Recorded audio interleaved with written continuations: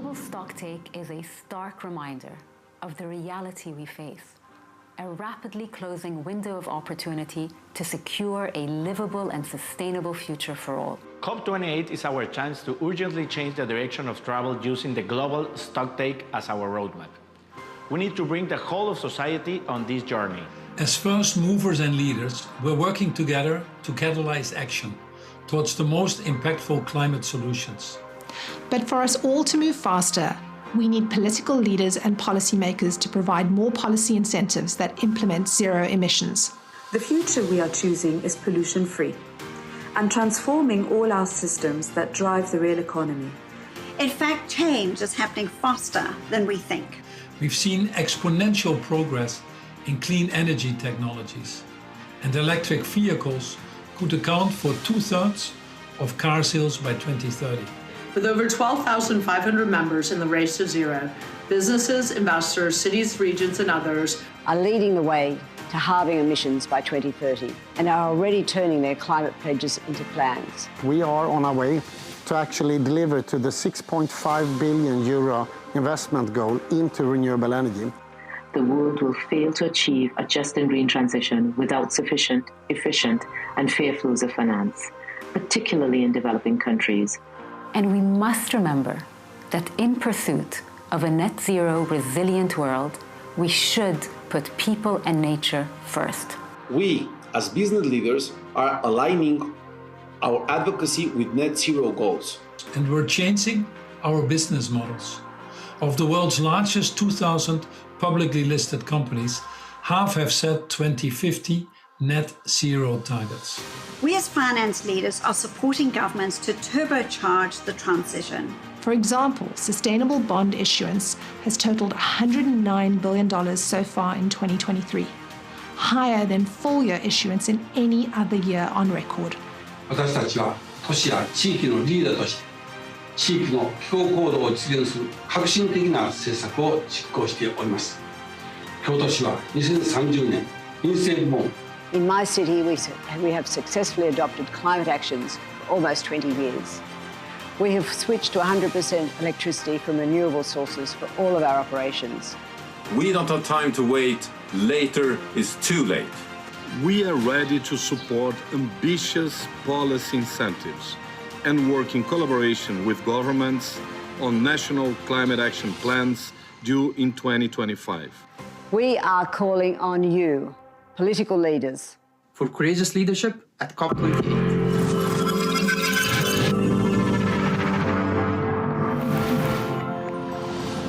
We haven't had these temperatures in 120,000 years. Millions and millions of people need help when climate emergencies arise. We have the solutions to solve these problems, but we have to do it together. We're fighting, dark forces. They are trying to kill us. It is not a joke. What do you give your child when they can't breathe? You actually have to take action. Action, not even ambition anymore. Out of COP28, out of this next summit, we need governments to come forward, to work with each other. Making sure that at COP we have a declaration on the full phase out of fossil energy. Because if we continue to burn fossil energy, we will not meet our goals.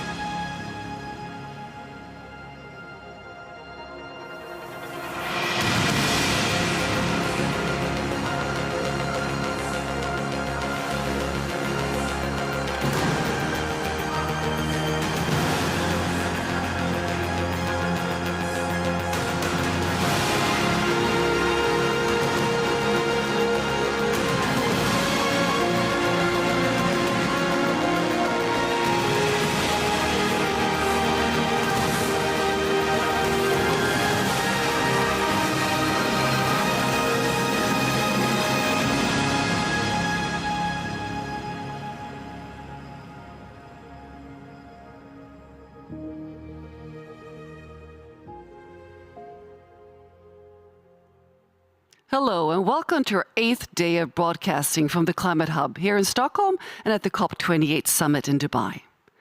The focus of the day is youth, children, education and skills. How can we help the next generations make climate positivity and sustainability an intrinsic part of their lives?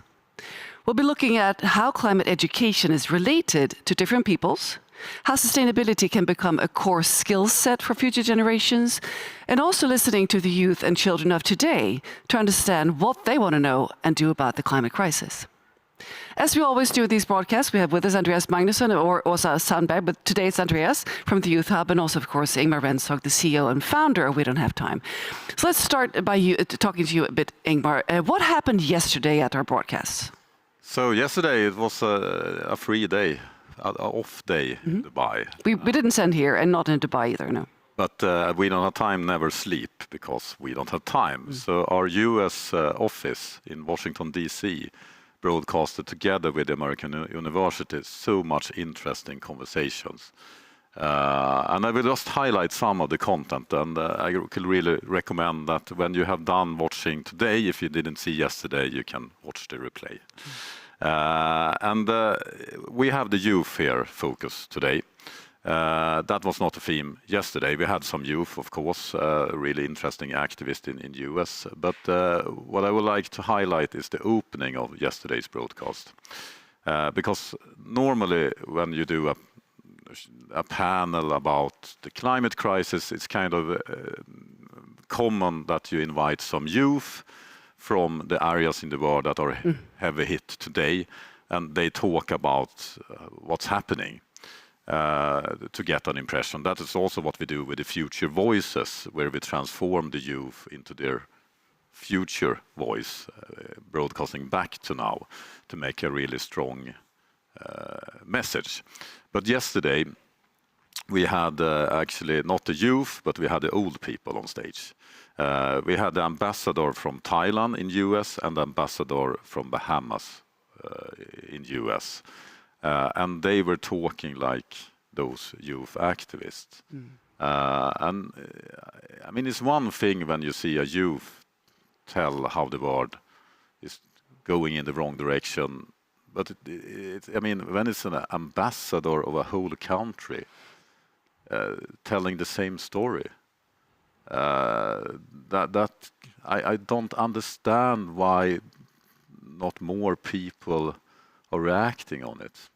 Or actually, I do understand, because what we had later that day was a very interesting panel with the human rights lawyer, not activist, human rights lawyer, Stephen Donziger.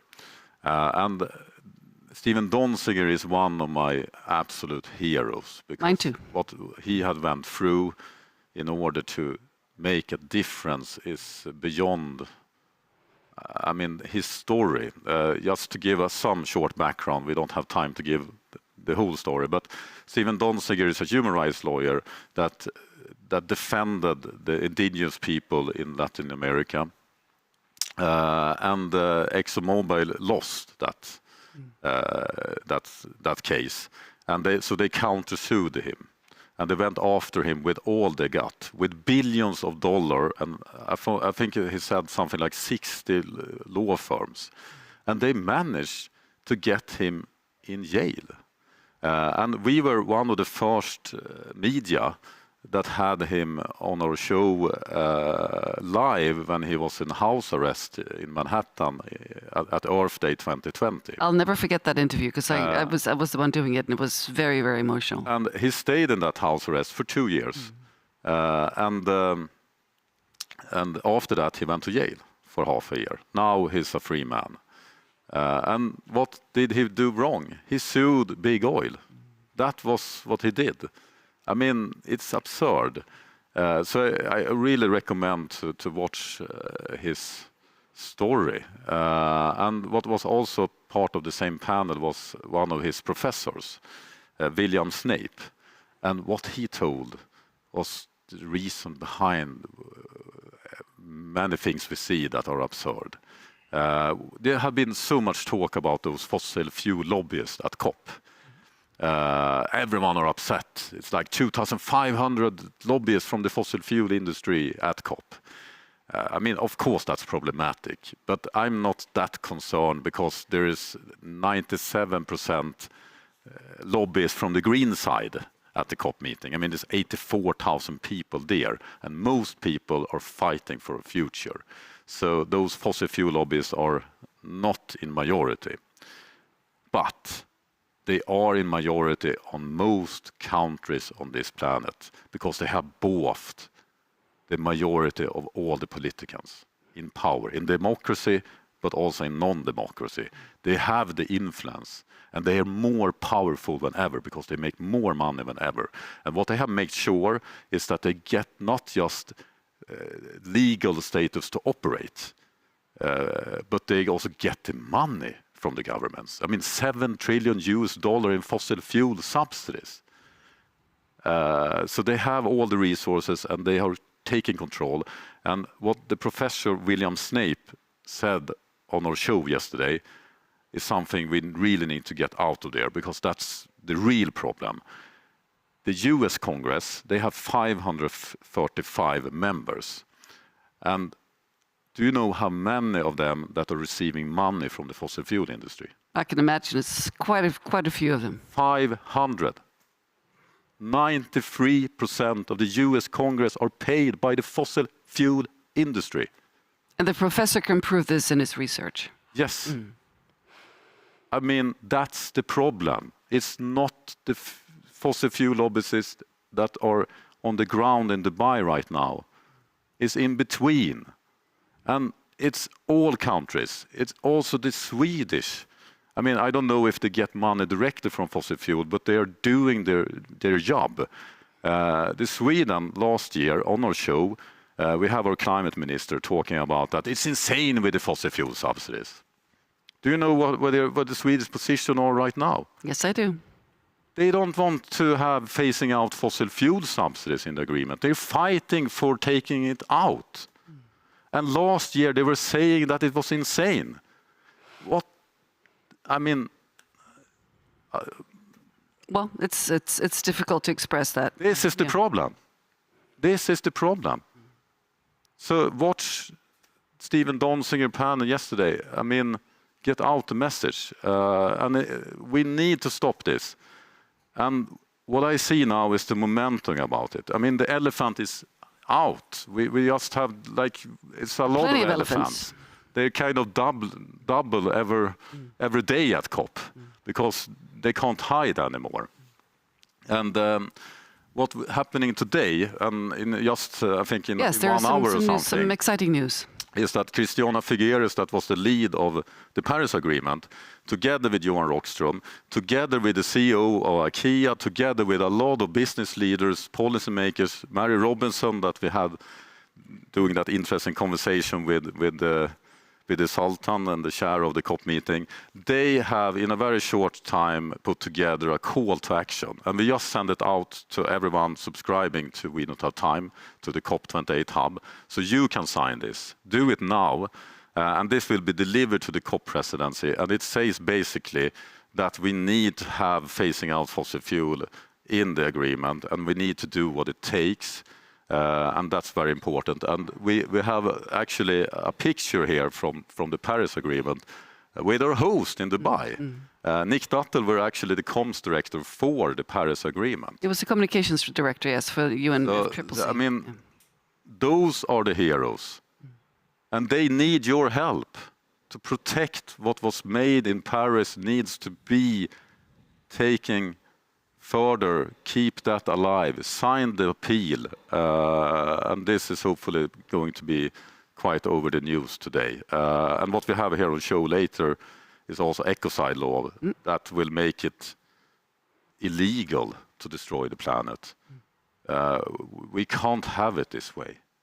I mean, we need to fight this, and people need to know about this. And I just want to say one more thing. We are using, I'm a big on social media.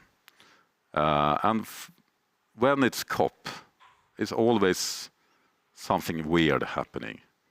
At COP26, we haven't talked about this as much because, but now we can do because Twitter have another management. But the day before COP26, someone in Twitter decided to shut down all live stream from Glasgow.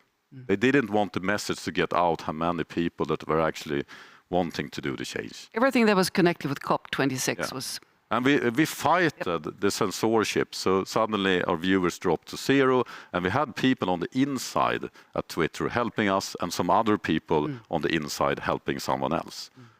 Now Elon Musk has bought Twitter, and he has made some strange, he's Elon Musk, but we need independent social media. We need free speech.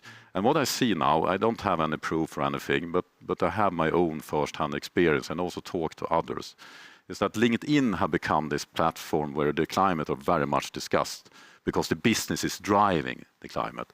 And what I see now is that my own post during COP, instead of getting like 50,000 reach, 100,000 reach, I'm talking about maybe 1,000. Well, I don't know. Something is cooking. So this is the reason why we are needed. We need independent media focusing on this because the big platforms are not always working in our interest. I'm not saying LinkedIn are against climate, but big organizations have many people working there, and it's kind of easy to change the algorithm a little bit, and no one knows. I don't know. I don't like conspiracy theories, but I don't like to be silent. Well, thank you, Ingmar. This is a strong messages coming out from you today, as always. So, Andreas, what's happening today in the Youth Hub? Well, incredibly shortly, we're going to have a keynote on leadership for sustainability. We're going to talk about visual practices for climate communication. We're also going to join the broadcast again and talk about the Future Voices campaign. And KTH Climate Action Center is also joining us in the hub today, and we so much look forward to it. So please join us at wedon'thavetime.org. Well, thank you very much, Andreas, and thank you very much, Ingmar. Thank you.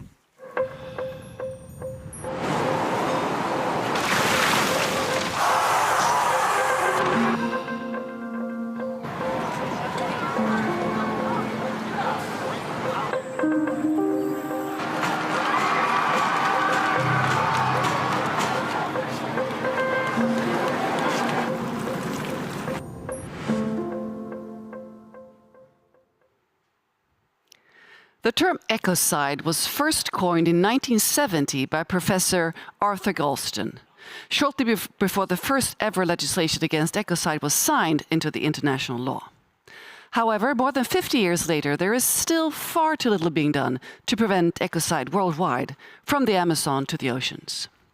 Yet in the wake of several environmental legal battles successfully won this year, such as the case levied by Montana state youth activists, is the legal precedent and leverage starting to shift. That's what we're going to talk about today in this session, and we have a panel with 4 very special guests, and they are Jonas Ropé, strategist at Ecocide Law Alliance. You're here with us in Stockholm. We have with us Eleanor Sharpston, Goodhart Professor at Law at University of Cambridge. A warm welcome to you, Professor. And we have Eva Karlsson, CEO of Houdini Sportswear, also with us here in the Stockholm studio. And Kristin Vala Ragnarsdottir, Professor at the University of Iceland. A warm welcome to you also, Professor. So Jonas, there is some good news. Please tell us. Yes. So the European Union has yesterday released the text for the Environmental Crime Directive. And they have a mention in it for crimes comparable to ecocide. So this is great news.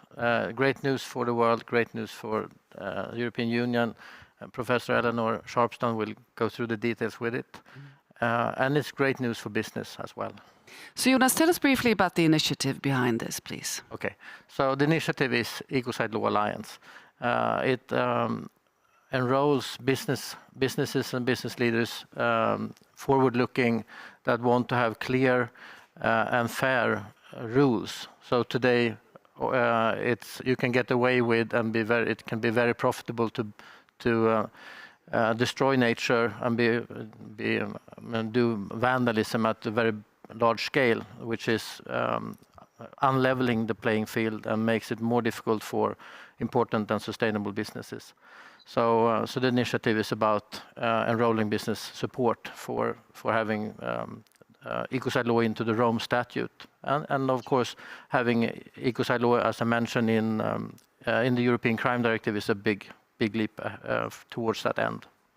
Thank you, Jonas. And Professor Sharpston, could you please tell us what ecocide law means from a legal perspective? Well, I'm sure, good morning, everyone. I'm sure that your listeners are familiar, if only in an uncomfortable way, with the term genocide when you wipe out an entire population. And ecocide, if you like, is the environmental equivalent of that. It is destroying the oikos, the planet in which we live, and the term has been coined, but it needs to become effective. The ultimate aim would be to get it into the Rome Statute of the International Criminal Court so that it joins the 4 other most serious crimes of concern to the international community. What would be the definition of ecocide? Well, there was a working group definition, a draft definition, which is that ecocide would mean the unlawful or wanton acts committed with knowledge that there's a substantial likelihood of severe and either widespread or long-term damage to the environment being caused by those acts. So it's a high-level crime. It's not a minor discharge of a polluting substance. It is wrecking a serious part of the environment. Thank you very much, Professor Sharpston. Professor Ragnarsdottir, how does ecocide law matter for climate change and for COP28, please?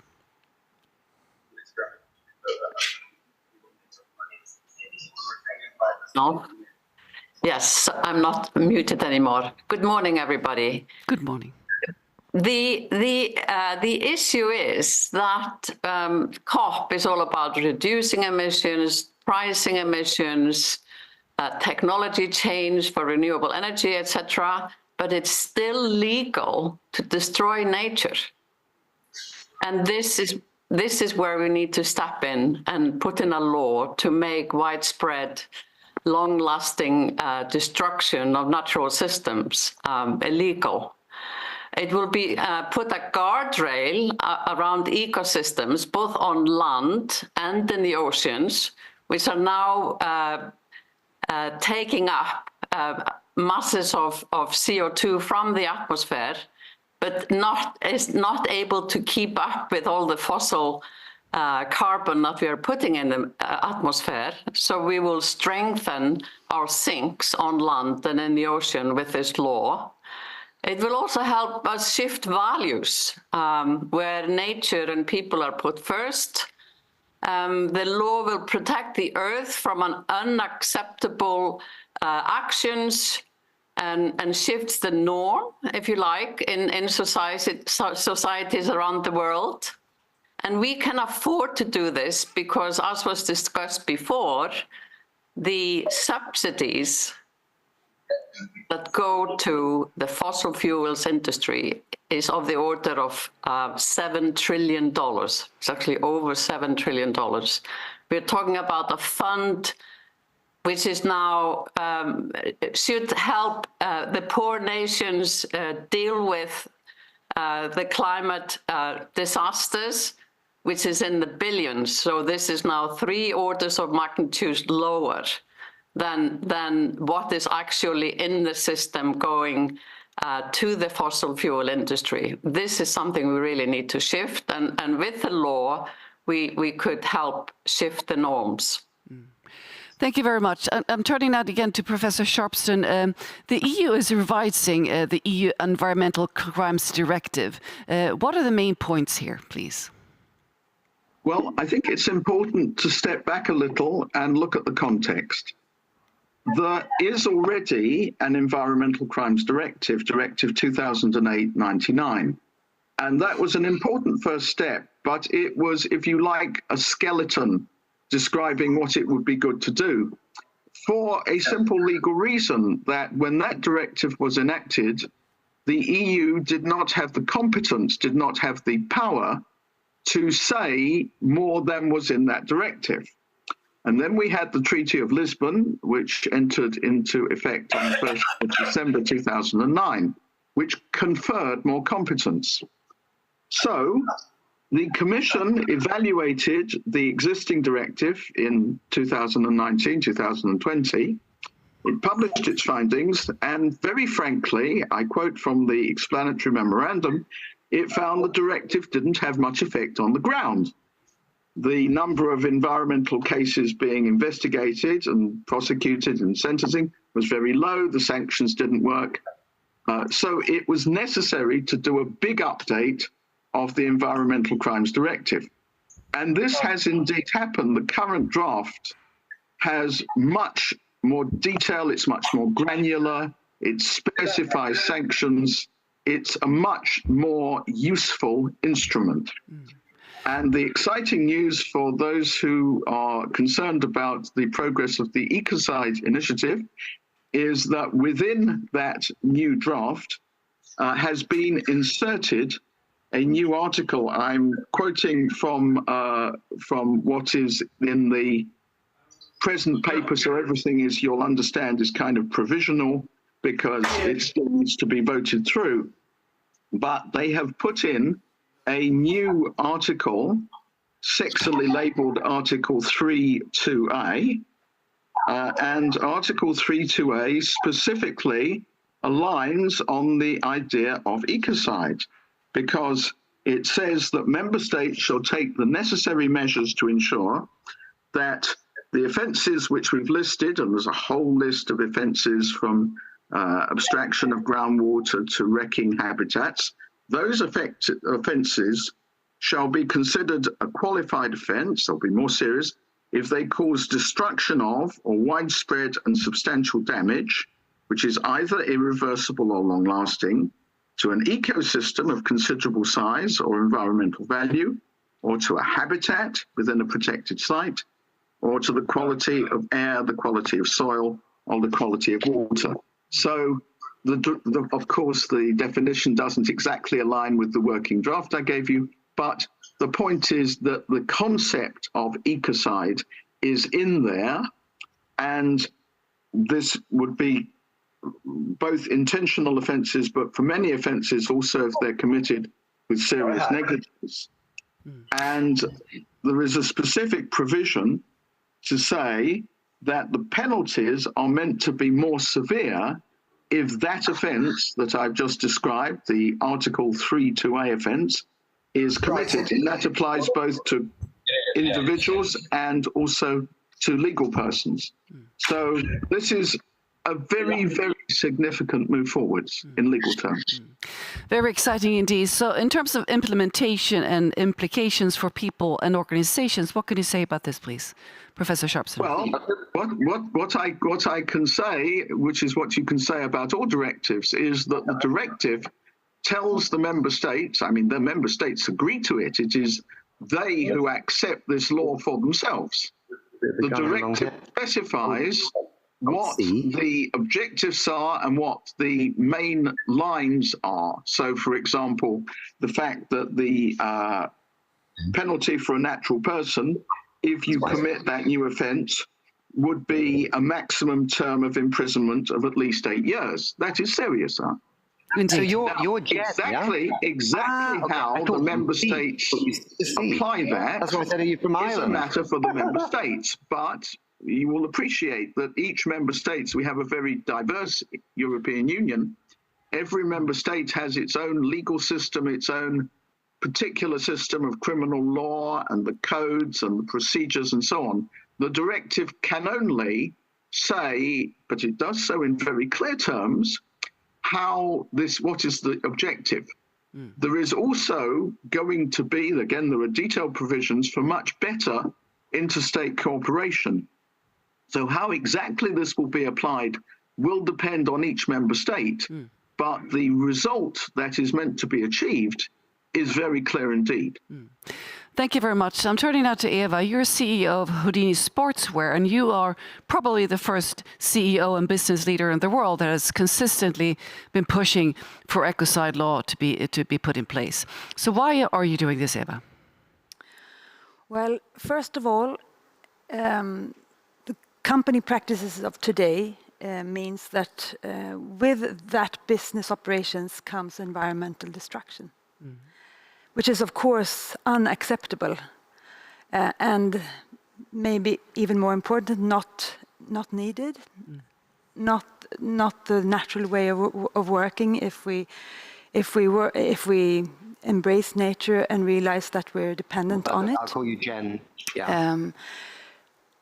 I think that this is a cultural aspect which the ecocide law can help in the long term.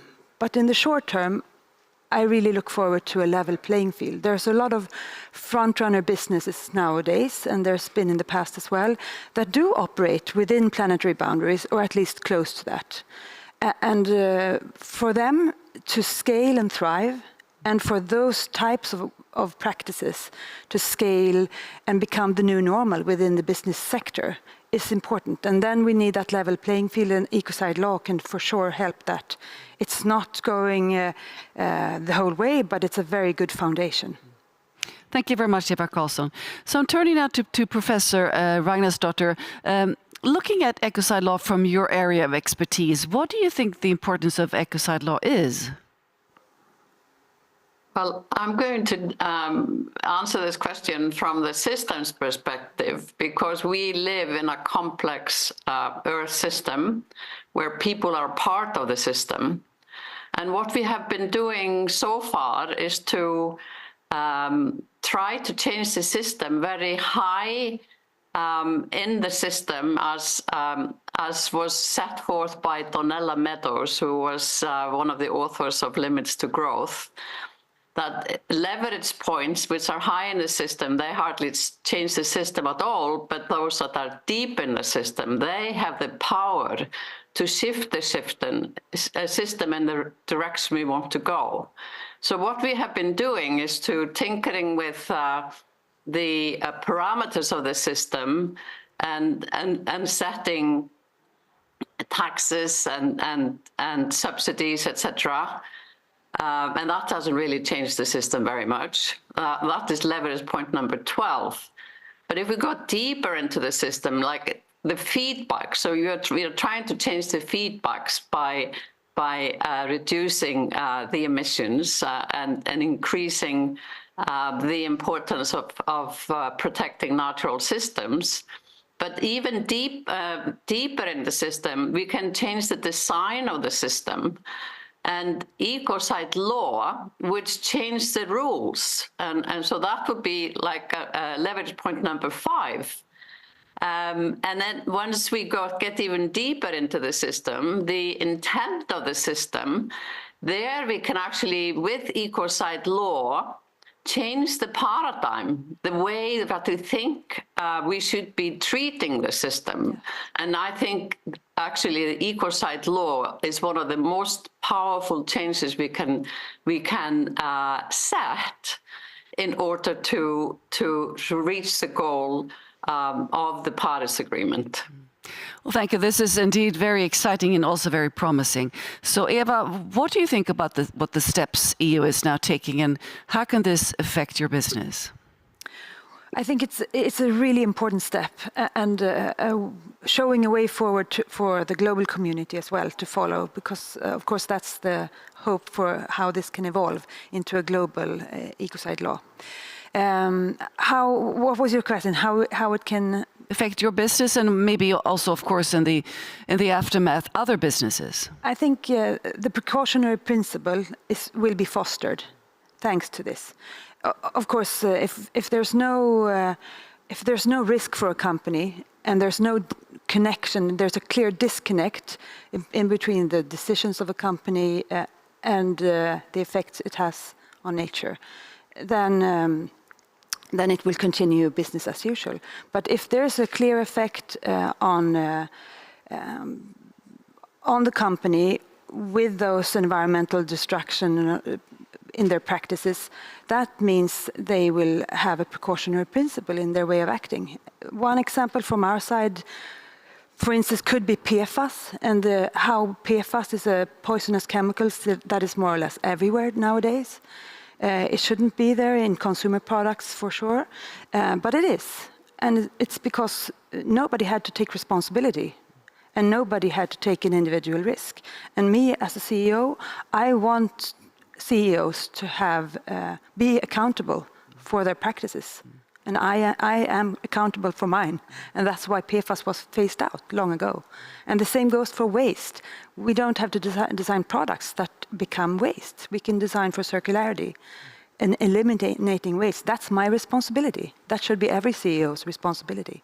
And when the ecocide law is in place, I'm not saying if, I'm saying when. Of course, you will. Other companies will have to adhere to these principles. They don't have a choice, and it will have a major effect, of course, on and I would like to add, because it's forced upon us, and some might look at it that way. But my experience is clearly that with strict regulations, innovations culture thrive. Of course, that's how we innovate, and that's how we move the needle in the right direction. So it's not only about forcing things upon, but rather collaborating to move into a much, much healthier way of doing business.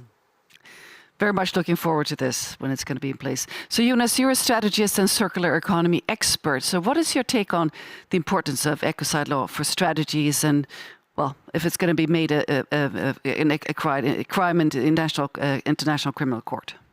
Yes.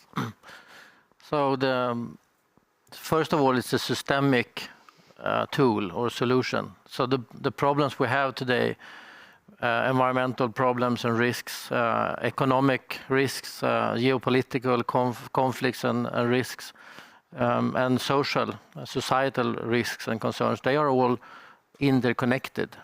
They are systemic risks. And that is because societies, our economy and our lives are tied to nature. So, and some people even call it existential risks. They are a risk or a threat to our existence as a global community and to our societies. So it could feel that we swim around in a swamp of anecdotes, many good examples, but the world is becoming less and less circular, and the bad things go faster. So we need tools that could change the direction and change at the systemic level, just as Professor Vala Ragnarsdottir went through with us. So ecocide law is such a tool. There are very few such tools that makes everything better without putting people against each other. So it's a tool that changes the incentive at an individual level, making it possible for everyone to contribute, we could say.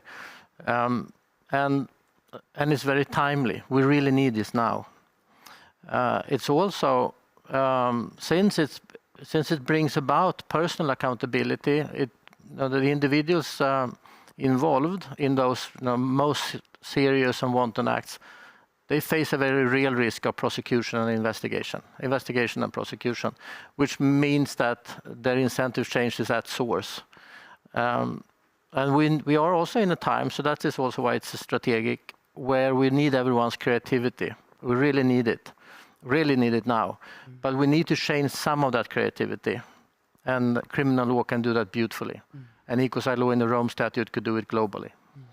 Well, thank you very much, Jonas. I have one final question here before we need to sum this up. It goes to Professor Ragnarsdottir. So the EU is moving. What other support is there for legislation on severe harm to the environment? Well, there are scientists are calling for ecocide law. There is a campaign going on that. The Ukraine is calling for it. It's on the political agenda at the EU, as has been discussed, as well as the Council of Europe. It's on the even going further in many countries of Europe, like Belgium, France, Finland. In my country, Iceland, South America, Brazil, Chile, North America, Mexico, and Canada, the Pacific, the islands of Vanuatu, in Africa, and Kenya, and in Asia, and Bangladesh, and many other countries. So the idea of ecocide law is all of a sudden moving forward quickly. Excellent. Also, the International Corporate Governance Network, which has members investing large sums of money of the order of trillions of dollars, like public pension funds and asset management companies, etc., are calling for ecocide law, and the Exponential Roadmap Initiative, which include Microsoft and Google. So you can see that there is a widespread support now rising up. It looks like all of a sudden we're pushing at open doors, which is very exciting. Indeed it is. So Eva, what will be the next step now from your perspective? What will happen next? What do you think? I hope things will happen. I hope things will happen fast. We have a lot of things that we are dealing with here now that are the effects of what companies have been doing for the past 30 years or so. Now we're at the frontier of an entirely new environmental destruction era if deep sea mining would be, and that's happening now. In Norway, yes. It has, yes, and it's been discussed in many places in the world, and it hasn't happened yet, but we need this type of regulations now in order to halt that environmental destruction that we're just at the beginning of. That I think would be devastating, absolutely devastating. And I see we have a slide behind us there on the address to your organization. Jonas, would you like to say something about this? Yeah, join us. We launched this about a year ago. Even I was in a studio, much like this. Many people, when they get old, they look back on their lives and ask, what did I do with my life? How did I contribute to the world and to the people I care about? So now, well before Christmas, we hand over this gift to you. So this is an initiative you actually might want to actively support. And then later you could say that I was part of it. We made the difference. So and you can find us at www.ecosidelawalliance.org. Excellent, beautiful. So please go in and sign. Thank you very much, all four of you, for taking part of this session and for sharing your insights and for the fantastic and very important work that you do. Thank you.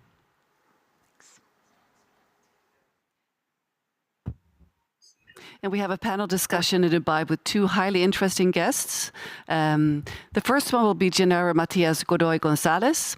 He's finance and markets contact point at Youngo and the official children and youth consistency of the UNFCCC. Jen is also a global youth coalition leader and has been closely following and engaging with negotiations on youth and finance at COP28. The second guest with Nick is, my colleague Nick, is Bryce Kuhn, Director of Education at the earthday.org, which is a nonprofit that champions climate education for all students and is the global driving force behind Earth Day. After 11 years of teaching, Bryce decided to leave the classroom to dedicate his time to ensuring students that they receive the education they need, not only to navigate, but to thrive in the world they are now inheriting. And he is now a full-time advocate for climate education. So now, with that said, over to Nick Nuttall in our studio in the blue zone of COP28 in Dubai. Thanks very much, Katarina. And yes, I have two wonderful guests with me here. And I'm going to go to Jen first. Jen from Chile, I understand? Yeah, exactly. So for those that don't know, all right, what is this concept of intergenerational justice with a financial lens? What is it about? Right. First, thank you very much for having me here. This honor opportunity to speaking here live at the COP28. First, intergenerational equity, for those who don't know, it's the fight to ensure that there's intergenerational equity in decision making. That means that next generation should have the same access to opportunities, to resources, to funding, to make sure that they have a safe world to live, something that could, make sure that they can sustain themselves, develop themselves at the same level that past generation had. And when the problem of climate change and the climate crisis, this is in danger. That's why when we look at financial decisions, if we include this aspect, we can make sure that that our financial stability in the future can be stable, can be looked through a lens of the new context of our world that we're living in. Right. So basically, in short, then, so it's that when these governments are making decisions about what they're going to do that will have an impact on the future, they need to know that this is properly financed and resourced so that a world can be developed that everyone's got the same opportunity, as you say, of previous generations in the next generation, sort of in a nutshell, yeah? And Where do we, are there places where people are actually thinking about this? Are there governments or nations where there is some sense that, you know, they're making decisions thinking with an eye on the next generation in terms of financial decision making? Yeah, definitely. I think that everyone right now here is trying to look at that through the lens of, you know, climate action, and it's important that we all do by communicating a right culture of ambition, of change, you know, so we can mitigate our emissions, so we can develop the skills to create resilience in our communities, because it's a whole society approach that we have to take in order to combat climate change and respond to the worst effects of the climate crisis.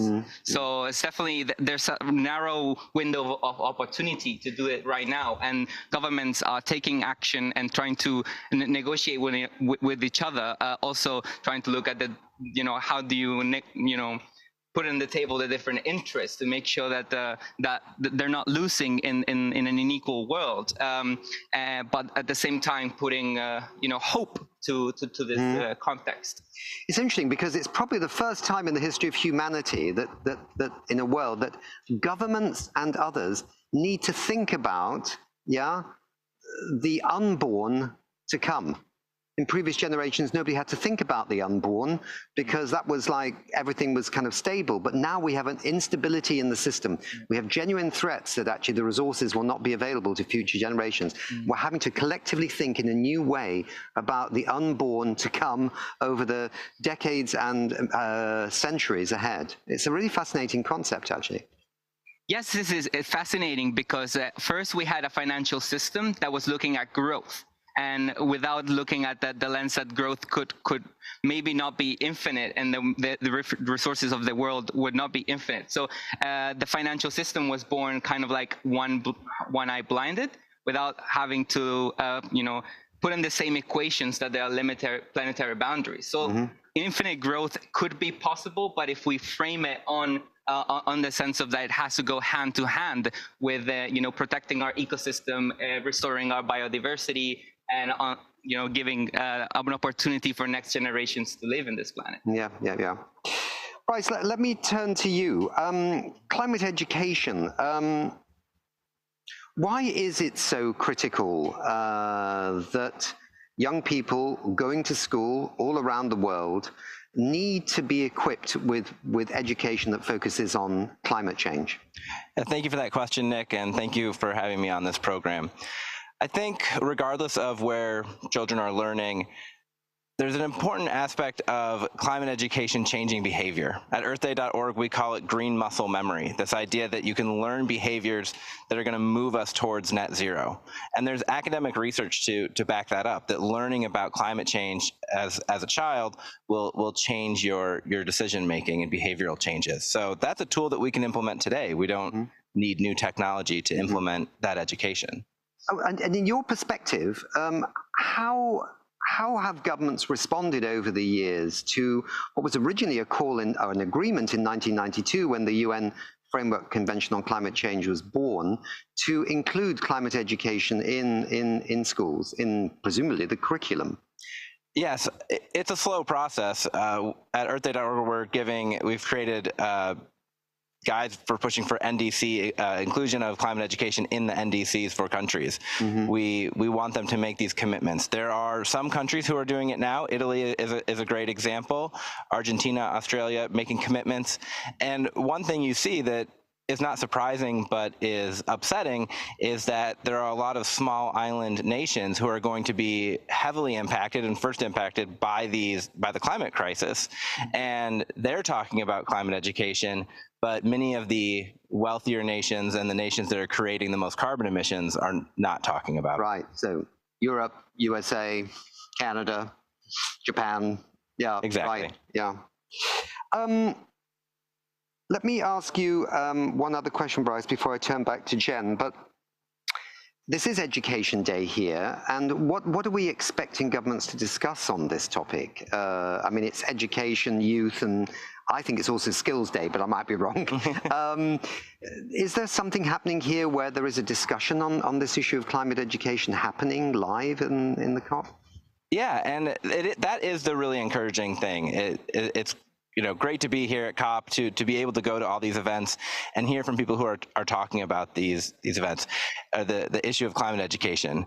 It does tend to be many of the youth panels. And so it might be 5 young people on a stage. And what I would really like to see more of is young people on panels with the high-level decision makers. I think that would be really encouraging to see. But the conversations are happening, and I think we're making progress. Yeah. We talked a little bit, Jen, just beforehand, which was, did you learn anything about climate change when you were at school? But because you've become a champion of climate action as a young person, right? Yeah. And you're learning and you're talking about and acting on all these things like intergenerational justice and things like that. Did that ever crop up at school? Well, we had it on some classes. They were talking about global warming and talking about something that was happening quite in the future. So it was not that alarming as I thought it was when I was back in school. But then when I went to the university and saw, looking at the science, looking at what the IPCC, looking at different journals were saying, I realized that the problem was really bad. And then I look outside the window and we saw lakes that were drier than when I was younger. So I got really alarmed and started involving myself more, because even in my university and where I was studying, it was not at the phase where we were really mainstreaming through all different subjects when it's an intersectional matter.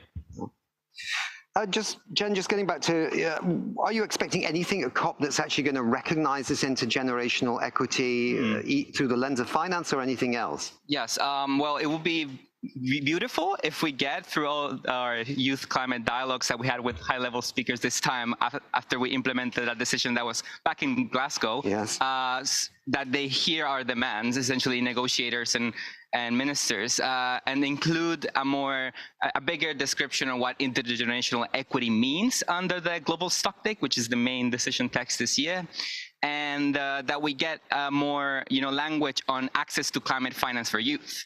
Because the youth needs to be ready to be implementing those resilience projects, those mitigation projects, those behavioral changes projects in their communities, and they have less than 1% of the finance available for mitigation, for example.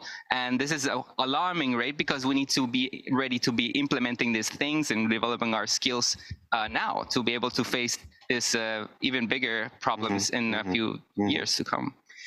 Right.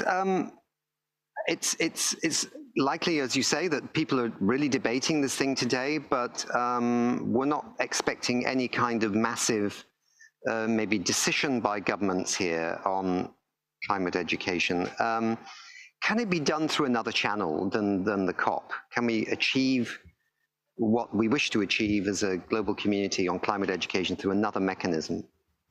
That's a great question. And I think one of the reasons why it's difficult to make that progress is education. I come at this from a United States lens, but I think it probably is similar around the world. Education is a difficult area to change policy in. And I think that it needs to recur more. You can have more of a local changes. In the United States, for example, or Canada or Germany, we have federated systems where it's difficult for the national government to make commitments for all of the states or provinces, and therefore we need to apply pressure in the more local or community-based areas.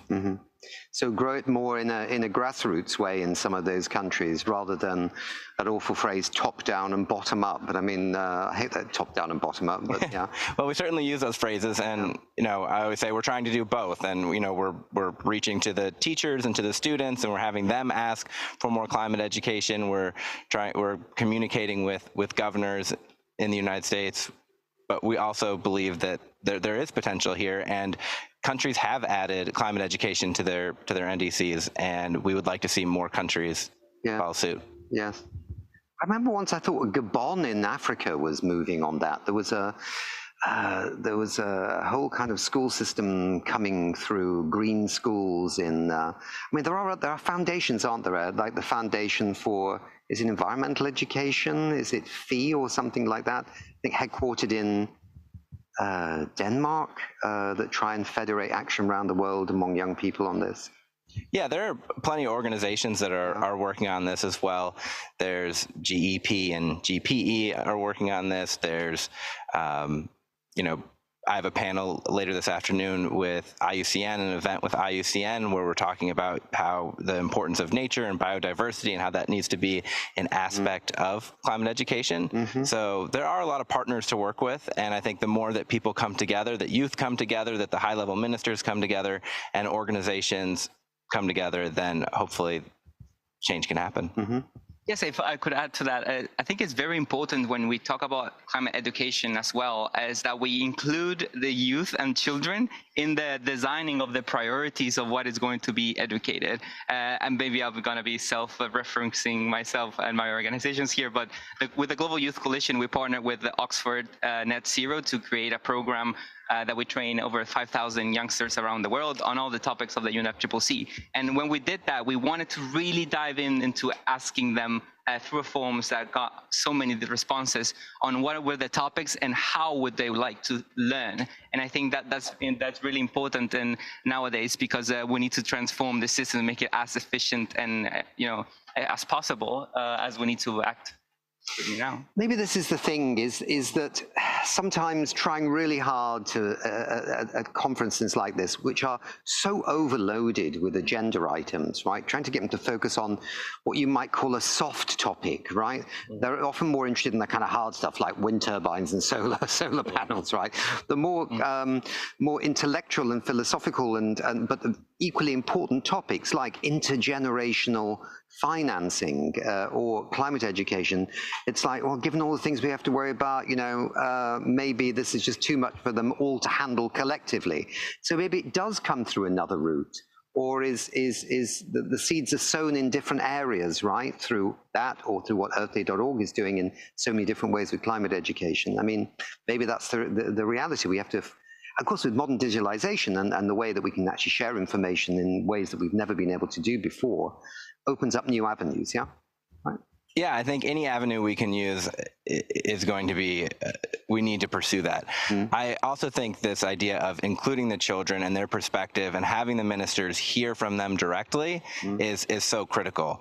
And one reason that climate education is so important to me is, as a teacher, when I would talk to my students about the climate crisis, I found that they generally went into one of two camps. They would either just shut down and they really didn't want to talk about it and at least appeared to be apathetic towards the issue, or they were extremely anxious and upset about it. And I think really both of those responses are rooted in climate anxiety, and we need to have climate education presented to children in a science-based way that's age appropriate, that gives children time to process what they're learning.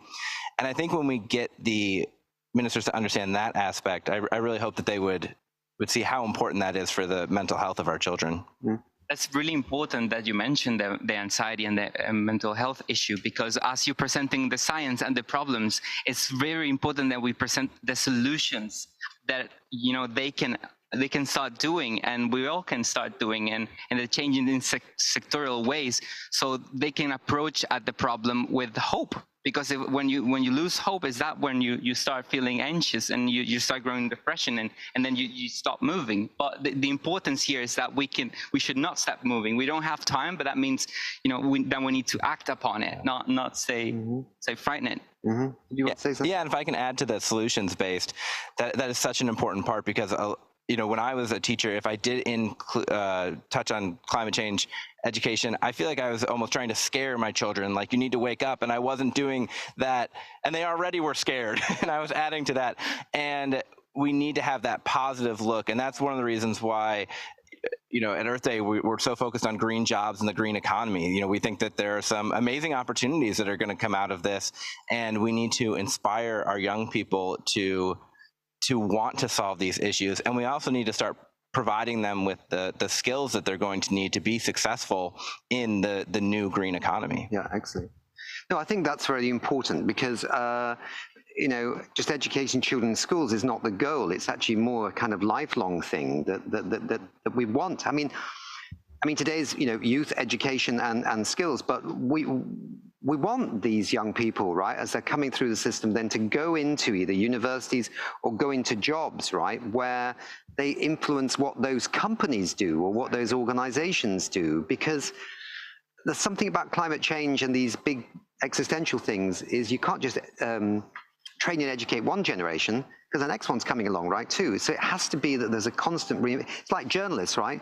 They're always changing at newspapers. The journalists I used to know covered climate change and stuff don't cover it anymore. They're either retired or, and there's a new one along who's never heard of the topic and has to be trained. So we have to keep going all the time with the whole population. I think that's what intergenerational equity and intergenerational justice means also in the workplace, to have different generations of people working on the same problem together, to see it for different perspectives and sharing, that type of mind that you develop through your life, and to really like act upon it, like to be flexible on what you're doing, and at the same time, be making them the new generations prepared to solve these issues.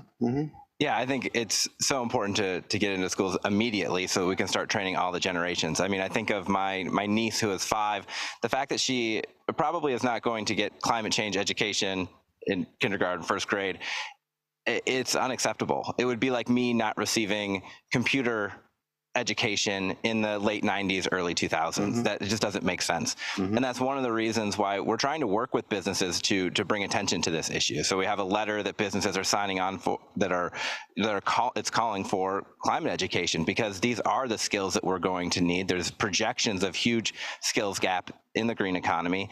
And we also want students to see that as a potential, a job that's noble. It's solving a huge crisis, and we need people to innovate solutions. Exactly. Well, it's also true to say that some of the less exciting areas of the economy right now that are holding on to their old business models are also finding it harder and harder to recruit young people to their businesses. I'm thinking of some of the fossil fuel companies. If that evidence is correct, then that's also young people making decisions not just for the green economy, but rejecting the old economy, which is another thing that fits into climate education and intergenerational justice, right? They're rejecting those who are causing the maximum pollution and endangering their future. So it's kind of two things, ready and prepared for the green economy, but also rejecting those who are the fossils, as it were, of the old economy. So we've just got a couple of minutes left. Any last thoughts here about what do you want to see happen at the end of this COP? Jen, what do you want to see? Oh, all right. Yeah. Well, this 120 agenda items that are being decided. So top 1 or top 2? Top 1. Well, we already got the loss and damage fund operationalized, so that's already one check. Let's hope it has sufficient funding to the global goal and adaptation. I hope parties come together with a goal so we can continue to work on the next years and don't delay this, because vulnerable countries are already being affected and they need the means of implementation. Third, I will say the new collective quantified goal needs a clear political guidance to move forward, because it's such a complex topic that we need to decide next COP. And if we don't get at least the scope, the time frame of the goal, then the technical discussions are gonna get super hard next year as we approach the rest of the technical discussion. Bryce? I would like to see announcements from governments that appear to be meaningful, that they're actually going to act on climate education. And I would like to see a process developed for young people to be involved in those conversations. Yeah. I would like to see, coming out of this, countries adding climate education to their NDCs. Yep. Yeah. And a lot of people would also like to see wording that says a phase out of fossil fuels, which would also be a good signal to the world and to young people that the governments are serious about their future. Yeah. Good. Thank you very much indeed for being with us. Best of luck with all your work here at COP28 and beyond. And I would like to hand the show now back to Stockholm. Katarina. Well, thank you very much, Nick. And this marks the end of the welcome session. And we're going to move on and talk about methane.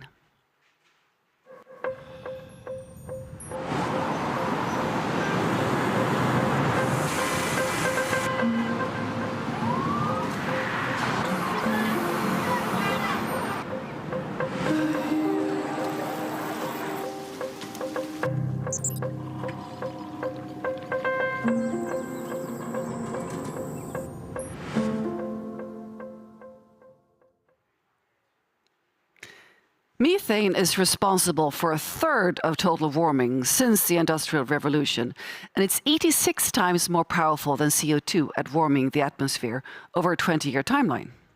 The fossil fuel, waste, and also agriculture sectors are the main methane emitters from human activities.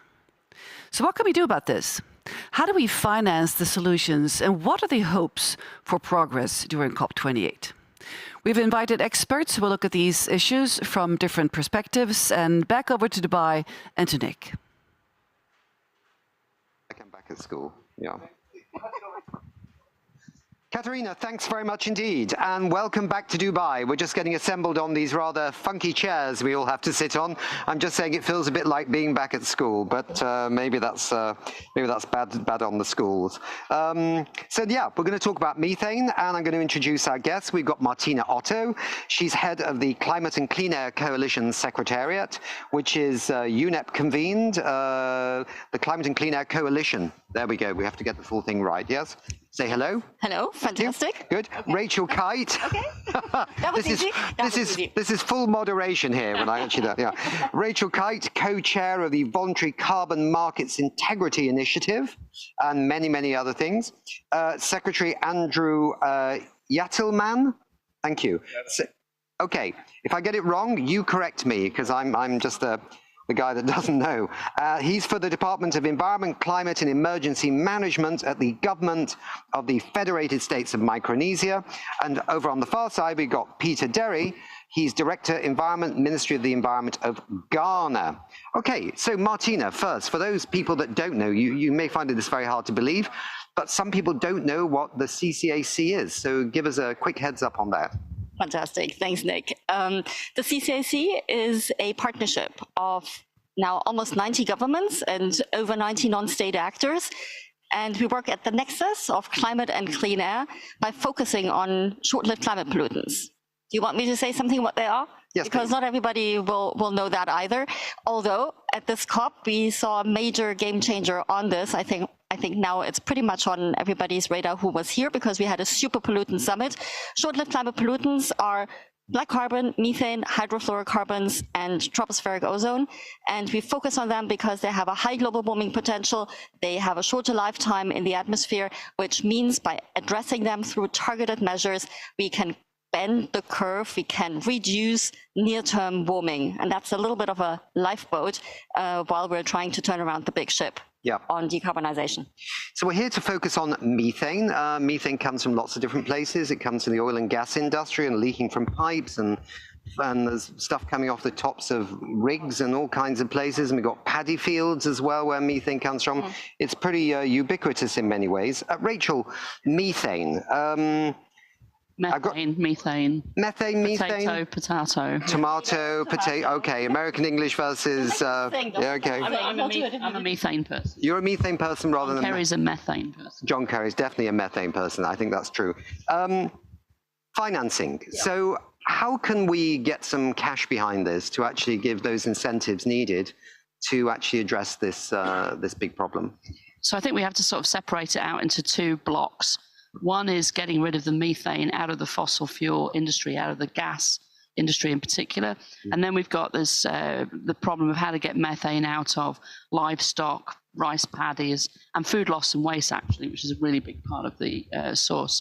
So when it comes to the oil and gas sector, frankly, the oil and gas companies themselves, many of which know full well that they're just burning profits by getting rid of methane the way that they do, by flaring, by fugitive emissions, etc.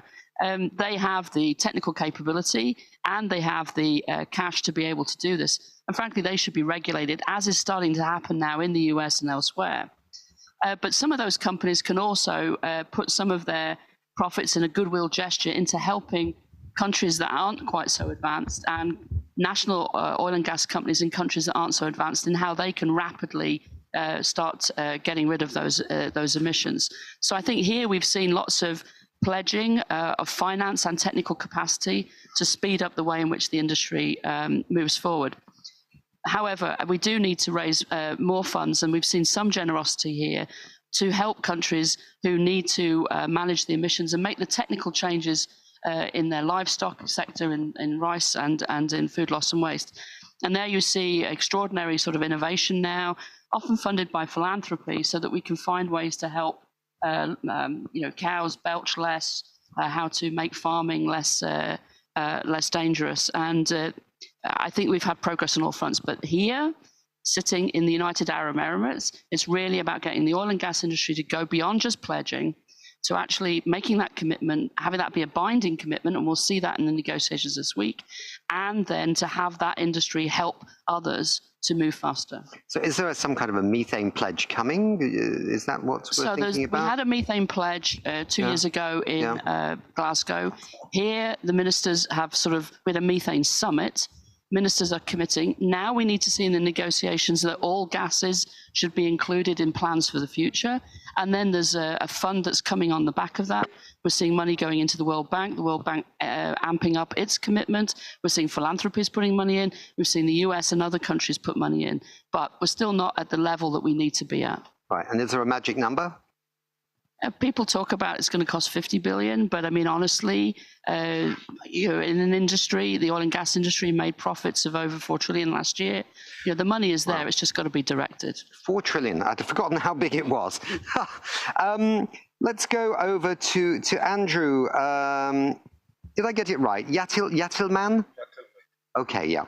Always keep the microphones up here near the chin. Sorry, thank you. Why is this an important topic for you, sir? And what do you need to move it further in your economy?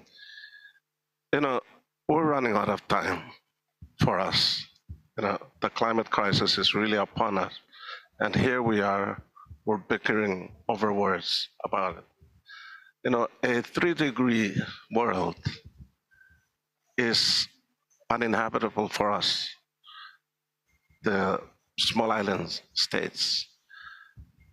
The vulnerable countries like us, including Africa, if we don't do anything about it, then for us, it's a death sentence for us. It's a real possibility that something really serious could happen to us. So that is the reason Micronesia is really trying to push for solutions to the climate crisis. And we're looking at the methane, reduction of methane as one of the fastest, quickest solution to the climate crisis because it stays up in the atmosphere for a shorter period. And we can actually, realize, cooling in the near term. So that is the reason Micronesia is interested, because we are on the front line. We contributed less to this climate crisis, but it is a matter of life and death for us. It's an existential threat for us. And so that's the reason we're coming out and trying to push for solutions that are quick. And one of them is the methane. Right. And that's the reason why we're in. Do you have oil and gas production in your country? We don't, but we use it. And as much as possible, we'd like to go to renewable energy, away from fossil fuels. Yes. Ghana, Peter, you're co-chair of the Climate and Clean Air Coalition, Thank you, Coalition Board. Yeah, just forming something the mental process is chunking through. What do you hope to achieve here at COP28? And there is a ministerial, isn't there, connected with this COP, so that's important. And why is this so important for developing countries? I think our dear friend Andrew from Micronesia very well articulated that, but you can add to it. But what do you hope to achieve here at COP28? So for us as CCAC, what we hope to achieve is to get the awareness created that it is important that we consider other gases beyond the 6 greenhouse gases that have originally been recognized by the convention, and to make sure that whatever decisions we are taking, these gases are brought to the front plane. The simple reason is because we are in an emergency. This year is known as the year of broken records. So it is definitely clear that we need to act faster, and we believe that short-lived climate pollutants can get us there as early as possible. and it comes with multiple benefits.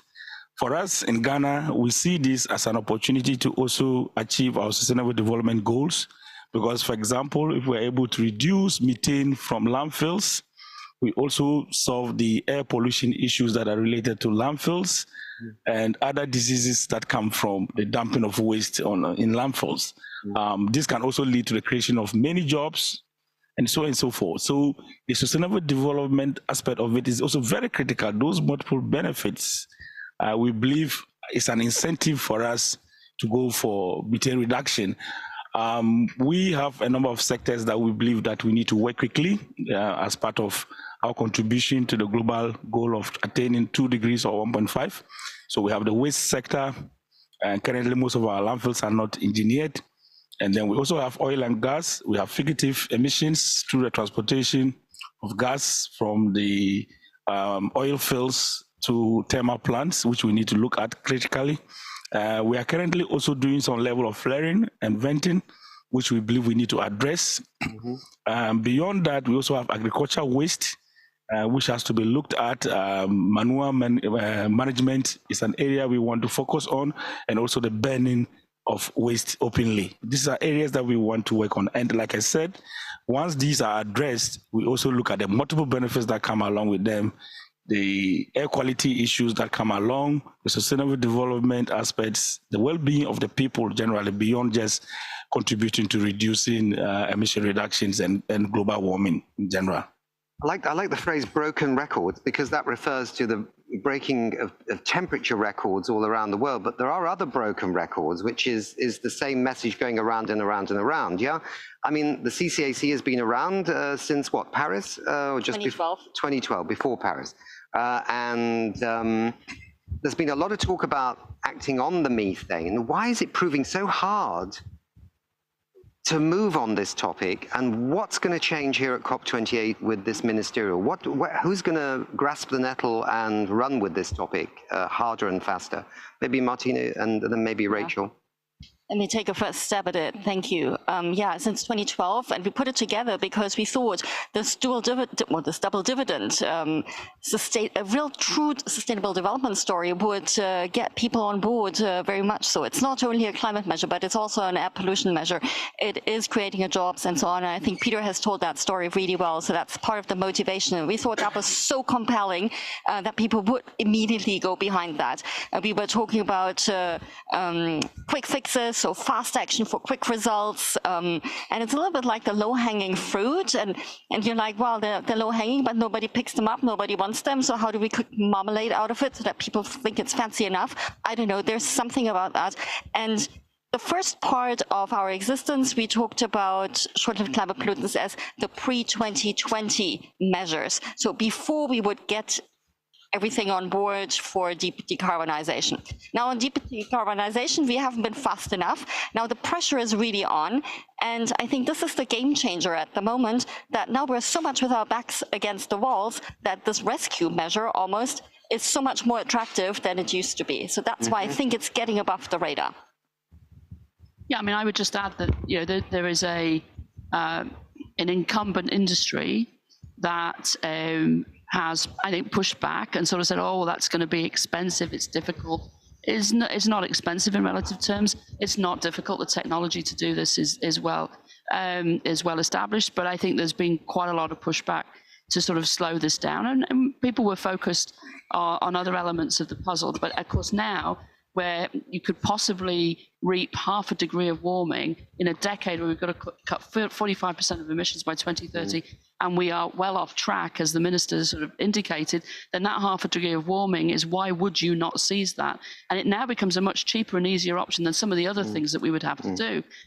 Also at this COP, you've got the whole discussion around food system reform, and that's important. The technical choices are not available in the developing countries, global south, for how to grow rice without contributing to the problem. What are we going to do about the livestock around the world? This was difficult, but that technology is coming closer and closer as well, and we have the ability to help now. And then food loss and waste has always been in the background of the discussions, but suddenly the food system being transformed is front here. We'll get into the text for the first time. And people don't think about all of that rotting food that you leave in your refrigerator because you bought too much, or what happens when it can't get from market to, from farm to market. People don't think about that as contributing to the problem, but it does. All of that is here on the table at COP28. Yes, sorry. Yeah, thank you very much. If I may add, Micronesia started talking about short-lived climate pollutants for some time now. Yeah, way back, and I mean that's how we first proposed the amendment to the Montreal Protocol, and then now we have the Kigali Amendment. And so we've been kind of looking at the short-lived climate pollutants as the quickest way to try to address the global warming as a fast solution. And so when the United States and European Commission came up with the methane pledge, we jumped and we wanted to sign upon it because we believe in it as part of the solution. And so we've been, you ask about who should be pushing it, who should be driving it. I think everybody should be. And well, for us, as the most vulnerable, we continue to push it and we continue to talk to other parties, especially the small island states that are most vulnerable. We keep pushing them to, to join the methane pledge. And, we want to ask everybody, those who have joined and those who have not, to, consider, taking real actions now, as if our lives depended on it, because they do. So like everything else, there's complexity, isn't there? Because methane is not just coming from one source. But I think what we're saying on one level is there's an oil and gas industry out there that in large parts of the world is very wealthy, and they can afford to do this job. And so there needs to be some regulation, one would say, on the oil and gas industry just to simply do it, right? Put the law in there, not just guidelines, but regulation, yeah? Then on the other side, you've got other issues which are maybe slightly more local in different parts of the world. But for example, you were mentioning Ghana with the landfills, you haven't got any technology to actually harvest the methane and put it to good use, yeah? So that's somebody else's job. That's not the oil and gas industry's regulated job to do. That's somebody else's job, maybe the World Bank, somebody else, overseas development aid, I don't know. And then the agricultural story is again in a different patch, as it were. So I suppose it's allocating where the biggest bang for your buck occurs to get quick answers, regulation and support for the developing countries to move on this. Yeah. Nick, if I could come in on that point, because we have done with, when a country joins the CCAC, there's as an entry level, there is support with a short-lived climate pollutant action plan. So we really look into where do the emissions come from, where's the biggest potential to take action. And it's really driven by the country. And if I tell the story of Nigeria, we did such a plan. And then in the development of the plan, it came out that, well, hey, there is a real need for regulation. There's need to address the fossil fuel sector.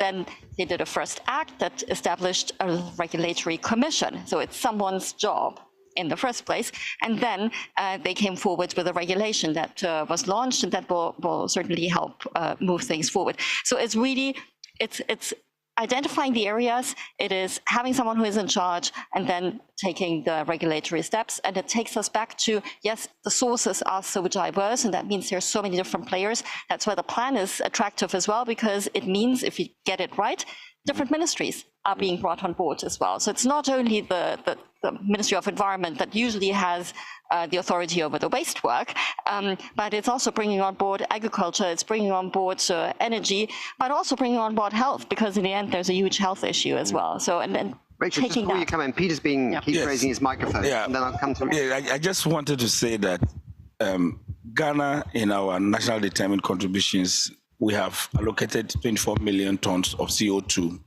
to go for carbon trading. Now, if you look at the emission trading sectors that we have identified, all of them sought to address methane reductions. And the sectors are the waste sector, oil and gas sector, and also the waste, oil and gas and agriculture sector. These are the priority sectors that we have seen potentials. So beyond just addressing the reductions, we are also going to get inflows through the emission trading scheme, programs that we have adopted. For example, in the agriculture sector, we have already authorized one ITMOS with Switzerland under the UNDP program, where we are going to reduce emissions in rice fields by controlling the amount of water that we discharge for rice production, what we call the alternate wet and drying technique. So this is a clear example, and this is going to help farmers to conserve water and therefore reduce the amount that they even pay for water, for irrigation. And then there's also some level of scientific proof that it also helps in the increase of yield. And then it will put money also in the pockets of the farmers, because then the amount that they would have spent on water, on electricity and others would also go to support them in terms of income. So there are multiple benefits if you approach this. And that is why for us, it is very critical. And methane has been identified as a key area for our emission trading programs. Thank you. So I just wanted to say that technology is our friend, because there's been huge advances in technology on the food and agriculture side. But in terms of the gas industry's responsibility, between satellite technology and new tracing technology, in the first months of next year, and with a lot of help from the Global Methane Hub, which was created 2 years ago, we will know in real time who is creating a methane plume as it happens. We'll be able to, and it'll all be open source, and you'll be able to switch on your computer and see that there's a methane plume there and a methane plume. Important for communities in terms of protecting their health, but also important in terms of naming and shaming. The people who've made the pledge, the people who should be doing something to reduce it. This becomes very empowering to governments as they set their new NDCs, their new nationally determined contributions coming out of this COP. And by having all gases in, this becomes very important. And then there's a final piece of it, which is that as the planet warms, unfortunately, we're going to see more and more fugitive emissions coming out of basically the warming of the tundra in the northern hemisphere, for example. So some countries who might say that from a carbon dioxide perspective, they're on track, they're not going to be on track as methane starts to release. So that's a genuine conversation for international cooperation to help with that. But all of that's going to be possible now because we've got eyes in the sky and we can see who's doing what to whom in real time.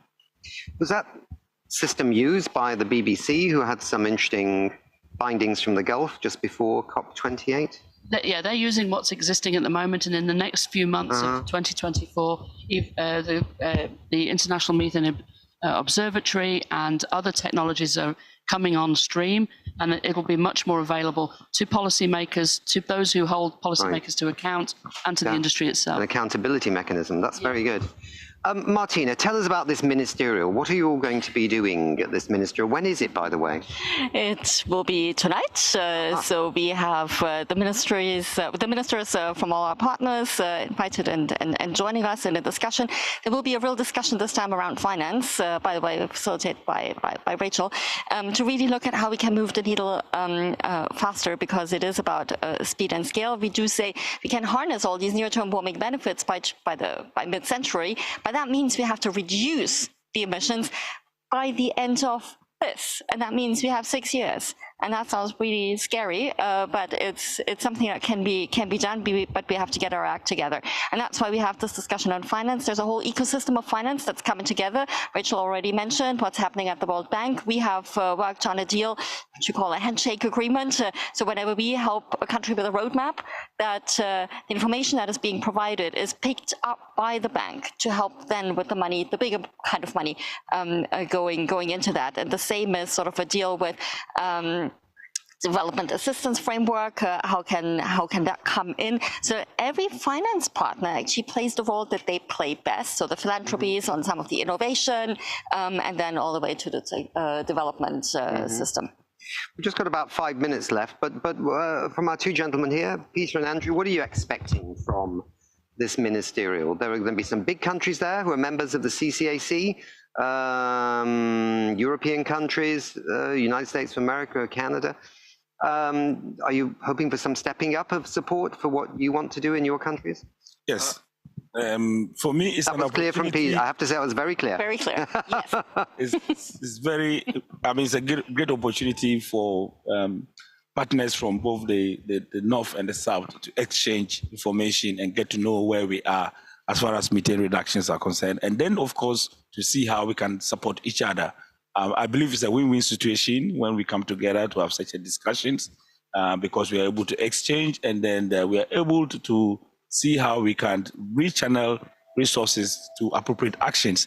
And so we are expecting that there will be some matchmaking as these discussions go on, and the developed world will be able to identify countries that they can work with. For example, Ghana has fully now integrated our short-lived climate pollutants into our NDCs. We have already started the process of the revision, and already we have done the integration. So we need support, and this is an opportunity for us to tell our colleagues from the other side, what is it that we have done and the readiness that we have in place that can catalyze quick action that will result in all these targets of 30% by 2030 that the Methane Pledge has put out. So that is our expectation. How do we matchmake with our colleagues from the north? Andrew, have you matchmaked already, or are you going to be matchmaking this evening? Thank you very much. For me, or for Micronesia, our expectation at the ministerial is really to come. It gives us the opportunity to be able to sit down with people, partners who believe in the same thing, and then we're going to ask that instead of this voluntary thing, our expectation is that we move from voluntary to actual actions. That's what we're going to call on our friends from the other side to not just look at it as voluntary, but let's take concrete actions, because that's the only way that we can meet our targets. And then, of course, finance to help us, be able to adapt to, a changing climate. Rachel, you're never one to mince your words. What will you be saying to some of the governments this evening as you chair this session? It's time to. We've got a lot of plans. We've got a lot of people wanting those plans implemented. Andrew's saying the voluntary is fine, but now we really need this action. The talking's over, sort of thing. Yeah, I think my personal view is that we're peak pledge, right? We talk about peak coal, peak oil. We're at peak pledge. We're beyond pledges now. We really need this to be legislated. We need international agreements. People have got to abide by that, and they've got to be held accountable if they don't. And we have the means to do so. And when it comes to finance, this is the most obvious place to put some money, because you get an immediate impact, which has a knock-on impact on so many other things. So I think that's really what it's all about. And there's been a huge brouhaha about the role of the oil and gas industry in the run-up to this COP and at this COP. And honestly, if the industry really wants to be seen to be a positive part of the transformation, rather than sort of feeling sorry for itself on the sidelines or lobbying against action, both happen, then this is the place where the industry itself, for very little relative terms investment, could actually make an enormous difference to people like Peter and to people like Anthony. Wow. And you're confident about today? You hope this will be a good step? And I think you've got another ministerial, is it coming up in Nairobi in February? We'll have our annual meeting in Nairobi right before the UN Environment Assembly. So again, bringing everybody together. And at that time, really looking in depth into all the different sector work as well. And we look forward how that can actually spill over into the UN Environment Assembly as well. Okay. Well, listen, thank you everybody for being here. This is important work you're involved in, and these are obviously very crucial issues. And I wish you best for what happens this evening, but more importantly, for all the action that's going to start flowing from this in 2024 to really address the issue of methane. And I would like to say, I hope we don't have to come back again next year and talk about it, right? Which is terrible, because I'd like to see you all again, but I hope we don't have to do that. We can talk about something else. Okay, thanks very much indeed. Thank you. Thank you. Thank you. Thank you. Thank you. Back to Stockholm. Thank you very much, Nick. And what an important topic, methane. And best of luck with your continued work on reducing these very harmful emissions. So we're now going to move on and talk about solutions in terms of policy incentives for zero emissions.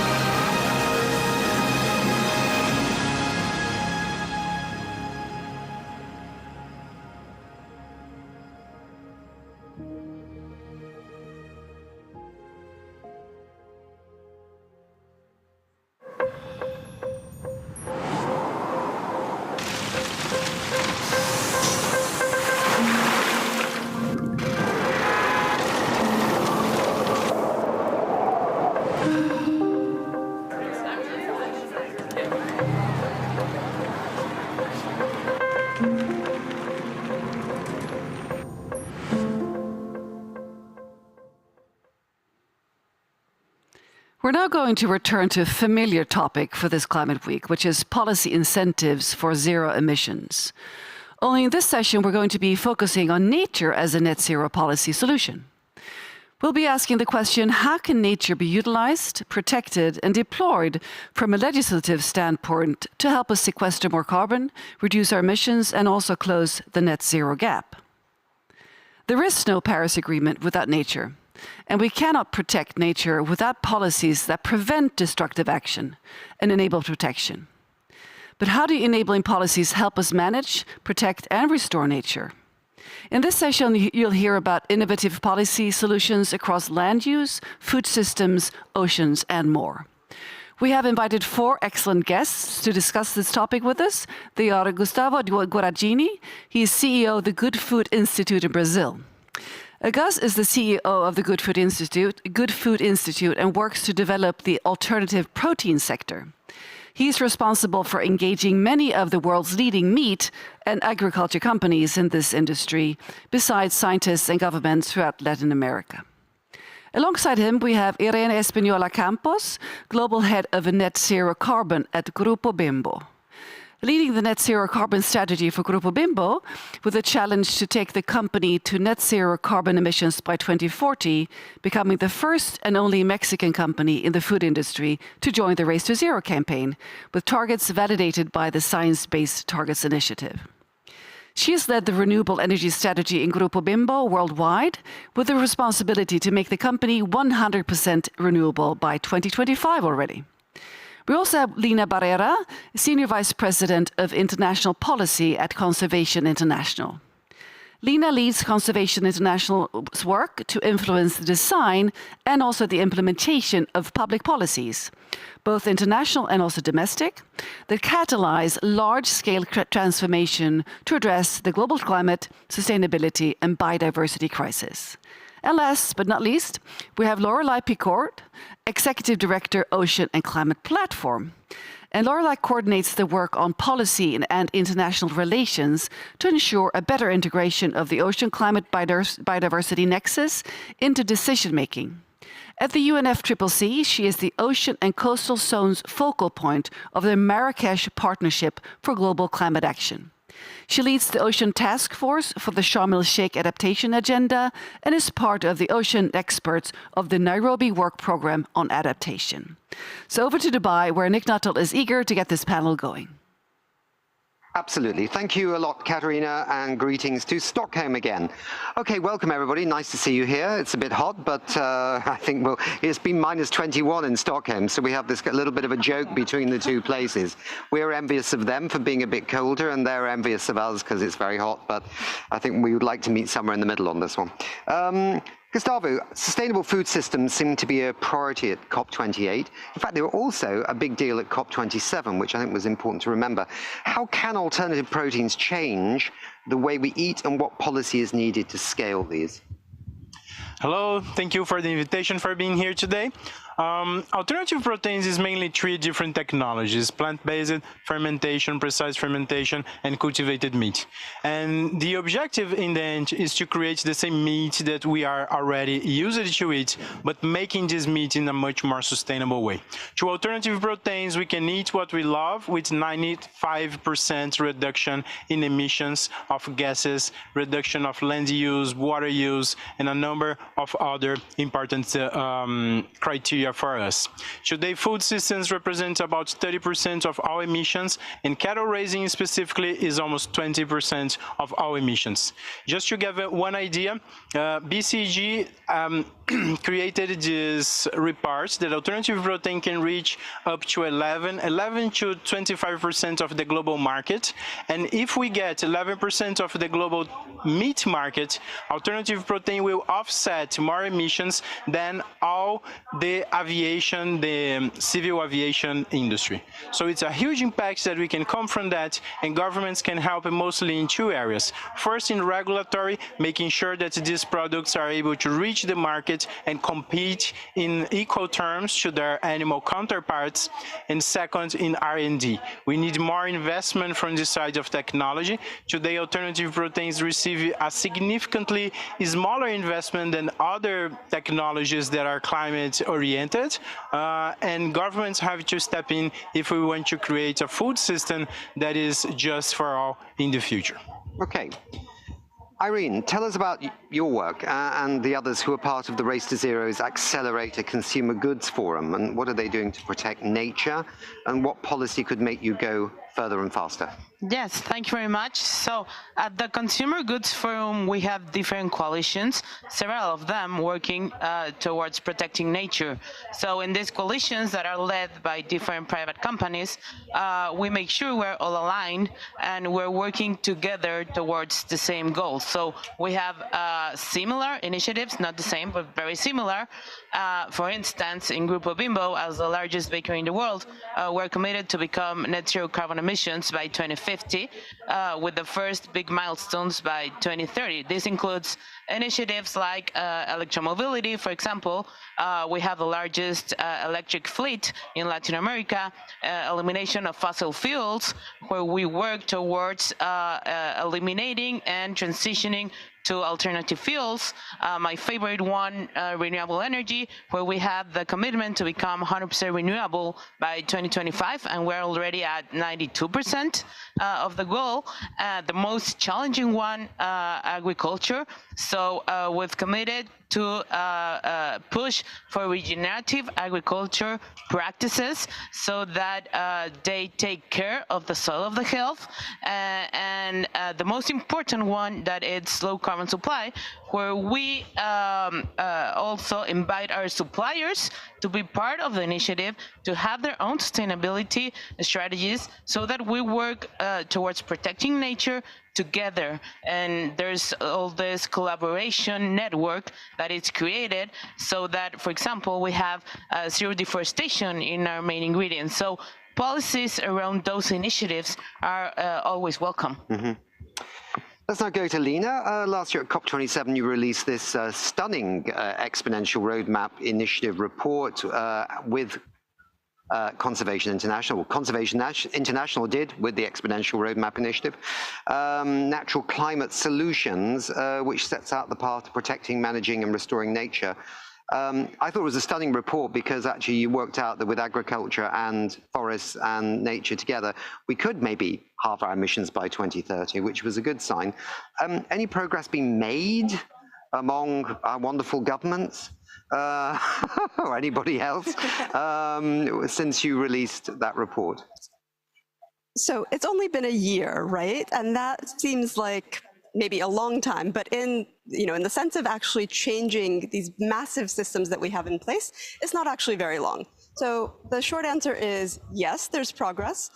Is there enough progress? No, there's still not enough progress, and that's the case globally, right? So what we need to see really is that right now we're investing still a lot of funding into the types of agriculture and other natural resource management that actually encourage the destruction of nature.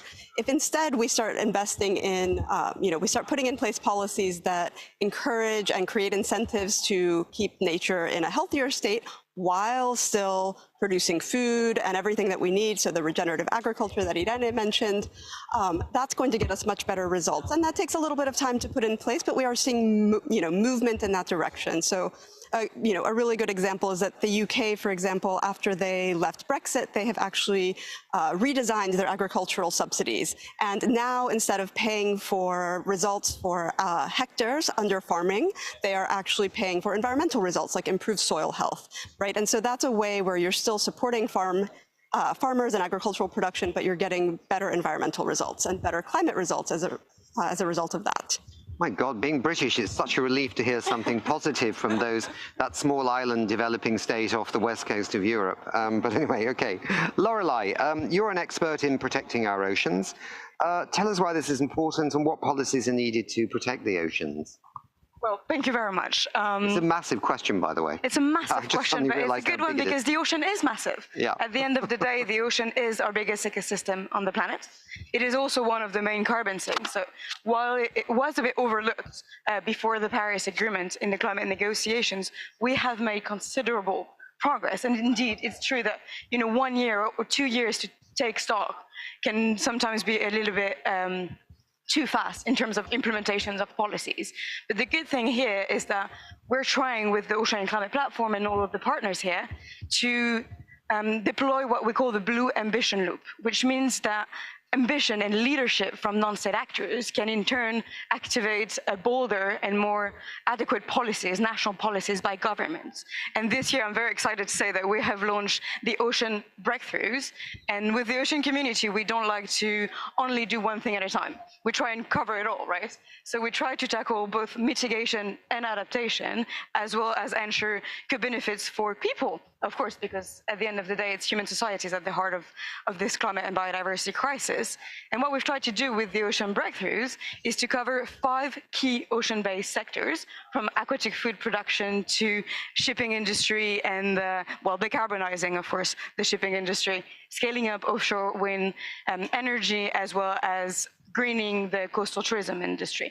So we're really trying to make everyone to contribution to try and reduce emission by up to 1/3 of what we need by 2050, working with non-state actors, industries, and governments so they can in turn include those ocean-based solutions in their national strategy. So that's why here at COP28, for the response to the first global stocktake, we have designed this global blueprint that can be adopted by all to accelerate ocean climate action. Right, okay.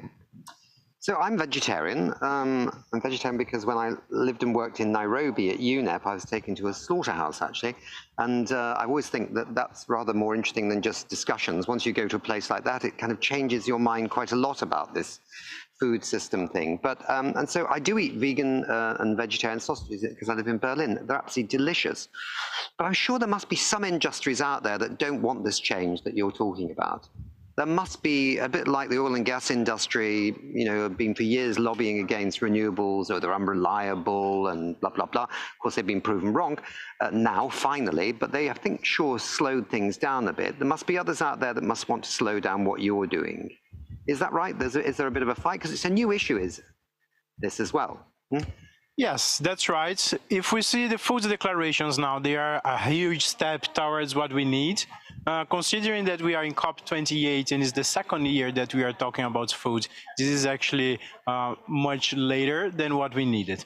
But still, it is hard to talk about what's actually causing the problems, and it's hard to talk about livestock specifically. If you see some of the countries like Brazil, Argentina, they keep making international pressure to remove the language from the international agreements that was making livestock production accountable for how much emissions it caused. So this is certainly true. On the bright side, that specifically when you talk to the industry, most of the animal industry is already investing in changing their productions to become a protein industry instead of a meat industry. Most of the largest meat industries of the world, they are now investing in alternative proteins the same way that the fossil fuel producers are now investing in clean energy. So alternative protein is pretty much the electrical vehicles for the food industry, and it's a solution that can actually create jobs. BCG, this report from BCG told that alternative protein industry will create 83 million jobs worldwide until 2035. So although there are people that are resistant to this technology, we still see how much potential it has, and how much industries are getting involved in this sector in a positive way. I mean, you mentioned that you have a science-based target, which is absolutely super. And what I love about the science-based targets, which I think most people don't really understand, is that once you have a science-based target and you have your own operations and the supply chain running down, that the supply chain needs to do things to help you meet your science-based target. But also the supply chain has other businesses in it, and if they have a science-based target, they're saying to you, you better, sort your business out. Do you know what I mean? So there's a kind of virtuous circle of people pushing each other to up their game. Do you find that in your supply chain in Latin America that the agro companies sort of lower down the supply chain are waking up to the, I say, opportunities of a different kind of regenerative agriculture, for example? Is it percolating into the system? I know some big food companies like Unilever are doing a lot right on this, and Nestle and others. It seems regenerative agriculture is the sort of sweet spot. It was either organic or industrial agriculture, yeah, and now everyone's kind of, well, maybe that one's quite nice in the middle called regenerative. I mean, it's good if it's a compromise that works for everybody. So do you feel that the agricultural system is moving forward, certainly in where you operate? Yeah, actually it is, and it has been surprising how much regenerative agriculture practices and hectares we have found. Because we thought it was all industrial and conventional agriculture. And the truth is, for example, Argentina, we found out recently that they've been doing regenerative agriculture for more than 15 years now. And we just didn't know about that. So it's amazing to learn that Paraguay as well, Brazil are experts in that. Canada, almost 90% of their agriculture is regenerative already. So we just didn't know it was there. And we just kept pushing for the easy part. And once we realized that we needed to be more ambitious because agriculture was going to be a very important part of the decarbonization roadmap, I mean, we just started opening doors everywhere and making us see that those are the right practices, and we just need to exponentiate the impact. Two wonderful other ladies down here. What are we looking for from your perspectives from this COP? Is there something in the text that we all have to punch the air if it's still there by the 12th, or maybe it goes on a little bit longer? It could be the 13th or the 14th. I'm sure nobody wants it to go on longer, but sometimes COPs are like that. Is there something that you're looking for? Yeah. Absolutely. So the global stocktake is the big decision here, right? This is where countries have looked at what progress we're making towards the Paris Agreement. They found that there have been progress, so that's fantastic, but not enough, right? And so now it's, what do we do to get back on track? And from our perspective, we want to see nature well represented there. It's in the text. We'd like to see even stronger and an actual commitment to halting and reversing forest loss by 2030, because that's an essential part of meeting our net zero goals. Have you been happy in the past with some of these deforestation commitments that have come through from New York and so many places where there have been deforestation commitments? Do you think we really stop it? Well, we have not stopped it, certainly, but it's all helping, the fact that we are making progress, right? Yeah. It's more than what it would have been. Yeah. And that's always maybe not quite as satisfying as we wish, right? Mm-hmm. But I think if we could look at what business as usual would have been, we're definitely in a better place. Yeah. From the oceans? Yeah, no, of course, and let me echo how important it is to actually have nature in the global stocktake decision in the CMA 5. And to go a little bit further from a policy nerd perspective, one way also to emphasize this would be to reference the Global Biodiversity Framework, which was adopted at COP15 last year. We have a sister convention to the Climate Convention, which is the biodiversity one. So how can we reference this in the text to allow for greater synergies and greater coherence across these international frameworks? I think that's a very important point, which would be also one way to accelerate the implementation of those international goals. And one that we share, I think, with the land and ocean is the protection of 30% of our planet by 2030. And that is something that, of course, with the ocean community, we'd like to strongly emphasize and have the ocean recognized within that text. Both marine and coastal ecosystems would be fantastic for the rest of the work ahead. Some countries have done this, haven't they, already? Some countries have announced they're doing that. Absolutely. Yeah. There are a number of coalitions of countries, and we have the High Ambition Coalition for Nature and People that spearhead the 30 by 30 coalition, and within that group we have the Global Ocean Alliance, and to your point earlier, it's currently chaired by the United Kingdom, so that is actually a good sign. But things get better every day. We do have a number of countries, including under the high-level panel for sustainable ocean economy, that are committing to implementing sustainable ocean plans towards 100% sustainable management of the ocean. Because one important point about the 30 by 30 target is that this is 30% of the planet. What about the rest? And of course, when it comes to the ocean, and we've heard a lot about it this year with the High Seas Treaty and the negotiations on the International Seabed Authority, that of course there are the coastal zones, but what happens in the far west? What happens in the high seas, and what happens in those areas that are not governed by any jurisdiction? So I think that, again, referencing these other international frameworks can ensure a more holistic and global approach to protecting our planet. Can I just emphasize one thing, though? I think sometimes the viewers don't understand, or people don't understand quite rightly, because there's a lot to take in here, right? We have a very eclectic viewership in about 160 countries. The oceans are not just beautiful places to swim. They're also not just beautiful places to see beautiful fish and to catch fish for protein, but they are so crucial, aren't they? The mangroves, the seagrasses, the coral reefs, they are an integral part of the response to climate mitigation as well as adaptation resilience building. Just briefly. Yeah, we like to say that the ocean is at the crossroads of all challenges facing humanity today, from food to energy security to indeed coral reefs and the mangroves, for instance. They are critical as buffers against the impacts of rising sea levels, for instance, or extreme weather events. But they also provide nurseries for fish, and they provide mitigation benefits. And quite frankly, I'm really excited at this COP because the mangrove breakthrough is one of the strategies that has been immensely endorsed by both governments. We have 14 governments now and 50 partners advocating for the protection of 15 million hectares of mangrove and generating $4 billion to do that. So we're getting the money, so if you want to donate, please don't help. Okay, Don't hesitate. I'll see you later. I have my wallet with me. But maybe I'll ask the UK government instead, seeing as they're doing so many wonderful things right now. Anything that you're looking forward to from this COP? I wanted to comment on the global stocktake. It is here in COP28, in the first day, the first announcement was that the leaders are preparing and signed actually a leader declaration on food and agriculture.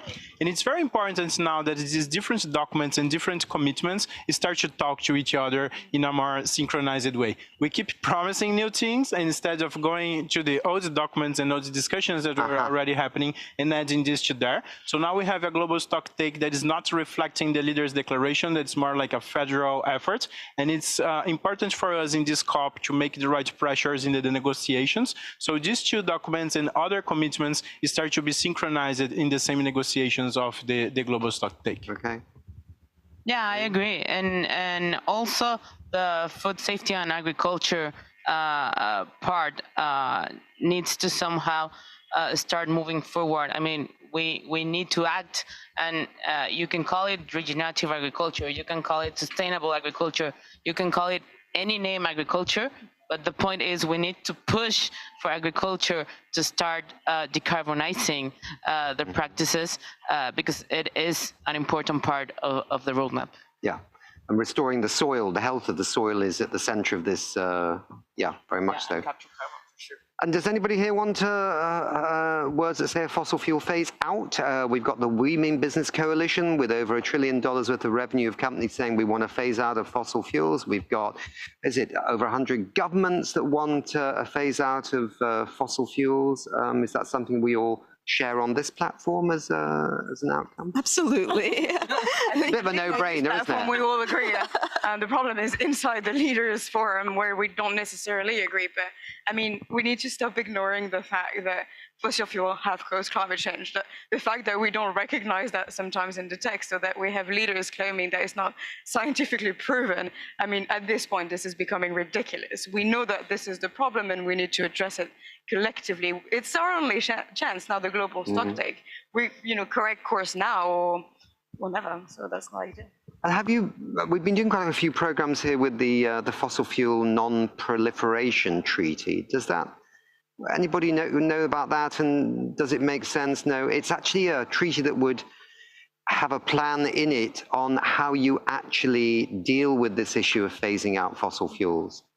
Because, of course, Timor-Leste, a small country in the sort of more Asian region, relies heavily on fossil fuels. And if you ask them to give up their fossil fuels tomorrow, that would be a disaster for their people. But there are other countries in the world that have had the benefit of fossil fuels a lot longer, and maybe they should go first, sort of thing. So it's a treaty to try and organize fairness in the phase out of fossil fuels. So maybe it's worth having a look at that.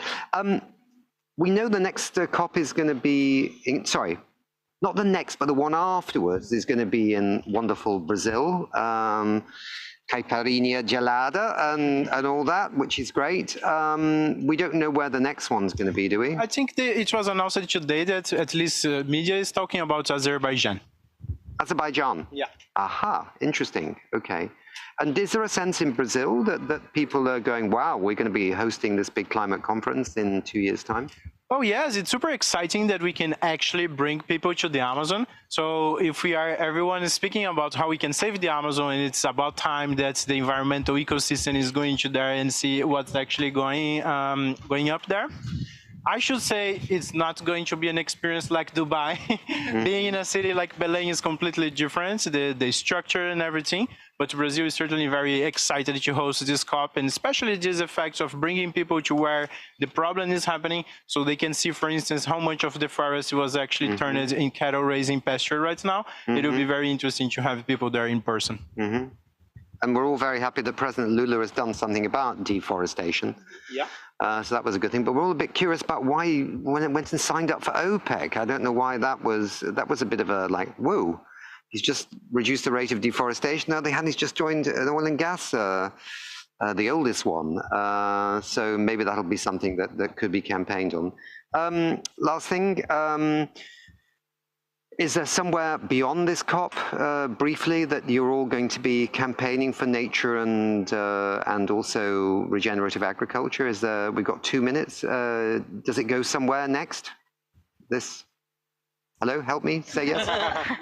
I mean, in terms of the ocean, in 2025, to also celebrate the 10th year anniversary of the Paris Agreement, we'll be having the UN Ocean Conference in Nice, co-hosted by France and Costa Rica. So we hope that this conference will be also, an accelerator for ocean governance and holistic approach. That's very symbolic, isn't it? France, the Paris Agreement, Costa Rica, the architect of the Paris Agreement, yeah. I think also a lot of the work now needs to happen at the national level, right? So we're working a lot with domestic governments to help them actually put in place all the policies they need to make these transformations. Okay, good point. Yeah, and I mean, as private companies, we're expecting to see what's going to happen, for example, for transportation and distribution as part of the Elimination Fossil Fuel Initiative. So hopefully there's going to be a huge event on that topic. Is there a phase-out planned anywhere in Latin America for the internal combustion engine yet? Not yet. But it might happen because the US is going to do it and Europe's going to do it, so maybe it then trickles down. Okay. Yeah. Hopefully. And for you? Yeah, we are super focused on the national governments as well, how much the Congress and the presidencies have to bring more investment to alternative protein and this industry. And we also want to point out how much is important that philanthropy steps in to create new solutions that are scalable and actually good for everyone, and not only for the private companies that have the resources to invest by themselves. Good. Well, I will send you an image every Friday night in Berlin, where I live. My girlfriend and I, she is German. We have vegan sausages and French fries. This is our tradition every Friday night now, and they're vegan sausages, and they're absolutely fantastic. Nice. Okay. Cheers, everybody. Thank you very much indeed. And I'd like to send the program back to Stockholm, please. Well, thank you very much. I thoroughly enjoyed this session. Just like Nick, I'm a vegetarian 35 years plus now, and just to see the development of the alternative of the plant-based protein sector here and what the work is being done is very exciting. And of course, the protection of the ocean, etc. It's really, really, really lovely to hear that things are happening. So this concludes this session. We're going to move on and talk about youth organizing for a fossil fuel treaty.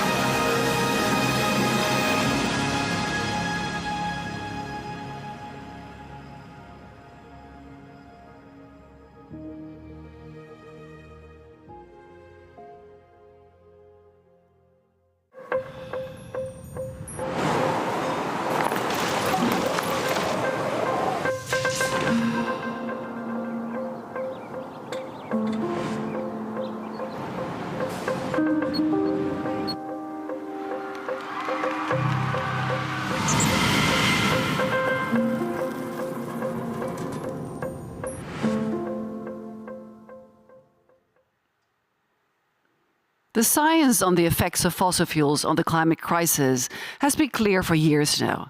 And indeed, the phase-out and removal of our reliance on fossil fuels needs to happen sooner rather than later. No one knows this more than the youth, who are often the most climate positive and sustainability minded. As we've seen firsthand through our dedicated youth hub during these broadcasts, they're really, really on top of things. But now it's time to give the youth the spotlight, which is exactly what we'll be doing in this upcoming session on youth organizing for fossil fuel non-proliferation treaty. So in our studio in Dubai, we're happy to welcome Nyombi Morris, climate activist at Earth Volunteers. Nyombi is an Ugandan activist for climate justice and founder of Earth Volunteers, which is a non-profit that brings young people together to conduct voluntary grassroots climate action. She's joined by Alexis Grefa, a young Quechua indigenous leader from Santa Clara in the Ecuadorian Amazon. She's been protecting the Piatua River, on which people's livelihood depends, is protected from land degradation and the construction of illegal hydroelectrics.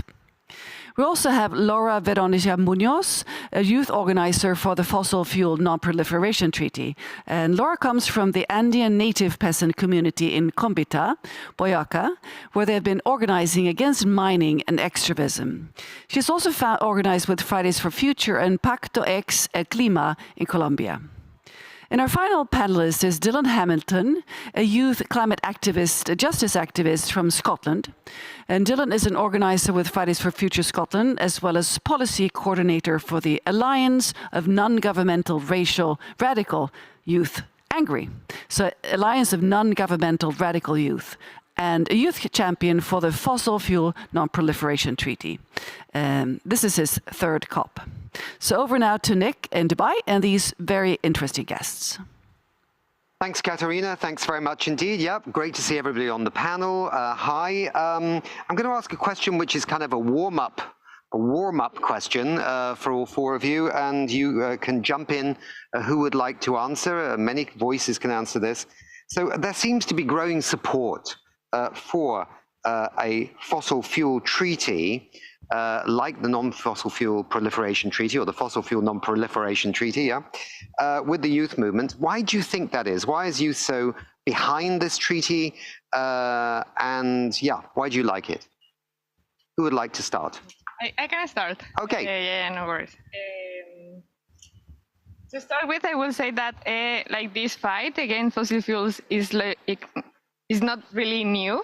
Like native communities, indigenous communities that have been like how their rivers, how their forests, how their food has been contaminated or polluted by fossil fuels, have been fighting for this or against this like for centuries. But I will say that platforms like the treaty, for example, and like other international fossil fuels or like campaigns against fossil fuels have given like a platform to this fight, to get to know this fight in these international spaces. And also because I will say that the climate crisis like finally got to the global north. So obviously like it is now a topic that global north countries and people are paying attention. Okay. I will say that. Anybody else? I'll add on that. One thing I can say is like Laura said, the global north has been fueling this crisis through fossil fuel. And when we talk about phasing out, they act like they care, but in reality, they are not ready to take a first step. So this treaty comes in to push them to commit, you know. There is that lack of commitment. They talk about phasing out, then they pledge money, then they continue to extract oil in the ground. But when they sign this treaty, it will be a very, like an instrumental starting point for them to be like, actually, I signed something. I need to commit to it. Because if we are talking about Agenda 2030 or our net zero target 2050, it has to start now. Why should we wait until 2050, then we act on the climate when the crisis is happening in front of our eyes, you know? Anybody else? I could just add that, so like I'm from the UK, which is the 6th largest historical emitter, and quite often we talk about these crises kind of in the context of yearly emissions, but this crisis isn't yearly, it's cumulative. The more CO2 that's in the air, the more the Earth will heat, and we're the 6th biggest contributor to that. And it's ultimately non-negotiable that fossil fuels have to be completely phased out. We can't continue to emit and then also try and take that out of there with technologies that aren't currently feasible, and we don't know if they'll ever be feasible on the scale that would be required. So we need a global agreement that fossil fuels must be phased out as soon as possible. So, yeah. I think it's the time for the world to start a new way of life. The fossil fuels only destroyed our communities, only destroyed our territories, because it's important to support the treaty, to change the vision of the world, and have protect the Amazon, and have protect our territories, because it's important. Why? Because it's our home. It's the place where my family live. Because it's important to support the non-proliferation fossil fuels in the world. Yeah.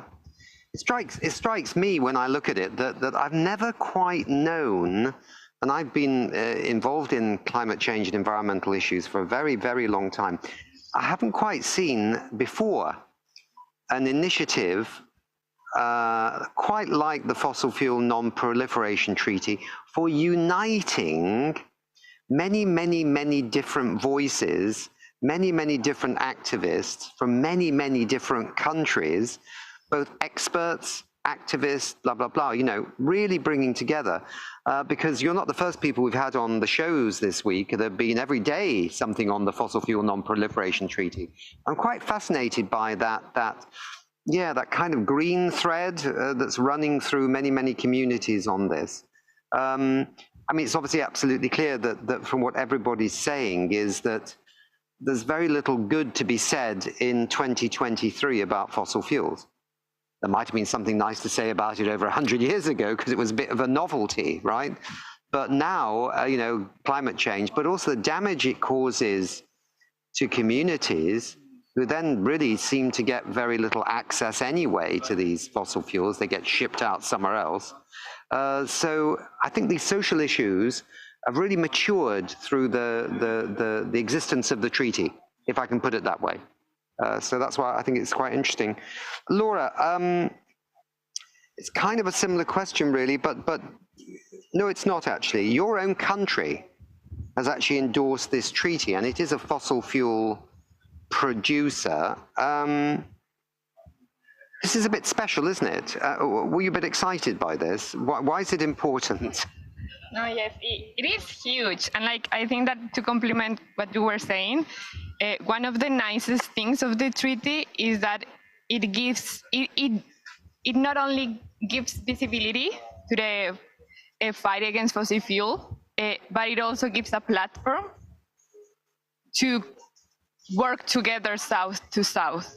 Mm-hmm. So, for example, this initiative has been led especially by island Pacific nations. And they were the ones, unlike most of the countries that have endorsed the treaty until now. Colombia is the first Latin American country and the biggest of the group right now regarding the fossil fuel production. So yeah, on one side, it is very nice to have a platform that allows us to concrete coordination against fossil fuel industry and extractivism, working south to south. And this is huge because, again, Colombia is a huge producer from the country. Islands have been working on this because they have been literally I don't know how to say this in English, drowning? Yes. Drowning. They have been in some years, they're gonna disappear. So this is huge in terms that it gives us Colombia will push. Petro has been now known as a climate leader. It is the first leftist president that we have in Colombia, in the whole history of the republic. So yeah, this is huge. We're very, very happy. But I think that the real challenge now it comes because it is it can be very tricky inside the country, like the endorsement of the treaty, because a huge part of our economy depends of the fossil fuels exportations and like production. But as the president said, like we need this because it's like literally our life depends on it. Yeah. So yeah, like good. I think that's it. Thank you very much indeed. Maybe Ecuador and then maybe Uganda, Alex and Nyombi. Do you get ever a chance to talk to your governments to say, hey, why don't you sign the fossil fuel non-proliferation treaty? Have you had any conversations with ministers, say here, people from your country about this treaty? What do they say? Wait. Está preguntando, I'm going to translate in Spanish to him. Está preguntando que si has tenido oportunidad como de hablar con líderes políticos de tu país, de tu comunidad, para hablar sobre cómo cosa del tratado. No, it's impossible to talk about the governments because in last August, in Ecuador, have a popular consultation about the fossil fuels to take in the ground the fossil fuels in the Yasuni National Park. This consultation is to impulse to the indigenous people, for the environmental groups, for the all people, but not for the government. Yeah, and the government is not listening to the people, not listening to the indigenous peoples, and it's impossible to talk with this. Okay. What about in Uganda?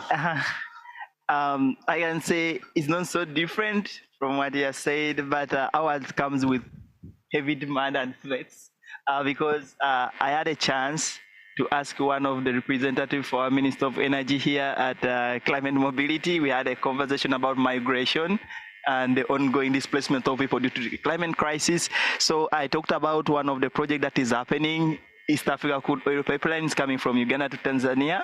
And when I asked, okay, we are talking about all this migration, but don't you think that the root cause of all this crisis has been fossil fuel? How do you feel about endorsing the fossil fuel non-proliferation treaty? And the guy was like, thank you for the question.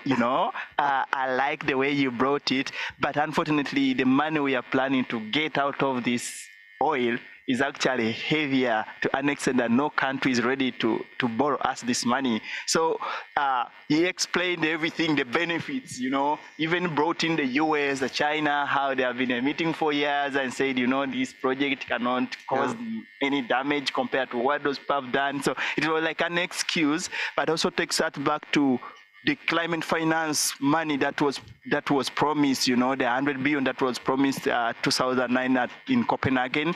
Maybe if that money was available, maybe this push wouldn't be having some excuse to phase out or to be like, okay, we need to step back because the funding is here, we are ready to invest. I don't know.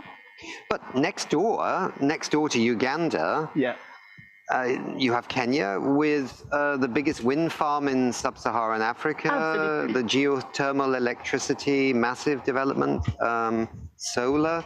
And I understand that they had such a surplus of green energy that now they've got electric buses in Nairobi to use that surplus. So it's quite interesting that you've got two countries side by side and two different paths. I can say we also have the transition that within, because the motorbikes are now changing into electric bikes, and also we have some few electric buses, and also I can say that maybe there has been some corruption within our system, because the first time we produced the electric car was 2008, but it is not growing, there's no development, it's always declining, so maybe there is something wrong. But also the transition in other countries actually moving in my neighboring countries, and I'm like, why is it that so possible, Yeah, it's the transformation of the global economy is a bit messy.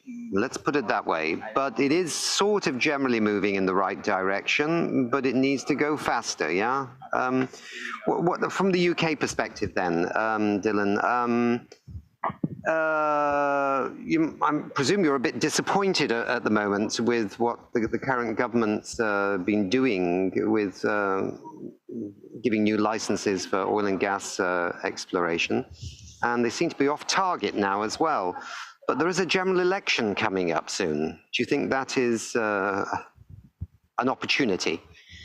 Yeah, so the situation is quite difficult in the UK, but at least we're fortunate enough that we can have meetings with people in charge. Although, interestingly, I think it's very possible that Scotland might sign the fossil fuel treaty, which is, of course, a big deal because that's where the North Sea oil and gas is. But ultimately, we do have to recognise that it is controlled by the UK government, first and foremost, and they have continued to say that somehow they'll reach net zero 2050, but they don't actually have any emission-reducing plans. They've pushed back all of the targets. They're approved over 100 new oil and gas licenses, which is incredibly disappointing. And I wish I could say that a future government that may come into power next year would change it, but honestly, I don't think that that's very likely. But I do think we have a responsibility to work with things such as the treaty and to provide funding to countries like Uganda so that they don't have to rely on things like the East African crude oil pipeline to help your economy, because ultimately it's my country that's profited off of that for centuries. And now we have a duty to make sure that you don't have to do things that will damage your ecosystems and your country even further just to survive. So, yeah. I mean, there are, there's a few days left before the end of this UN climate conference, COP28. Obviously, what happens at the end of this is important, also not the beginning or the end of the world, what is decided here, but it's important that something positive comes out of this. What are you all going to do in the next few days? Is there a demonstration tomorrow? There is a demonstration, yeah? Is it going to happen in the conference or outside the conference? Does anyone know? Yeah, I'm helping to organize that. So, tell us about the demonstration. Yes, so that'll be tomorrow in the Blue Zone, so in the conference itself, and it'll be a march through it, actually. So it should go through most of it from, I believe, the Civil Society Hub all the way to the main plenary. Okay. Was there a plan to have a demonstration outside in the streets of Dubai, or? There is no plan for that, just because of the legal risks associated with protesting in the UAE. But the Blue Zone of COP is international land, so it doesn't follow the laws of the country. Yes, exactly, exactly. So you're all going to be on this demonstration tomorrow? Will our friend from Ecuador? Sorry, can you repeat the question? Will you all be on the demonstration tomorrow? I think so. Like I don't have anything planned specifically, but Well, Dylan's organizing it. I mean, you're sharing the podium with Dylan, and he's one of the organizers. I think you have to be there, really. Yeah, we are expecting about like 500 to 1,000 people to take 500 to 1,000 people tomorrow. Yeah. Okay. And will you have banners for the fossil fuel non-proliferation treaty? Even T-shirts? Even T-shirts. Okay. And what is the slogan? Right. Oh, sorry. Yeah, pay up for loss and damage and phase out fossil fuel. That is the hashtag. Yeah. What about don't gas Africa? It can be added. Any slogan that works out is welcome. Right. We've just got a few more minutes. Let's just have a think. Can you help? I just feel that Ecuador has been a bit. Can you help with the translation? Yeah. Is our friend here in the part of Ecuador where it's in the national park with oil and gas at the top? Is this where he is? Está preguntando que si el parque en donde vive, si está ahí. Yes. And didn't Ecuador ask the rest of the world, pay us to keep it in the ground?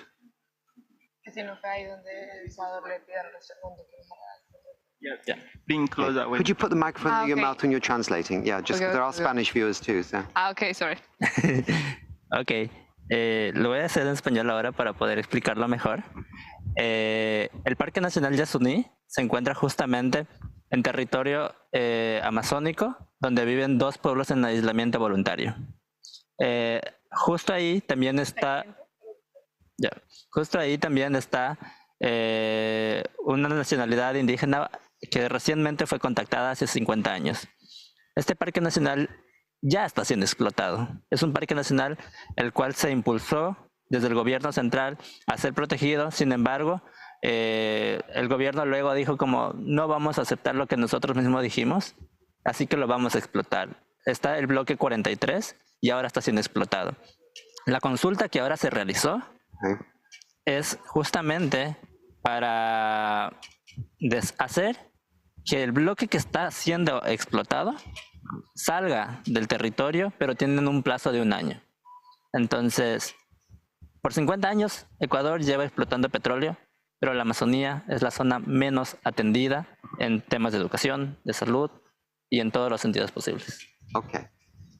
That's a lot, but have a go at a little bit, yeah? See where you get to. Yes, like things change when like we speak in like our language. So I'm gonna try my best. Yeah. Cool. So yeah, like paraphrasing. Yeah, Alexis was saying that that the national park Yasuní, that is the one that you were talking about.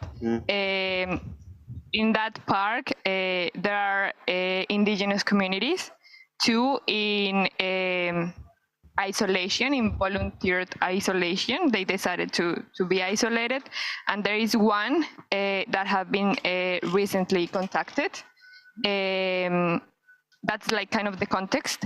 And in this park, there has been already some exploitation in that park. The most recent extraction is the 43 block that has been like exploited by the government.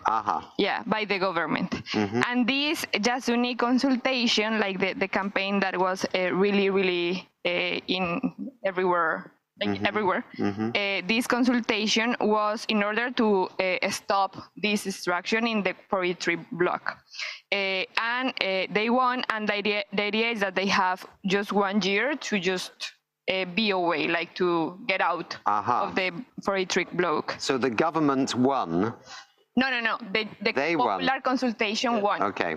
And then he says that in Ecuador there has been like 50 years of exploitation of fossil fuel extractivism, and like historically Amazonian, besides they have been like giving all these resources to all of the world, it has been the less attended zone in Ecuador in regards to like education, health, and like all this. Yeah, okay. So the money's gone out of the country for exports and the local people have got nothing out of it. Yeah, okay, I've got it. We've got literally 5 minutes, 4.5 minutes left. Let's turn this around. Are you seeing any renewable energy in Uganda? Are you seeing the beginnings of a challenge to the fossil fuels, if I can put it that way? I can say people are trying, like we activists are trying to challenge the government to start investing so much, like bringing in investors that are going to double our renewable energy targets and also investment. But it's still lacking funds, you know. The funding we are receiving is actually to extract more oil.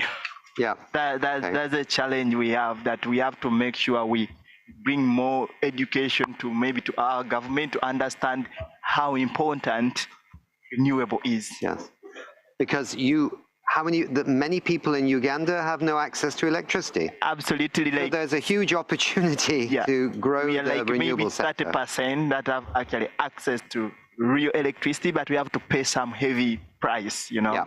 But the biggest population, especially in remote areas, they are still struggling. But remember, when the fossil fuel industry came to Africa 100 years ago, they promised a lot, jobs, stable energy.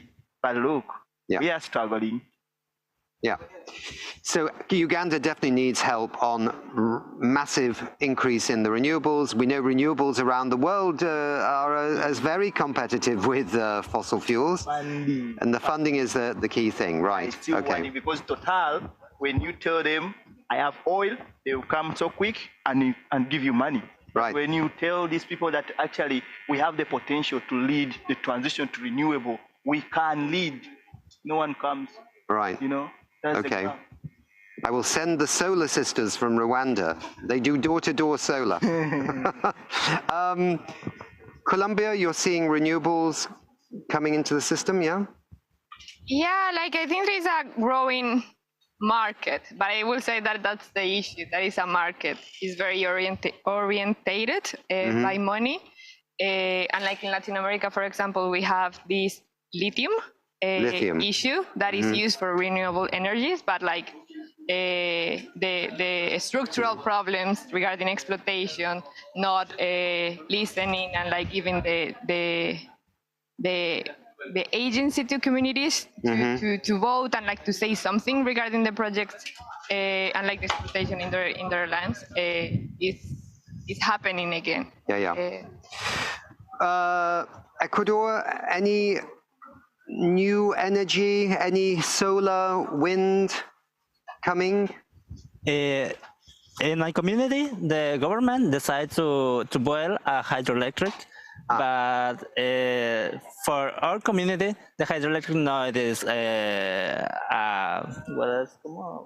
not as good for our community because destroyed all I understand all the biodiversity, our community, our ways of life. Okay, so that's not good. Yeah, not. Scotland, though, we can proudly say, is a bit of a leader in wind power, yeah? Yeah, for sure. We've got, I think we're pretty much one of the first leading countries in terms of the amount of wind we've got. We have quite a lot of wind, and even a fair amount of solar panels, which you wouldn't necessarily expect. We need to see the Scottish First Minister going to Uganda straight away, putting all the renewable energy in big suitcases with you, Dylan, going and deliver it on the shores of Lake Victoria and hand it over straight away at no cost. Yeah, I definitely think we should be doing that. Yeah, of course. Absolutely, the world. I have no doubt renewable energy will come. It's just a question everywhere. It's just a question of the timing. So we are at the end of this session. Thank you very much indeed. Thank you for assisting with the translation because we wanted to hear Alex's voice.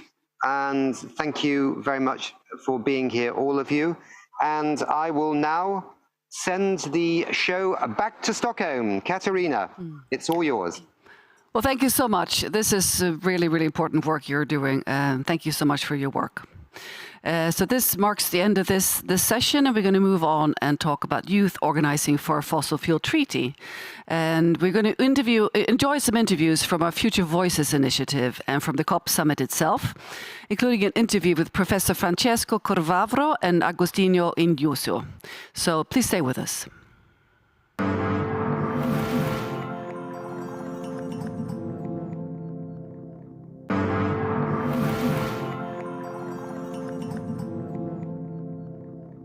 So I have two very special guests with me here at COP28 in Dubai, and they are both from Italy, and we're going to learn a little bit about a climate change issue related to Italy in a few moments. And these wonderful guests are Professor Francesco Corvavro.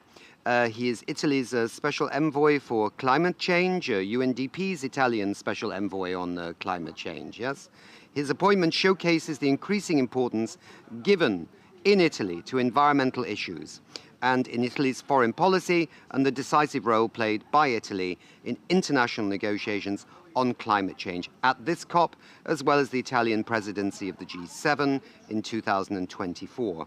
You are an associate professor in industrial technical physics at the Department of Industrial Engineering and Mathematical Sciences at the University Politecnique del Marche. Okay. I mean, I could go on with your CV. It's a nice, it's got so many fantastic things. Agostino Ignucio is the director of UNDP's Rome Center for Climate Action and Energy Transition. He was a special advisor on international affairs for the Ministry of Ecological Transition and a senior expert on climate change for the 2021 G7 G20 Office of the Presidency of the Council of Ministers. And he's also worked at the European Commission, University of Cape Town, University of Oxford, and Yale University. That was quick. So let me go to you first, Agostino, because this is the way it's been scripted by dear friends at UNDP. The Italy-UNDP Energy Partnership addresses both the energy access gap and supports the energy transition.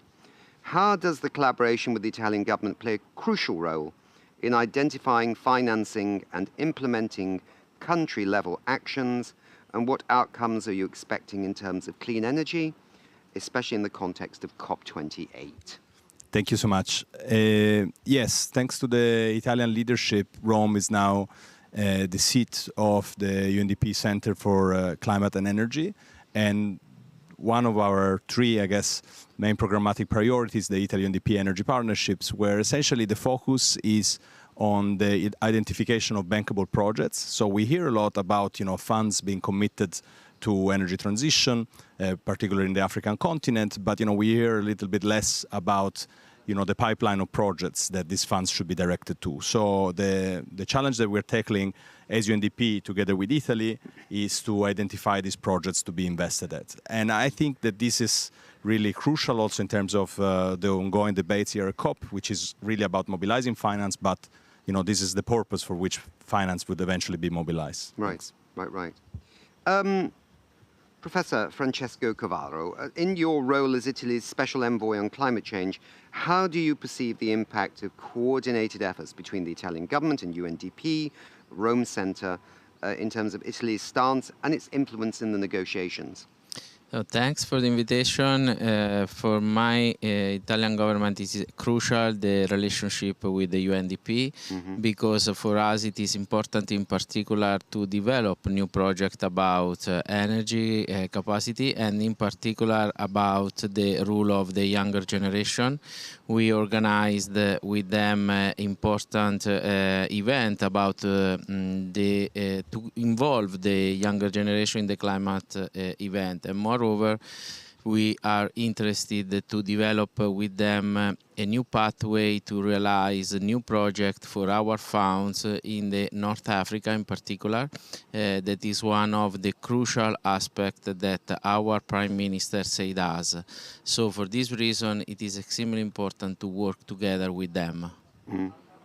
So how do you perceive the challenge in terms of getting bankable projects up and running in the African context? You mentioned North Africa, for example. Yeah. Morocco seems to be doing quite well, for example, but other countries in North Africa maybe not as well. How do you transform them? Is it the finance? Is it the way money is loaned, the cost of loans? Is it capacity of the countries to actually absorb new renewable energy, for example?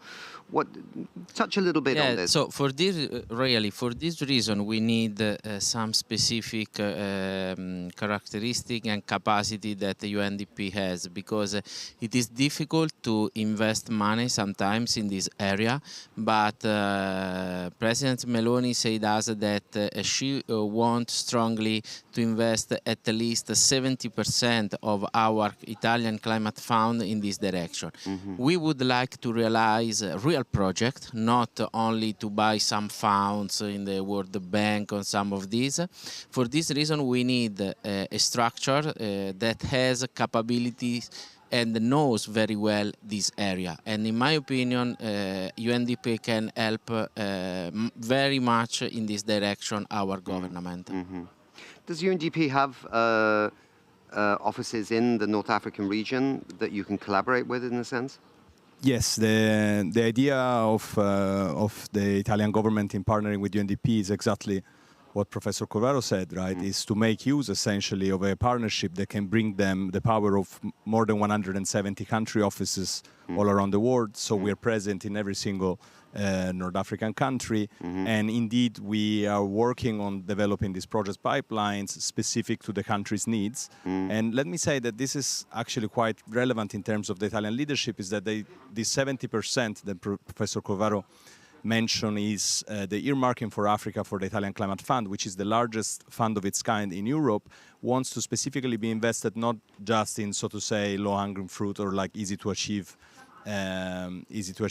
developments, but also in least developed countries, countries that are emerging from conflict. And this is precisely, I think, the asset of UNDP compared to other agencies that could develop projects, right? The fact that we stay put in the countries, we remain there, and we build long-term collaborations and trust. So we really thank Italy for thinking about us in this collaboration.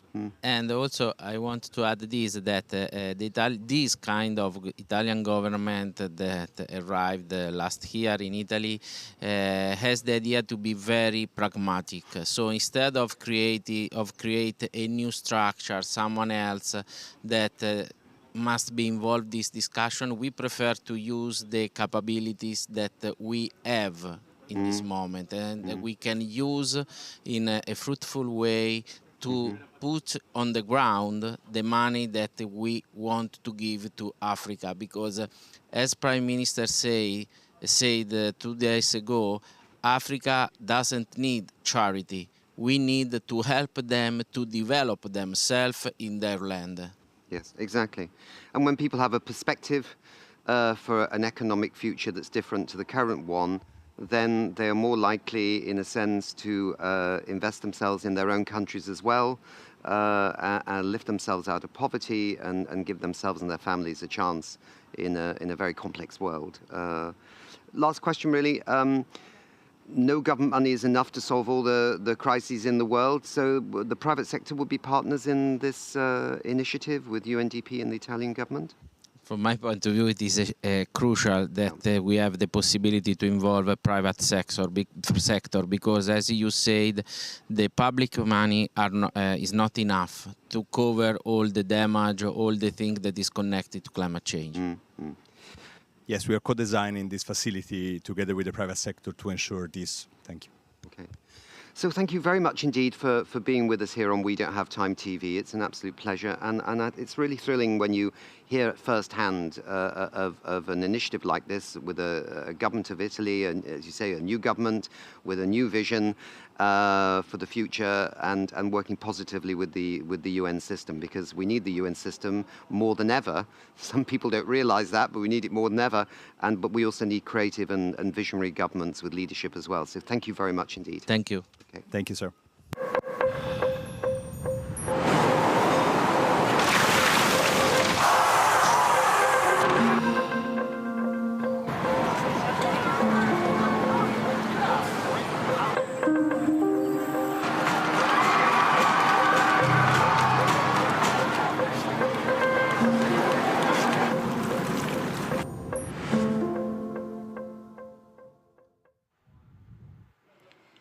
Is that very special part of the broadcast again, when we'll be talking to and listening to some youth voices, as well as giving them the opportunity to ask their questions directly to our high-level speakers and guests. This is really my favorite part. So I have with me to set the scene here, Andreas Magnusson. You've been grinding away at the Youth Hub, moderating this for the COP here. And so what are you looking forward to the most in this session here?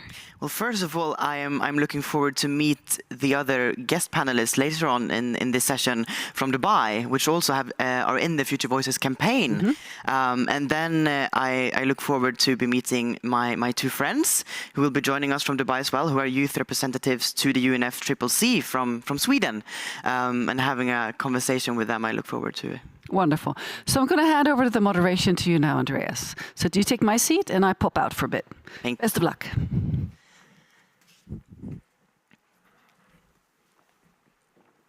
Thank you so much, Katarina. And now, through the magic of Zoom, I am joined by Enoch Mwewa Jr.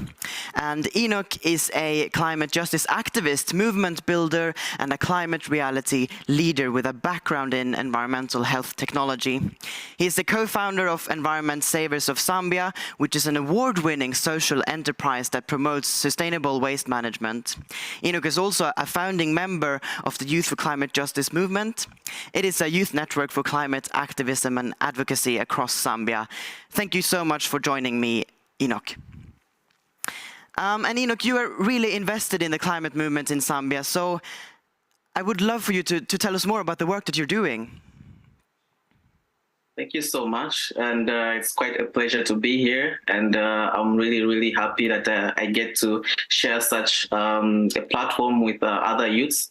And to begin, my climate movement started in 2019, and I never thought that I would actually be doing this type of work on a full-time basis. And really, climate change issues really started striking to me when I was in college in 2019, and got to learn more about such environmental challenges that the world is facing, such climate change issues that the world is facing, from natural disasters, heat waves, floods, droughts. And really at that time, I was just thinking to myself, what is causing this? What is causing all this? Why is the world ripping apart? And a lot of people in my community were thinking that whenever something bad happens, it's because the wrath of God is upon them, because they have been sinning too much. And that is why such issues are happening, such situations are happening. But through the guidance of my lecturer at my university, I was given a presentation on climate change, and that is where this passion started from, and that is why I started gaining profound knowledge about what is causing the climate crisis, what is causing all these natural disasters happening across the globe. And because of that, just noticing that problem, I believe it was an automatic call to take action. And therefore, I started researching more about it, finding out why things are the way they are, and got to learn about how we as humans are playing our part in destroying our planet. And I didn't just want to keep this information to myself. I thought, okay, I know this, but not everybody knows this. And it would be best if others actually come on board and join me in at least trying to look for solutions out there, trying to find ways we could play our part in addressing things. And so I started making a series of presentations at my university, at my school, to others, so that they could also have some information about the causes of climate change and the natural disasters that we are going through. And through that, unknowingly to me, I was building a movement of people that are enthusiastic about climate action. People started asking more, when are we going to have the next presentation? When are we going to ensure that we clean up our school? When are we going to speak to our leaders? When are we going on radio? And because of that enthusiasm from others, it actually motivated me to do this on a full-time basis, and also just to ensure that more young people are coming on board. And I love the results that we've been seeing right now. We've been noticing a lot of young people in my community in Zambia passionate about taking climate action. And this is because they are getting the information on why the climate change needs to be addressed. And so basically that is how my movement building advocacy started. And so far we're still expanding. We're across Zambia, and young people are taking action in various fields, be it in education, teaching short courses, be it in actually knocking on the doors of our leaders, trying to demand for them to be more responsible, be it or just sharing their advocacy messages on why climate change needs to be addressed as soon as possible. Thank you. Thank you so much. I think it's truly inspirational just listening to you and hearing about all the things that you're doing. And I was wondering for roughly how long you've been working with this. So it all started in 2019, and I was doing this as just being a responsible human. I was doing this because I thought, okay, if something is wrong and I noticed that something is wrong, there's definitely a way for me that I could help to make things better. And before that, honestly, I was blank in the conversations. I did not know why this and that happened. I did not know why we were going through extreme temperatures. Because I'll give you an example. In my community, or in Zambia general, every 24th of December, we used to celebrate our Independence Day. So it's a very joyous moment. Everybody's going out, singing songs. And a few years ago, on such a date, there would be rains. And my mom used to say to me that that was a sign that God is blessing us. And on every 24th of October, we would get soaked in the rains and just have fun. And that used to happen every year. But fast forward, I started noticing that it no longer was the case. It was no longer raining on such a day. And it would be, and the rains won't come eventually until like December, up in December, and only last for a short period of time, let's say to March, for example. And then that also spoke to me that, okay, a lot has happened in these few years because the situation is no longer the same. And ever since I came to that realization in 2019, I have been very keen on helping to see how best we can reduce the pace at which our climate is changing. And just to finish off, how can people in the world who are inspired by what you do take action of their own? I think the best way to start taking action is, first of all, getting the information. Get the information first. Know why climate change is a hot topic, why it's making headlines, why people are meeting in Dubai trying to negotiate and try to shape the future, a more sustainable future. And once you get the information, then you will know how best you could actually apply that information in your daily lives. And usually when people are thinking of taking climate action, most of them think of it from a grand perspective, like you have to reinvent new technologies, you have to come up with such a big initiative, you have to have like a lot of funding for you to actually take climate action. But really, climate action is in the simple, small steps. Steps such as just turning off your light bulb. Steps such as just reducing the amount of water that you are using whenever you're brushing your teeth. And that is how best you could start. Start small. Start within your circle. Start within your home. Reduce the amount of plastic footprint that you have as a household. Talk to your friends and peers about these issues. How about we plant a tree on our birthdays?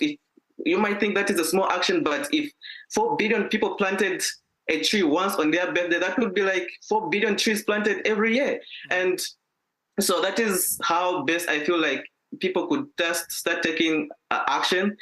They don't have to see it from a very, very grand perspective where they need this huge backing, they need this huge funding for them to be able to take action. And one of the benefits of that is that one way or another, even if you don't realize it, it's going to benefit your life. It's going to make you have a positive influence.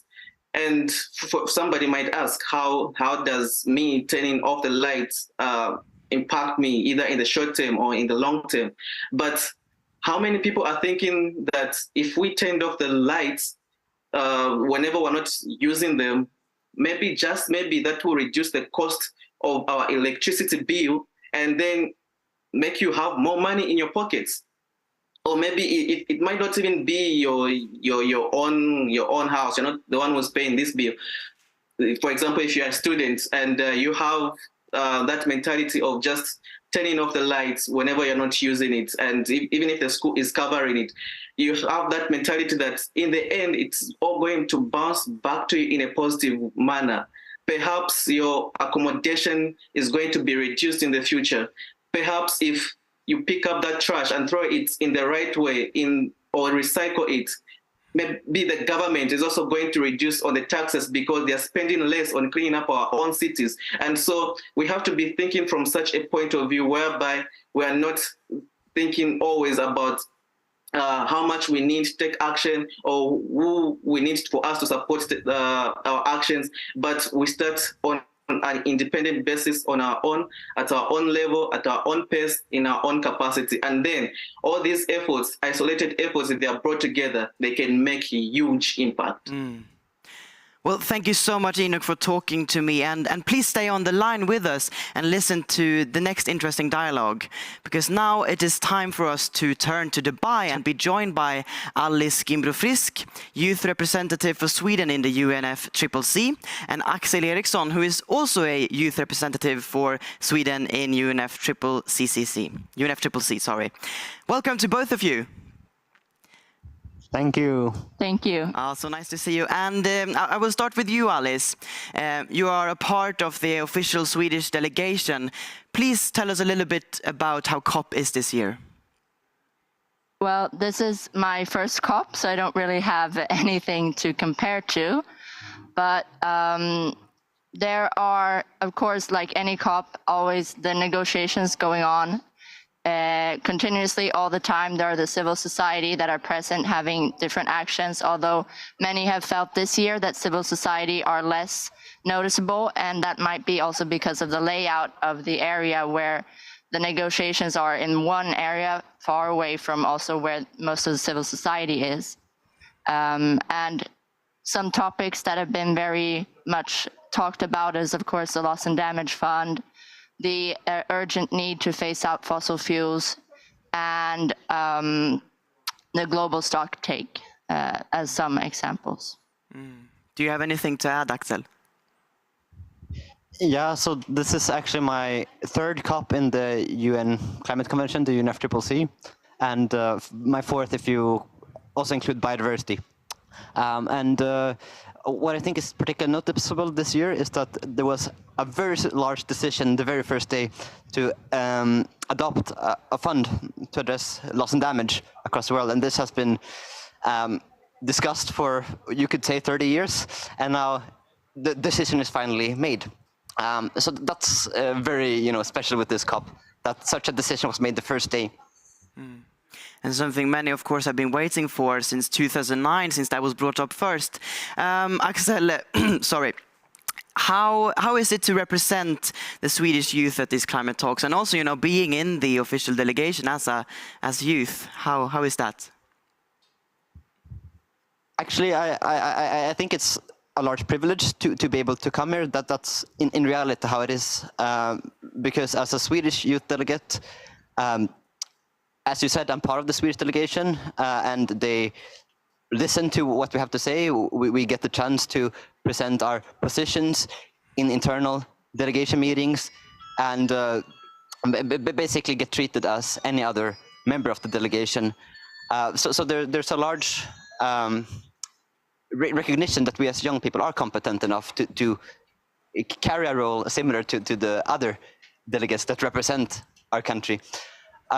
And what I wanted to say regarding the privilege of being in the delegation is that many countries don't have this, and in many cases it's not funded. In many cases they don't get to be part of the delegation throughout the year. So I want to recognize that one way I can use this role is to highlight that as long as it's only in the countries that have resources to do so, then it's not true youth representation, because we need young people from across the world represented here, especially from the most affected communities and countries, both within countries and also between countries. With that being said, I really enjoyed this role. And Alice, this is your first COP, as you said.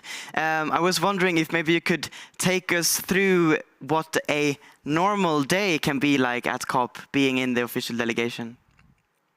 Well, a normal day at COP is not a normal day anywhere else than at COP.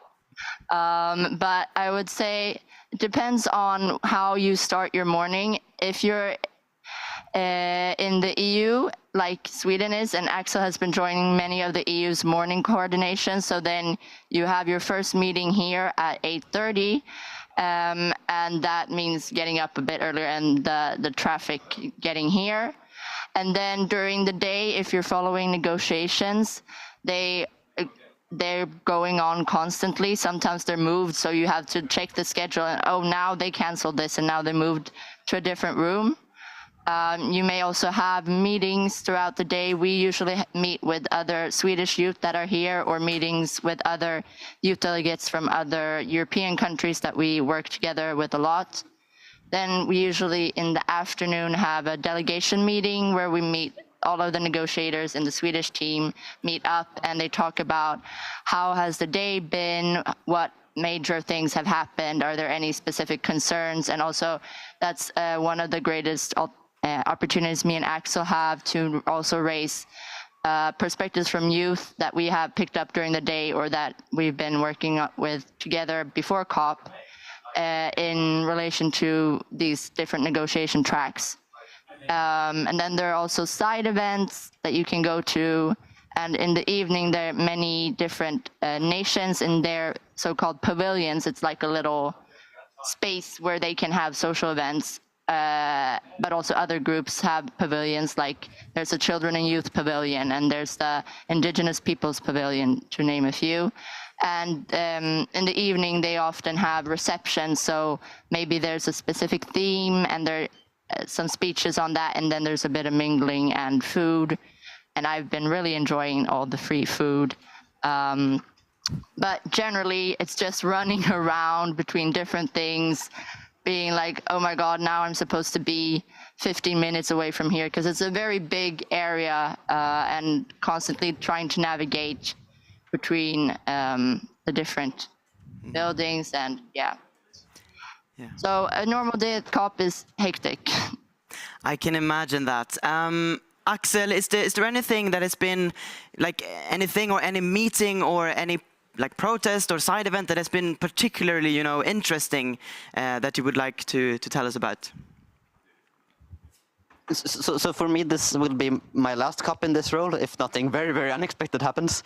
And something that I've been involved in since the beginning of this year, at least, is to get the EU to consider youth delegates in their national delegation. So there are more countries than Sweden that have similar roles as me and Alice do. And previously, these youth delegates haven't really been involved in the EU internal meetings. But this COP, we actually were invited. Many of us youth delegates, I don't know what percentage, but more than half of the youth delegates that are present from the EU were invited to an EU internal delegation or coordination meeting where the heads of delegation of the EU, that is the people who really speak on behalf of the EU in the negotiations, the very top negotiators in the EU, except the ministers, of course. And we were able to speak for about 20 to 30 minutes in one of the EU's coordination meetings, where it's very, very unusual that that much speaking time is given to us as youth delegates that aren't actively negotiating. So for me, that felt, it might seem very small, but for me, that felt like a large step forward if I compare it to how it was 1 year ago. So I hope that this suggests that some legacy from the time where me and my other youth delegates have been advocating for this will remain. So basically, that specific meeting was interesting, and it's something that I will keep in mind. Oh, it makes me very, very happy to hear that, of course, since I'm myself I'm a climate justice activist. So it is time for us to move on. Thank you both so much for taking the time and joining us here in the We Don't Have Time broadcast. And this also marks the end of my moderation for now. So without further ado, Katarina, welcome back.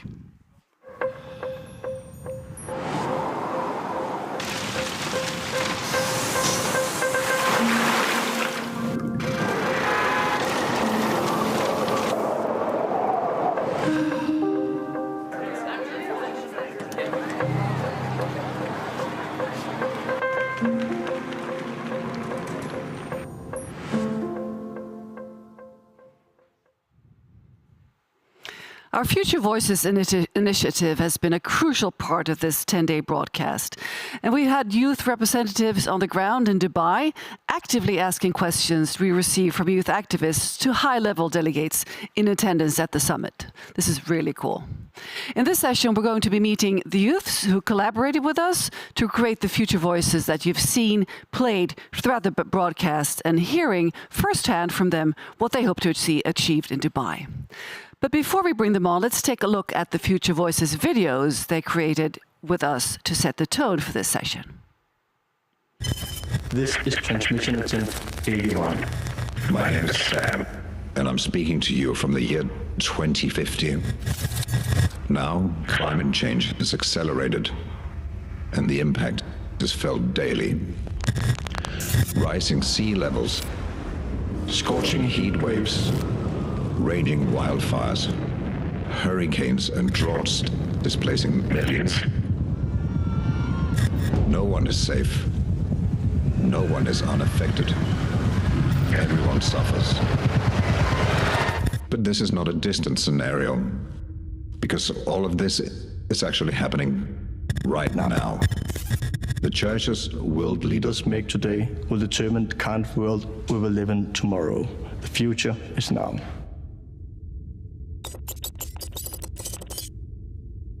Cut. Nice. Do you think they'll listen to this? My name is Sam. Yeah, I look like an old man.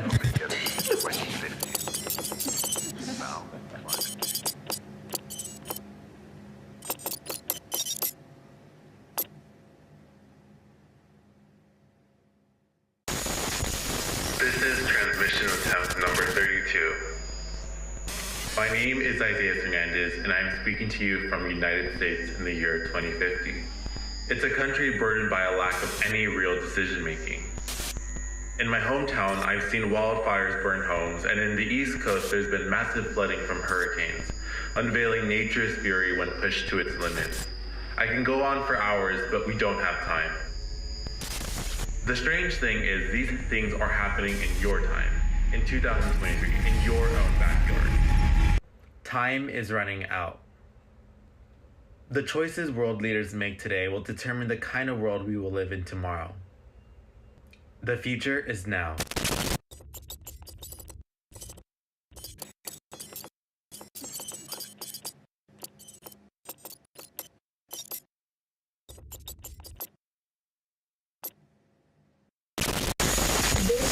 Transmission attempt 82. My name is Nika, and I'm speaking to you from the Philippines in the year 2050, a country burdened by the lack of any real decision making. Over the years, I've seen my country, my homeland, transform from a vibrant paradise to a battered land. In my province of Leyte, I've witnessed the devastating consequences of super typhoons, sea level rise, and the unrelenting soil erosion. Today, our coastal communities are grappling with the aftermath of the increased frequency and intensity of super typhoons. These storms wreak havoc, causing flash floods, destroying homes, and leaving our farmers and fisher folks struggling to make a living. From Tawi-Tawi to Batanes, we all have experienced nature's fury. I can go on for hours, but we don't have time. The strange thing is, all of these things are happening in your time, in your own time. Time is running out. The choices our world leaders make today will determine the kind of world we will live in tomorrow. The future is now.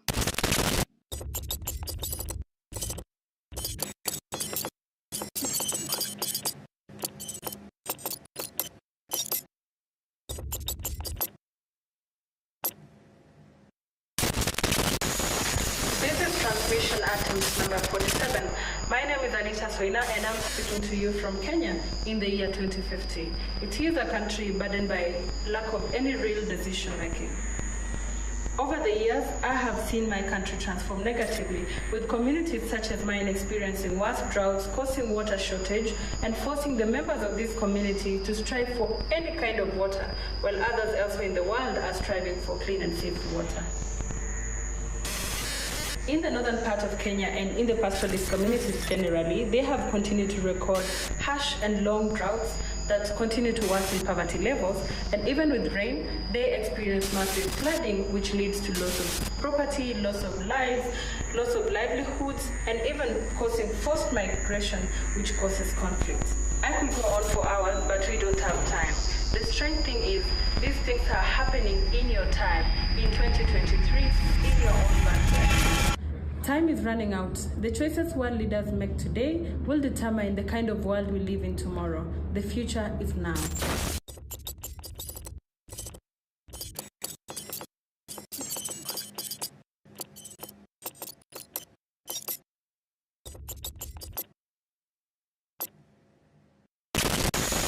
This is transmission attempt number 57. My name is Andreas Magnusson, and I'm speaking to you from what you all know as Sweden in the year 2050. It is a country burdened by the lack of any real decision making. Over the years, I've seen my country transform. In my hometown Mockfjärd, I've seen landslide after landslide hit, caused by the heavy raining. And yet I am not the one who suffers most. I come from a great place of privilege. I come from a part of the world that is not affected by nature's fury like other parts of the world are. I could go on for hours, but we don't have time. The strange thing is, these things are happening in your time, in your own time.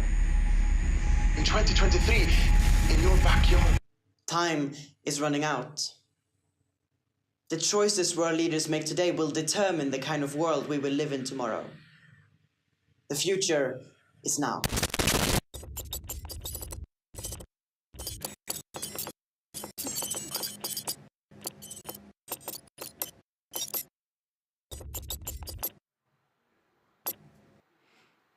Fantastic. Now let's meet the youths behind those future voices of 2050. So let's go back to my co-host Nick in Dubai. Yeah, thanks, Katerina. Let me introduce our guests here. They're Jeffrey Umboya, who's a project coordinator of Leaving a Legacy from Kenya. Augustine Osanya, chairperson, Global Youth Coalition and Reforesting for Peace. Where are you from? I'm from Ecuador, Latin America. Great, okay. Then we got Anita Sonia, who's Kenyan environmentalist, climate justice activist, and she also stood as a Green MP, actually, in Kenya in the last elections. And then we've got Nika Hernandez, a member of Youngo. By the way, Anita's from Kenya, and you're a member of Youngo, and where are you from? I'm from the Philippines. Philippines. There's a lot of people from the Philippines here today, yeah. And in our studio in Stockholm, we've got Andreas Magnusson, who requires no introduction. He's been on a lot of these shows coming from Stockholm, and he's from Sweden. Okay, so we're going to have some general opening questions here. You've all been watching the COP very closely, I'm sure, and it's been going on for 8 days. Can each of you give us a quick summary of how you feel this summit? I suppose it is a summit because we had heads of state here, but now it's now just moved to a conference because I think they've gone. And how is it going in your eyes? Who would like to start with that? I can go. Okay. So, well, how we are feeling as youngsters, there's always this mixtures of feeling. In somehow we are feeling great that we are here at COP28. We are working all year for this moment so we can pitch our projects, we can pitch our ideas, we can follow the negotiations. But in the other side, we are also feeling a lot of anger and also sadness, because sometimes we believe that the global leaders are taking too long for making the decisions that need to be taken, and they are considering the capital instead of considering human rights. They are considering more the private sector instead of public, the people, and that makes us believe or ask ourselves, like, are we losing our time? You know, I'm not gonna be young forever. And I see like the girl over there, like she's maybe 12 years old, and I'm worried about their future too. Mm-hmm. That's Anita's sister, isn't it? Yeah, okay. Any other thoughts from anybody else here about what's this COP, how you feel about it? Well, for me, I feel like we have so many young people at this COP as compared to the previous COPs that I've attended. And so as much as, of course, attendance is not just, we don't just stop at attending COP. I feel like this is really good to see that many young people are coming to such spaces. One, because for us, action does not really happen at COP. Action is what we do at home, what we do with the grassroots communities. But then also we need some kind of support to be able to scale up our innovations. And I think being in spaces like this enable us to meet like-minded individuals by attending side events that you're interested in and meeting people who could be interested in your project. So that is one. Second is that the commitments made on the first day on loss and damage was a good sign. And of course, we all want tangible actions outside commitments, but I think we, with commitments then come the action. So I think for me that was also something positive that stood out this COP. Yeah, I guess for me, I also would like to echo what Anita has said. I really agree with that. This year, we've seen a lot of more young youth participations in the climate space in general. And at COP, we've seen, the institutionalization of youth programs. We have YCC. We also have Youth and Youth Pavilion again this year, where young people could come in, and it has been a great platform, great avenue for young people to network and engage more. And yes, and also agree with the loss and damage. As someone from the Global South, this is really important for me, and I hope to see more progress with the agenda. Jeffrey? Yeah, well, for me, I've seen a lot of synergy since the first day I got here. There's been a lot of action-packed activities in different pavilions whereby I've seen young people leading sessions and really talking about their lived experiences and bringing that on board to climate discussions, which for me is quite a momentous and important a process for young people, because for far too long, young people have been left on the sideline. But now seeing young people coming to this COP and actually sharing the experiences, the solutions, and really calling for our leaders to draft policies with them, it's quite significant. Yeah. You're all young leaders in your own right in different countries, but I mean, in some ways, you're getting to the point where many of you have been through the youth movements. You're no longer teenagers or whatever. You're in your 20s, I think most of you here, right? Do you have a dream where you want to go from this? I mean, because you of all people, you've all learned a lot about the politics, you've learned about the solutions, you've learned about the blockers, you've learned about the forces of darkness, as somebody might say, who try and stop progress. You've seen inspiring leaders come and go, probably, yeah, some come and go, and then other inspiring ones come back, and some less inspiring ones come back, yeah? I mean, there must be a point at which you're saying to yourself, okay, what is my next step after this youth engagement? Where do I go with my life and my work? How do I insert my influence even more into my country or my region, into my communities, into my governments, into, if you want to go in the private sector, how do I change companies? Tell me about what are you thinking about as you go forward? Yeah, well, actually, I'm almost 30. I'm 29 years old. I think I'm the older here. So I was asking myself this. I was always asking me this question: what's going next? Last year, after COP27, I quit my job. I used to work for a U.S. company, but I was asking myself, what's the purpose that I'm having all this good, privileged life, and the planet is just going to end somehow. Yeah. So I quit my job. I dedicate myself 100% to the Global Youth Coalition, and during this year we trained 4,500 people from 177 countries. And but again, like I was talking with him like in earlier, what's the purpose if I'm giving you capacities but you don't have then the access to come to COP? And now the next program that we will do is capacity building in storytelling and filmmaking. And again, I'm asking the same question. If I give you the capacities, but I cannot provide you the tools, what can we do? So I hope that the next step that I'm reaching is that the Global Youth Coalition will be a platform for other NGOs, smaller NGOs, to just reach these high-level founders, high-level decision takers, so we can enhance the decisions that we need to do and collaborate into a collective way of living. And Professor Salem Haq, who passed away, he was one of our mentors during the Global Youth Coalition together with Oxford Net Zero training. And he was mentioning that the climate change literally oversees your nationalities. So we, all of us, our generation must start thinking in a collective manner and acting also like that. Well, for me, there's always been like a craving for me to really do more, to contribute more in the climate space, in the climate movement. And I feel like in what I'm doing now, I'm not really contributing more. And as Anita said earlier, that we really, it is in the grassroots where we see the real contribution, the real, the tangible, change or like solutions.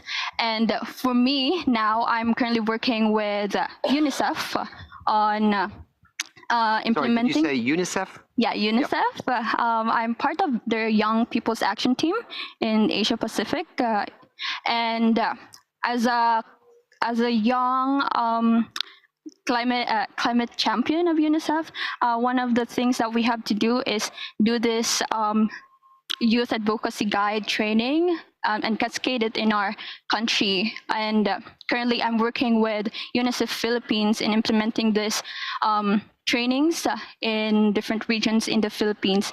And our focus here is to really equip young people on how they could, implement their own advocacies, their own projects, local projects in their communities. So that's the next step now. I wanted to share my knowledge, my skills that I've learned throughout the years as a climate advocate. I have to say, when it comes to people doing the acronyms of UN agencies, I normally jump in and explain, but with UNICEF, you don't need to say anything but UNICEF, right? Everybody knows UNICEF, right? It's like Coca-Cola, but in slightly doing better work, if I can put it that way. Just talking about well-known brands, but some brands do good stuff and some brands do less good stuff. UNICEF does really good stuff, I'm sure. Maybe Coca-Cola is doing a few good things too. Jeffrey, where do you want to take your career from this? Yeah, I mean, for me, there has to be a turning point. There has to be where the lever has to go either up or down. And for me, that means I feel like I've reached a point whereby I've worked very closely with the communities, and I hear daily stories. I participate in lots of community activities. So I feel I now have that responsibility to get into politics because it's something I've aspired to in a few years to come now. And that also has been inspired by progress made by my friend and colleague here, Anita. And so I feel like getting into those positions, it enables us to challenge the status quo, to also challenge what the experienced and mature politicians have failed to do. I mean, they don't really seem to understand what kind of crisis we are getting into. And so it's important that young people also explore politics as an avenue to address climate crisis, and to also get into other creative places to amplify their work. So if not politics, someone can be involved in a company that has sustainability practices. So it's not about also, it's not limited to politics alone. It could be also choosing what company to work for. So I think it's important that young people also explore more other avenues where they can make better changes. Influencing the political system, sharing your experience, but also using that experience to influence the politics of one's country. You want to think about being a councillor, don't you, in your community, in your town, in Kenya? Absolutely. I would like to be a councillor in my community because I feel we haven't had a very active and proactive leader. There has been a lot of how can I put this? There's been a lot of less work done by previous councillors, so I feel it's a great starting point for me to really get myself into the county assembly processes and help establish environmental policies and other effective ways to address community issues. Anita, let me ask you, I mean, you were a bit of a pioneer, you might say, when you stood in the last elections in Kenya as a Green Member of Parliament candidate. Was that a good experience or a bad experience? What was it like?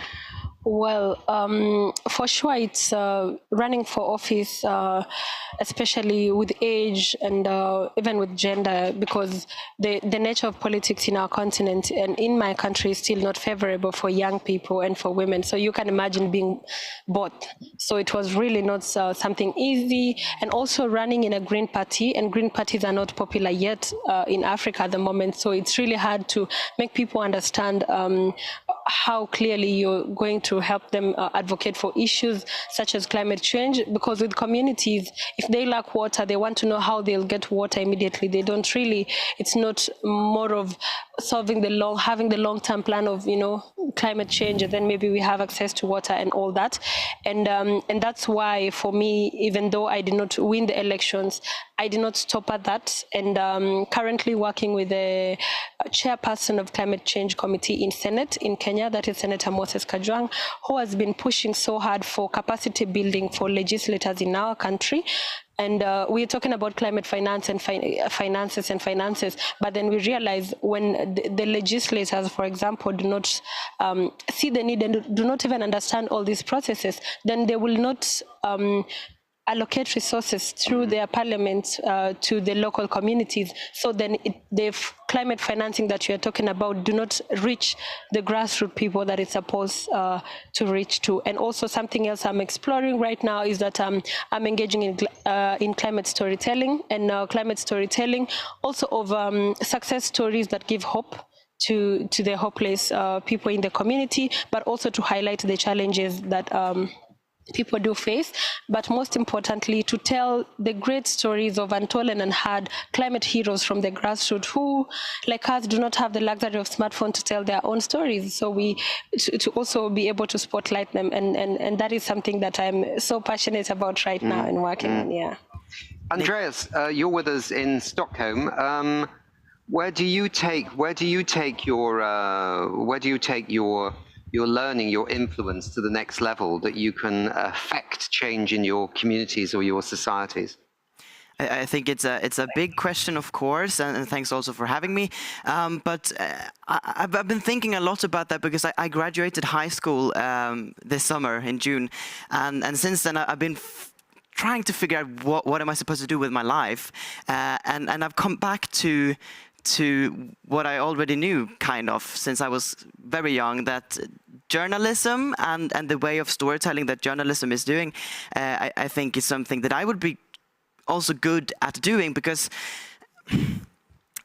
what next step is there for me to take if I don't know what my skill is, as well? Because I'm not good with policy. I'm not good with understanding numbers. I'm not good with understanding statistics. I can, of course, grasp it and understand it to the extent that I know that okay, we need to do something because the world is, going to shit. But what am I good at doing apart from that? Okay, I can speak, I can talk. That's what I'm doing always. I'm never quiet. I sing. I do all of that. So I've been working on lots of different cultural initiatives, trying to do storytelling, trying to do concerts, and with that communicate about the climate in a good way. So I'm not sure I'm answering your question properly, but. I think that's something that is crucial, you know, also understanding someone here is going into politics, someone has been running in politics. I've been in politics as well a couple of years ago. In Sweden, that was really hard because the parties were difficult to handle when it comes to climate. So I think, you know, as youth moving forward, when we grow up as well. So understanding what our skills is, understanding what we're doing that is great. I think we should emphasize that, take that, and, you know, develop it even more. Yeah. Very flumpsy answer. Okay, you're welcome. I think you did answer that question, Andreas, which means that you are on a journey right now where you're searching for what is your superpower influence on this and exploring various avenues to maybe resolve that question. So good points. There's been a lot of concern that this COP, and there was concern at the last COP. And I have to say that I covered the first COP myself as a journalist in Berlin in 1995, and I've been to many COPs. Yeah, shows how old I am rather than anything very interesting. But there's always been moments where the fossil fuel industry has been in full force, and in the sort of the late 90s and then the early 2000s, they were there trying to block anything, and then they kind of disappeared and went away. Now they seem to have their tails up right now because they're making big profits, so they're back again in force. Do you come across any of these fossil fuel lobbyists? Have you seen any at the COP, and what have you said to them if you've had a chance? Well, actually, this is kind of scary. I was just in the in the elevator of the hotel I was staying, and I found a guy, and we were sharing, now what are we doing? And then I'm like, he tells me, I'm actually a climate terrorist, or is how my friends call me, and he was so happy of sharing that with me, and I'm like, and they are trying to make us feel anger somehow. But I just told him, like, it's not even about you, it's about your granddaughters, your grandchild, and all these people believes that the revenues that they are making that you mentioned will be enough for them to survive what's coming. But I'm quite sure data shows the opposite, and therefore we need everyone to be involved in the transition, energy transition, and in policy making, in fundings, and it's not that we are. People tend to believe like we are young, the older generations, or oil and green energy. At the end, we are one huge community that are sharing one planet, and that's a fact. So we must collaborate somehow, find the points where we can do synergies, because we will always have different opinions on the stuff, but we will somehow learn how to work together in the things that we like. I don't know. Well, I mean, the fact is that you know, a country like China is now 50% renewable energy, and they think they peaked the emissions. There's a lot of other places where you know, the amount of fossil fuels being used is going down.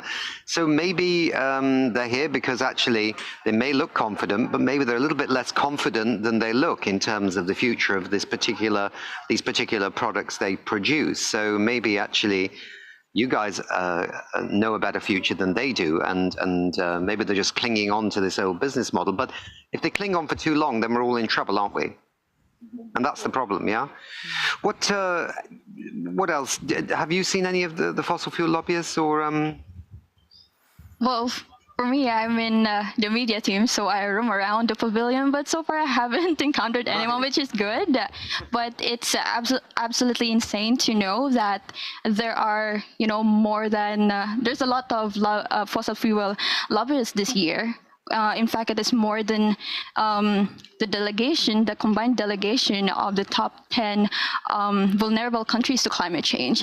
And this shows us that the system is broken, and we really need to, there should be a system change, because we cannot solve climate crisis with the very own people that has created it, right? Yeah. So maybe they were always here in large numbers, but we didn't know because they had badges that said the fluffy, nice organization or the cutie people or something like that. But there was a decision, wasn't there, within the UNFCCC that people have to be badged and say exactly where they're from. So maybe this is why this is being revealed a little bit more, which is probably a good thing. This Future Voices campaign that you've all been a part of, why were you attracted to it? What do you think it did? I mean, there's many campaigns go on around the world on all kinds of stuff. Did it have a special energy attached to it or a special feel to it? Or what did you think about it? I think the idea of having very individual messages was such an interesting thing for me, because every region, every place has its own unique problems. And so as for me taking part in the campaign, it reflected the idea of collaborating as young people to send out message to our leaders and for them to actually listen to that, because I think it's important for them to understand that the decisions they're making today, they will affect our future. And maybe they won't be there. So it is us who will live those days, I'm awful, that they need to listen to. And so it was quite interesting, and also just to see my older version. Yeah. And seeing and just trying to imagine what my future planet would look like. It was intergenerational, wasn't it? I mean, it kind of actually spoke to this term intergenerational in a kind of slightly practical way, I thought. I don't know. It's kind of like, how do you express intergenerationality, if that is such a word? And this was simply, it spoke to me in a simple way, that the intergenerational connection. Sorry, I'm jumping in. It's not my show. I'm just the moderator. So you sure? Well, for me, I think it really, it was scary participating at the same time, because then it hit me that, well, in the next 50 years, we could still be speaking about the same issues over and over again. But I'm also glad that the campaign spoke to so many people differently as compared to just how we normally speak to issues. But then I'm also hoping that it's really going to invite more young people to the space, because for sure, for me, I'd love to see everybody in this space, because the fight is against climate change, and so we need everyone on board.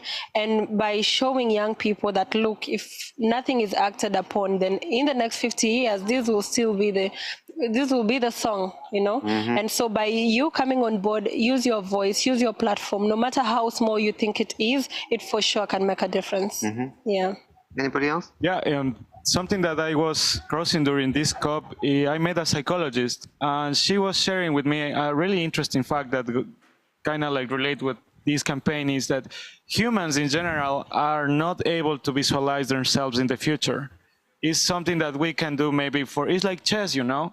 You're playing chess, you can imagine 1, 2, 3 steps, geniuses go with 30 or something like that, but imagining yourself 50 years ahead, it's something that we are not, by science says that we cannot all do, and therefore there's people that is thinking on that in a stronger position. And when I was doing this video I was sharing earlier, I was in the mountains of Turkey. I was living in a tent before I came here to Dubai, and seeing the river going and flowing, but then you randomly, I have traveled this year around the Middle East. Wherever I'm going, I'm finding garbage.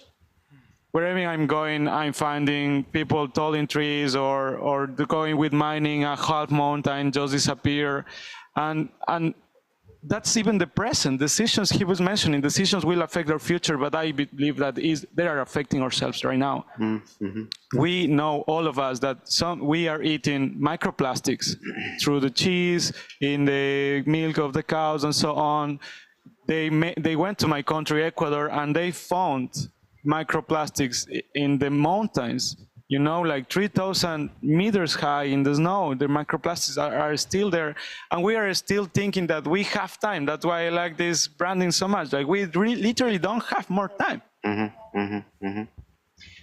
Yeah, well, for me as a comms person again, I'm really impressed in how this campaign went. It is very creative, very innovative, and I like how the use of AI in storytelling really played a great part in the campaign, and because it really enables us to better portray what will happen in the future, and therefore it was able to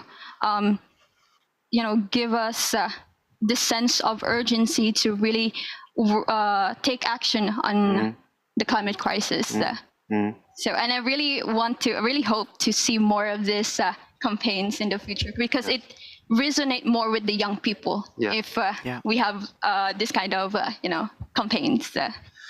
Andreas, just briefly from Stockholm, do you concur with some of the things that you've been hearing here? But I also was quite taken by the fact that actually we need to get more young people active, because actually if you get a critical number of young people in a country who are above the voting age, right, then they can change the politics.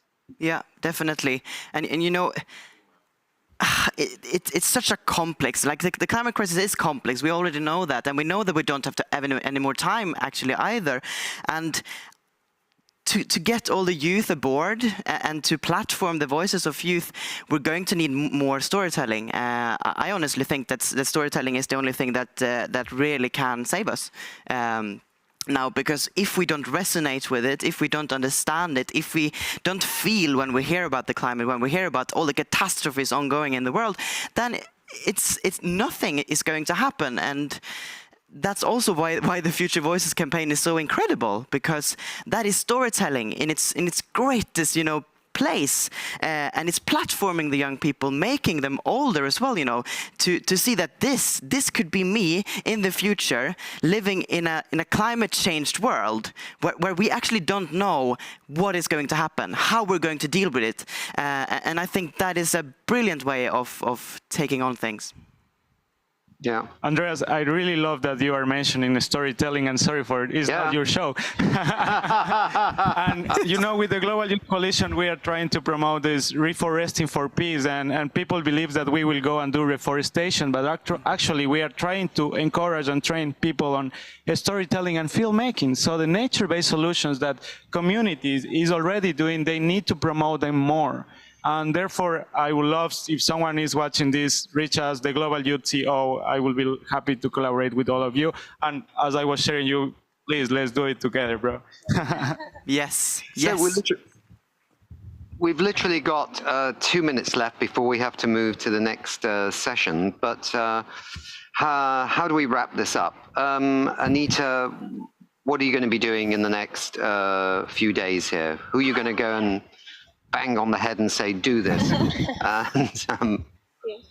So this last week, I am part of the team that is the African Youth Caravan to COP28, where we collected stories from different youths, stories of their innovations. And this is because we believe that our stories are our strengths. It's the only way that we can showcase our innovations. And so we will be having our side events and mixers where we connect young innovators to investors. And so that their work can be supported back at home. And also when we go back at home, my foundation is going to be working on behavior change, so capacity building communities with a key focus on behavior change on different social issues. And thank you. What about a campaign when you go back and you find out who the children are of all the politicians in your country, and you get to know them as friends and get them to say, tell your mum, tell your dad in the government that what they're doing is not enough, right? Wouldn't this be fun if we got all the, every time there's a change in government, we find out who the youth are connected with the parents who are in power, and just say to them, right, Let's get on board with these people. For Kenya, for example, I'm so happy because the first daughter, who is the daughter of the president, is a very good friend of mine. She is also around at the COP, and she's been using her space to champion for climate action and smart agriculture, which I think it's also what our president is doing. For the first time, we have a president who speaks about climate every other time and has encouraged behavior change among the communities. Like recently, we had a national tree planting day, and everybody went out to plant trees and all that. So I really like the idea of reaching out to children. So if she can do it, I believe all the other children of political leaders can also champion for the same. Okay, you know, I have to wrap it up here. We're exactly right on the button for going back to Stockholm. So thank you so much for all your work and that you are here at the COP representing the important voices of youth. Now we'd like you to stay with us as we are joined by a special guest, Boaz Paldi, Chief Creative Officer at UNDP, on the magic of Zoom. And with that, I will hand over to Andreas Magnusson in Stockholm, your hub leader and moderator for our Youth Hub, to ask a few questions on behalf of youth to Boaz. Well, thank you so much, Nick. And actually, we have a little bit of a rocade here in Stockholm. So before I turn to you, Boaz, I am actually joined here by Ingmar Rensog, CEO of We Don't Have Time. And I have a question for you. Why on earth did you think it was a good idea, a brilliant idea, to start Future Voices, this storytelling campaign with lots of young people? It was actually not our idea. So someone came to us and wanted to do it, and we loved the idea. And it fits so perfectly in with everything we do here. And it's so strong to see those messages from the future, and not just in Africa, but every country. You can relate to it. And I didn't expect it to affect myself when I saw it.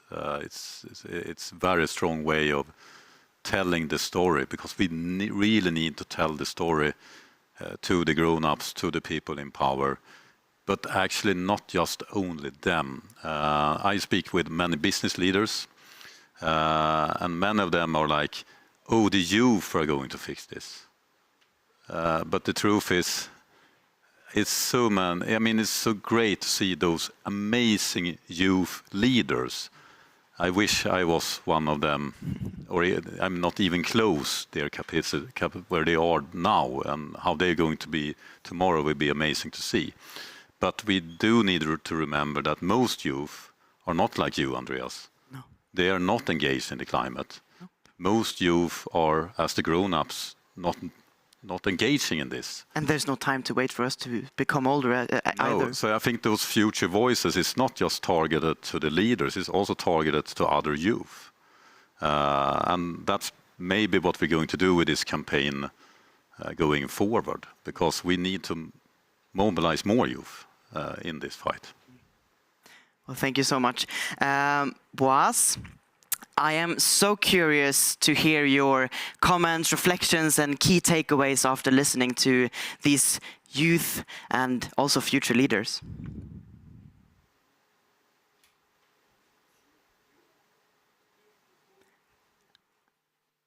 And I am not hearing you quite yet. Are you muted, or do we have technical difficulties? I am not muted. Now I can also hear you. Go ahead. I think that it is absolutely vital that youth are involved in every climate discussion as we move forward. I want to see more and more of it. I'm so glad to see in the COP more youth participation. I think it was Anita and Nika that said that they actually see that in COP28, that there is an enormous amount of youth participation that's growing, and I myself experienced that in youth there was more youth in COP27 last year. And so I think it's absolutely vital. I applaud the work that they do.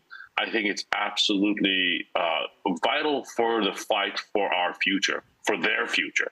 And that's kind of really the most important part of this. We all have to realize that this is generational, that it's not I that's going to be affected necessarily. I think I probably won't be affected by this. But I believe very strongly that the youth of today are going to be suffering enormous amount of hardships because of decisions that are taken today if we don't take the right decisions.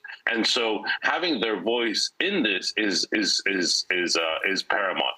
I also believe that there are solutions. I think that we still have a future that we can create together that will be a better future, that will allow for these youth to have lives that are perhaps as good as ours, or perhaps even better, and all the technology, all the know-how, all the willpower is there. Now we need those other elements to come in, and all of those elements are being promoted by these youth groups. So for me, it's really a very optimistic discussion. Although of course we know how difficult the road is ahead, but with leaders like we saw here, I believe that we can do this. I think we can change the future for these young generations, for your generation, Andreas, for all future generations. And how, in your opinion, can we, get to the core of including the voices of youth and make them heard in the meetings like this? We have to be conscious about it. We have to consciously think that that's what we want to do, and consciously do that. We have to continuously engage with youth. UNDP itself is constantly engaging with youth leaders. We are doing it all the time. The intergenerational aspect of everything that we think of is extremely important, and I believe that all organizations should be thinking in that way. So there has to be intentionality here. There has to be the intention to do this, but honestly, it's happening by itself. It's the youth are getting more and more involved. The youth are more active. We see this all the time. There's a lot of anger. There's a lot of frustration, but there's a lot of incredible work being done at the same time. So I think we just need to continue being very intentional about supporting the youth and bringing them into the discussions. My organization is doing it actively. I know that other organizations are doing this actively, but we have to be continuously thinking about it. Yeah, definitely. I agree. And I'd say it's kind of a failure that, these crucial spaces haven't and still aren't, including youth in the processes at the best of their ability. So I was wondering a little bit of what your thoughts on this is, and maybe also, some kind of analysis. What is and has been so difficult in the past? I think, in the past, the youth were just not invited to the table. I think that's a failure that we've had, and I don't think that that's a good thing. I think we should have been thinking about this a long time ago. But the fact is that now I think there's a turning point. There's a turning point in two ways. First of all, there is intentionality of including youth in every single discussion around the climate emergency, and secondly, the youth are doing it themselves. So when you look at big events, summits like the COP28 in Dubai, you see the incredible increase of various groups that are present there. You see the increase of NGOs, you see the increase of civil society, you see the increase of private sector, and you see the very, very, very large increase in youth. So they're appearing in those spaces even if they're uninvited, and because they're doing that, they become more and more invited. And so I think there's two aspects of it. First of all, there's almost a parallel process that's going on. You've got the intergovernmental process of COP that's going on. We all know the issues there, both for negative and for positive, and then there's this other parallel path of all of these youth leaders, of all of these private sector, NGOs, civil society, all working together to try and solve the solution. I think We Don't Have Time is a part of that, and I believe strongly that that's where the solutions really lie. So although we have to still rely on the intergovernmental process, we are extremely I am extremely excited to see that there is this other path that's being forged by youth, by other groups to try and create the future that we need. So, was apart from these videos, the Future Voices videos that we watched in the beginning of this session, we have also had a pledge for youth to sign during COP. And this pledge demands that world leaders set an end date to and start phasing out fossil fuels. And we've gathered many hundred of signatures in this pledge. And via the magic of Zoom, as Nick Nuttall always says, we want to hand this pledge over to you to bring to world leaders, and I hope it really signals the importance and the loud cry from youth, because we need to end fossil fuels now. I couldn't agree more. We need to end fossil fuels now. I hear that cry very loudly and clearly. I believe that that's what we all want to do, and I'm very, very happy to be participating. And I promise you, I'll try my best. Thank you so much. And with that, I want to thank you, Boaz, and I want to thank you, Ingmar. And we'll hand it back to you, Katarina.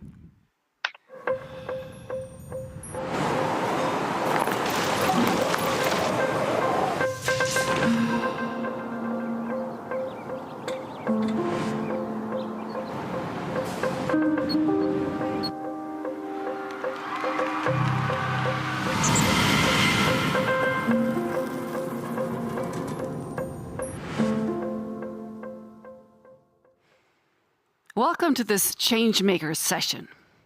All solutions and innovations needed for halving emissions by 2030 already exist, right? But they need to scale fast and replace old ways of doing things. And we don't have time. We define a changemaker as an organization that has developed and is producing a working solution to a large problem that needs to be decarbonized. And this solution has the potential to scale fast and thereby make a large contribution to reducing emissions.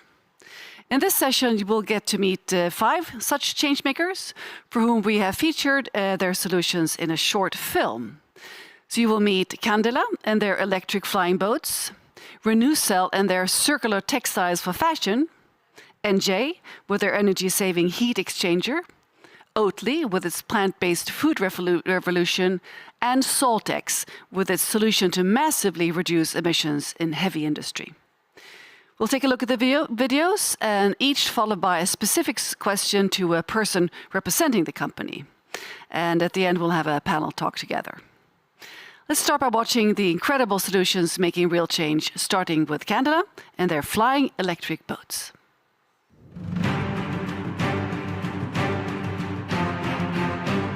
En våg är ju så här, det är en geometrisk grej att åka över den och sådär. Men det är också den här cirkulationen av vattenpartiklarna som då påverkar vingarna. Så att det trycker ju båten upp och ner. Det vill ju då släcka ut på bästa möjliga sätt. Så man passagerare inte känner av det. Så det gör att man kan köra i rätt grov sjö och den bara dundrar på liksom. Vilket är magiskt.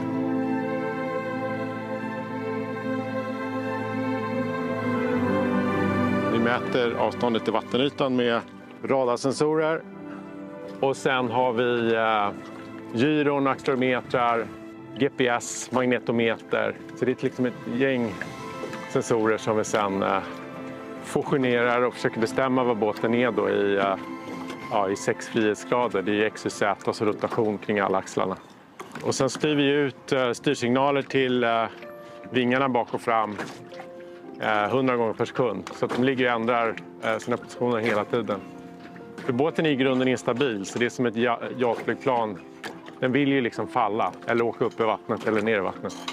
Så det behöver ju ständig kontroll för att få ordning på det. Det har ju inte så långa ben på den, så att säga, så det måste ligga i ett ganska tajt spann hela tiden. Det är både intellektuellt och liksom tekniskt utmanande att få till det där.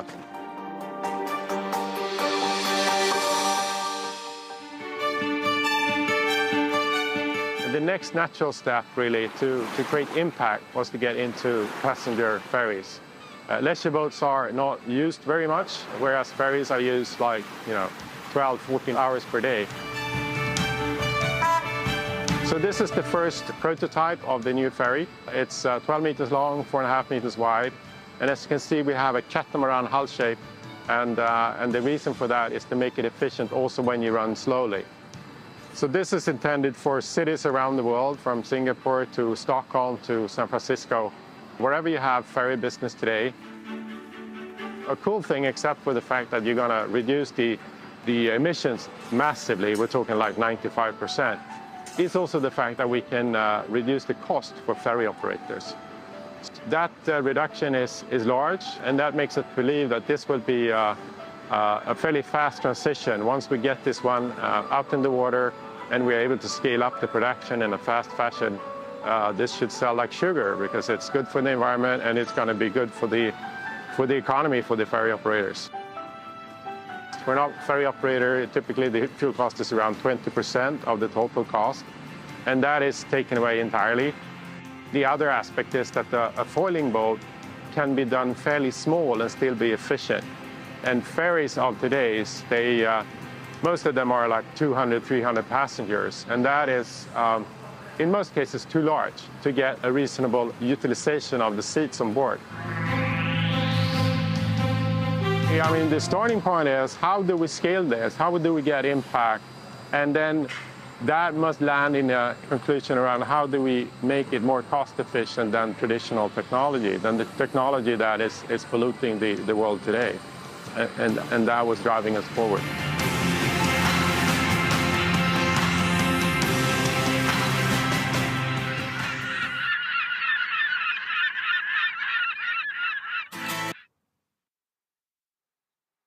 Truly great to watch this video. Gustav Hasselskog, you are CEO and innovator of the Candela boats. So tell us, in your point of view, why is this a change-making solution, and also what on earth made you come up with this solution? Yeah, good to be here. I think if we look on transportation in general, there are already pretty good solutions for land-based transport. You can make them electric, and there are other technologies to be used.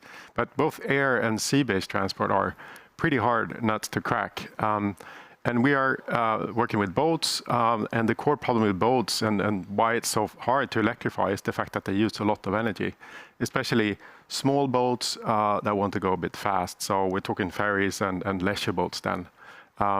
So they need a lot of energy to get through water, and then batteries don't contain very much energy. So that is the key challenge that we go after. And then we use a very old technology. It's from 1890, actually. Really? The hydrofoils, yeah, the wings underneath the water. And then we add massive amounts of sensors and computer power to that.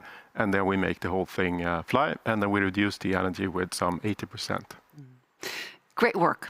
Well, you'll be back for the panel, but thank you so far for this, Gustav. And we're going to turn to watch a video of RenewCell and to learn about their circular textiles.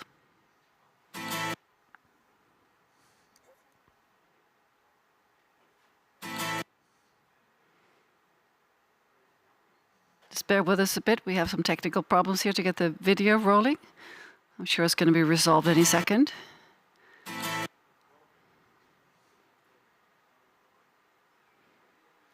And RenewCell's Circular Business Director is waiting here to join us. So maybe you would like to take a seat so far, and we can chit-chat a bit before we get the video rolling here. Jenny Fredriksdotter, welcome to the studio. You're, as I mentioned, Circular Business Director at RenewCell. Yes, that's correct. Let's see if we can get the video to play.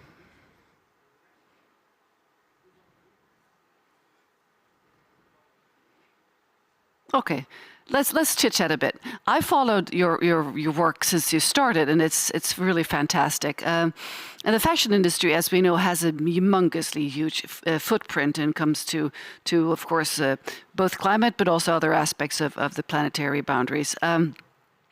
So what you do at RenewCell is offering circular textiles. So what would you say is the potential of circular textiles, and what is really needed for the textile industry to become completely circular? Yes, there is huge potential for the recycling inside of the textile industry.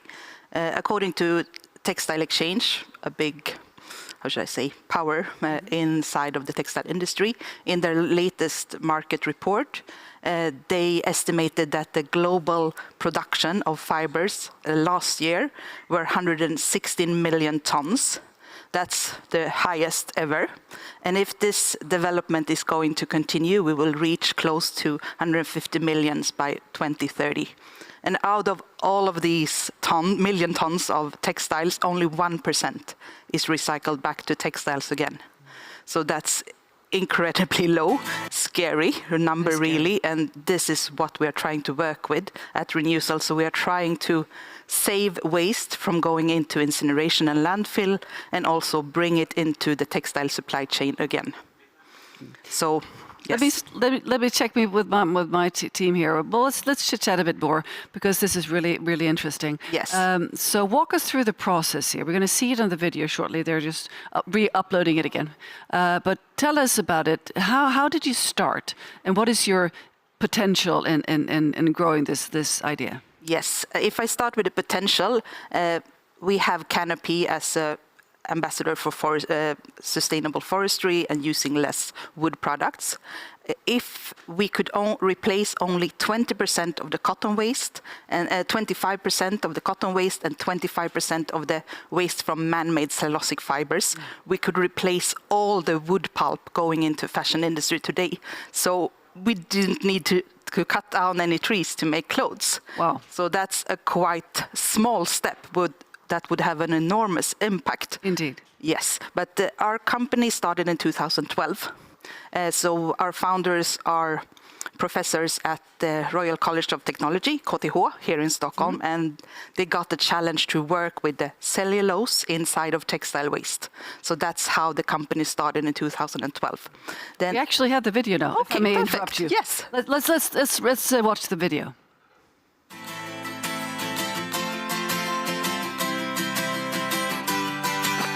An estimated 100 billion new clothes are produced globally every year. The absolute majority end up in a landfill or are burned. How can we go from linear to circular resource flows? Apart from reusing the clothes already produced, turning used textiles into new fibers is a scalable solution with the additional benefit of replacing new production of cotton, as we have impacts around use of water, chemical, and energy. So it's not just about circularity and what we need to do to reduce the amount of textiles that go to landfill. So we're taking 100% textiles that we're using in order to make our pulp. We use cellulosic rich, so cotton rich textiles, which we then shred into smaller pieces and actually make them into a pulp. And this is what we sell. This is circulose. From here, we then take this and we sell it to fiber producers who use it on their existing machinery. So we're able to take your old textiles and make it into a pulp that is then converted into fiber. And then this fiber will make new garments and new fabrics. This is used by many brands globally. Some that we're working with are H&M, Inditex, PVH, Levi's, Bestseller. Good timing on that. And it's used in garments ranging from denim. Levi's has used circulose in the 501 gene, but also it's used in products, knits and wovens. And here's my colleague, Ganella. And what are you wearing today? I'm wearing a t-shirt made of circulose from COS. Yes, this is a beautiful t-shirt where it's using 70% organic cotton and 30% viscose made with circulose. We're planning to scale this using circulose. We have our facility in Sundsvall, Sweden, which has a capacity to make 60,000 tons of pulp, and we're scaling that up to 120,000 tons. And we work very closely with retailers and brands who need a solution for recycling in order to meet their goals. We also see that policy changes are coming into effect, and those policy also include regulation around circularity and an extended producer responsibility. But for me personally, I realize how important it is that we have a healthy planet for future generations. in short, to close the loops, we need to produce and consume less clothes by making them last longer, use them longer, and expand second-hand options before recycling them into new fibers.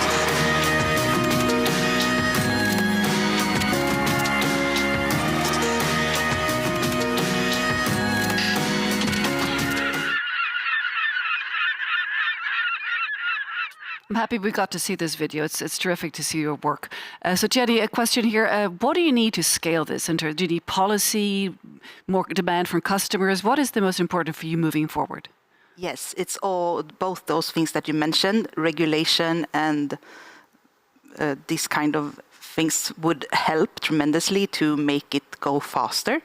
We need brands and also consumers to engage and choose these alternatives coming from recycled textiles, both in the supply chain and in the end consumption in the shops.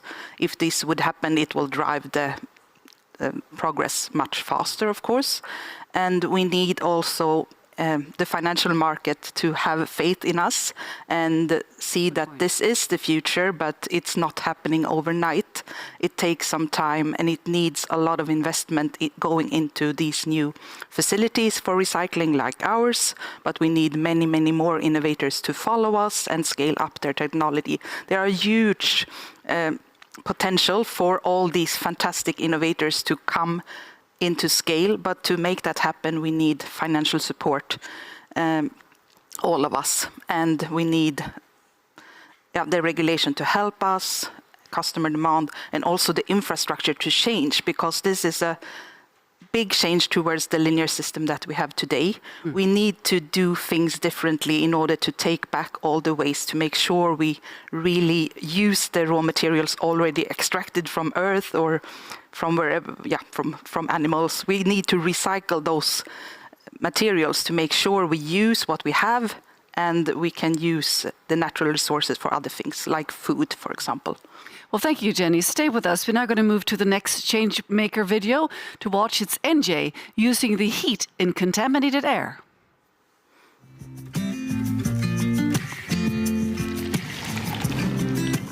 Det här är ju briljant. What kind of software? There's an increasing demand of energy production in the world today. And 3/4 of all that energy is being wasted out into the atmosphere. Experts say that that energy could heat up all of Europe alone.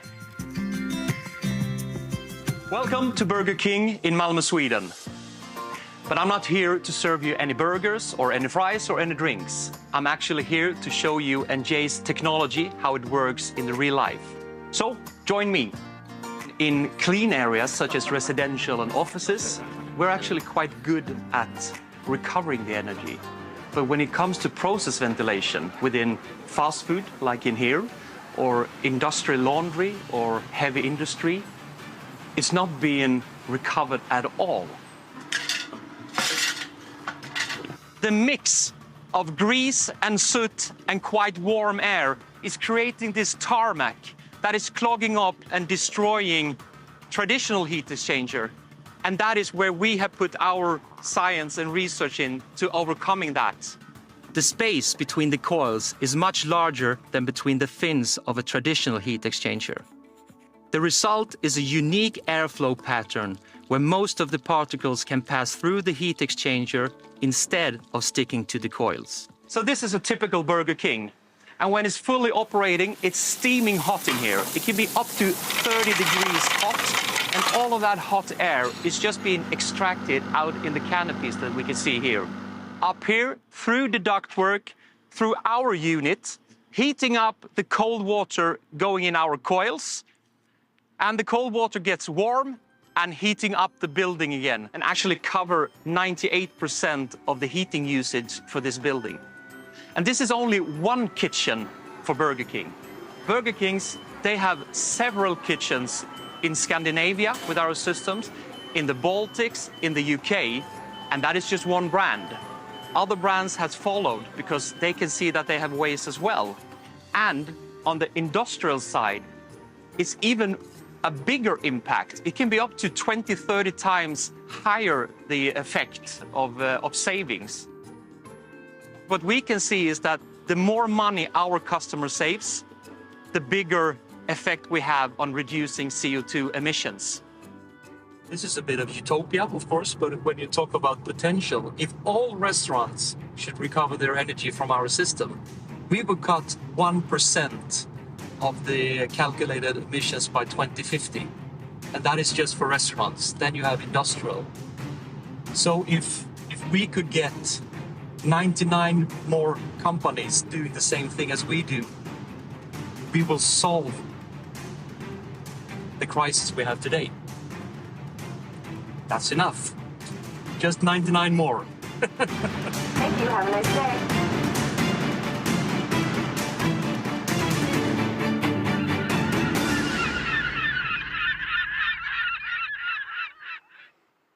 So welcome Jesper Virén, the CEO and founder of NJ Systems. What a great video, huh? So tell me, what made you come up with this fantastic solution, and what is the potential for your technique? Yeah, as I said in the video, I mean, 3/4 of all the energy produced in Europe today, that is enough to heat up the entire Europe, is considered as waste heat. It's just been out in the atmosphere. And I've been working in this industry for soon to be 30 years. And I've seen this basically on all markets around the globe. And finally, a bit slow, but finally we decided to do something about it. And that is what we have done with this heat exchanger that can survive in this environment. And in terms of potential, I mean, we can recover the heat in all process ventilation, whatever processes it is. So anyone who is manufacturing something, it could be from restaurants, but it also could be to polymers. I mean, every one of us 5 in this panel have processing where we can recover the energy. So the potential of this, both for the climate, but also for saving a lot of money for the company, is globally huge. Well, thank you so much, Jesper. Best of luck, and you'll be back for the panel. Let's now watch the video with Oatly, the brand that taught us to use oat drink in our coffee, and well, oat in other products too, of course.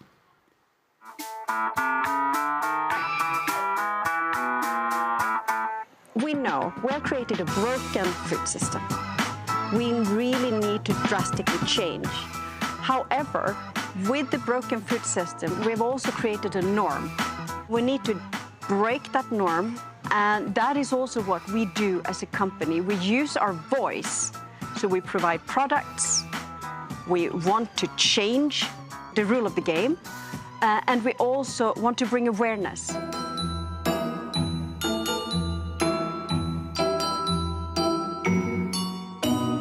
So we are pinpointing to all those norms, and of course it's uncomfortable for many people. Change is never easy, but we have to. We have no choice if we're going to have a planet for our kids and grandkids and their kids.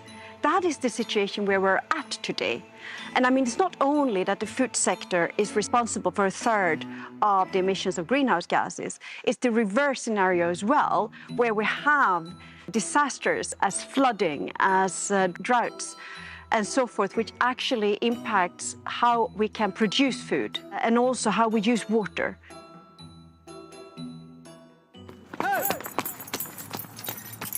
There are lawmakers and regulators and policymakers have a really, really big responsibility. They cannot listen to the established dairy lobby. They need to listen to the entrepreneurs, to the new innovative sector, to the people who come up with solutions such as ours and promote that change. They need to help to drive that change. They need to facilitate and remove barriers and hindrances. I've got a rebel soul.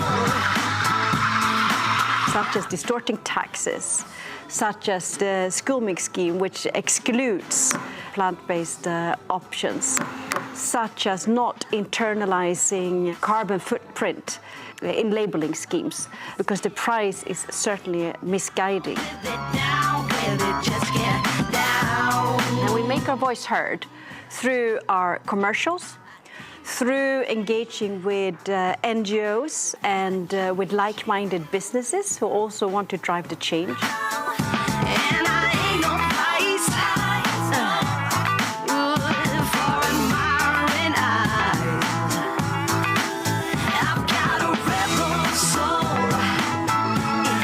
I think one of the most effective and impactful actions you can undertake at an individual level is to switch towards a plant-centric diet. And if you do it at an individual level, you ask for it, and then you promote public procurement to drive the same shift, then you have a ball rolling, which can happen quite fast with quite a lot of impact. So there are options there, and I think it's beautiful that there are solutions. I've got a rebel soul.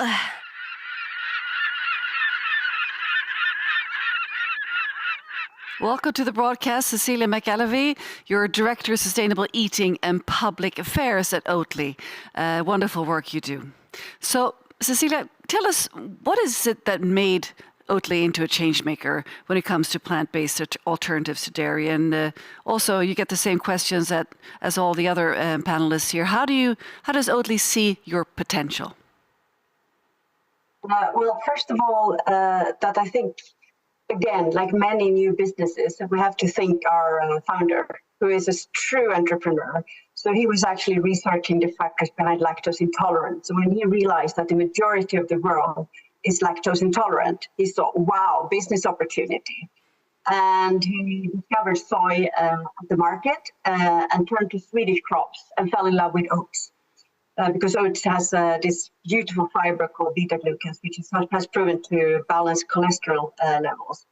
And then building on that, because this was some 30 years ago, we then had an emerging awareness of the climate change. And then we see that this product helping people shifting from dairy to plant-based and our products is actually a huge change, like I highlighted in the video. So that is where we come in, and that's why I chose to join Oatly, is really for my kids' sake.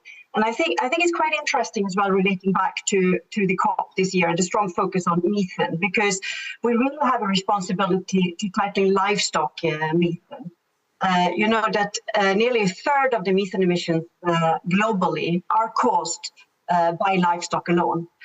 So that is something which we really are pledging for again. And there is, of course, there are initiatives, I'm fully aware, of trying to decrease the methane, but I don't think that tricking with feed additives, and that is the solution. The quick solution is already there with plant-based options growing and more new businesses emerging in this market, which I think is amazing.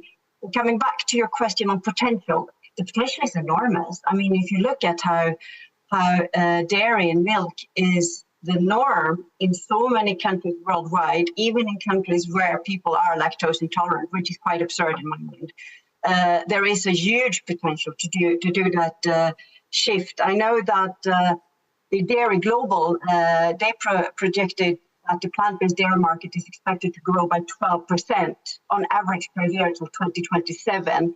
And looking at the global plant-based food and beverage market is expected to be worth about 13.8 billion by 2030.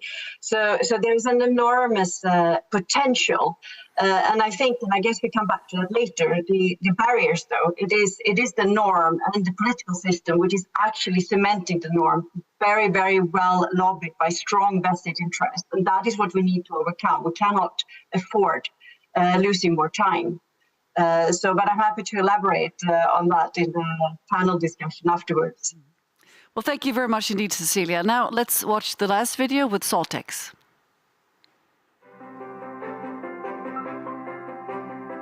Fossil-free industry in the future for our grandchildren. Let's go, guys. Let's go, guys. Yeah. Let's do it.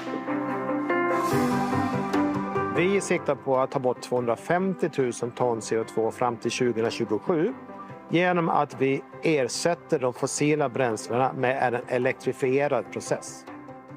Snart kommer alla gästerna här. Bussen kommer. Puls hos dig nu? Ja, ligger på 90 kanske. 85-90 någonstans där. Den kan bli högre. Den kommer bli högre. Men jag tror att jag kommer somna gott i natt. Och det ser väldigt bra ut här. Bra förberett och stämningen är god. Det säger alltså Carl-Johan Linnér som är vd för Saltex och är på plats på Hofors. Tittar vi på den stora bilden på cementmarknaden och kalkmarknaden så släpper de ut ungefär 8% av världens CO2-utsläpp. Det är extremt mycket Skulle du göra om det till ett land så skulle det bli världens 3:e största land som släpper ut så mycket CO2. Alltså större än USA, hela utsläppet. Och vad vi gör nu, vi går in med vår innovation här tillsammans med SMA Mineral, så ersätter vi de fossila bränslena i den här processen. Principen är ju att du använder en plasmagenerator för att generera värme.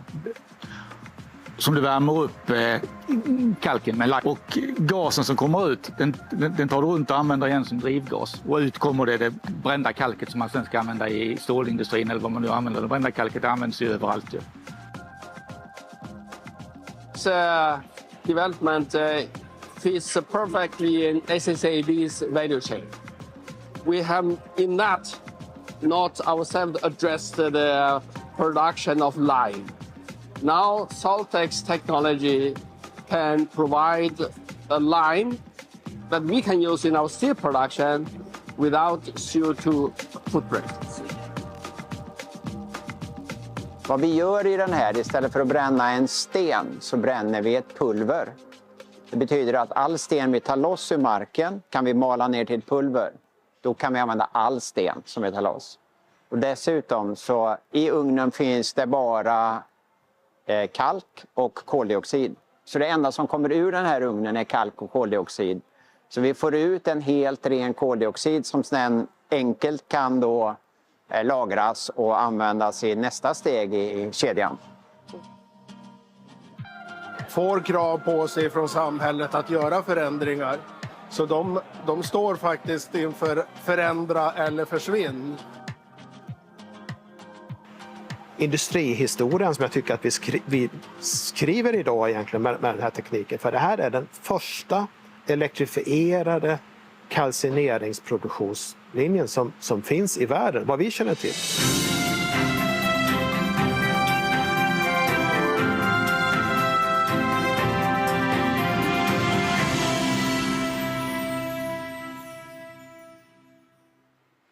Carl-Johan Linnér, you're the CEO of Saltex, and we saw in this video how you just opened your site in Hofors. Your solution is probably the most of these processes here complex to understand, and maybe also the one with the greatest potential when it comes to avoiding CO2 emissions. But tell me, what industries need quicklime today, and also what is the potential here for you scaling this? So we saw from the video the potential is really huge, and what the market doesn't know very well about is that the quicklime is used in many different places. In steel industry, with pulp and paper, with glass production, in water treatment and various things. So it's a massive need of quicklime around the globe. We have intensified. We know that, as I said in the video, that 8% of the emission, 8% of the CO2 emission comes from the quicklime industry and the cement industry. So we want to sort of attack them as a first application, and we have an innovation that we have recently got a patent for that could electrify this process in what we think in a clever way. So we are taking out the fossil fuel, no fossil fuel. We do not do any capturing of the CO2 in an atmosphere group. We do not do we don't like the CO2 emissions, of course, but what we like is to produce this thing with electrified process, and we are separating the CO2 in an enclosed atmosphere. It's not time to go through all the details here, and as you said, it's a complex thing, but it's actually built on well-proven technology. It's only that we have put things together in a more clever way. So it's not the hocus pocus thing. It's really something that is well proven. And what you saw from the video is a pretty big, complete factory, calcination factory. The next step is that we're going to scale this one up to even bigger, 4 to 5 times bigger. And we're going to build this up in the northern part of Norway, where the electricity is competitive with a good price. So we are really getting into this industrialization now with this technology.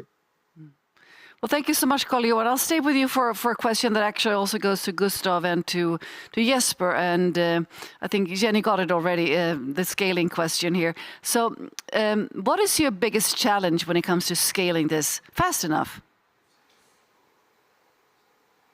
Ask me? Mm-hmm. Yeah. No, I think that we are getting into this industrialization. We need to have it's not a one-man show. It's really that we need to have good partners. We need to have a back-end supply partners that are really delivering and what they promise us. We also need to have a close cooperation with our customers, because some customers talk more than execute what they are thinking of doing, and we need to talk to the people that are executing. And that's what we are doing now with our partner, SMA Mineral. They are also a part owner of us as a company, which is a perfect match to us.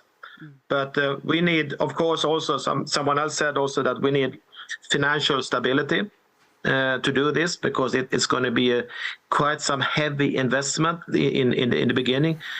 But working close to the customers and working close to the suppliers, I think that's the key for scaling it up. Thank you, Carl-Johan. Now, turning now to Gustav, what is your biggest challenge when it comes to scaling?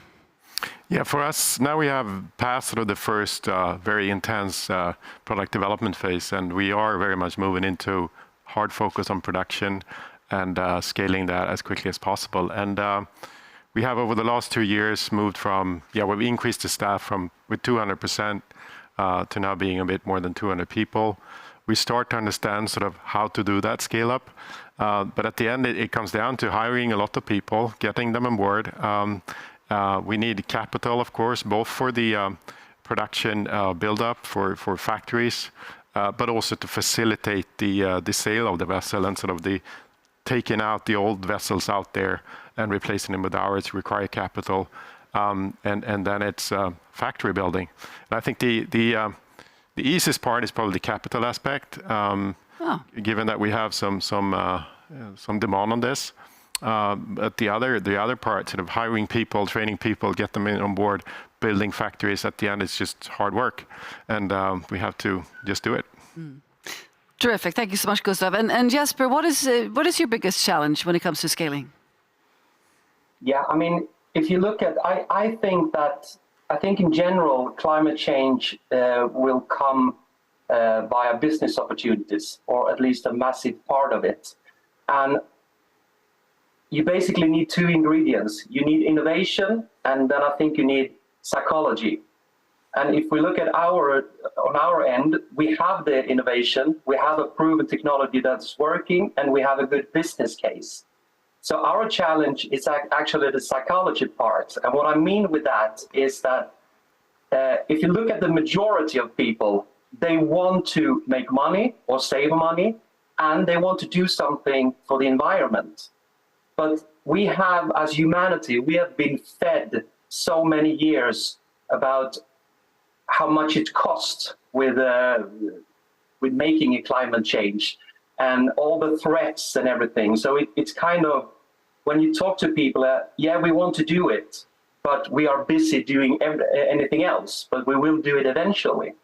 So what we are working hard with is changing the narrative on how we sell the product. And it's a fairly, we need patience, but we can see that we get an effect of it, because when we show people that the innovation is in place, it works, and it's not a big hassle for you. You don't need to close down your facility, and we keep working. And we don't talk so much about climate change, because we get that while they are saving money.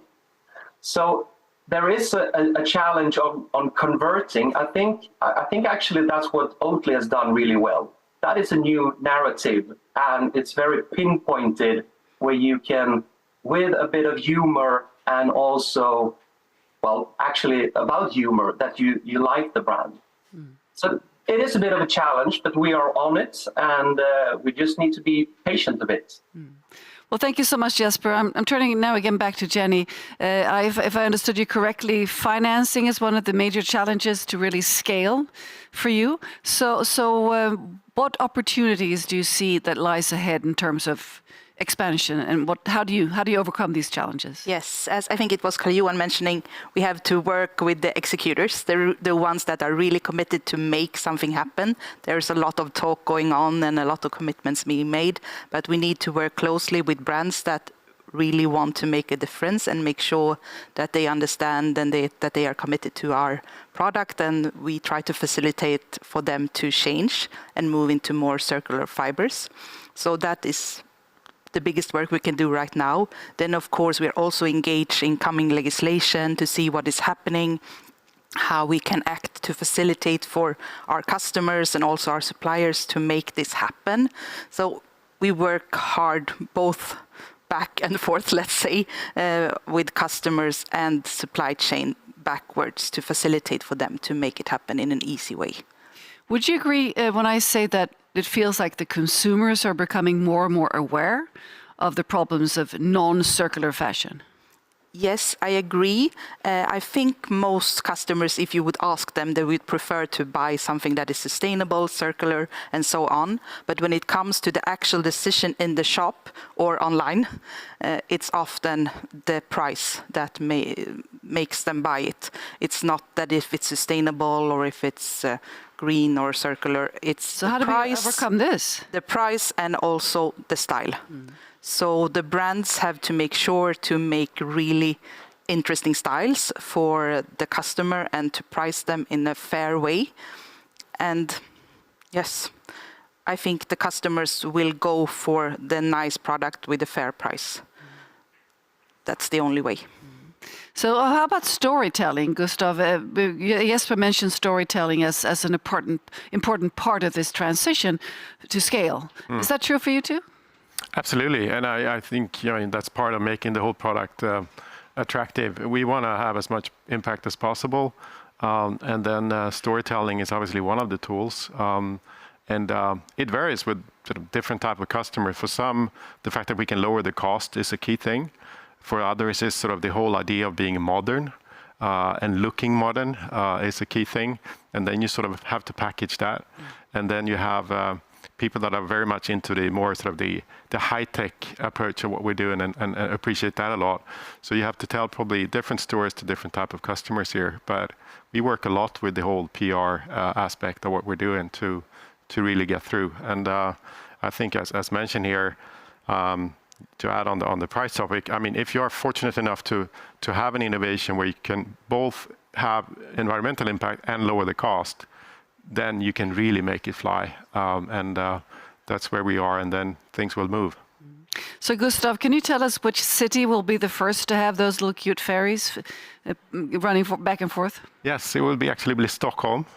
See, I knew that, not a big but surprise. I didn't want to out it before you. I wanted you to say it. No, it starts in July this summer, and we're going to run from a suburb outside Stockholm into the very town center. And commuters will cut the time with 25 minutes in half, so from 50 to 25 minutes. So it's a big improvement. Congratulations to you and also to the people commuting on these cute little.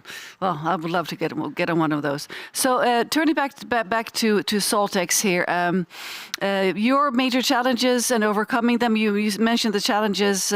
So how do you overcome them to really expand fast now? First, I just want to comment on Jenny's what she said here. I mean, very most those changes, as we have seen in this part of the video thing, is consumer driven. Very often, when you have the business to business driven, it's a little bit slow.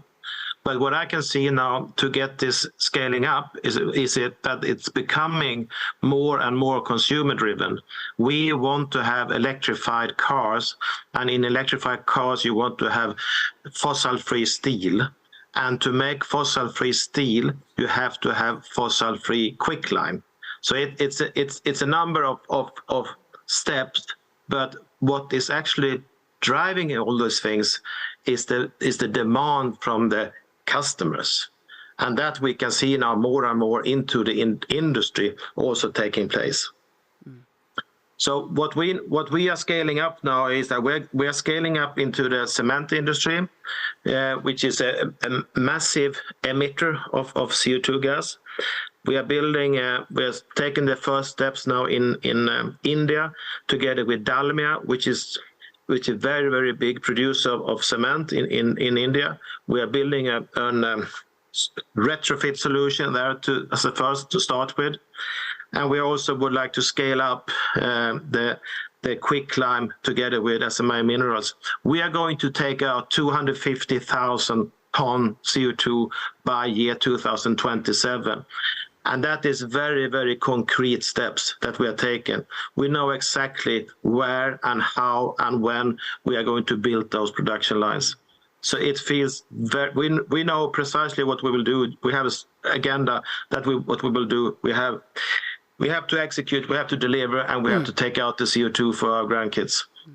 Excellent. Well, thank you so much, all of you Changemakers, and best of luck with your important work. Thank you. It's been a pleasure talking to you and watching your videos. So keep at it. Thank you. Thank you. Thank you. And now we move on to the next session.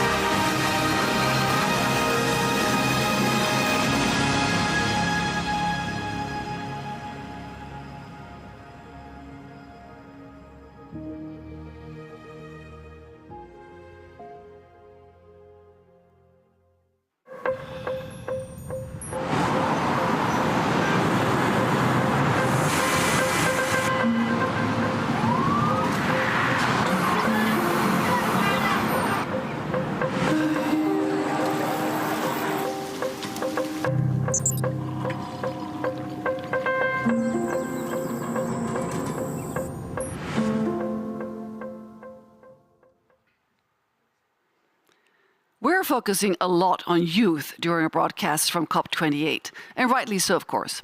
They are the ones who will suffer the consequences of our inaction, and they also bring a lot of energy, as you noticed, and vital perspectives to the negotiations.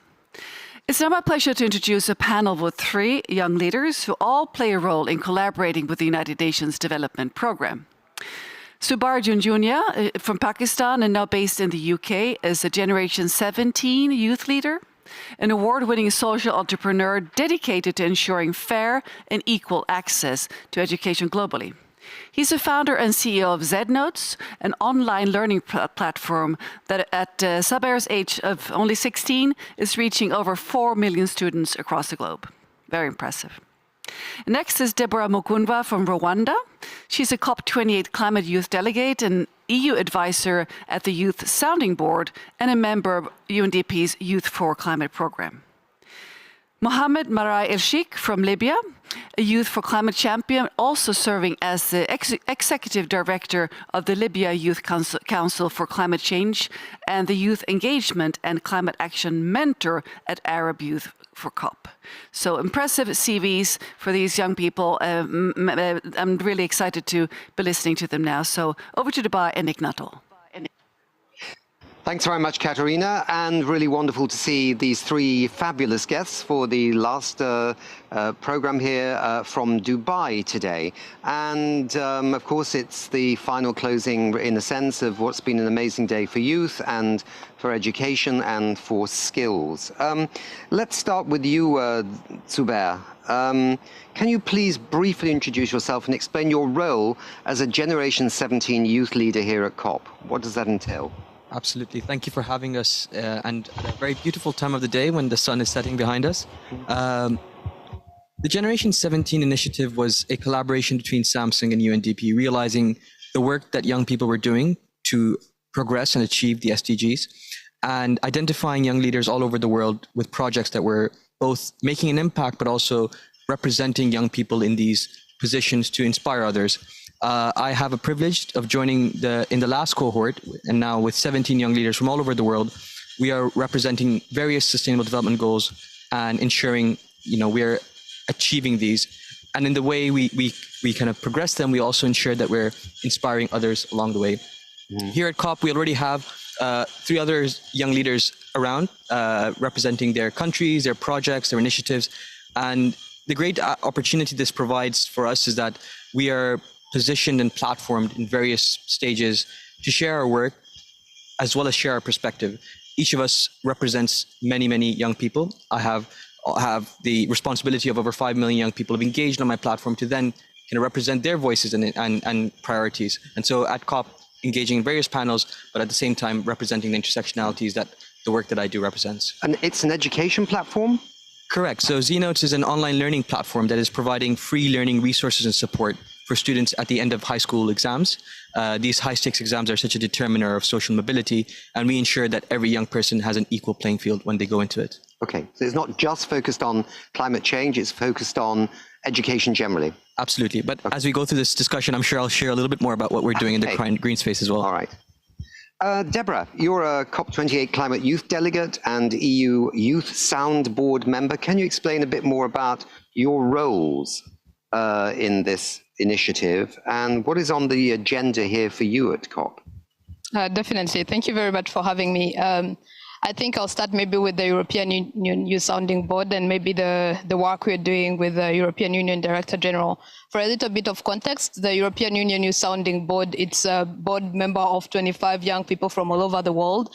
I am one of them from Rwanda, but actually we have like 10 more other people from the African continent, and our mandate serves to advise the Director General, DG for external partnerships on issues like youth engagement, but also youth empowerment. So that's what we're doing basically, but I'm working mostly with young people from the East African region, but also other parts of the African continent to ensure that their voices, their ambitions, but also their pledges are incorporated in the European Union external actions. So what I'm doing here at COP under the International Climate Youth Delegate program that has been going on for months before COP, where we got capacity building sessions on how do we become better negotiators, how do we advocate for youth voices of young people who are not able to be in these negotiations. I'm following mostly topics around climate education, but also loss and damage operationalization, because I come from a continent that is witnessing the harsh impacts of climate change. So I think this is where I'm trying to push more on how do we make this climate finance work for countries that need to adapt to the changing climate. Yeah. And this is where I'm here. That's quite a challenge. It's going to be an interesting debate about how this money is going to be spent, to whom first, and so on and so forth. Yeah, we'll come back to that. Mohammed, you become a prominent advocate for climate action and youth empowerment. Could you share what initially motivated you to get involved in climate issues and how your experiences have shaped your commitment to this cause? Well, actually, I started as an architecture student and studying abroad after the war had been hit in Libya, civil war in 2014. I have studied courses regarding to green building, green infrastructures, and in that time I started questioning myself, but how this knowledge and technologies will be transferred to countries that have been facing conflicts for years. And from that on, I have been doing some research and then joined Yango, the youth constituency of the UNFCCC, and from that, I have found that even justice, what we call climate justice, is not representing us, conflict countries. And we need special treatments. We need time for our rebuild and for our, and that was really clear during the floods in Libya earlier this year. If we had a really good infrastructure in Darna, we wouldn't lose more than 20K human being, 20K stories. But then the step came when I joined the Youth for Climate as delegate of Libya. Actually, now the Youth for Climate initiative has been processing for 2 years, and since then the UNDP, the Italian government, and Yango have worked tirelessly, and also this year joined them the young climate champions team. They built a lot of programs, and one of them was the flagship event Sparking Solution in Rome, where youth lead initiatives show their projects, and 100 of them have been showing and 50 of them have making the grant. This is a really important point, and from that we have been highlighting the process during the past 2 years. And here today with you, and we don't have time, I would like to announce the release of the trailer of the short documentary have been prepared about these youth-led initiatives. The trailer is announced today, but tomorrow during the Youth for Climate event, we will be announcing the video that shows how these processes have been made and how this work has been continued. Okay, let's go back to Stockholm, and could you play this trailer for us, please, to see some of this work? Together, we can create positive change. We can create it now. Let's So start. we can't hear it, but the audience can hear it.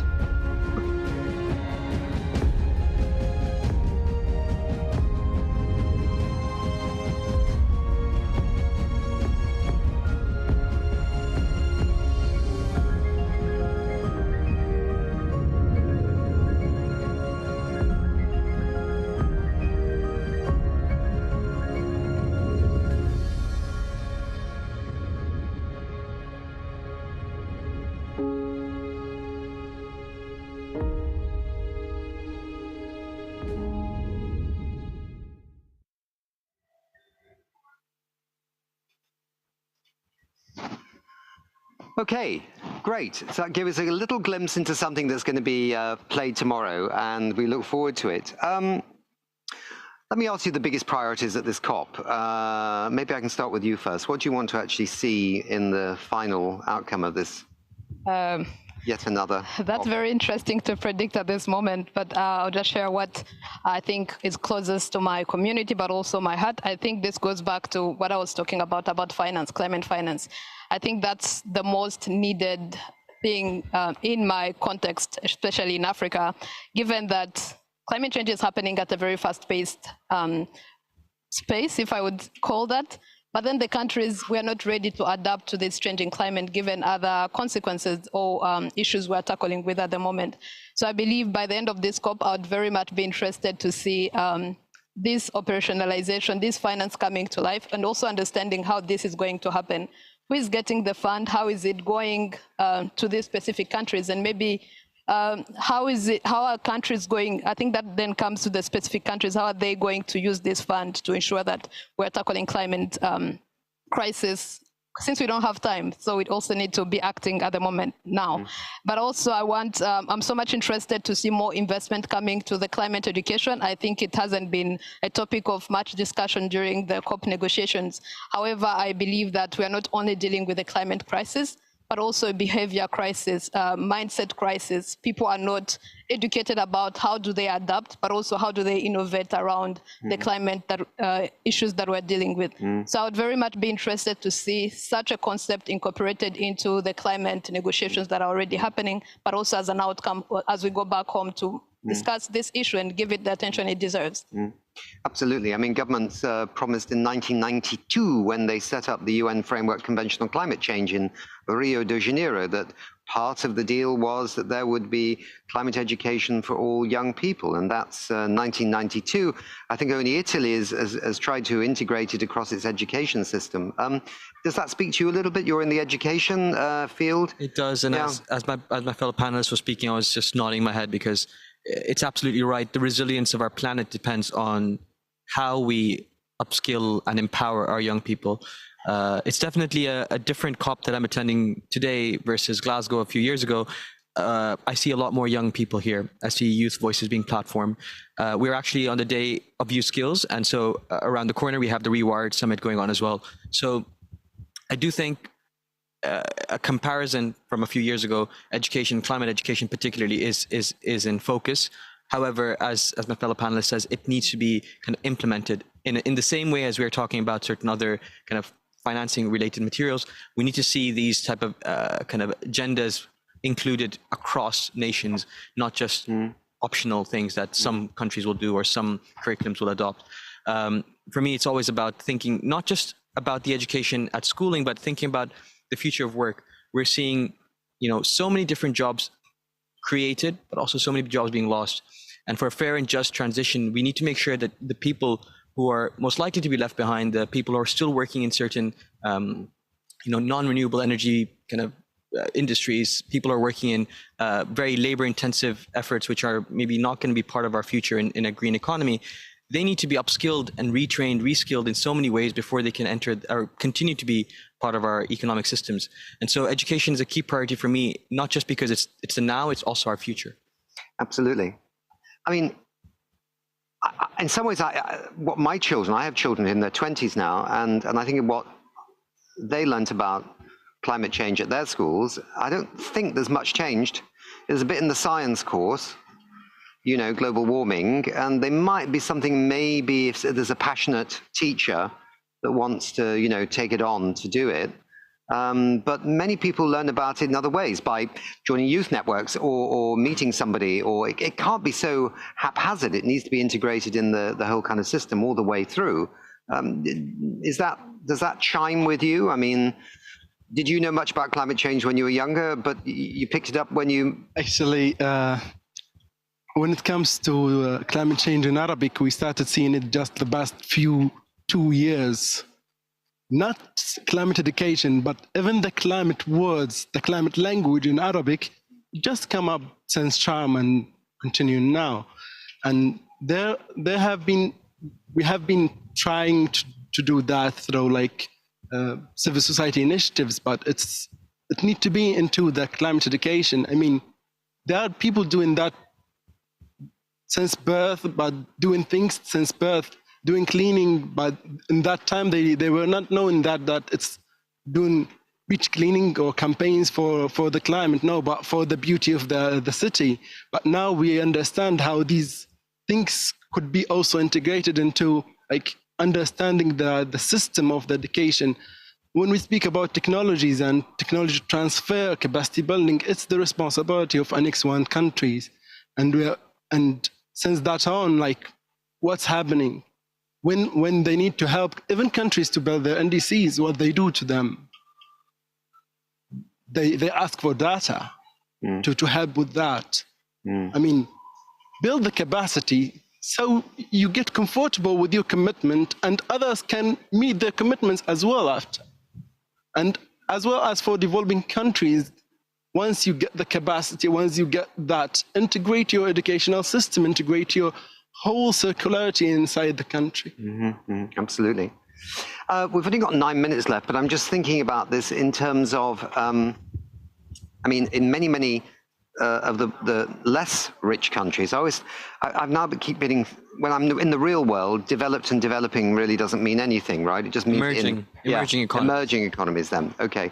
People used to think that was the sort of ones in the middle, wasn't it? And all this terminology, this baggage we have from the UN process. But there's many countries in the world where the people are very, very young, right? They're very, very young people, right? These are the people that will be passing into the world of work very soon, because there aren't that many older people there, unlike in, say, the so-called rich countries in Europe and North America and things like that.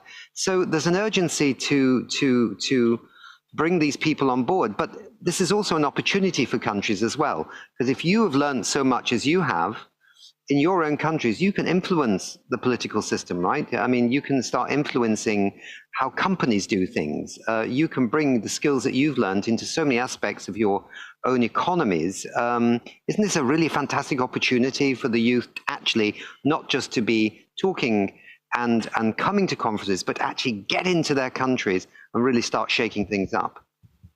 Absolutely. Sorry, if I may chime in.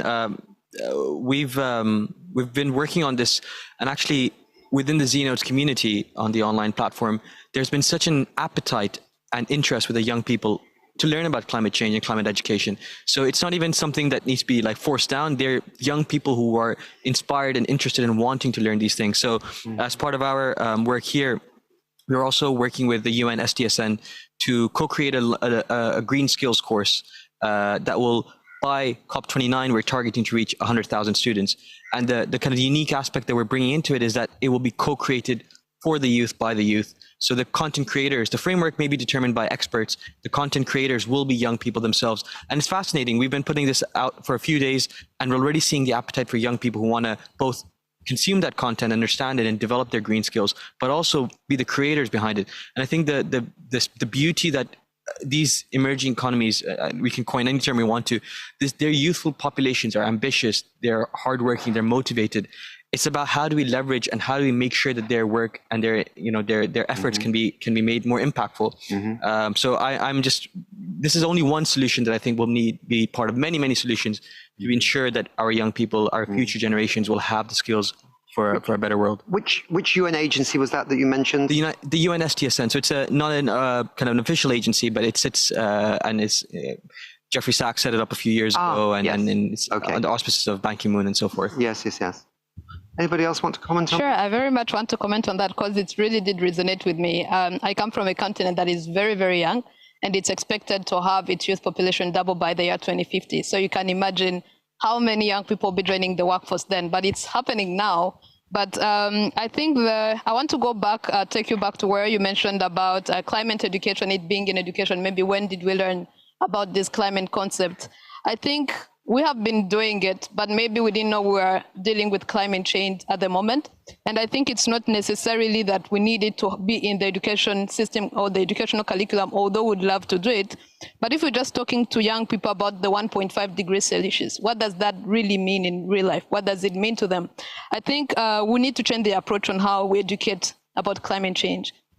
And I've seen already this happening. I do that myself. I do storytelling using climate change. That would be one way to educate people about climate change. This is like the whisper. Oh, is this your book, is it? Yeah, that's my book. Okay.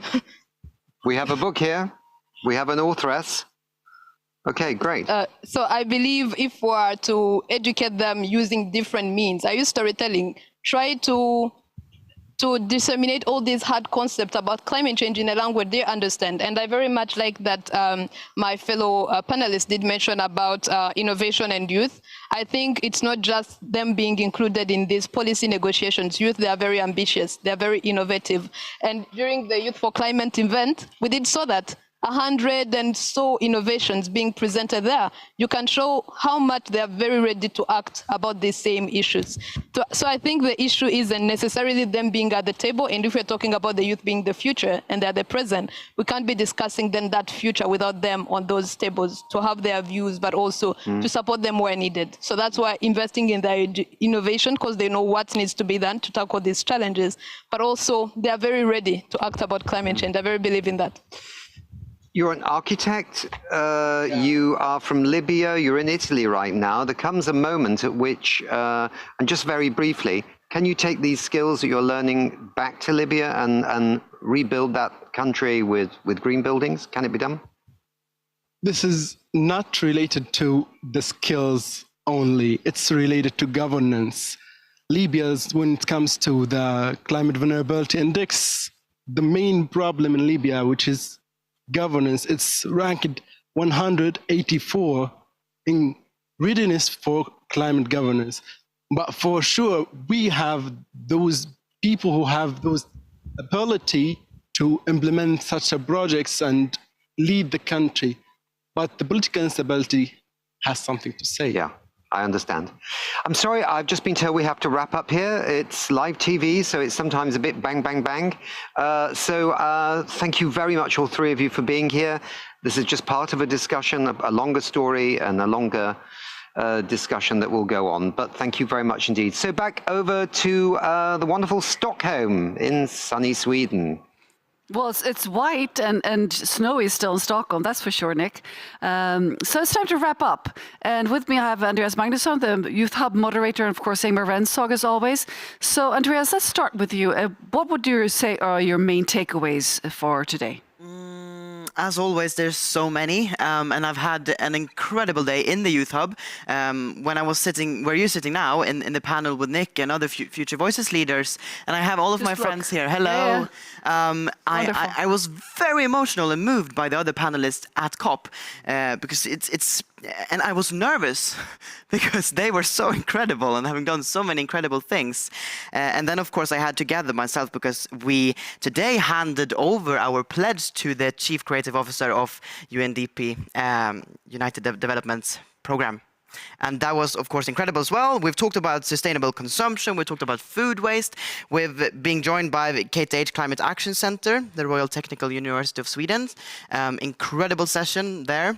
We talked about leadership this morning. And yeah, it's a great day. Wonderful, Andreas. So Ingmar, your main takeaways, please. Youth are amazing. And I'm talking about those youth leaders we have seen here today and what I have next to me as well. And we're not talking about the elephant now. No, I'm not talking about the elephant. They are going to make sure the elephant will never come back and not be seen. The elephant will leave the room soon.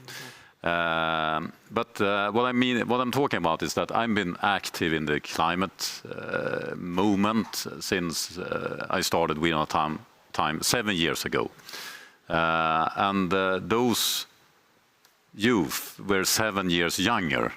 So they were very early in their, I will not say career, because they were at school and they were children. Now they're more youth. And the amazing development of incredible leadership in all around the world. They're uniting, they're collaborating so much you can't imagine. I mean, Zoom was not a thing when Corona hit. They used it much before, like we did. I mean, so talented. I mean, I'm getting me like I was nowhere near there. And I don't know, but I don't think the youth were this talented when we were youth. Maybe it's just us that was not that talented, but I don't think so. I think it's something new we see here.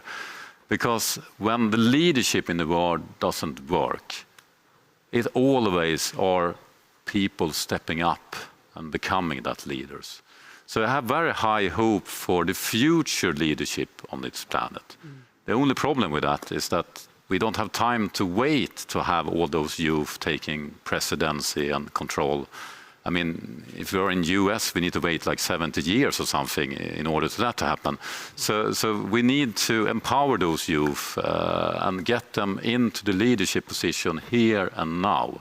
And I'm very proud that we are contributing on that with everything we do here with the Youth Hub and everything. And I would also like to give some credit to the presidency in Dubai, because they have been quite good on including more youth. I know when we were in Glasgow, for instance, it was a lot of people upset that the youth were left outside. It's not perfect now, but it's better.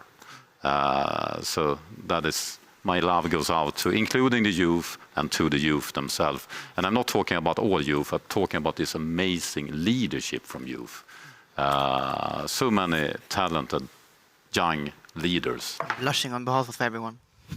And you just told me that we had this person on the panel, very young, like, I have a book. I mean, I'm soon 45, I don't have written a book. And we talked about it, and you like, I'm just signing a contract on the book. Sorry if I revealing that. No. How old are you? 19. Amazing. So how about the warning? Do you have a warning to Ingmar? I mean, isn't it tiresome to give warnings? No, you don't have to. But we have to do that. And in order to show what I don't like, I want to show it on the screen, in the app. And I need everyone's help to help share and help us share this by going to our app and share what you like and don't like in climate to your social networks, etc. I would like to highlight some very interesting development today. And I would like to start with a global appeal where just in 24 hours, led by Christiana Figueres and others. Christiana Figueres was the architect behind the Paris Agreement, and very, very quickly gathered 800 leaders, everything from scientists, policy making, to business leaders and civil society. And it was an open letter to the COP presidency. So please go in and read it here, and I think you can still sign it if you want. Some more things. I told we had some warnings. We both have warnings in love. I will start with the warnings. And one warning I want to highlight is to Shell and also other big oil, because what they have been caught in action is that they are sponsoring many youth forums like computer games such as Fortnite. And the reason for that is that they are scared of those brilliant youth leaders, so they want to brainwash them that oil is something good when they're very, very young.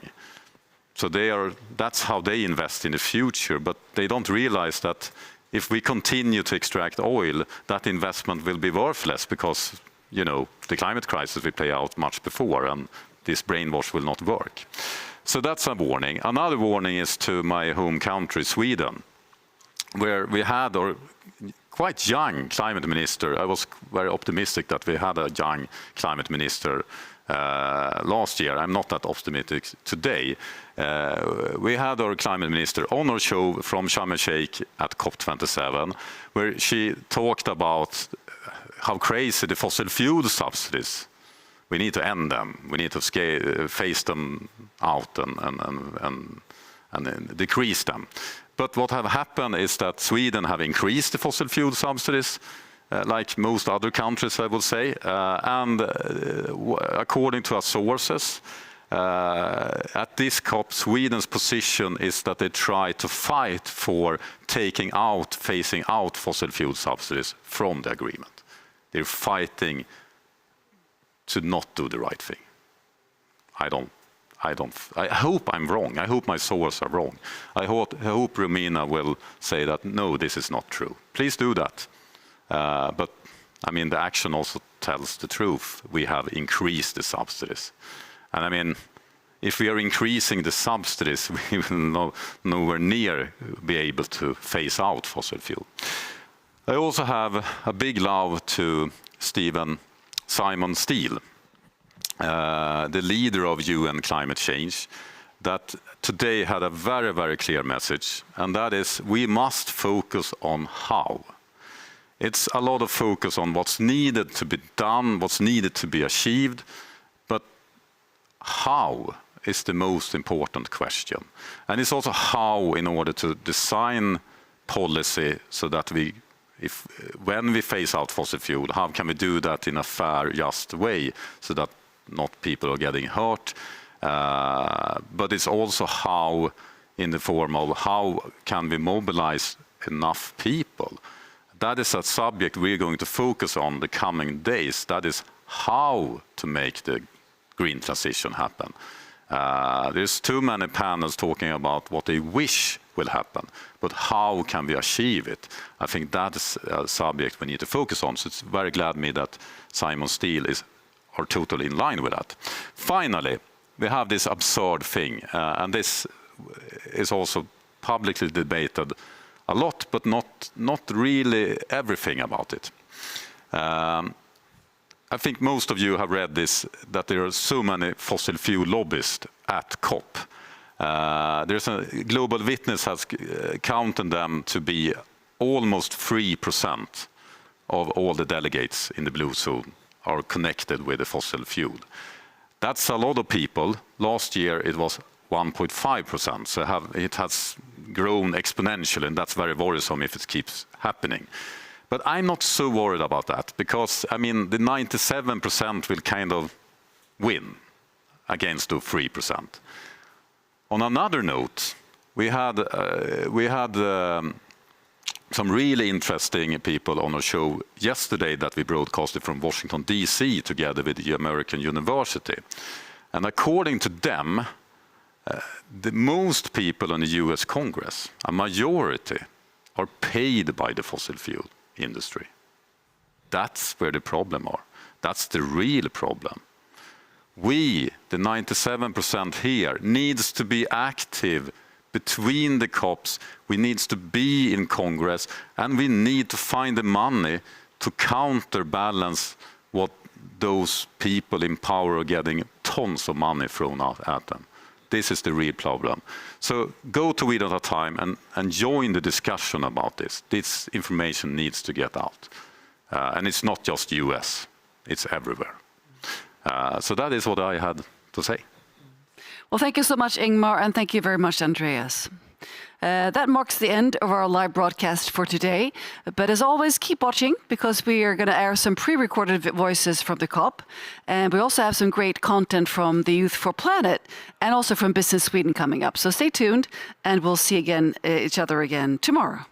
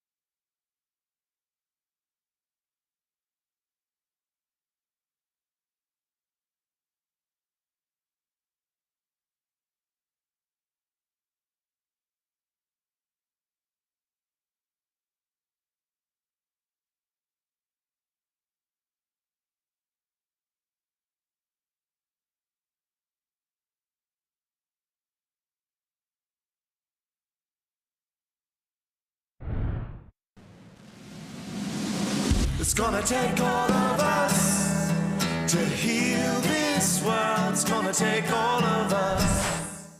So it's a bit quiet here today at COP28, and that's because it's a rest day. Regardless, we're here to put the show together for you, and there's actually still a few events happening in the green zone. So we have the Polar Race for Good today, where 4 schools from around the world are all competing via Zoom to win the big award and ultimately help protect Antarctica. We'll also be hearing from several activists with innovative ideas that will help change the future. Again, thank you so much for all the questions you've been sending in. Keep them coming, as it does help produce this show. And by the way, how amazing are these night shots of COP28? Check them out, and I'll see you later.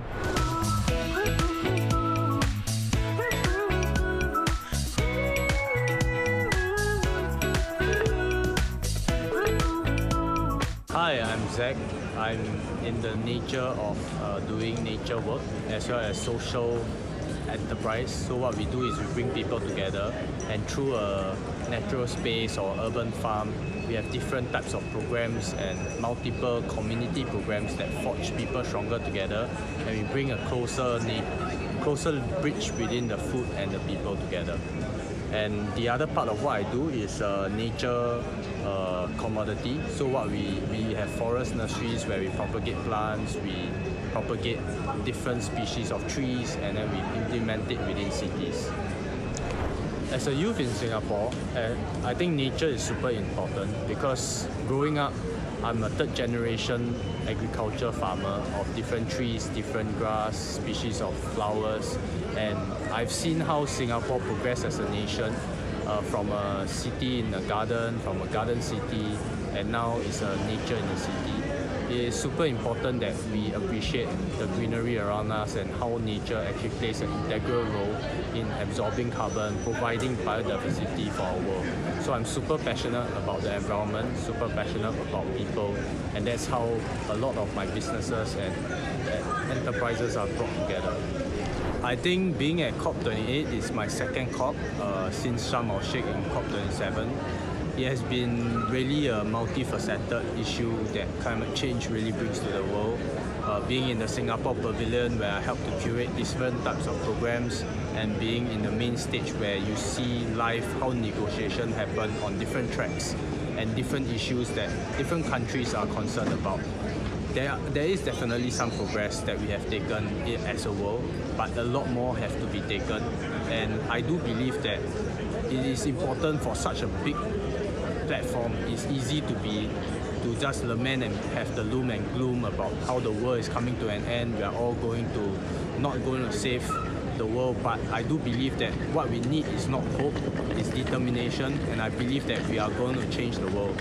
And it is humans that will bring in the new innovations, the new conversations that are important and important to save the world.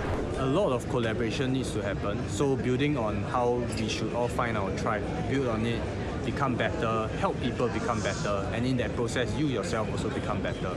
Because one thing about collaboration, it actually accelerates change, it accelerates innovation, it also accelerates cooperation within countries, and not just within Asia, within the whole world, because COP is a global event.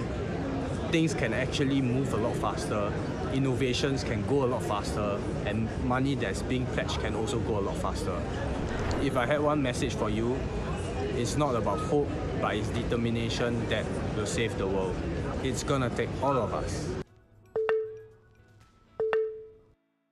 If someone doesn't have a connection to a place, they're not going to necessarily feel inspired to want to protect and want to preserve that place. So really getting outward bound education, if you're living in the center of a city, going out and seeing agriculture, seeing what livestock looks like, seeing what a forestry project looks like, seeing what a renewable energy project looks like, or a waste management project looks like. And whilst sometimes that might not be as cool and sexy as maybe going into fashion or going into technology or going into finance or going into big energy, how we can really bring support to rural areas is really critical, because I think that rural places are fundamentally where our food is coming from, where our provisions of water, where our provisions of clean air are being produced in rural areas, in national parks. So I really, throughout my career, facilitating a lot of different expeditions around the world, including a lot in Antarctica, I think it's important that we realize that our global commons, our shared areas like international water, 43% of our planet is international water. That's not owned by anyone. Our ionosphere, our atmosphere, it is not owned by anyone. Antarctica, the 7th big continent of our planet, twice the size of Australia, it is not owned by anyone. And I think that that's a really beautiful symbol of unification, that it doesn't matter if you're China or Russia or Australia or Nigeria or India or Japan or England or wherever you are in the world, even if you're a climate denier, you can meet eye to eye with people on the fact that, and maybe not everyone, but 95% of people, even if they're a climate denier, talking about clean air and clean water and food that doesn't make you sick and the basics of provisions from our planet, I think we can really meet and unify geopolitical tensions with the fact that our planet is in red zone right now. It is screaming at us to reform how we are producing energy, how we are producing food. And I really believe that the global provisions of where we're getting clean water and our food and making sure the air is clean to breathe, I really believe this can unite us. And so that's been a big part of my history, is that educating people on that those global ecosystems. And I'm really proud to be aggregating that experience and now delivering a very tangible project in the world's oldest rainforest, connected very closely to the Great Barrier Reef.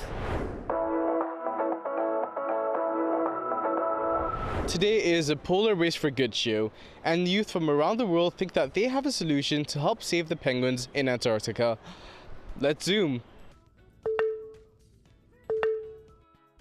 Hi, I'm Linda Cruz and I'm at COP28 in Dubai.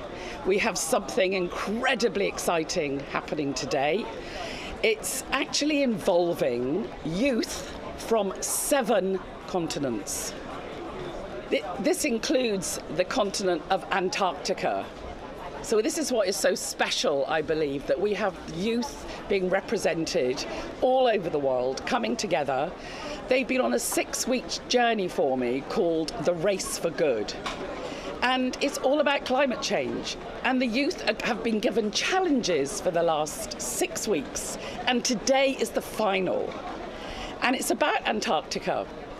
And today they're going to be looking at what it's like to really be a young person, because we're in touch directly with the school in Antarctica, the one and only school, and we're hearing the voices of youth. Everything we do with Race for Good is real people, real problems, real impact. And what I feel is so important is going to happen today is that the dialogue between every race, every religion, every background, whether it's desert, snow, mountains, ocean, they are all coming together as one voice. Today the focus is on Antarctica. We have been focusing on the Arctic and also on the Himalayas, the 3 poles that are being majorly affected by climate change. The Polar Race for Good that we're running at COP28 for climate change has been focused on 3 key areas. That's the Antarctica, the Arctic and the Himalayas. But let me give you an example. So, for example, the challenge for the Arctic is this. It's set in the very north of Greenland. And as we know, these poles are being affected more than anyone by the sea ice melting. When you're in a community like Kanak in Greenland, the hunters there rely on that way of living with the sea ice melting, with them unable to hunt as they should be able to because the sea ice is so thin. It's so amazing that students from all over the world are collecting collaboratively to be one united voice.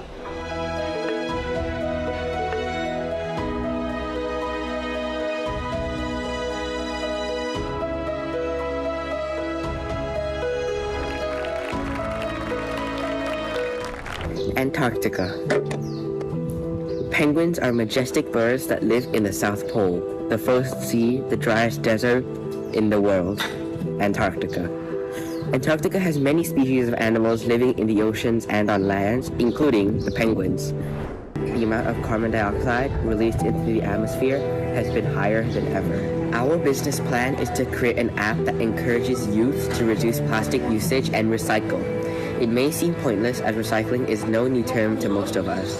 However, we need to realize that the issue is not that the world does not know what needs to be done, it's that many have the power to be the part of the change and are reluctant to take action. Realistically, there isn't a straightforward solution that can end climate change in the blink of an eye. We still have the chance to redeem the hopes of our precious planet, but it is being wasted every single second.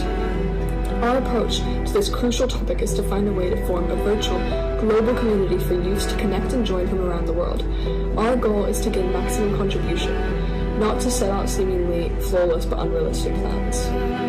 We believe that small and collective change can make a massive impact, since it is more likely to gain a larger scale of contribution as it is simple and does not seem unachievable. All it takes is a couple of simple additional steps in our daily lives. And what most people do not realize is how much of a difference they could actually be making. We would like to put forward our proposal, which is to create an app that will act as our virtual campaign. It will aid information and encourage recycling, and it will be targeted towards youth around the world, which make up 16% of the population. The app will serve as a recycling log, and there's going to be a camera function in the app where you can upload a picture of the item that you have recycled, and you will earn points upon submission.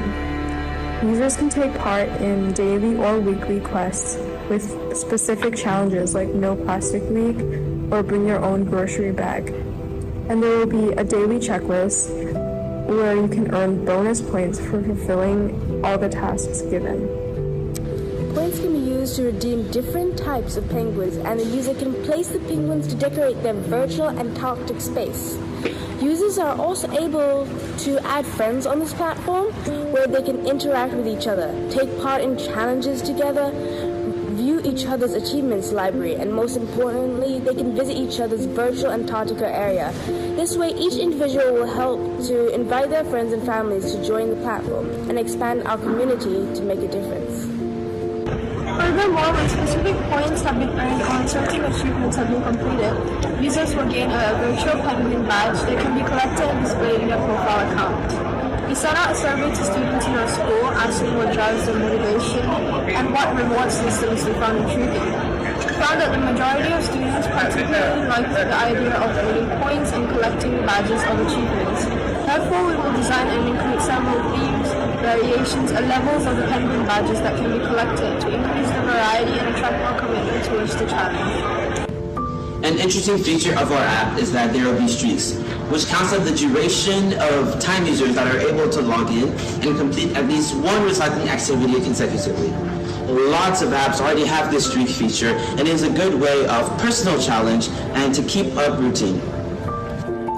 What we look to achieve is to form a community where youth can be informed of and inform others about climate change. In the long run, these little challenges will become a habit and routine for each individual, and we will see a significant decrease of plastic usage. According to the Container Recycling Institute, more than 60 million plastic bottles end up in landfills and incinerators every day. If we could get the majority to help, we could prevent the additional 20 billion plastics from damaging our environment in the future. So this app will contain information about climate change, what causes it, and how users can help, mainly to raise awareness about the lethal effects of climate change and inspire action.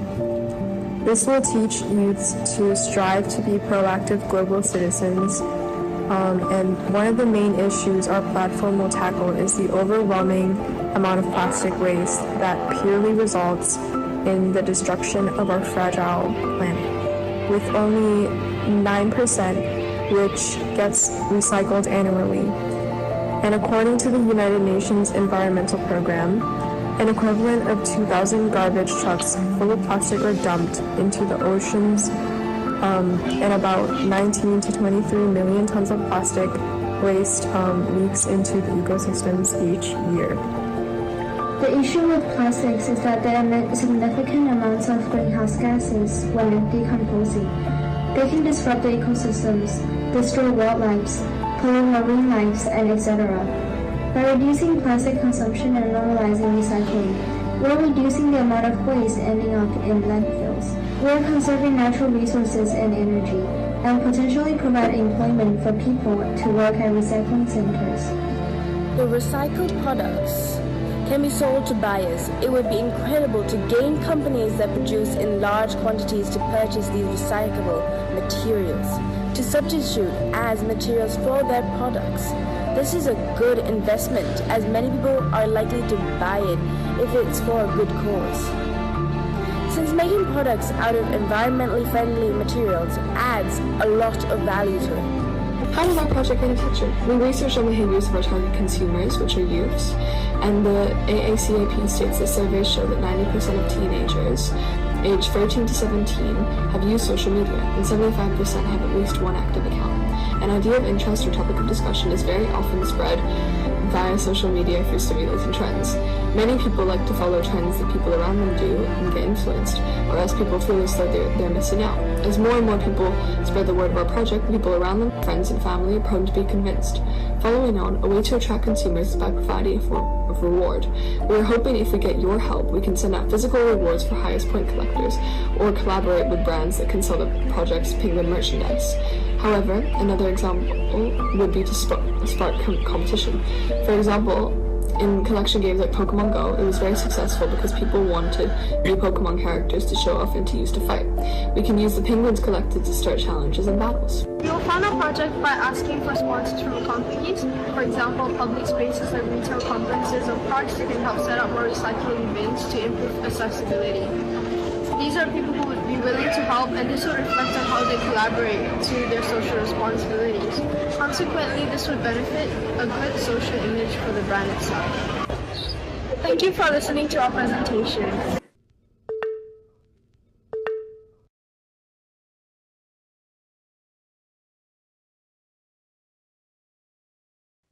In the heart of the Antarctic, where icy winds and pristine landscapes define a world of enchantment, a story unfolds, a story of resilience, of struggle, and of hope.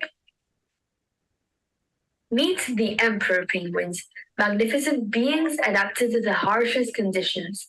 Yet, their home, our Antarctic wonderland, is under threat. Climate change is affecting every corner of our planet, but here in Antarctica, its impact on emperor penguins is profound. That's why we've created Penguin Pals, an initiative to connect individuals like you to the incredible lives of these majestic creatures and, more importantly, to make a real impact in their conservation. In a world where our environment faces unprecedented challenges, there is a call to action. Penguin Pals is a unique opportunity to stand up and make a real difference in the fight against climate change. Hi there, I'm Miguel, part of the Penguin Pulse team. Every day, we embark on a journey to the heart of the Antarctic to bring you closer to the lives of these amazing penguins, the emperor penguins. We use state-of-the-art cameras and technology to capture their daily activities, ensuring you get a front row seat to the wonders of their world. Once you become a Penguin Pal, you receive daily updates, photos, and immersive content, creating a personal connection with the adopted penguin. Our target market is as diverse as its reporters, whether you're an animal enthusiast, an environmental advocate, or someone who simply appreciates the charm of penguins, Penguin Pal is for you. Our strategy is simple. We start by spreading the word globally, reaching as many people as possible. As awareness grows, so does our impact. We'll share heartwarming stories, captivating visuals, and success stories of adopted penguins. But it's not just about adopting, it's about contributing to their conservation. We have carefully planned our costs and earnings to ensure sustainability. With your support, we can cover initial expenses and reinvest profits in vital conservation efforts. By adopting a penguin on our platform, not only do you enrich your life with the wonders of nature, but you actively contribute to a sustainable future for these incredible creatures. We will work with organizations like the Global Penguin Society, who do incredible work to improve scientific knowledge, and we will donate the funds to them. We're not just looking after penguins, we're contributing to their conservation and fighting against climate change.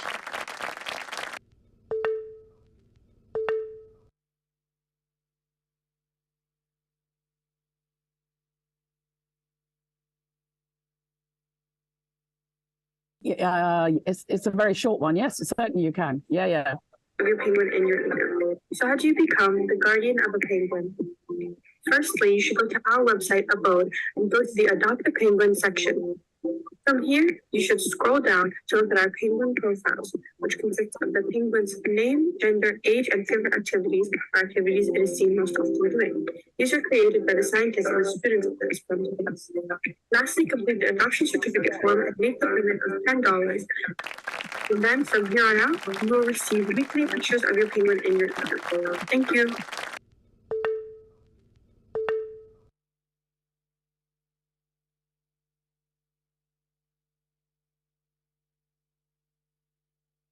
So now we're moving on to the last but not least team, the most amazing team in Sao Paulo, Brazil, from St. Francis School. All right, so to start off, I just wanted to make something a bit more clear for our presentation. We wanted to not only talk about the penguins, because although they are very important and they are beautiful creatures that are slowly dying, there are also many other species and problems in Antarctica that we also wanted to cover and raise awareness so that we can help out Antarctica as a whole and not just the penguins. So firstly, we're going to be, we already introduced who we are. We're going to be talking about the emperor penguins and our business plan on how we can help the environment. So as we forgot to introduce our names, I'm João Pedro, this is Nico. We have another member called Mirella, who unfortunately cannot be here today. We have Mr. Sarmento with us helping out, and Mr. Holsgrove that is also in the call. We are from Brazil, and our school is St. Francis College. And about the emperor penguins. So the issue that we're currently having with the emperor penguins in Antarctica is that due to climate change, the ice there is melting too early in the year, and that makes it so the emperor penguin babies, they can't develop and grow fast enough. And when the ice melts, they end up falling and drowning in the water because they aren't developed enough to be able to swim and get to safety. And that makes it so many of them are dying, and the population of the penguins is year by year slowly decreasing more and more. These are some facts about the emperor penguins. They can grow around 120 centimeters and weigh 40 kilograms. They're the least common species in Antarctica, for the penguin species in Antarctica, and they are estimated to have around 265,000 to 278,000. They are also very good divers, as one of the longest recorded dives they've had was 564 meters.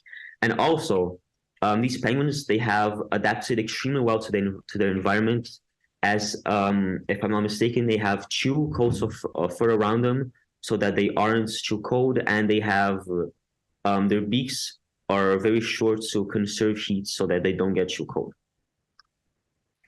Now, the human impacts on the penguins, as I have previously mentioned, the climate change is making it so the ice melts too early in the year, and the babies can get to safe places and they end up drowning, which is terrible. Some of the things that makes these happen is airplanes, climate change as well. Overfishing can affect the food web in the Antarctic and make it so penguins might starve. And also pollution, again, it doesn't directly affect the penguins, but it messes with the food web in Antarctica. And it's a very delicate system. We had a meeting with Maddie, and he even told us that when they go to the Antarctica, everything that they bring in has to come out because the ecosystem is so fragile that there can't be any outside influence on it. They don't even bring like dogs for sledges. They can't bring any other life forms or any other things from other countries or other places because it can completely ruin the environments there.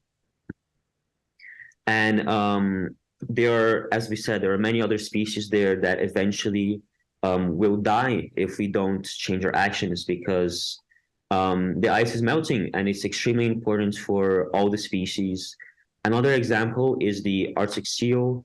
And there's also one species that is very important are the Antarctic krills, which are the main source of food for many of the animals like the blue whales. And they need the ice there so they can recreate and exist in that environments. And if they stop existing, then many of the other species will also go extinct. So it's very important that we are aware of this because it's not just one species that will die. It's not just that the Earth will get hotter, but if we continue on this path that we are currently in, we will be responsible for the death and extinction of over 1,000 species that live in the Antarctic.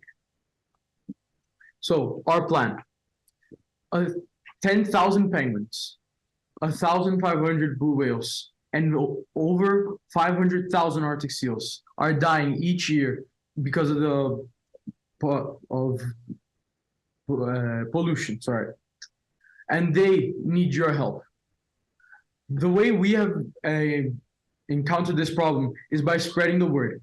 We have thought of 3 main ideas: the encouragement of education in the Arctic, news articles related to Arctic and all the events happening with the melting of ice, and the Antarctica Day. So our plan is simple. We want to encourage the education about all that's happening in Antarctica, their animals, their history, and all of its interesting aspects. Our first idea was to encourage schools to develop a program that can teach about Antarctica and all of its interesting jobs and all of its animals and fauna that makes it such a complex system. This will also encourage students to pursue, if interested, to pursue jobs in Antarctica directly causing the help of the reduction of pollution and the reduction of the ice melting. Our second idea was to encourage more media about the Arctic and all of its melting polar ice caps and the animals, of the extinction of the animals. We have decided that this can be implemented on a smaller scale, with schools starting to publish it and smaller, more amateur news companies posting more stories about it. And then, if possible, even larger news companies posting about it. And then our last plan was the further encouragement and support of the Antarctica Day. As you all know, today is December 1st, the day that the Antarctica Treaty was actually signed in 1956, if I'm not wrong. And a lot of nations actually celebrate the Antarctica Day as today, but we feel like the UN can also help a lot, since this will be presented at COP28. We, by telling this to the UN and all the General Assembly, that it could actually spark ideas in order to create a new Antarctica Day or the further promotion of the current Antarctica Day, which is today. And also, our idea, it's not just to spread more awareness, because we are constantly trying to do that, obviously. We are telling more people about it. But the problem that we believe about this spreading of awareness is that people will often forget about, because since people have a lot of problems in their day-to-day lives, it's easy to forget about everything that is happening. And by having this, these articles be published weekly or bi-weekly, it'll be a reoccurring topic and people will remember it more often. And as Matt said, this can make people include these facts in their conversations more, and it will just become a reoccurring topic. And also by having these classes in schools, we will be able to grow a generation that is more aware and more cautious of their actions, because they will know how they are affecting the environments in the Antarctica. We actually created a website already. So we have a site that has a lot of information on some of the currently in a risk of extinction animals. For example, the emperor penguin, the Arctic seal, the blue whales, and the Arctic krill are some of the examples that are in there. We're still in the process of development in this site. This is more of a local impact that we have created, since we haven't, for example, in the previous idea, it hasn't been developed as much as their idea of buying a site, developing and advertising them. But it's still a way for us as students of St. Francis to spread the word in our school, and we actually recommend, if you guys want to do the same. And I know one school already has the idea for the sites, but just even if you don't win, spread the information around. It's still really important. And just, it's super important for people to be aware and for people to understand that this is still currently happening, and it isn't something that just passes away with time.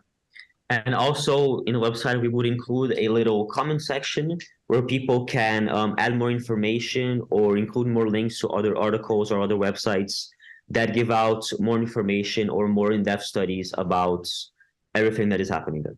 Winner of the Antarctic Ambassadors Challenge. Congratulations go to Team Cranley. We have had an amazing day. We had people from all over the world, teachers, students, speakers from every continent, giving really good expert advice to the youth, really informative stuff. The tension, the excitement was building. Race for Good is a competition. We have an amazing winning school from Punahou School in Hawaii, and we have Cranley School in Abu Dhabi. Huge congratulations from me, from us, and youth collectively. You are incredible. incredible. Your voice has been heard. And more than that, action. It's being implemented. Well, that's it for today at COP28. Thank you so much for watching. And how amazing were the youth from Abu Dhabi, Greenland, Brazil and Thailand. The voice of the youth are so inspiring at COP28. And guys, don't forget, tomorrow the Global Youth Choir will be performing right here at COP28. Don't forget to tune in and watch the show. It's going to be great. It's gonna take all of us.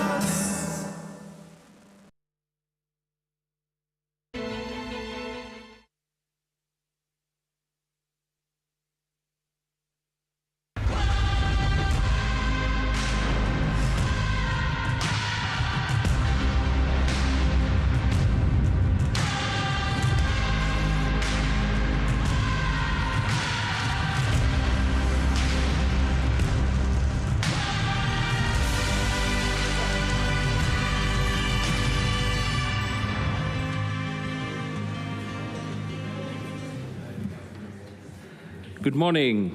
Thank you very much for joining us early this morning. I hope everybody at least got some rest. I know there's a lot of walking, but on the bright side of the thing, everybody's step count is going up. So most people are happy about that. So welcome to this session. It's a very targeted session, and that speaks volumes for the panel that we're going to have. So it's driving emission reductions through innovation and new business models. And you're going to hear more about this from a very illustrious panel. I will not steal the thunder of my moderator today, who is Albert Chung, Deputy CEO of Bloomberg New Energy Finance, BNEF. So he needs no further introduction. And I'm going to call upon Albert now to introduce our very illustrious panel and take us through the session. Thank you.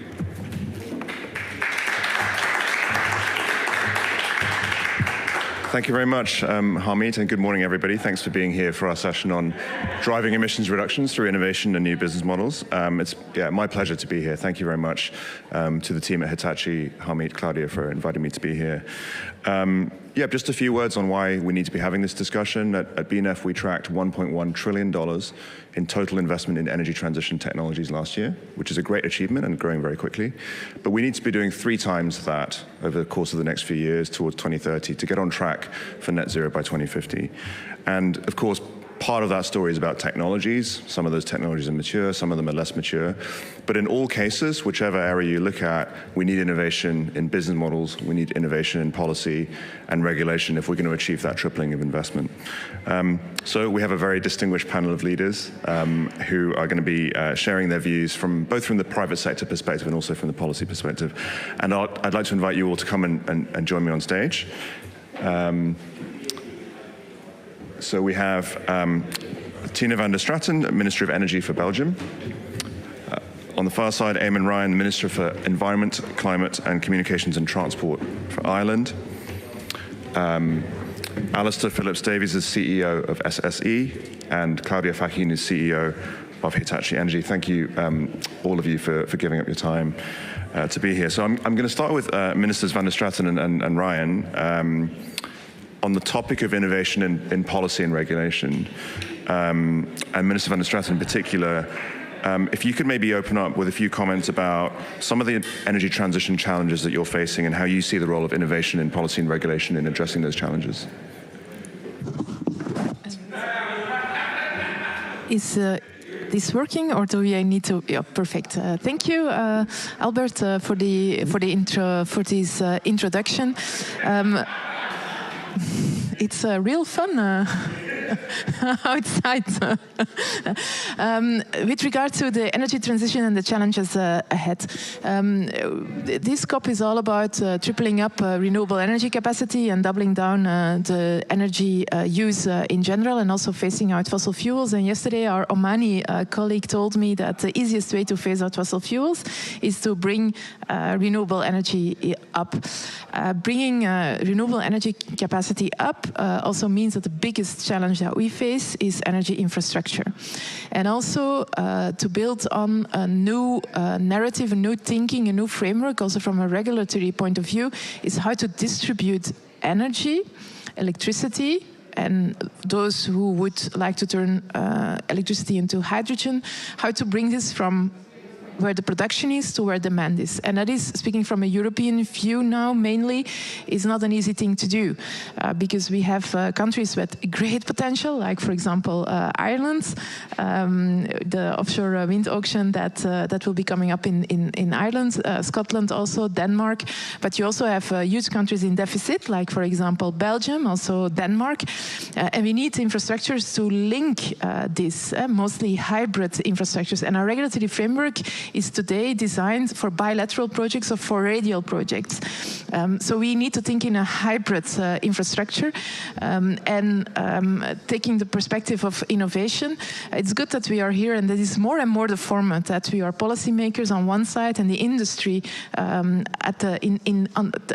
thinking and discussing about the same topics to understand each other better and to find innovation in business models, but also maybe in regulatory models. So I'm still dreaming of a TSO for the North Sea, but maybe the TSO for the North Sea is already there. If we are going to do a connection between Denmark and Belgium with a hybrid infrastructure in between, with other countries benefiting, like Germany, if all these TSOs work together, we already maybe have the TSO from the North Sea. So innovation from a regulatory perspective would be to be able to work not only top-down, but also bottom-up, and to link these two approaches so that we would be able to move faster than we are moving now. Thank you, and I couldn't agree more. I think we can all recognize the need for innovation to accelerate grid investment in and of itself, but increasingly also the collaboration across multiple jurisdictions. So that's a really useful and helpful point. Thank you. Minister Ryan, what would you add in terms of kind of the need for innovation in policy and regulation, new approaches that you're seeing that you see potential? I'm just getting my head around Tina having dreams about TSOs. And it has reached a very critical stage in the Van Straten energy mind, which is a real problem. But I think she's right. I too dream of an independent system operator. We were also just chatting, myself and Tina, and these events, it's first obviously critically about the negotiations now, but it's also about the networking and we were just chatting beforehand about an event we were at yesterday, Antonella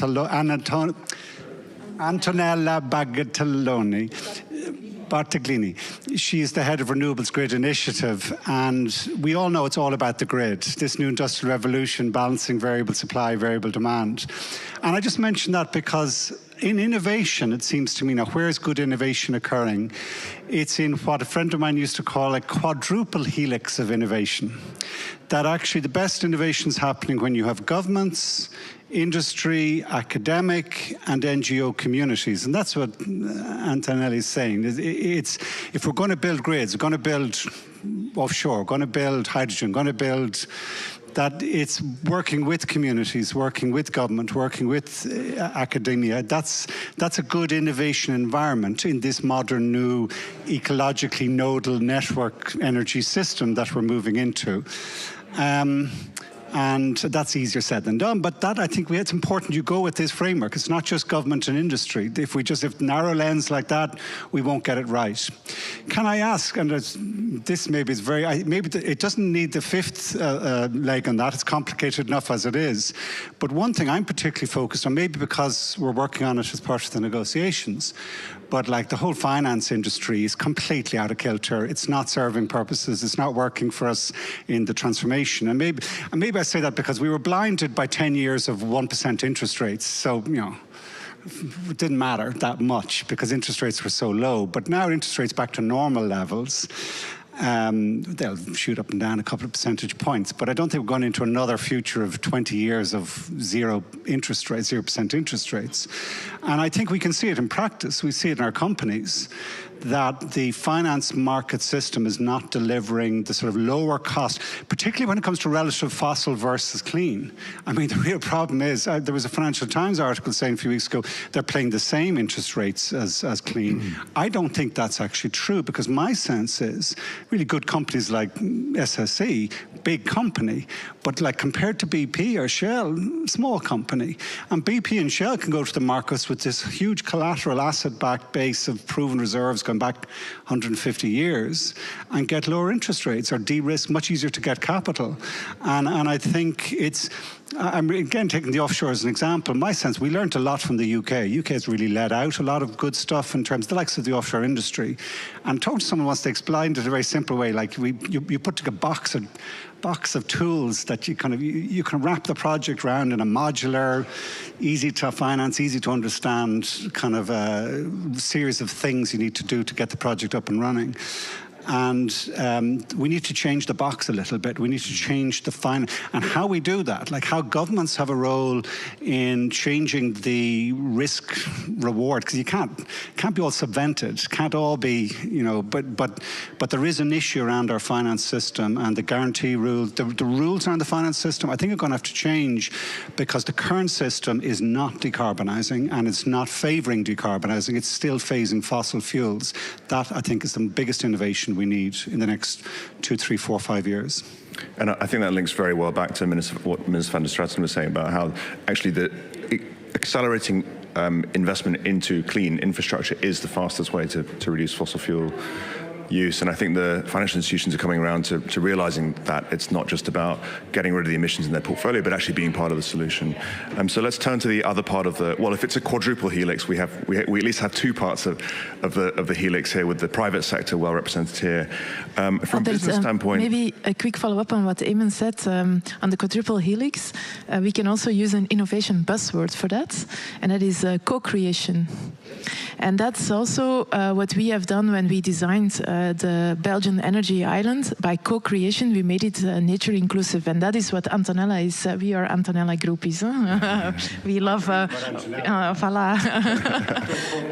But that is on co-creation will allow us to go faster. Indeed, yeah, exactly. And so, Alistair, just to bring you in here, when we talk about innovation in the private sector, it means some slightly different things. Of course, part of it's technology, but a lot of it is around business models, around different ways of procuring and partnering and so on. So maybe you could just share a little bit about examples that you've seen recently that you think have high potential.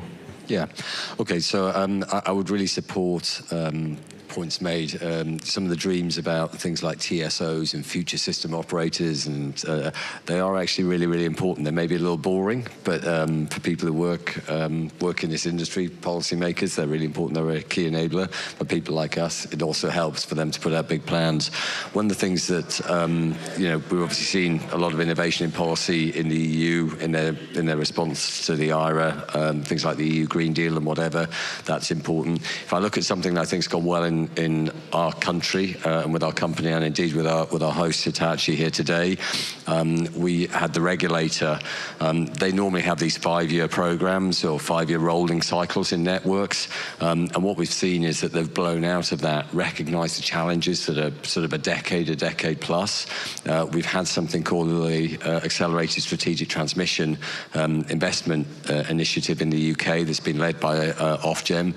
What that has done is essentially set out a program of work that goes into the next decade, so well beyond the current price control, and they've agreed that program of work. For us, we've announced about £20 billion worth of spend in the latter half of the decade going into next decade. We started our first project actually with Hitachi, roughly a £4 billion, and it's a joint venture between ourselves and National Grid to build a big subsea cable to sort of connect the north of the country, which has got a lot of renewables, with the south, where there's a lot of demand side load. I think overall that will be about a £50 billion spend, which is beyond the current regulatory period that ourselves, when the Iberdrola subsidiaries, Scottish Power and National Grid will be delivering. And I think that forward-thinking model that recognises the time periods that we've got to deal with, the fact that we have to provide clear messages to supply chain to say you need to build more factories, we need bigger, longer cables, we actually need more HVDCs. We've got 4 big HVDC projects, Grid will have a number as well, and therefore our ability to go to market and do that, and underneath that, and I'll let Claudio speak about it because I know he's helped us shape what we've then been able to do is with the industry who are under pressure now to deliver in terms of all that technology, amazing technology they've got. How do we find new procurement models that don't expose them to some of the issues that have given some industry players problems during the recent bout of inflation, caused by the crisis in Ukraine and things like that. So for us, we've got policy, government-led policy is really critical, but then regulators leaning into that, finding new models, and then hopefully with businesses like Hitachi, we've been able to find new procurement models that allow us to actually start, putting shovels in the ground and getting assets moving. And I think that for us has been just transformational. And creating that long-term certainty, both for your business, but then for your suppliers as well, seems absolutely essential. The long-term, I need to build a new factory. I need new extruders. I need to expand capacity in some of and I don't know whether it's India or UK or Europe, in some of the key factories that Hitachi has across the world, basically. These are big bits of kit that cost a lot of money. They also take a lot of time to put together, the big transformers that we need. And again, we've seen innovation in the sense that we've gone from 360 kV, 360,000 volt, 320,000 volt systems that did 1,200 megawatts. We now have a new standard size of 2,000 megawatts in terms of those HVDCs, so we can build bigger wind farms. We can put bigger cables, through one cable they've gone to 525 kV, basically. That's something these gentlemen know far more about than me, but we're certainly buying it, leaning into it, and it gives them the ability to invest in that new, better technology. Absolutely. And so, Claudio, Hitachi Energy is obviously on the other side of that as a global technology supplier. So how do you see, this trend of innovation towards, different ways of managing the supply chain for the long term? Yeah, thank you. And Alistair described that very well, so I cannot add too much on that. From a supply chain perspective, as Alistair mentioned, two important aspects. One is this longer-term visibility, because we all know that the infrastructure like grids, it takes time. It takes time for the planning, it takes time for the permitting, and it also takes time for less and less, though, but it also takes time to execute. And those are assets that will be there for the next 30, 40, 50 years in providing reliable and resilience to the system.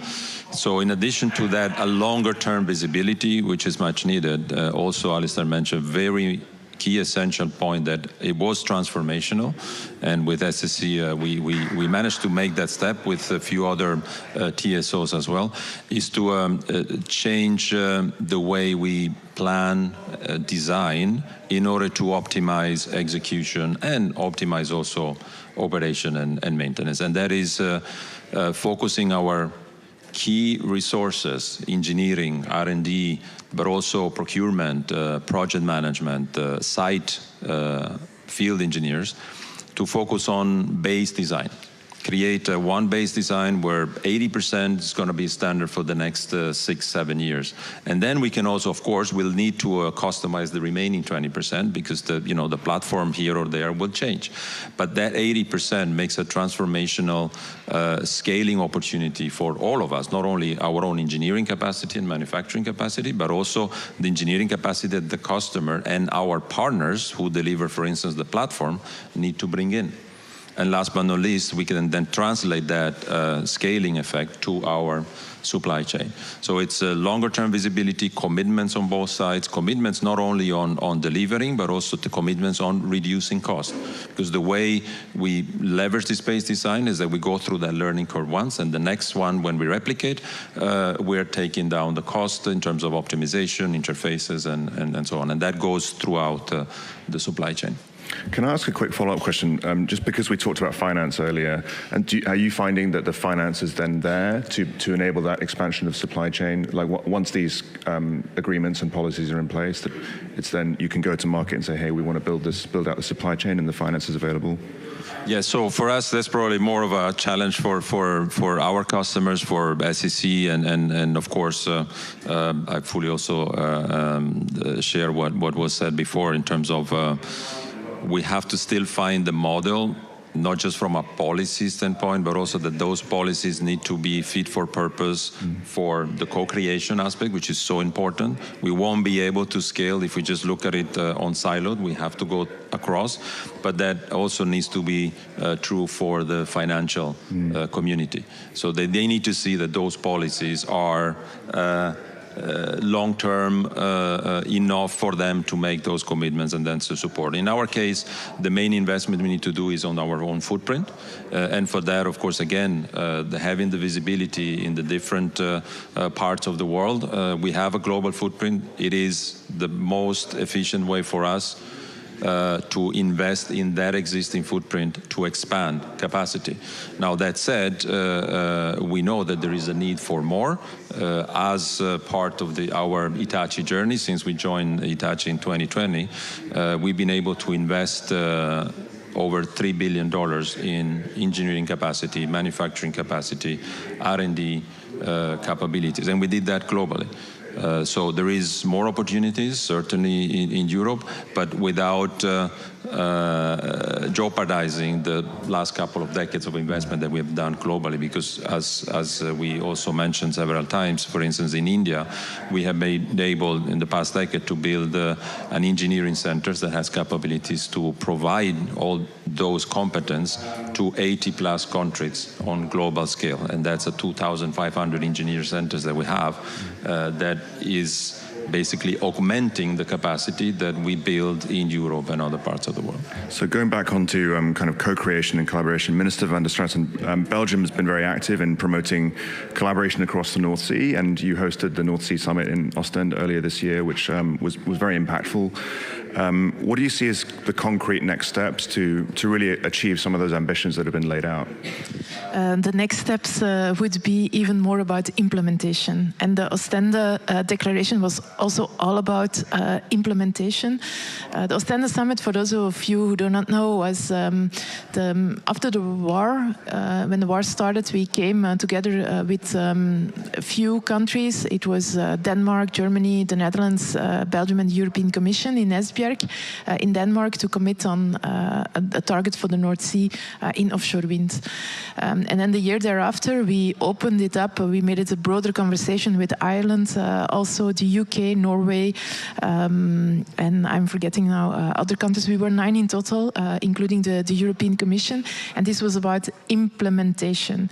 And the takeaways were on what is needed if we want to implement. For example, standardization, no tenders with wind turbines that don't exist yet. And now we need to go further in what the takeaways from Ostende to make it something that is even more specific. We came together in the NSEC format, which is the North Sea Energy Cooperation, which Eamon was chair of the year before this year. And what we published this year was a tool, an overview from the North Sea countries, who is tendering what in what time. Also to give this predictability to the market. And the next step would also probably be that we have a conversation, or that we dare to discuss between us who is doing what when, to have a better planning and to avoid the boom and bust. What is needed is that we go from targets to turbines, and the targets we have, but the turbines not yet. Now we have to fix hurdles, and also finance is one of them. And not because the money is not there, and not because the regulatory framework is not there, because it is there. But I sometimes also feel, and that is making it difficult to sleep, that the finance sector is not as much involved as they should be. And they are, because they are financing, they do. But ultimately, it always comes back to us. We are, as ministers, everyone comes to see us, that we need to de-risk, that we need to include certain things, yes or no, in strike prices, that be careful with maximum strike prices, and agree. It's our job absolutely. But in this format that we have, energy professionals, maybe the finance professionals are missing. They can also come up with maybe more innovative financing models. And sometimes I have the impression that the financial market has become a market on itself, and that they are not maybe not involved. I think we have come a long way between climate and energy. Look at the Energy Day yesterday and the day before yesterday, that we as energy ministers are here for such a long time, and this whole COP is about energy. Basically, in the COP declaration and the pledges that have been signed, it's about energy. And maybe we should also think about bringing more finance ministers, not in a separate format, but together with climate ministers, together with energy ministers. That's also maybe a sector and institution that we need to understand better, and have more as a part of the conversation. And I know in Belgium we are the second country worldwide with regard to offshore wind. It was made possible because there was a policy in place. There were, in fact, people from the industries willing to build something that was not yet built. There were lawyers willing to make up the contracts that didn't exist at that point either, and also involvement of the banks who said, okay, we are going to finance it. So it's that we will and we can and we do that is also needed at this point in time. Thank you. Of course, we had a finance crisis that has changed a lot, but we also need to overstep that nightmare of 2008. Yeah. And Minister Ryan, maybe if we can kind of turn the lens over to emerging markets and developing economies, because we are here talking about a tripling of renewable capacity by 2030, but actually in BNEF's analysis, developing economies need to go even faster than tripling because they're starting from a lower base. They need to do 4, 5, 6, even 7 times increase in renewable energy. So what do you see in terms of the innovations, whether from a financing perspective or elsewhere, that can really help drive more capital into those markets? I think it is. I think it's a lot of. It will be public and private in this instance, and it does have to be private because the scale. We know the figures. We know. I'm going IEA figures here now. 4.5 trillion a year in 2032 is the estimate to be on a path to net zero. 1.4 to 1.9 of that in emerging, excluding China. And that 10 years, as we know, as energy ministers, is tomorrow. If you're not, that's the decisions we make today. In truth, will be spent then. So we have to hurry up here. It was interesting. I was at the African Climate Summit and with President Dr. Sultan Al Jaber, and 8 African ministers, and I have 4.5 billion project finance here for your countries. Which show me your projects. And you realise all the classic things that everyone knows about: currency risk, regulatory risk, grid, skills shortage, lack of transparency in accounting systems that are all of which put up the cost of capital. And this is not new. Bridgetown Initiative, me remotely calling it out in a sense. So what are the solutions? If it was easy, someone would have put together the package of measures. Well, I think we can take from some of our own examples of, like we have one of the first examples we have where we oblige our energy companies to invest in energy efficiency. One of the concepts I'm pushing in the negotiations here is we should oblige the fossil fuel companies to invest in clean, particularly in emerging markets. They only account for 1% of the clean energy investment, and they still have a trillion. They had 4 trillion profits last year, and we are talking trillions here now. Are we just going to let them continue on like the tobacco industry, kind of just peeling off cash to the investors? The only difference here is the smoke in this case still affects everyone. So one of my personal things is saying, well, could we not start on a voluntary basis, but divert some of that finance from fossil into clean is one innovation I'd look at. But there are other, and we do that in the European Union. We oblige energy companies to do things. So we're doing it already in energy efficiency. So that's not that unusual a policy tool. We also, I'll give an example. We have at home, we have a new domestic loan to support retrofitting. We use EIF financing to de-risk the first quarter of the loan so that, and then we bring pillar banks in to provide the rest of the loans, domestic loans up to 75,000. but that really does reduce the risk in terms of the default risk. So I think public sector, philanthropy, other sovereign funds could be invested. And it should be investment. Like, you know, the risk of capital loss, actually, when you do it in this way, is relatively low. And I also think, sorry, now this is really big now, but I was really inspired by President Ruto at the African Climate Summit. I thought he absolutely hit the nail on the head. And now this is big thinking. But if you let's go down, the currency risk is one of the biggest problems. But if you go down to the African, let's say Central Africa, whatever, West Africa, you have the raw materials. You process them in those locations. You manufacture into PV. You sell to the local market. Then you have an end-to-end vertical electricity market from processing right through to, and you'd sell it manufacturing on into Europe because that gives you a diverse supply stream for the rest of the world. But then you have a vertical integrated market where the currency risk is much reduced. As an example of, you know, there are loads of different measures. But this is where, I mean, the finance industry, London is wizards in terms of how you cook up all these kind of, but we do need to do it at scale. It is not happening. I keep repeating the same one statistic, and it's not to give out in any way. Tina is a great example of success. Holland and Belgium alone has more solar panels than the entirety of Africa. Not more. When Holland is the entirety, I think Belgium is the same. You know, incredible injustice or imbalance. And Africa gets 60% of the global solar radiation. So that has to change. And I think it starts actually in grid again is everything. There's a really good Spanish former TSO regulator who's doing a really good mapping exercise of grid in Africa using satellite technology. Some places in the 650 million people with no access to electricity, it'll be a single solar panel powering a mobile phone or maybe an induction cooker. But there will be villages and towns where you start putting in microgrids, and then there's bigger industrial kind of continental type grid systems.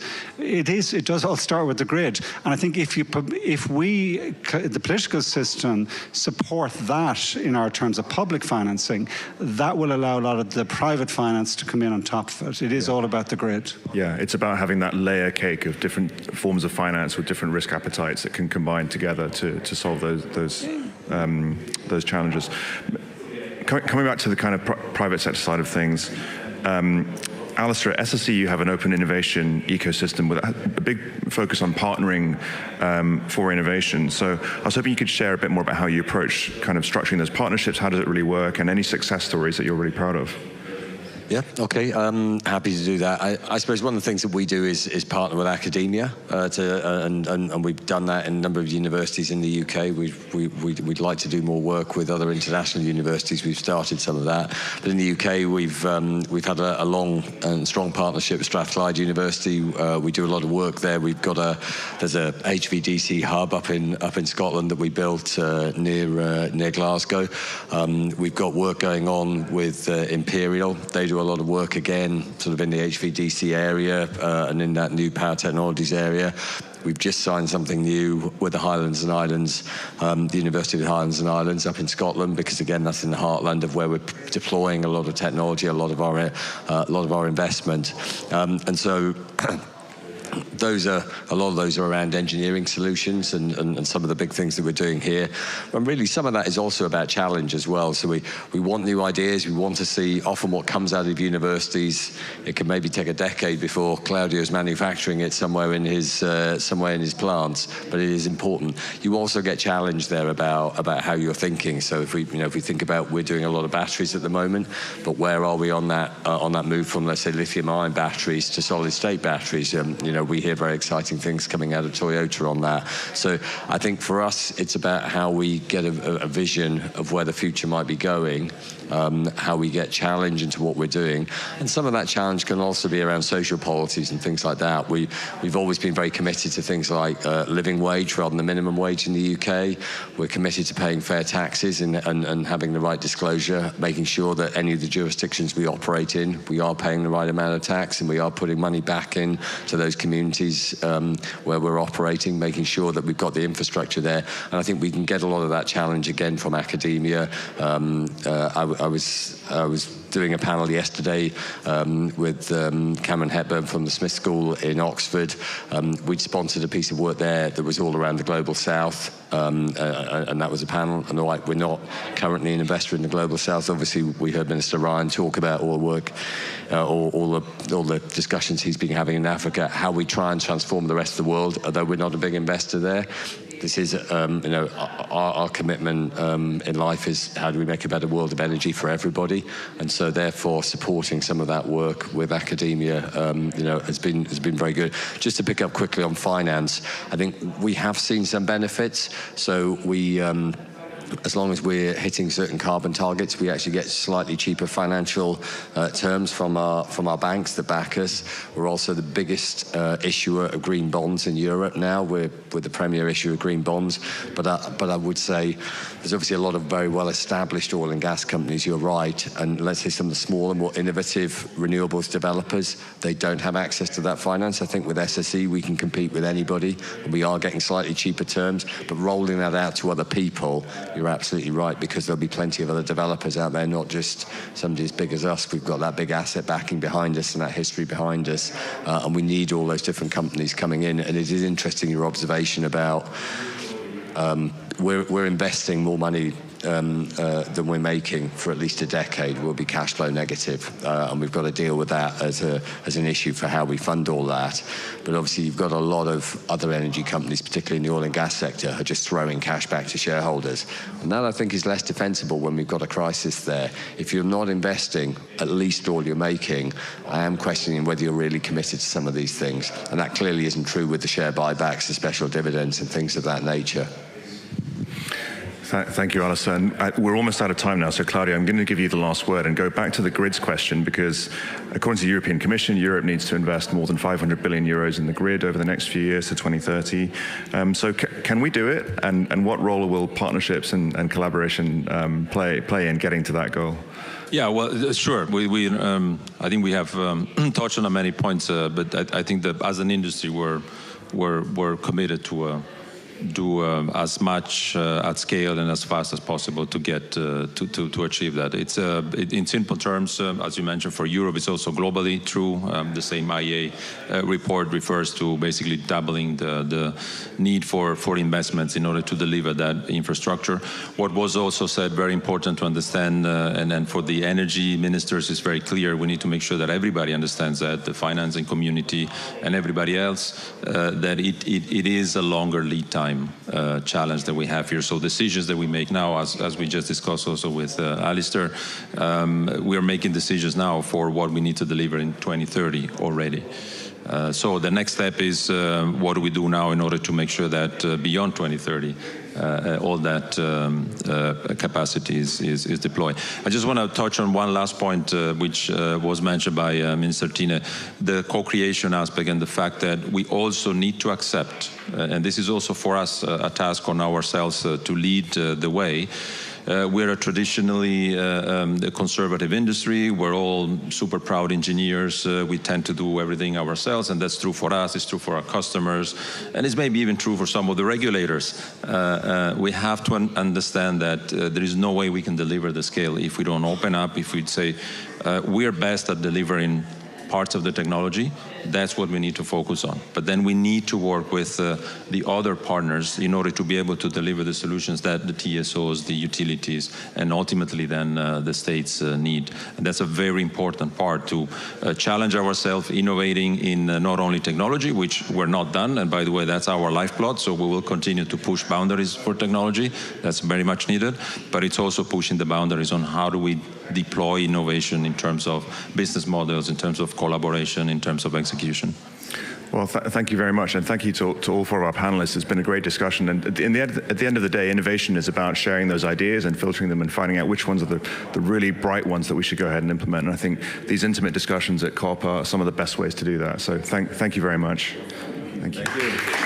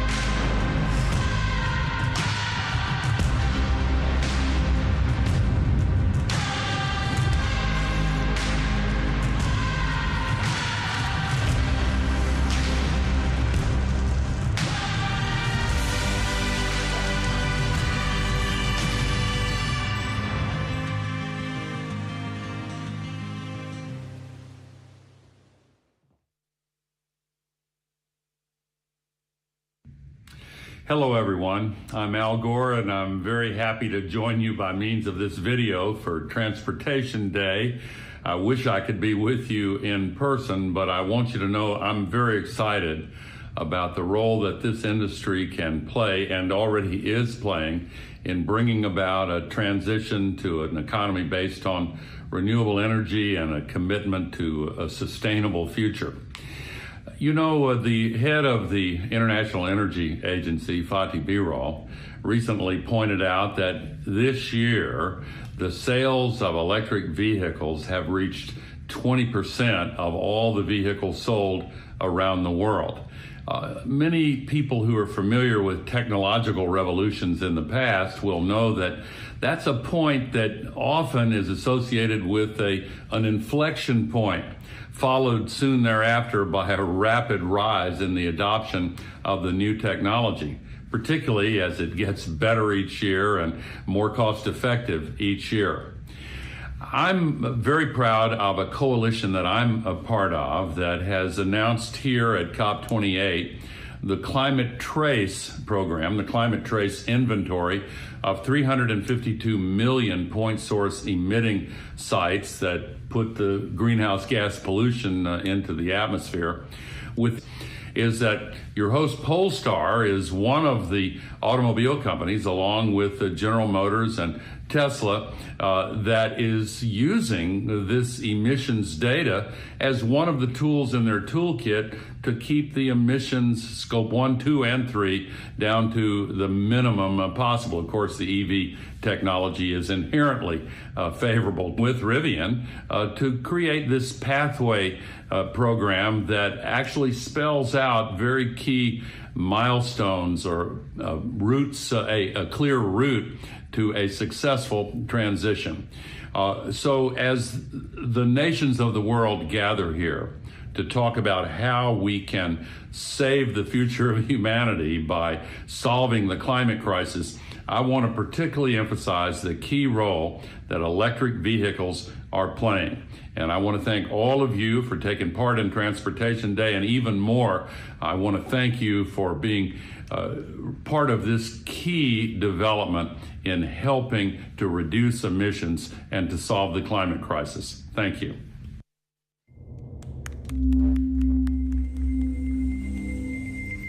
All right, good morning, ladies and gentlemen. Thank you so much for being here today. Happy Transportation Day. If you're here in person, we're obviously in Dubai. You know how important this conversation is. And if you're joining us online, welcome. We are going to talk to Kearney. Welcome, Angela. We have Frederica Claren, Head of Sustainability for Polestar. Hello, Frederica. We have Monica Araya, Executive Director of the European Climate Foundation. Hi, Monica. And we have Jen Carson, Head of Industry Climate Group and Steel Zero. Hi, Jen. Hi. All right, okay, let's get into it. So as Al Gore mentioned, we are to get into it, I want to talk about first, what number COP is this for you? And why are we having this conversation right now at COP28, 6 years away from reaching, 6 years away from our 2030 1.5 degree limit goal? Angela, let's start with you. So thank you for having me, first of all. This is my third COP. My first COP, I was actually working for COP. I was the transport lead for the Climate Champions at COP26. So that was a bit of, you know, it was a hard start, I'm not gonna lie. But we launched the Zero Emission Vehicle Declaration with the help of Monica, among others. We had OEMs, regions, governments, investors, fleet owners sign on to that declaration. But COP needs to be more than just commitments and ambitions and open letters and all of that. COP is really about addressing challenges and problems. And so that's why we're here, right? To talk not about all the great things we've already done, but the challenges ahead of us and how we can find solutions and how we can team up to find solutions. Yes, and I think most of you know this, but this COP is especially important because we're in the halfway point between the Paris Climate Agreement and 2030. Frederica, what about you? So this is my third COP for Polestar, and what we are coming to the COPs with is really a message around needing to take collective action in the automotive industry. Like Al was saying, we are seeing that we are taking the steps needed to get us to this pivotal point where we can accelerate EVs to secure that, you know, they fulfill their promise of being the climate solution that we think that they are. But at the same time that we start figuring out how do we decarbonize the production and the use phase of EVs. So that's what we're here to talk about, solutions around that. Monica? So my first COP was 2009 in Copenhagen. So, in fact, I met my husband there. Oh, yes. So I have done quite a few COPs, and one big difference I see in this one is that the diplomacy is about implementation, whereas before it was about diplomacy for ambition. It was diplomacy to set targets, diplomacy to show that we could go faster, and now that is why it's becoming more difficult, because it's about the financing mechanisms, it's about dealing with barriers, and it's about getting real. So to some degree, it's frustrating that we can't go faster, but at the same time, the reason why we don't go faster is also because now we're entering a phase where we're really moving to the real economy, and in that sense, this COP is one of the most important ones. Yes, yes. Jen. Thank you very much. I'll build on the points that Monica's mentioned, although this is my first COP to be here in person. Have been behind the scenes for a number, but this is my first here in the Blue Zone. I think you mentioned the implementation, the move of the discussion and dialogue to implementation and then real-world economy. My role at Climate Group is to focus now on the concrete and steel decarbonisation conversation, so industrial decarbonisation. And we've seen the beginnings of a real transformation on the awareness and discussion that's specifically being had on those two material streams, and then more widely in industrial decarbonisation. And very key to this conversation here, Frederica mentioned now the attention moving from operational phase of vehicles over to production and manufacturing and Scope 3 embodied and embedded carbon emissions. One thing maybe I'll mention is that it was 4 or 5 days ago, there was the India-Sweden Industry Transition Platform that was announced. So really starting to look at that movement towards specific examples that we can take forward and move to that implementation phase. Thank you, Jen. As they mentioned, we used to at COPs talk about the problems, and now we're at this point where we're talking about the global emissions into 1.5 degree limit, but we're not on track right now. So the pathway. Absolutely. So it was actually Rivian that would answer the question, how do we secure that the automotive industry now takes collective action? So if you put the graph up, maybe yes, you can see what the results were from the pathway report. So if you follow the line on top, this is our trajectory now in the industry. We are on track to overshoot our carbon budget by at least 75%. We will have run out of the carbon budget that we have to spend by 2035, the rate that it's going now. But what Carney could show was that there are 3 very impactful levers that we can pull at the same time to secure that we get below our estimated carbon budget. And Angela will tell you all about how they figured that budget out. But essentially, it is securing that we don't sell any more fossil fuel cars after 2032 globally. Let's phase them out. At the same time, we need to secure that the power grids that we charge electric vehicles with are powered by only renewable energy by 2033. And the last very impactful lever is to secure that we, the car companies, do our jobs in decarbonizing the supply chains. If we do all of this, and we can do all of this, we have the technology to do all of this, we will actually, as an industry, step up in the climate crisis and do our part to stay below 1.5. Maybe you want to add something. Maybe just around the sense of urgency. As a consultant, it was great when Polestar and Rivian came and commissioned a report without telling you what the answer is right from the start. And what I also loved about it is that it clearly shows, as you can see on the graph, electrification is not enough. It's been a main focus, rightfully so, but it won't get us where we need to be. So even if we electrify everything by 2032, we still overshoot by almost 50%. And I think that sense of urgency, because when we accounted for the global budget that we have left and the share of that comes from the automotive industry, we see that we actually spend 7% of that budget. And like Frederica said, by 2035, it's done, it's gone, we don't get that back. But that means that every year that we don't take action, 7% is gone, right? And I just want to underline too, you know, we usually get stuck in discussions about the data points, about, you know, is it 1.5 or is it 1.6? And no, I found this little number wrong, and therefore everything you say is not valid. So what we did with this report is just like, it's open sourced. Anyone can go in, look at the methodology, and you can play around with numbers. It's all, you know, official data. It's all available data. No matter how you calculate it, it's far too close for comfort. So we need to not get stuck in these discussions, but I see these are the 3 things we need to do. And I don't think it's a surprise to anyone in the industry that these are the most impactful levers to pull. We know roughly how to do it. It's not easy, or we'd be done by now, but we need to do it. And I think part of the conclusion was also, even if you don't agree with everything as an OEM, or even if you're done with electrification like Polestar is, there is more to do. So work together on green steel then. If you cannot agree on end device, work on green steel, work on renewable energy, work on something, but you need to start working now. Whatever it is you want to do, you need to do it now. Yes, thank you, Angela. I think it's so important to note that the path report is so pivotal, because usually when there's an emergency, you have an emergency plan. When you are on an airplane, they let you know what happens during an emergency. And in specific industries, we've been saying it's a climate emergency, but there's been no roadmap. And so it's very helpful to see this pathway report. Angela, I wanted to ask, because it takes energy to decarbonize more energy. So what are the greatest challenges here for the automotive industry that they're facing? Well, I mean, first of all, the obvious one, while you can control your portfolio, you can control what kind of car you sell.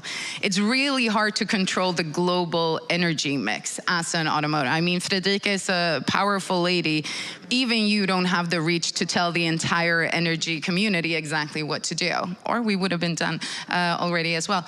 So of course, one of the key challenges is the fact that it's indirect influence, right? You don't have direct control. That doesn't mean you don't have impact. I want to make that very clear. Obviously, the automotive industry can have huge impact, sending a demand signal, making the investments themselves, changing consumer behavior, bundling car sales together with access to renewable energy and the charging, et cetera, et cetera. But it's a challenge because it requires collaboration, collective action. It requires really long-term partnership. You have to partner up for years. These are massive investments. Can't do 2-year contract. It can't just be an open. Needs to be strategic partnerships over time that warrants these investments. Number 2 is, of course, as we shift emissions, like Jen said, towards manufacturing, we need renewable energy for everything. We need fossil-free energy for everything. And it's not just the cars, it's the manufacturing of the cars. And it's not just cars. We also need it for every other mode of transportation, and we need it for every other. We need green energy for steel. We need green energy in agriculture. We need green energy for everything. So the green transformation is an energy transformation at its core. Yes, yes. Because even if the automotive industry reached net zero and was green, it doesn't matter if the rest of the world is still relying on fossil fuels. But if the automotive industry can reach it, then it impacts the rest of the industries. So Frederica, I want to talk about, because Lever 3 talked about decarbonizing the supply chain. Yeah. So from Polestar's perspective, what does that look like, actually decarbonizing, and how does that differ from a traditional car company? So I would say that it's divided into 2 major tasks that we are setting for ourselves now. Doing incremental changes where we can already now in our car program. So for example, Polestar 2, we've been able to cut 3 tons off that car's production-related emissions in 3 years through bringing in low-carbon aluminium, really working with the supply chain to improve them. But these low-carbon solutions will only get us this far. And as a company, we see that in the industry, we need to start developing the solutions that will take us to net zero in 2040. So we have set a moonshot goal for ourselves to create a climate neutral car by 2030.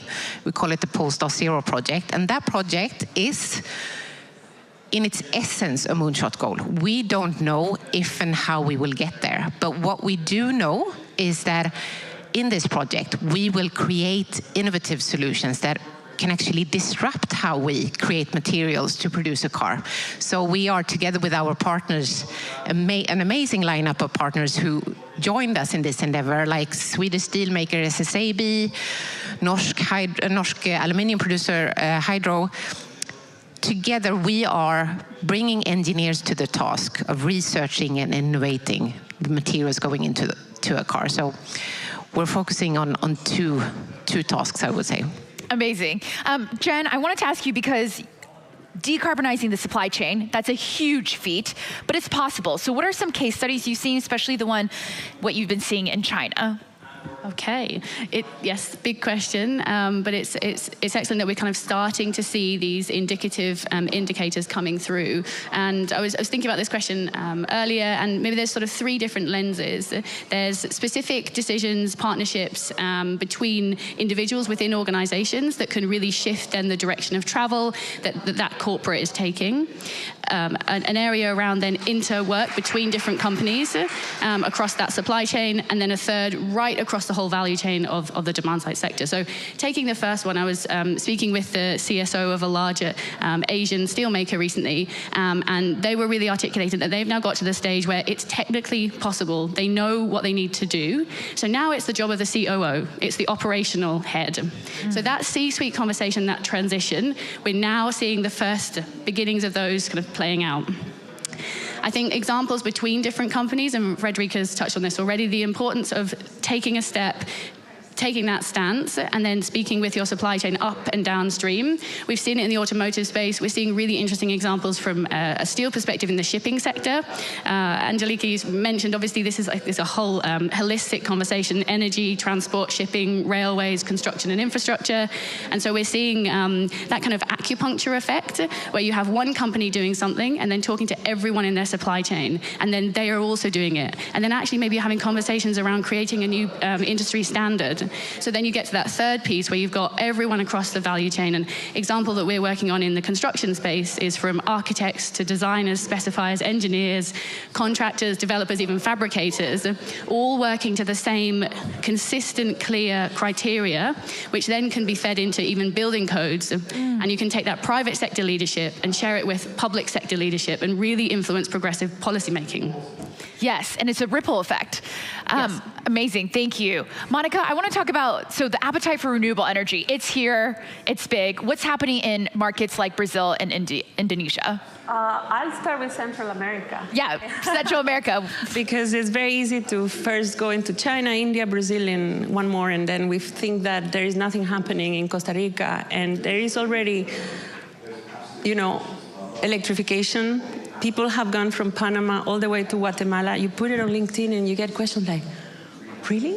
How do they charge? Do they have EVs in Honduras? It's like, yes, they have WhatsApp, they have iPhones. So we really need to do several things at the same time. You need to have the champions in Sweden, in all these markets where you have champions in every part of the ecosystem, in government, in private sector, in think tanks. And you need to have the ability to look at that lever of change and make it go as fast as possible here. But in other markets, you can't do everything at once. So maybe the incentive in some countries that already have a lot of solar is to bring the private sector through the lens of charging, because there is a business opportunity there. In other countries, the lever could be the mayor of a city that says, well, let's start with buses, because this is what will get people to try electric first. That's the case of Santiago de Chile or Colombia. Or in the case of Kenya, the entry point has been motorcycles for deliveries. In other cases like Indonesia, if you pay attention to what the president has been saying, it's all about how to get their own green industrialization plan so that they can produce EVs or maybe parts of be part of the supply chain. So first point is we really need to be very good at understanding the drivers for change, because what works in Sweden has to be very clear, but what works in Brazil is different. So that's one lever. The other thing is we need to avoid being very binary. You know, there is a tendency in a lot of spaces to say, oh, you know, if you don't do A, B, and C, it doesn't matter. You won't make any difference. It won't make any difference. So what we need to be able to do is to say, yes, we still rely on renewable, no, unfortunately not. We still rely on fossil fuels. We still produce cars that are not entirely sustainable, and yet we need to start electrifying certain segments. And the fact that we haven't reached 100% renewable electricity systems doesn't mean that we have to wait, because we don't have time. So it's something about, I mean, sometimes I use the word choreography. I think it's something about the fact that sometimes you go faster, sometimes you have to step back, but never go back, but you just have to wait. There are, you know, in most countries there are elections, there are parliaments, there are all these dynamics, and we have to be very adaptable. So I'm very excited to be part of this conversation, because sometimes in my space now, I now work on geopolitics, diplomacy, trade. I miss my days working with Angela on EVs, but what I can tell when I come to this place and I see this energy is that regardless of all these tensions that you still have this energy coming from green steel people, sustainable mobility people. So I'm mostly here to say that it is possible, and it's very inspiring. Yeah. Thank you, Monica. I love your analogy of choreography, because it doesn't matter how fast you're moving, you just need a dance. You need to be part of the dance. So let's talk about this dance from a public. You're going to ask us to dance. No. Now, 3, 2, 1. No, Angela and Frederica, I want to talk about this dance between the public and private sectors. How can both be responsible, and who needs to be leading? Who needs to be, the lead in this dance, this choreography? Both. Obviously. No, but I think this is important. Nothing happens in isolation, and I cannot stress this enough. Collective action. The climate crisis is a collective problem. It requires collective action. And so we need to see, governments need to do what they can to support. And to Monica's point, it's not only governments, it's cities, it's regions. Cities have a huge influence of EV adoption, right? Put in zero emission vehicle zones, preferred parking for electric vehicles, charging infrastructure. There's so much they can do. Tolls to enter in an ICE vehicle. The most courageous politician I've ever met was actually a Norwegian politician. I know we're in Sweden, but and it was a local politician from Oslo, and she stood on a stage in front of people and media, and she said, "Look, guys, it's gonna be possible to drive a car in Oslo, but we're gonna make it really, really hard." And I thought that kind of courageous, like political suicide, but it works. It works, and they have a very vibrant city center because of it, pedestrian streets, everything. Governments also have a lot of power in what they actually do. We sometimes only think of governments as in policy and regulation and legislation. That's super important. Nothing accelerates pace like a ban, right? Maybe it's the Swedishness in me, but like stick over carrot usually makes for faster adoption. So of course, if we say 2035, no more ICE sales, then, every automotive manufacturer knows that unless I sell EVs, I don't sell and I go out of business. So obviously that changes. But governments also buy things. Think about a government's vehicle, fleet. Think about the police cars, the fire department cars, the ambulances, the school buses. Huge procurement power, huge demand signal. How do they use that? So I think when we talk about, collective action, we talk about these massive investments we need to do. Obviously, we need to have public and private working together, because it's really hard as a business to commit to 10-year investments or more in energy and infrastructure if you don't know the play field, right? So businesses need to have that reliability and consistent regulation, and not think that every time we have an election, everything will change. Yes, yes, yes. I'm come from the US, and that's very much so. Every 4 years, everything changes.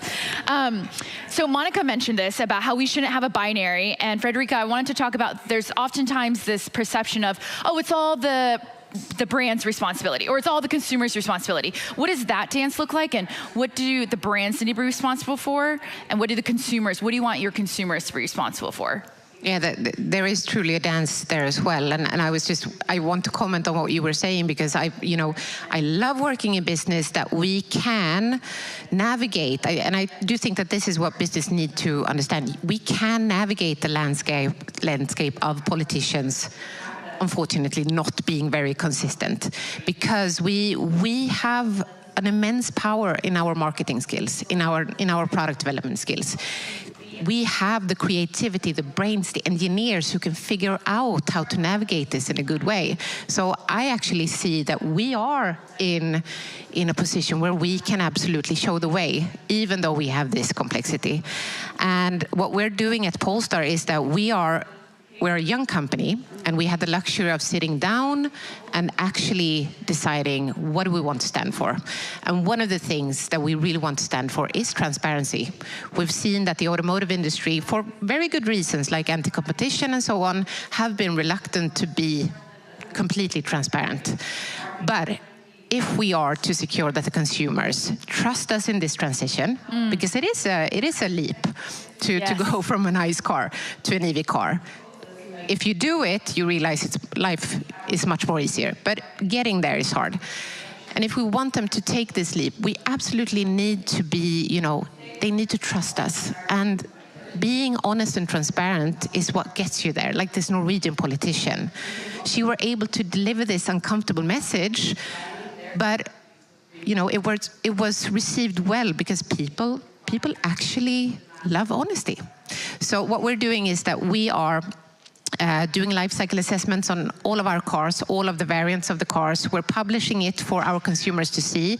They see that if I go with a long-range dual motor Polestar 2, it comes with this carbon footprint, but if I chose a single motor, it comes with this carbon footprint. They understand that this is something that we calculate, that we work with diligently. Maybe they don't understand the number, but they get that this is important. And then we also talk about the fact that if you charge the car with renewable energy, you as a consumer have an amazing impact, and that they need to be a part of actually asking for this from their societies, from the brands, and so on. Thank you, Fredrika. Jen, for those tuning in, a lot of us they're in the automotive industry, and I want to talk about what are the specific long-term and short-term targets we need to be hitting within the industry to maintain the 1.5 degree. Well, I think first thing is to read the report. Where can you find the report? Where can we find the report? Fredrika, Google Pathway Report. Okay, Pathway Report. Yeah. Polestar Automotive Rivian, Pathway Report. Okay, we should have had a QR code that everyone can. Come find me afterwards. I'll literally airdrop it to you.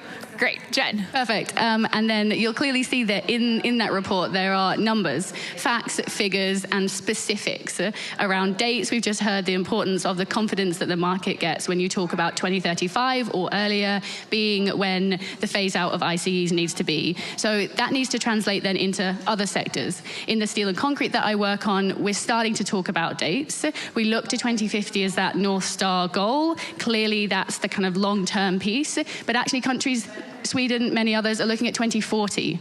That's when we're actually really needing to hone down on action across the whole supply chain and the value chain.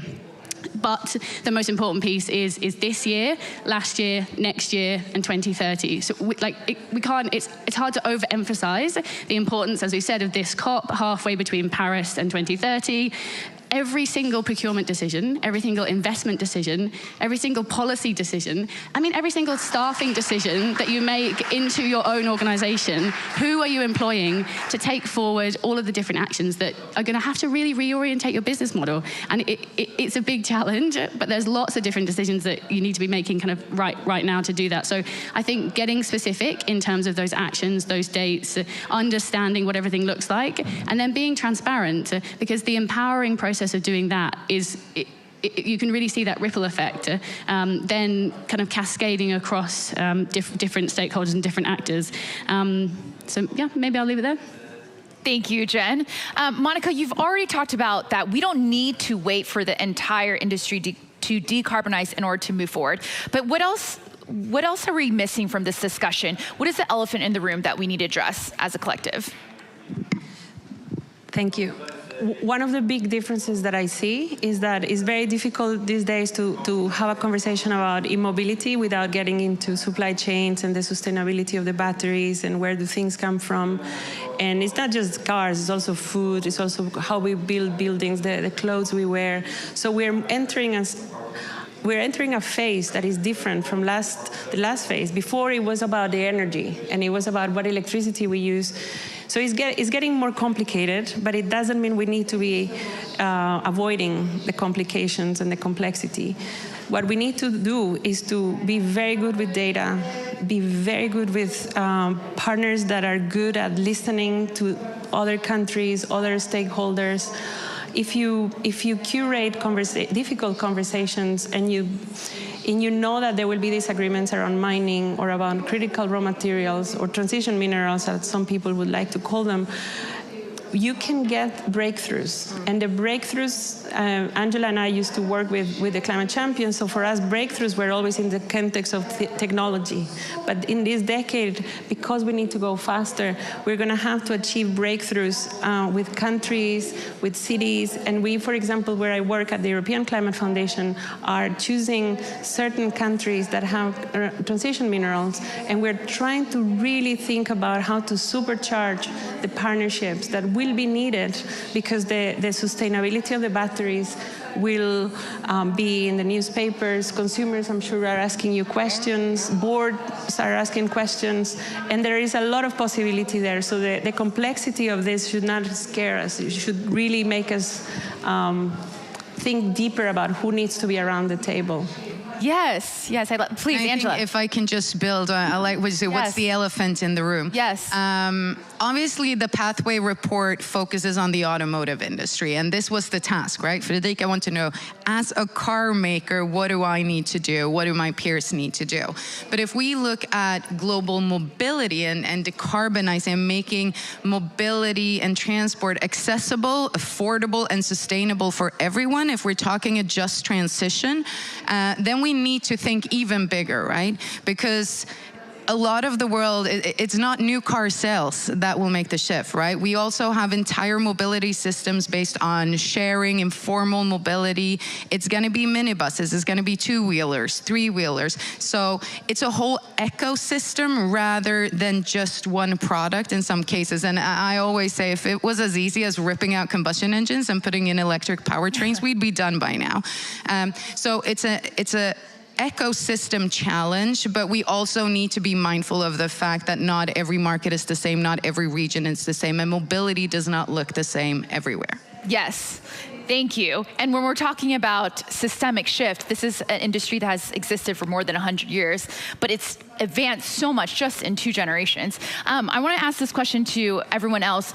Let's say we're in 2035, we've successfully decarbonized the auto industry. What needs to happen in other sectors in order for this to truly be successful, in order to reach the planetary era and be within planetary boundaries? Frederica, and then we'll go to Jen. That's a big question. Yeah. Well, Monica said have the hard conversation, so here we are. I mean, we as industries need to step up together and see that cross industry, we are sharing challenges that will get us to this sustainable society in 2035, 2040, that we really aspire to, all of us. And for example, coming back to the Postal Zero project, we know that what we need to research is how to create climate neutral glass, climate neutral steel, climate neutral plastics, climate neutral textiles. These are all materials that other industries are also searching for. So we need to look at what the rest are doing, be very, very curious and on our toes, really, and jump in wherever and whenever it's needed. We need to do it collectively. Thank you, Federico. Jen, any? Building on the collectivity point and the difficult discussions, so definitely stepping into that and really proactively making sure that those are the questions and those are the discussions that are being had. What needs to then materialize and what do we need to see is a shift in production processes that are being embedded and commercialized. So while many technologies might be available, we really need to be looking at the financing mechanisms, the policy regulation, the carrot and the stick, as Anjandika mentioned, to actually materialize and bring together those partnerships and those supply chain relationships to manifest and actually get those projects in the ground so that we can embed those first examples, certainly well before 2030, which is a really difficult challenge if you've got asset life cycles of decades. So these are the conversations that are just so urgent and so kind of high on our minds, and we'd like to see that massively expanding in terms of everyone who has a role to play within that landscape. Maybe just picking up as well on the different levels of discussion from a policy perspective. So here we're obviously talking about international, multilateral, national as well, but we've mentioned the importance of cities, also regions and states. And if we look at specific countries like Brazil, all of the different states within that region, what are they doing and how are they progressing and pushing forward action? Or different states in India. You could pick any region and you could look at the governance in each of those spaces and how that they can support and challenge that national, international lens. Thank you so much. This is a radical reimagination. It's a collective effort. And I just want to say how incredible it is to have a panel full of females in the automotive industry. This is a rare instance. Please, everyone, let's give a big round of applause to the Global Automotive Stocktake panel. Thank you, Angela, Frederica, Monica, Jen. Thank you, everyone, so much. And if you want to read the Pathway Report, come find us afterwards. We'll be more than happy to talk to you about it. Yes, of course, yes.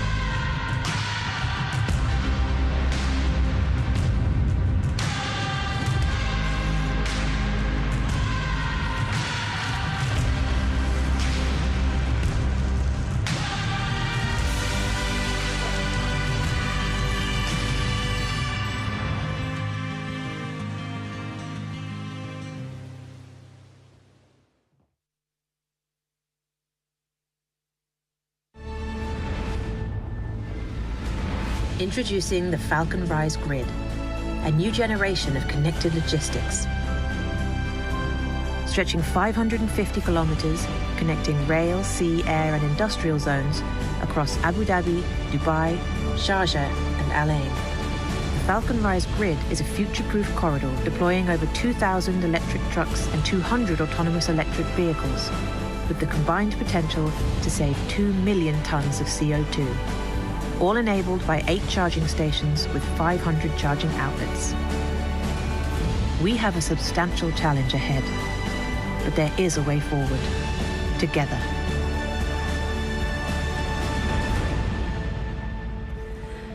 Welcome back to the Swedish Pavilion here at COP28. It is the Transportation Day today, and we will be focusing on global solutions to global challenges, focusing on large-scale electrification of global supply chains. We're going to have an interactive session today with panelists along the entire supply chain from a transportation point of view. But before welcoming the panel, I have the honor to present to you the CEO and founder of Einride. Please welcome up Robert Falk. Thank you. It's such a great honor to be here. And if there's something that really stands out, is the fact that there are so many really motivated people with a great ambition of making a change. We started Einride with the sole purpose of making that change happen. And I think if there's something that we learned over the almost 8 years since we've been building this company, is that there's not an easy solution to what the future holds. But we need there to actually push for this change. we need to dare to fail. But we can't be discouraged in making the future happen.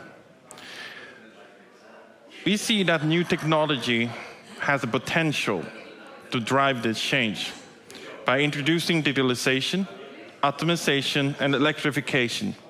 There is actually a business case for making this change happen. And not everything when it comes to reducing our CO2 emissions has that, a business case for the change itself. But in mobility, we actually have both the technology and the business case to drive this change.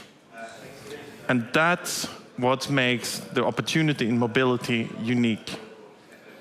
We don't have to trust subsidies, we don't have to trust the government, we don't have to trust ourselves to make this change happen. What's required right now is that we don't stand in the way of making this change happen. When we started in 2015 to think about what we could do, people said that transport with electric vehicles for heavy-duty freight wasn't possible. The people that said were mocked. The people that were pursuing it were considered weird. Since 2020, we've been live in operations with heavy-duty freight transport vehicles. The first one was quite scrappy. That broke down quite a bit because there was new technology. It was not really mature. But we proved that it actually could be done. In 2019, we deployed autonomous electric on public road, transporting goods, proving that that technology could be used to solve the challenge. But the narrative was so strong that this couldn't be done. So the customer doubted it, investor doubted it. A lot of society doubted that we actually could make a change. And we shouldn't kid ourselves the reason why. There are strong economical interests that uphold the existing system.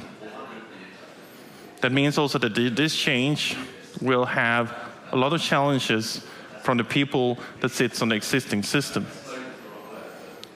But if you have both the business case and the technology, that will help to drive this change and make it happen. And then what's required are individuals and people from the investor side, from customer side, that are willing to stand up and say, let's try something different. Let's try something new.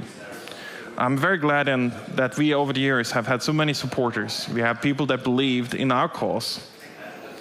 Maybe even at times we didn't believe ourselves. We stated that we want to do something different.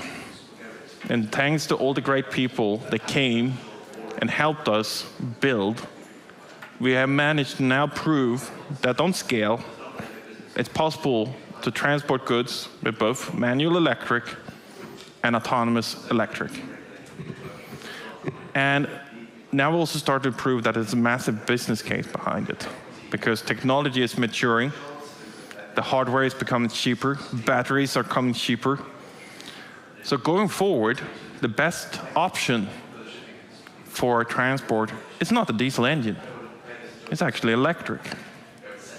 And that's a transition we are right in the midst of. So what we're doing to do now in this industry is take a hard look in how we can accelerate this transition. Normally in the Western world, the fleet of vehicles are replaced every 4th or 5th year. That's how quickly you change trucks. That means that if we replace 1/3 over the next 5 years, then another 1/3 over the next 5 years, we're going to have a high percentage of electric vehicles in operations. And we're not going to do that because of the need of reducing CO2 emissions. We're going to do that because it's actually a better business case. So we're fortunate enough when it comes to our industry to state that new technology has enabled this transition to be driven by the market itself.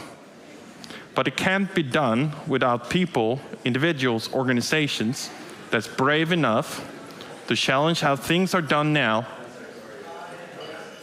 and change from diesel to electric, from manual to autonomous, and that society supports this transition.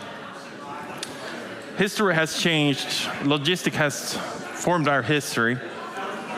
The revolution of sails, the revolution of boats, going across the oceans, introducing rail.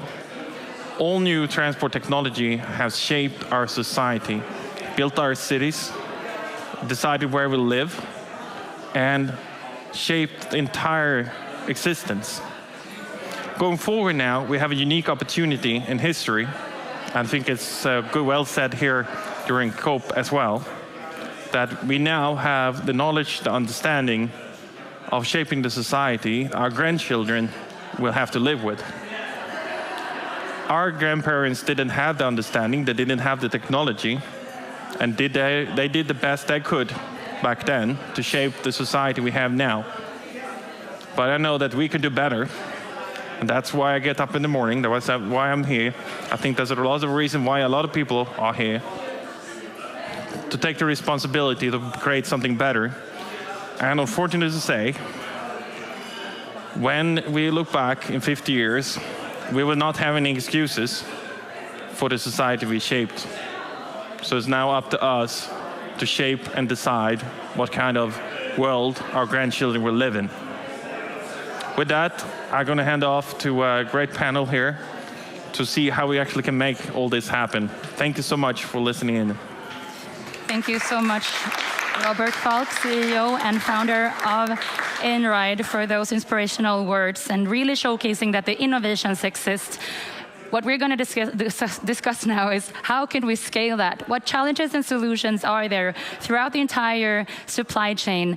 And we're going to welcome some industry leaders and thought leaders to discuss how do we accelerate this and how can we collaboratively work to contribute to reach the targets of the Paris Agreement. So please help me to welcome, first of all, Jari Kapula, the head of Secretary General Office at the IFT, the International Transport Forum at the OECD. Welcome. As well as David Libotic, the Deputy Executive Director and Stakeholder Engagement at the Ports of Los Angeles. Please welcome up. Nicolas Clerget, the Director of Net Zero Strategy at Heineken. And another Robert from Einride, Robert Seigler, the General Director in EMEA region. Please welcome everyone. Thank you so much for joining us here today in the Swedish Pavilion at the Transportation Day. I would like to start with you, Jari. I wonder, please tell us a little bit how you work. You have several member states here today that you collaborate with in the transportation industry. Could you start by just telling us a little bit how IFTF are working and then how you're working together with your stakeholders to really scale this transition? Thank you very much. And first of all, thank you so much for inviting ITF here. We are an intergovernmental organization that works with 66 member governments around the world on transport policy issues. So we really work with the ministers of transport. So I'm here representing perhaps the government view, but we also have a think tank role where we do a lot of research and analytics about the transportation system itself. So maybe on the way, how we work and why we work on that. I think the starting point is that transport is 1/4 of the CO2 emissions globally, and half of that is from freight, and 70% of that half comes from road freight. So what the CEO just said about a few years ago, no one would have believed when we talk about electrifying trucks. Right now, we are at the situation where we know this technology is scaling up. It is there, it's ready, it is really available, and we know from our work that actually it'll be cost competitive by next decade, even without policy support. But then comes our role is to provide that policy guidance to our member countries to really make sure that they are on the right track and that the companies, the businesses get the right signals from the governments as well to make sure that we move forward. Thank you so much. And I wonder, like, what would you see would be the key issues relevant then for really building these large-scale electrification within the global supply chain?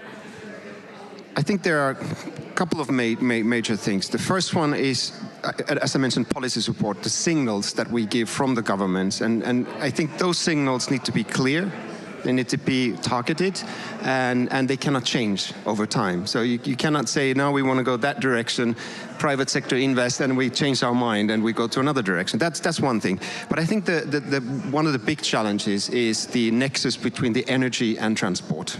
And here we need to make sure that we have a grid available that is capable of producing that electricity that we need for electrifying our supply chains. And as part of that, we actually had yesterday the first ever transport energy ministerial meeting here that we convened together with the International Energy Agency, really trying to bring this together. And you might ask why it's only now. We've been working on energy so long, on transport, but it really has come to this point today where it's absolutely critical to combine these two streams together. Thank you. And notably, the public-private partnerships are really key here. And Robert, we have already heard from the CEO, founder of Einride, that the technologies exists. And you have, with your innovations, you have the possibility to actually cut the emissions by 95%. And can you tell us a little bit more on your journey and, of course, this fantastic project that you're running here in the region, and how you collaborate with your interconnecting stakeholders to accelerate this? Yeah, I think you mentioned the right thing here. Interconnected stakeholders is really, that's what we do. We build this ecosystem where you bring a truck, you bring a charging infrastructure that is in the right place at the right time when you need it. We bring a digital infrastructure to integrate it all. Because you cannot run an electric truck like you run a diesel truck, right? You cannot leave the decision to the driver when he wants to charge or when he wants to go to a gas station and, you know, fill up the tank. That is not how it needs to work. It needs to be built into the operations.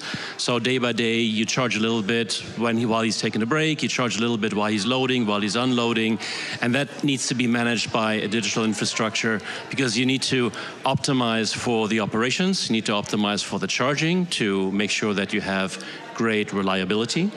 By optimizing for utilization, you then get great affordability, where you're competitive with diesel actually today already. If we just increase utilization from where the trucking industry is today with below 40%, if we just get that to 50, 60%, we're competitive with diesel. And in the future, we will crush diesel. And companies that don't make the change right now, they will be left with stranded assets. They're going to be having huge fleets of diesel vehicles that nobody wants in the future because electric is completely going to crush the industry in terms of cost advantage. And then, yes, it's sustainable too. Thank you. And over to David. You're working at the Port of Los Angeles. And of course, the port plays a really critical and vital role in building these resilient supply chains. And can you tell us a little bit more how you work at the Port of Los Angeles? Sure. For those of you who are not familiar with the Port of Los Angeles, it is the largest container port in the United States. It's the primary trade gateway for seaborne trade with the Pacific Rim. We have 7 major container terminals, and they handle collectively about 1,800 container vessels a year. And there are about 2,000 pieces of cargo handling equipment that load and unload those ships, and they're serviced by about 20,000 different drayage trucks that are authorized to work out of the Port of Los Angeles and our neighbor Long Beach. And there are about 7,000 trains that arrive and depart from the port complex on an annual basis. So there's a lot of equipment to transition. The approach that we've taken is through what we call our Clean Air Action Plan, which is a comprehensive port emission reduction program where we partner with our terminals, we partner with all the stakeholders to accelerate the development and the deployment of newer technologies. We've started mainly with what's in the port complex, but we've recently expanded that now to look at partnering with ports across the ocean. So we've started with more of these green shipping corridors. It started with a Shanghai green shipping corridor where we take the same principle of create a collaborative framework whereby we can try and catalyze innovation, demonstration of technology, also try different policies to try and demonstrate what's going to compel and accelerate the transition to zero emission technology. We've been helped along by a lot of policies in the state of California. So there is a requirement that now all the drayage trucks be zero emission by 2035. We have a goal as a port of being zero emission cargo handling operations by 2030. So these policies do serve as a North Star for the industry to rally around. So the regulation, the private sector collaboration, all that comes into play. Thank you. And you're clearly stating the role as a Northern Star indeed, and also the framework that you presented, and not least also your net zero target. And you have also, presented this roadmap and clearly also stating the opportunities and solutions. But what challenges do you see, and how do you working to try to overcome those? Many. So when you expand the scale from looking at just within the port complex, but now you're going transoceanic, you're dealing with, a broader set of stakeholders. You're dealing with a much more expansive set of different policy, both regulations at the international level, at the national level, at the regional and the local level, different policy objectives at all of those levels as well. And you have to start integrating, now that you're dealing with the system, you have to you can't just deal with introduction of equipment at a terminal. You need to address the broader supply chain impact.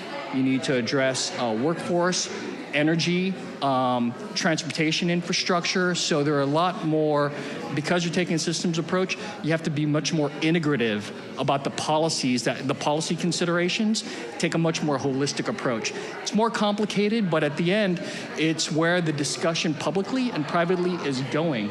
They've been siloed up to now, and what's great about the green shipping corridors, it's been a forcing mechanism to integrate these policy discussions and make them inform and respond to one another.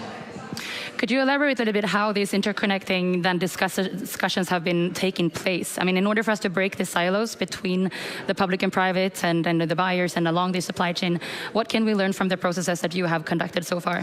So, for example, we during the last congestion, not the 2020 pandemic-induced congestion, but 2014-15, we had this idea that we can get better use out of existing infrastructure through better sharing of information across the different nodes of the supply chain. We also realized that also drove emissions reduction. Those efficiencies drove emissions reduction. It wasn't until the pandemic and when we had 109 ships stuck out in the waters of Southern California waiting to be unloaded that the policymakers and our own board and our own the public realized how interconnected efficiency and emission reduction was. And so now that the game has completely changed, the stakes have risen, and so now we have to not just drive transition of the equipment, but we need to take care of those. We need to take care of those supply chain disruption impacts. We need to account for the workforce, make sure that they're being brought along and that there's buy-in from the workforce. We need to make sure that there's grid capacity or adequate. Hydrogen is a big discussion that's taking place right now, so we have to make sure there's adequate supply of hydrogen. Then that's green hydrogen. Yeah. And so all of these are now in the mix. So it's a much more complex discussion, but it's the right discussion to have. Thank you. And I would like to hear, of course, from the buyer point of view as well, from Heineken. But just before that, just touching upon what you just said, I would like to ask you, Robert, you have several global customers in your portfolio, right? And one of them being Heineken. But can you also tell us a little bit how you are working with ports and logistics sites and how you considering the importance then to breaking the silos and working together? Can you give an example of how you're doing that? Yeah, the Port of LA is a good example, right? Yeah. We've just opened a 65 space charging site, massive charging site for trucks there that we can expand up to 120 going forward. So this is how we put out public infrastructure that is partially available also to the public, but basically dedicated to truck traffic in the port, mainly for doing drayage. Obviously for our customers first, so for Maersk, who we're working with in the US to electrify their fleet out of the ports. But then if there is capacity available, then we make that available to the public. And so it is a side effect, basically, of having to build a full ecosystem and making this possible. But it's in collaboration with local authorities and governments to be able to make these kind of things happen. So the way we envision this in the future is that a part of the charging infrastructure will probably be on logistics sites or manufacturing sites of our shippers. But much more of it over the coming years will also be in the public space, where we'll be able to share these assets across multiple shippers and therefore make them more efficient. Right. And then over to you, Nicolas. Like you have a very progressive agenda at Heineken. You're aiming to be, to reduce your emissions by 90% within your scope 1 and 2, and also be net zero by 2040, if I've understood it right. And you've been working with Einrad, and also, can you tell us a little bit more about your targets, of course, and how you're working to reach those targets, and how you're also working throughout the entire value chain within the transportation industry and supply chain of reaching those targets. Okay. Thank you for inviting us to talk about our partnership with Einrad. So Heineken, you all know the iconic beer, but I think it's important to also tell you the group. So we are present in 60 countries. We have 300 brands, a lot of local brands, and beer has to be produced very close to the consumer. It's a product that we transport a lot of water. So we have 200 sites, and we have sometimes some very exotic location. So the island of St. Lucia, the Solomon Island, New Caledonia, and a lot of big markets, of course in Europe, but Mexico, Brazil, Vietnam, Nigeria, India. So we have a large complexity, and it's also a lot of opportunities for us, because we can basically be in many markets and start to see what's working, what's not working, what are the right innovation we want to tap into. So back in 2021, for us, during the COVID pandemic, we started to realize that climate will be a very critical, element. Not only just because it's where the world is looking for decarbonization, but also we were facing also climate risk in some of the islands I mentioned. Bahamas is one of the islands we face often hurricanes, and we have to, rebuild our world supply chain on a regular basis. So we announced our net zero goals and focus, of course, to lead by example in our operation. So we want to decarbonize our production and our own logistics fleet by 2030. And we also want to help our suppliers and customers to be by 2040 all net zero. It's extremely ambitious, and we decided to be very bold because we consider that as a brand owner, we have a responsibility to drive our supply chain and our suppliers into this agenda. Now, obviously, when we look at our footprints, we have challenge and opportunity because a beer is made out of raw material like barley. We use glass or aluminum cans. We use, of course, a lot of logistics, and I will talk about it. But we also have an impact at bars and restaurants with fridge and beer equipment. So it's a challenge because you deal with many different industries, but it's also an opportunity to start pushing the low-hanging fruits in the different activities. And when it comes to logistics, it represents 10% of our carbon footprint, but 70% is road transport. So the team has been looking for the past 3 years on many solutions. We are looking, of course, at the North Star like hydrogen, but we realize it's not going to be the solution we need to push right now. We look, of course, at optimizing our network, doing efficiency, but we were really struggling. And we have our own fleet, so we also started to buy some electric trucks ourselves. But when it comes to third-party logistic approach, we could not find a lot of solutions. So when Einrad came into the picture, we did one of the fastest projects in our business. We started, I think, 1 year ago. We will be live in January together in Germany. We are also going in Austria. We're exploring many more markets, and it fit quite well our business. One of the key things with beer, it's a stable business, and we are a family-owned company, so we are able to do long-term commitments. And we felt that this agreement with NY was fitting our philosophy to really start to send a signal to the logistic industry that there are solutions out there, and we need to trigger that demand. We need to show to NY and others that actually we are ready to make moves, and we need to have much more capacity to basically move this into the right direction. Indeed, and we've been hearing from the perspectives here, and a lot of, you're all representing bold stakeholders and with bold ambitions, and also really at the global front line. And also as a transport buyer with these targets, and in order for you to touch upon both the solutions, of course, but also the challenges. But what is your perspective on the carbonization on the global supply chain and how it can happen at a large scale? Yeah, I think I will give the comparison where we were 5 years ago with renewable energy. I remember when I started Heineken, we set up a team to source renewable energy, and we were facing a lot of challenges. The economics are not there, the permits are long, the capacity was not coming on to be enough fast. It was not also a very consumer-friendly market. It was quite complex. And when we look at the logistic world, so 3 years ago, we face a bit the same approach. There is still a lot of mental shift to make. Moving away from a diesel truck will certainly require a bit more rigidity, as Robert explained. We will have to have a very set location for charging, and that also means that we have to educate. That it will be a different supply chain approach. Then, of course, come the financial aspect that we have to overcome, and I think with long-term agreements you can start to see that cost neutrality start to appear, and then scalability will come when you start to see many corporates starting to push in the same direction. I think the challenge we had in logistics was the cost of decarbonization were not so clear. And when you look at other industry, when you are in my shoes, you look at agriculture or packaging, you're like, actually, I have solution in front of me. Immediately, I can act.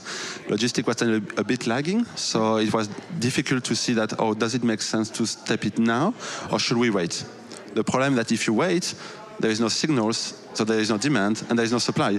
So you need to start to push to say, look, we are very intentional, we want offers, we want solutions, and we need to start to see this cost going down. Right. I see that you're nodding, Jerry. Do you agree? Is that in line with ITF? Absolutely, yeah. Absolutely. I'm nodding because this is exactly the kind of discussion we're having with our member countries, but also we do have a private sector engagement as well, and linking these two together is absolutely crucial here. Yeah. I just want to pick on a couple of points. I think the role of the government here would be, going to your direction, is that reduce uncertainty. I really need to reduce uncertainty. The price of carbon. I mean, let's put a good price on carbon that really has a clear indication, message to the private sector that this is where we're going. This is cost competitive going forward.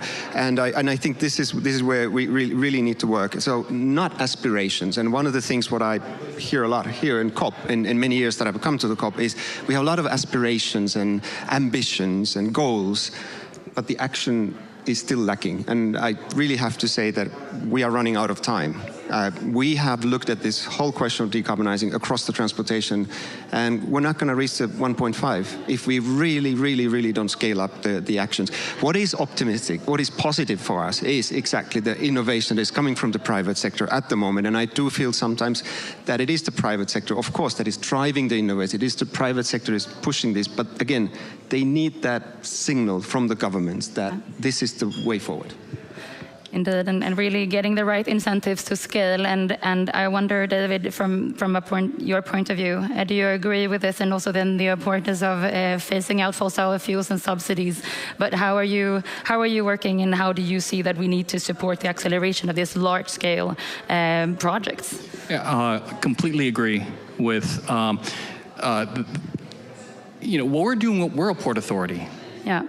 We're doing what we can to create a framework, collaborate with liner shipping companies and the marine terminals to put infrastructure in place. But unless the demand is there from the cargo owners, unless slots on container ships are being purchased and there's a demand for those greener ships, then it's not going to accelerate. You're not going to get to the scale, and you're not going to get to 1.5.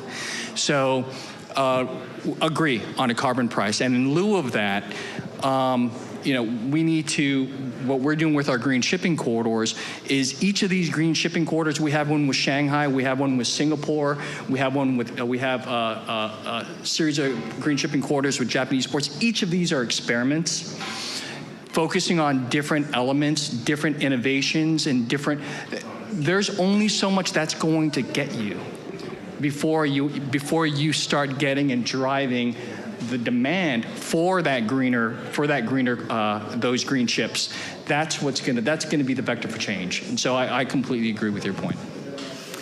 And considering we are here at COP28, where all these interdependent and also interconnecting stakeholders I mean, they're all here, right? And not all of them, but they also have incredibly potential to really sit down and break the silos to find new ways forward. And I think you're all representing the right kind of stakeholders to take on these discussions. But I would also like to hear from you, I mean, the importance of then the public and private collaboration and also the regulations. What do you see that the governments can do even more, and what policies would you like to see to enable the scale? Yeah, I think we talk about the price on carbon, which is, I think, the elephant in the room in this COP. If we really look at infrastructure, this is where we need to start to see movement. When you look at Enride or Heineken, we are signaling demand that we want electrification of trucks.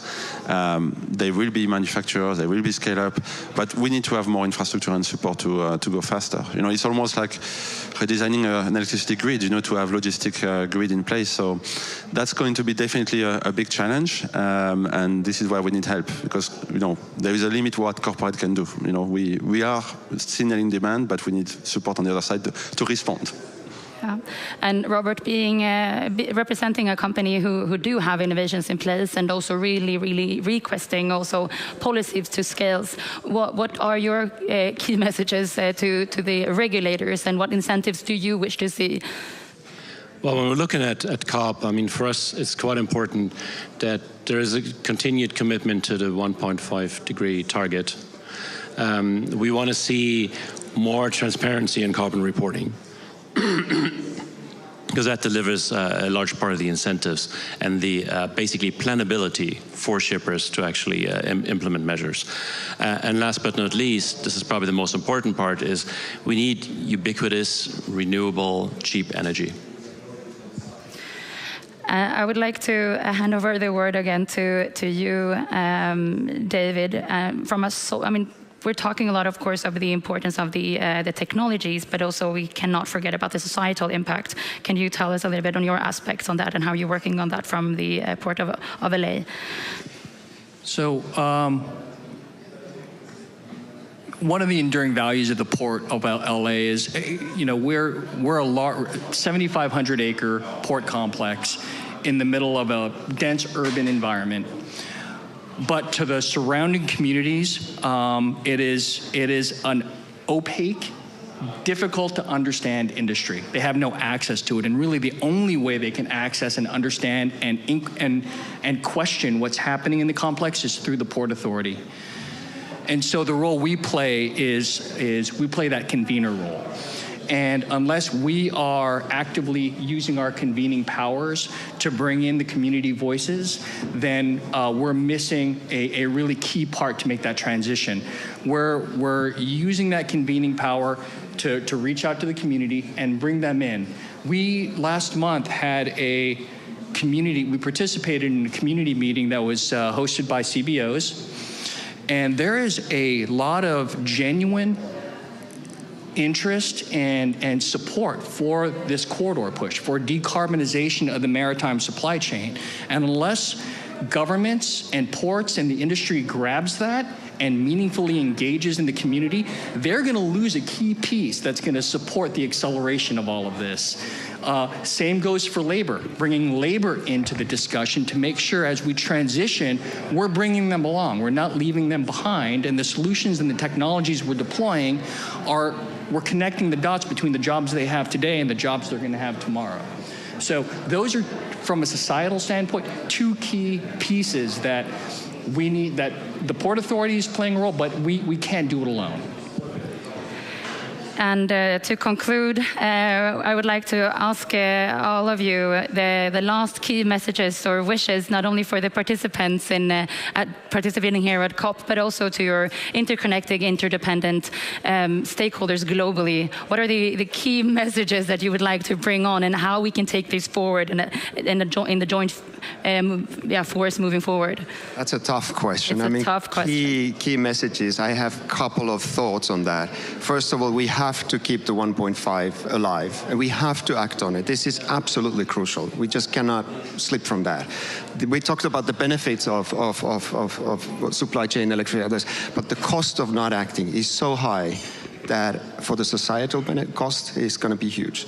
I think maybe one final thought we didn't touch upon, infrastructure. And I think what we've looked into is that it is less costly to invest now to clean energy, clean transportation, than waiting.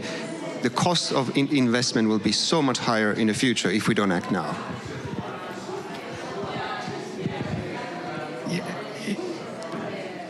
What was the question again? Your key messages. Key messages. I would say, from the port standpoint, it's continued collaboration. I know I was talking about the community earlier, and right now the biggest issue we're facing is trust. I think for a lot of folks who watch this COP process and watch the discussions that take place in the capitals of nations around, there's a lot of cynicism about there's going to be another goal, there's going to be another promise, there's going to be another commitment, and none of it's going to be met.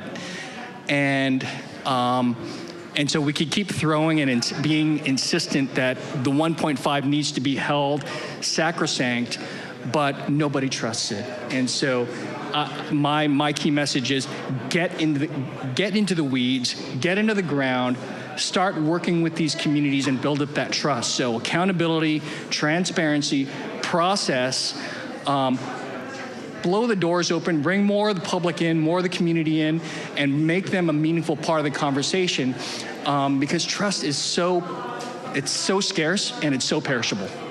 Thank you. Well, I agree with my panelists, but I will bring maybe the corporate angle.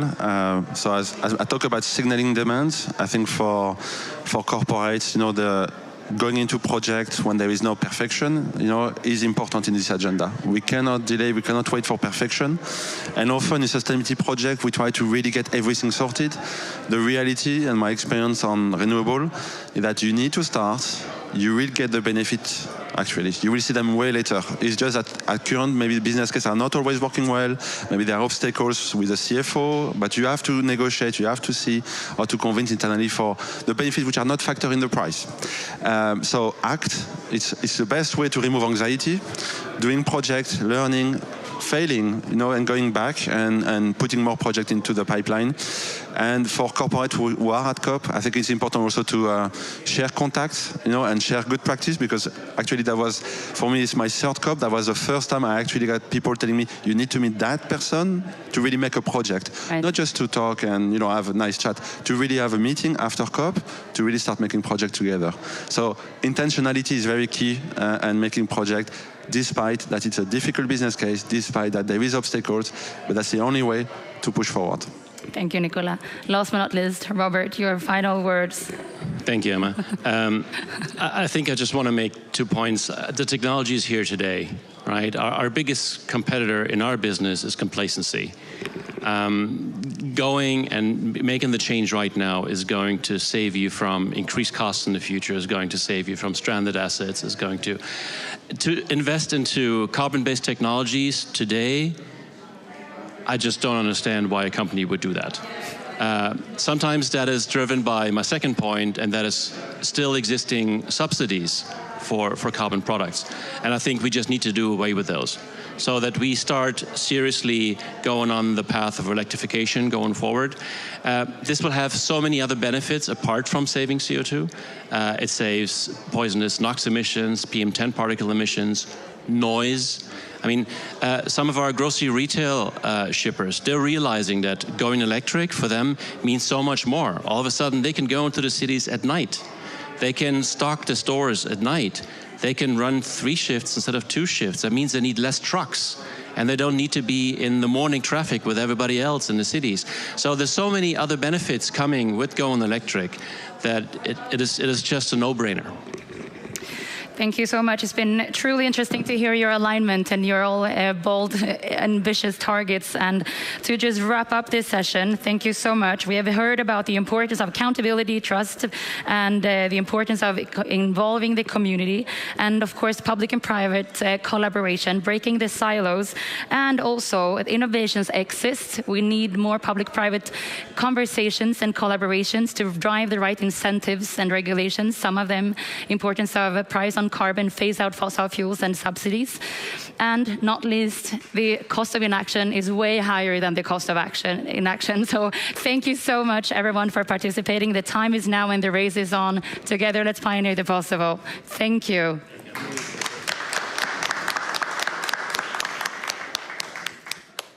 Thank you.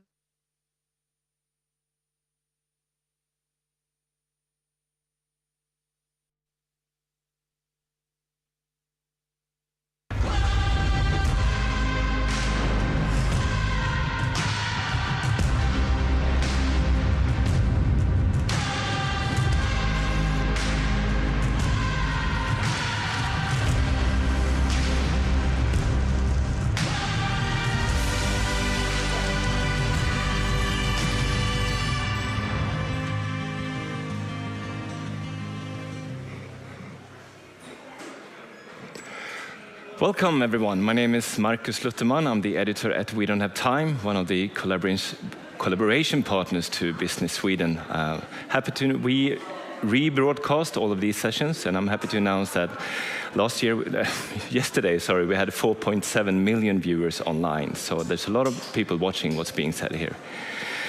But today we're going to talk about the construction sector. And the fact is that the construction industry accounts for 40% of all CO2 emission, 50% of all waste, and 35% of all extracted material. It's also one of the least digitalized industries. But the Nordics are at the forefront when it comes to digitalizing this sector. With simple and smart digital platforms, work and processes are structured to become more sustainable, more protective, and more compliant. So what can the rest of the world learn from how we do this in the Nordic sector? And what is the next step in decarbonizing the built environment to make it truly circular? Today, I have the pleasure of inviting 3 splendid guests from 3 companies to give a few examples on how we can make this sector more sustainable in the future. And I would like to first welcome up on stage Emilia Hagberg, Vice President, Sustainability Development at Skanska. Welcome, Emilia. Thank you so much. Skanska is one of the major construction companies in the Nordic. What is your take on this? How do you work to make the construction and the building environment more sustainable, and also using digitalization to accomplish this? The construction industry is one of the least productive industries in the world, together with the hotel and restaurants. That means, given the large part of emissions, that there is a huge opportunity to reduce the emissions with being more efficient. And digitalization is one of those ways that we can do that. We have been working in several ways to do exactly that, and I'll give you a couple of examples. Just looking into to do the more efficient way of working, Skanska in Sweden, in Finland, developed a tool called Takta, which is a way to work more lean on a site, to make sure that they're on the most optimum logistics, no waiting times, which will both minimize the cost and also reduce the emissions. I also have another example that is focusing on the embodied carbon.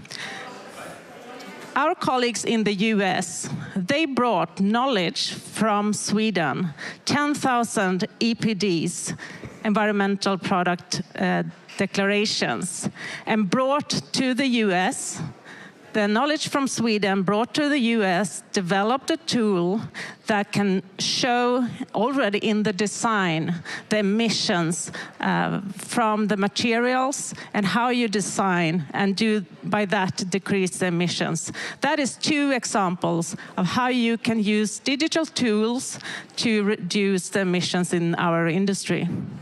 Excellent. So, we're running out of time. We need to scale solutions and we need to scale them fast. So how can we scale this? How can we use all this new innovation and make them become the norm as quickly as we need to? I think that is the question we all are here, that we want to have the answer on. If I had the very clear answer, that would be impossible.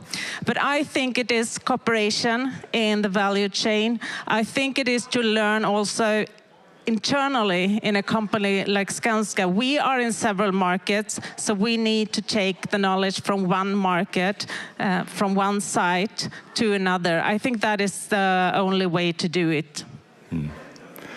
And also, I mean, you have a lot of subcontractors, suppliers. Can you give us just a few examples on how you're working with them and reducing emissions that way as well in the supply chain? I mean, the tool EC3, embodied carbon in construction calculator that I explained before, that is a way that we work to reduce the emissions in the value chain, because it is the materials in the value chain that are one of our main emitters. So that is a way to reduce the emissions with a digital tool in a value chain. Thank you so much, Emilia. I will welcome you back shortly for a panel. Thank you so much in the meantime. I would now like to welcome up on stage Per Hedebäck, CEO of iBinder. Welcome, Per. Thank you so much. You have an interesting solution, very fascinating. I don't think that many people have yet heard about it. Could you please explain what it is that you do in this construction sector? Yes, we are a SaaS company that provides a platform to property owners so they can get full control of the information in the construction process. And that also involves technical consultants, architects, and contractors. You can say what we do is actually to help the property owners to create a digital twin of the property. And we do it together with them, step by step, so it becomes simple and easy for them to embark this journey. So today we are the market leader in the Nordic within this area, and I think I have to brag a little bit. So we have a globally unique offering where we combine digitalization with sustainability. And here we are the marketplace, and I think we have the biggest database in the Nordic region, maybe in the whole of Nordic Europe, when it comes to building material assessment. So we look upon building us banks of valuable materials, basically. That's iBinder. If you could give one advice to companies, municipalities, or organizations within property management or construction when it comes to digitalization, what would that be? That's very easy. That would be to get in control of the information and start your digitalization journey, because we believe that is a must to be able, and also the foundation to be able to increase the productivity, because we are at the very bottom when it comes to productivity in this sector, to start to work with sustainability work in a better way, but also to implement all the new laws and regulation that is enforced to this industry right now. I know that you are expanding your offering into energy efficiency with AI, together with a large Swedish municipality. Can you tell us more about that, or was that a secret that I happened to overhear? No, it's not a secret, and you mentioned cooperation, that is important, and I truly echo that, because we are working with 7 out of 10 municipalities in Sweden, and now we are into discussion with one of the biggest municipality property owners, which are in the forefront when it comes to technology, innovation, and they've been extremely successful to save energy. So they have actually half their electricity consumption, and by doing that, they have cut their electricity bills with 12 million euros per year, which also have increased the value of their properties by 240 millions. And they've also set very ambitious targets to do the same with heating. So AI have been very, very important for them in this journey, and we are looking into AI as well. So now we are looking in how can we join forces to cooperate, to further speed up the work in the city of Örebro, but also take this offering to other municipalities and cities in Sweden and hopefully outside Sweden as well. I'm happy to hear that, because that is my hometown. I live in Örebro, so happy to hear that. Great. Perfect, perfect. I love Örebro. Back home. Yeah. Excellent. That makes me very happy. AI is important, but you also mentioned something that I do believe that all the companies that I listen to are talking more and more about, and collaboration. And people are talking about radical collaboration. You have stakeholders that you might not have think just 5 years ago. You might not have thought you would need to collaborate. Competitors are collaborating. And this, you gave a very good example of this. Is this the way forward to scale this and have the exponential curves that we need? I think it is, and I got a question before, what are we missing? And I don't think we are missing anything, actually. I think we have all the policies and regulation in place. So I think it's more of actually take actions and do something together. And I think this potential cooperation with Örebro is a very good example of that. Yeah. Thank you, Per. I will let you rest for a while, and I will invite you back on stage in just a few moments. I would now like to invite Annika Ramsköld, VP of Corporate Sustainability at Vattenfall, up on stage. Welcome, Annika. Thank you so much. You know, when you think of Vattenfall, you think of energy, maybe not just construction, but you do have a big role to play in this. Could you please talk about that? Absolutely. I mean, we can play several roles, both, of course, as a supplier of fossil-free electricity, as well as heating and cooling, but also helping with energy efficiency measurements and resources. So those are things where we directly can contribute, but we can also indirectly contribute in many ways, both as a user of the buildings, because we also use quite a bit of buildings, but also indirectly through, we have a number of different partnerships where we are producing and pushing to get access to fossil-free materials like fossil-free steel, fossil-free cement, fossil-free transport. And there, of course, we can also contribute that whatever we do together with partners. We have an example, for instance, we are producing fossil-free steel together with the mining company LKAB and the steel company SSAB. And there we are producing fossil-free steel that now can be, of course, sold to the building sector and help to reduce the carbon footprint there. So there are very different ways that we can do. And then, of course, we also on the digital side do a lot together with the construction and building sector as well. Could you give an example of that? Absolutely. I mean, we have, since several years, we have a product that we call 24/7. It's developed together with Microsoft, and it is to enable any customer to secure that you get fossil-free electricity 24/7. Because usually when you have a contract, it's more on an annual basis that you get an average, and then you say, we have bought guarantees of origins to secure that we have fossil-free electricity on a yearly basis. But here we measure every single hour, we secure that you get the fossil-free electricity. So we have a number of examples where we have a panel in the house. We, for instance, have AMF Fastigheter, a Swedish company, and they have their displays, and on the displays it says that, okay, right now you get like maybe 75% wind power, you get 20% hydro and 5% solar. So you always do that check and balance to secure that they every single hour have the fossil-free electricity that can go. So that's one. But I have several more. So I don't know in what order you want me to take them. If you want me to take them later or now. Well, we do have the time for one more example. So please go ahead. I think examples make it easy for us to understand what's going on here. So. And another area where I don't necessarily think that the building sector understands that they can play a role, that is in securing that we keep the frequency in the electricity network.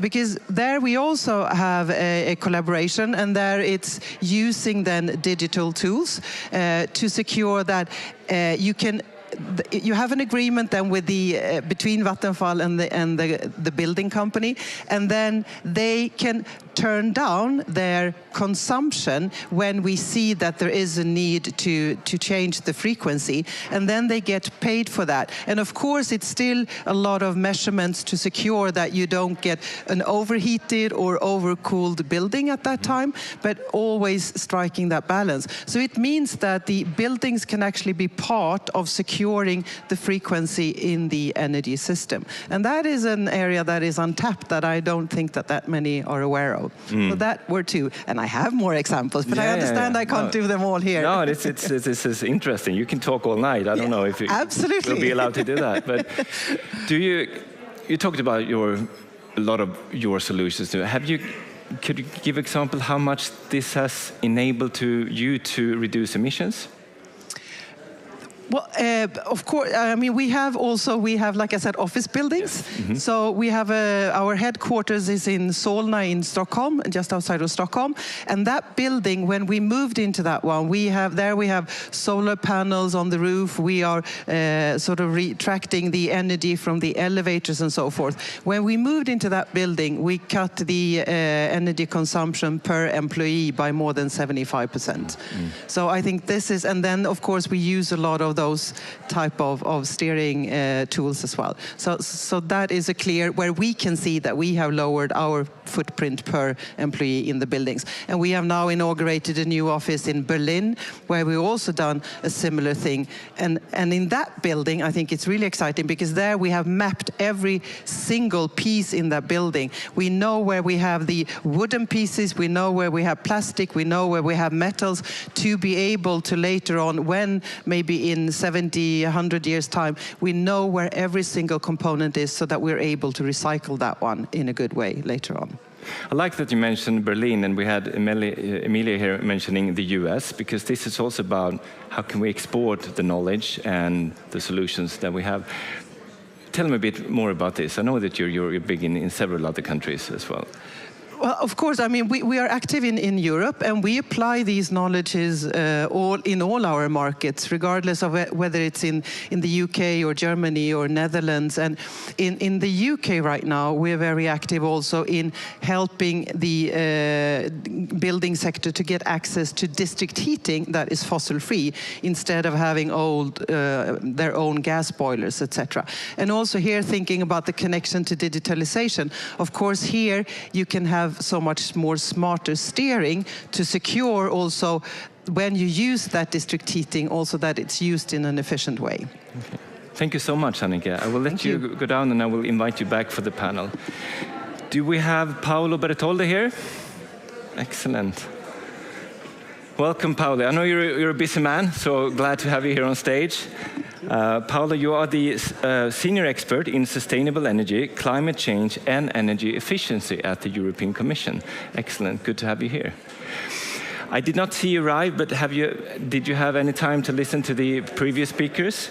So let's start with your reflection after having heard these three companies and their solutions that they have been presenting here on stage. Okay. Thank you for the invitation. Good morning. Excellent presentation. I was listening to them with a lot of interest, showing leadership and good example for all Europe. Because in Europe we have a different background, different climate, different culture. but we have the European Union, who is trying to have some important goals. Now, to link it to today's topics, we have the Green Deal. We aim to be the first economy in the globe to be climate neutral by 2050. And it's a big challenge. It's not easy. So let's put it this way, but we want to be there. And at the same time, we have the digital transformation. So we want to be a digital economy, which boosts our economy and help citizens in their daily life, from health, education, transportation, energy savings, everything that is important and matter to our citizens. And I think the citizens are always at the center, and of course our companies and our business, but the citizens is us as the citizens. We want to have a clean, healthy environment where we live, our cities. And very often, as I said, the digital transition and the climate transition, they help us. Most probably you are fortunate because you are in a carbon-free electricity market. It's not the same in Europe, so we still have pollution caused by energy generation, by internal combustion engine in cities, which is poor air quality. We have also, fossil fuels-based heating that again impact our air qualities, and this is what citizens don't want to see. And at the same time, also the transportation, if you think about the cities without cars, how much space we have for us, for restaurants, bars, musics, walking, cycling, plane. So it's really changing our life if we can eliminate, for example, vehicles and use public transportation, but most probably few autonomous vehicles, and then walking and cycling in our cities. So I very much support what was said, and say that digitalization is also important in the building. And as you know, we have an energy label, a certificate on the building, A, B, C, and we want now to have also the carbon content of the building elements. And most people want to know the real consumption, not just the calculated one. So it becomes very complex. So if we can have digital twins, we can have apps telling on how is my building constructed, how much carbon is there, what happens if I buy a new one. And so all this is very helpful. So digitalization is helping the climate transition. And we need this. We need digitalization for transportation, for buildings. And again, if I may know in my buildings, on my app, how much energy is consuming, it will be great because I can, adapt my, my lifestyle to follow the pattern of renewables when they're available, but I also can active step to reduce my consumption. Ideally, I think every one of us should have a digital tools and a digital and a carbon footprint. And then with the two instruments, you can, have a better life, but showing also his accomplishments, his contribution to the climate transition. But we need digitalization to do this. From the food we buy, from the energy we use, from the mobility, and from the building element that we buy and put it there. So. Thanks a lot. So policy, of course, is what you work with. Per talked about the collaboration between the private sector and in his case, the city. How do you work on that to enhance collaboration between policy making and the companies that need to be the ones who make this happen? Yeah, that is a very tricky question. Of course, you need to regulate, to have a policy, so policy can give direction, and policy can also set rules. On direction, I think we are clear. We have, as I say, the Green Deal encompasses all the dimensions. But then how to make this happen? We want to collaborate with all stakeholders and preserving the competitiveness of our industry. So it's a bit tricky. So I think the important is to set rules that are clear for everybody, that enable innovations, don't stiff innovations. So we want to be as innovative as possible as an economy. So we have to set standards, way in which we define principle and system that can then enable the growth of the business. For example, how to communicate among buildings and utilities, among buildings and vehicles, or how to make these rules clear, open standards, and then once these are there, business can build on this one. And I think it's a combination of creating also services. So, for example, very interesting to talk with this innovative company that is not constructing, if I understand, but you create a service added to the construction company to make them more efficient and more environmental friendly. So this is a good example that policies should support, should develop to have a more competitive, better quality of life and innovation as much as possible in our economy. Paolo, please stay on stage here. I would like to invite the rest of the speakers up on stage here for a short panel.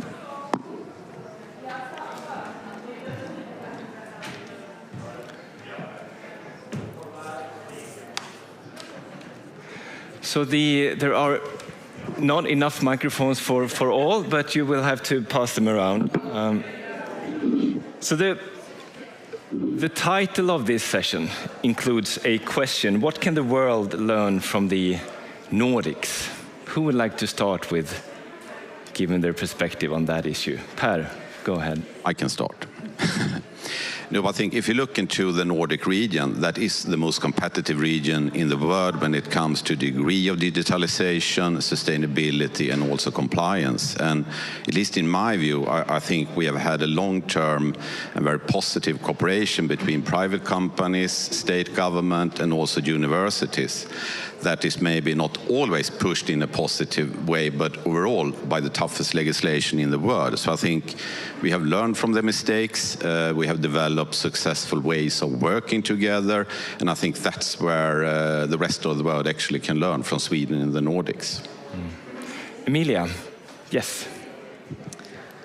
I totally agree with you. I mean, it really helps that the Nordic countries are in the forefront when it comes to sustainability, with high ambitions to decrease the emissions.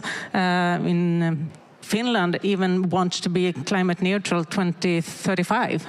So of course that pushes all industries, but not at least the construction industry, to really improve. And as the level of sustainability is so high, it's almost a hygiene factor. As a comparative advantage, you need to improve all the time. So then digitalization is one of those things that has developed, and then we can take that out of Nordics. Annika, could you please name one thing that the world can learn from the Nordics when talking in this context? One thing. Well, you can mention several, but at least one. No, but I would like to give an example because, like the previous speaker have already said, I mean, we have been a front runner for a long time, and I'm just thinking about a project that Vattenfall initiated together with Volvo cars and other companies, Samsung and others. Now it's almost 15 years ago that we called 1 Ton Life, where we let a family move into a building that we equipped with all the latest technology. So solar panels, very efficient refrigerators, heating system, they had an electric vehicle, etc. And just showing the world how you can move. And the idea was really to show how can we move from a general footprint from a Swede at that time of 7-8 million tons per person a year down to preferably all the way down to 1. We managed to very easy with the current technology get them down to 3.5 tons per year. But now then they really, with all the extra ways of learning, and then we used a lot of digital tools, they came down to 2 tons. And this was, like I said, 15 years ago with the latest technology of that time. So, and that project was really broadcasted out in the world, in Japan, in Asia, in the US, on CNN, etc. Just showing that if you work together with a lot of different actors, so both those that are providing electric equipment, with the electricity provider, with the car, and the building sector as well. We had Aarhus that were the ones that was constructing. Then you can really make a difference. So I think a lot of things that we can contribute is being the inspiration and showing what is possible and really take the first steps. Yeah. Paolo, you look at so many countries at the same time.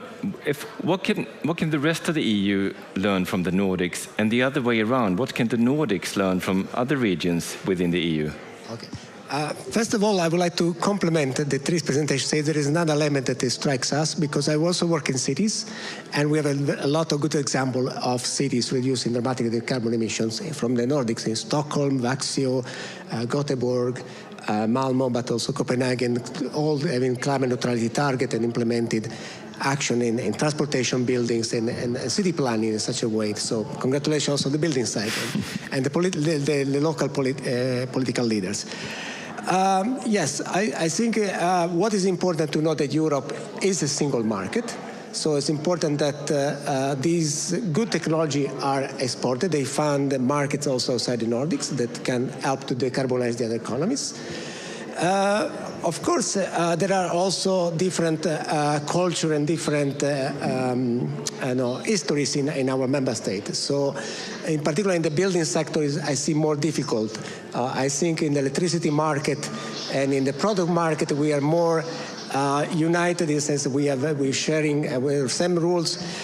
Construction, there is a lot of work, and the Commission and the Parliament and Council are working the new construction product regulation, the new energy performance of building directive, which will include a lot of digitalization. So I think this experience is very good.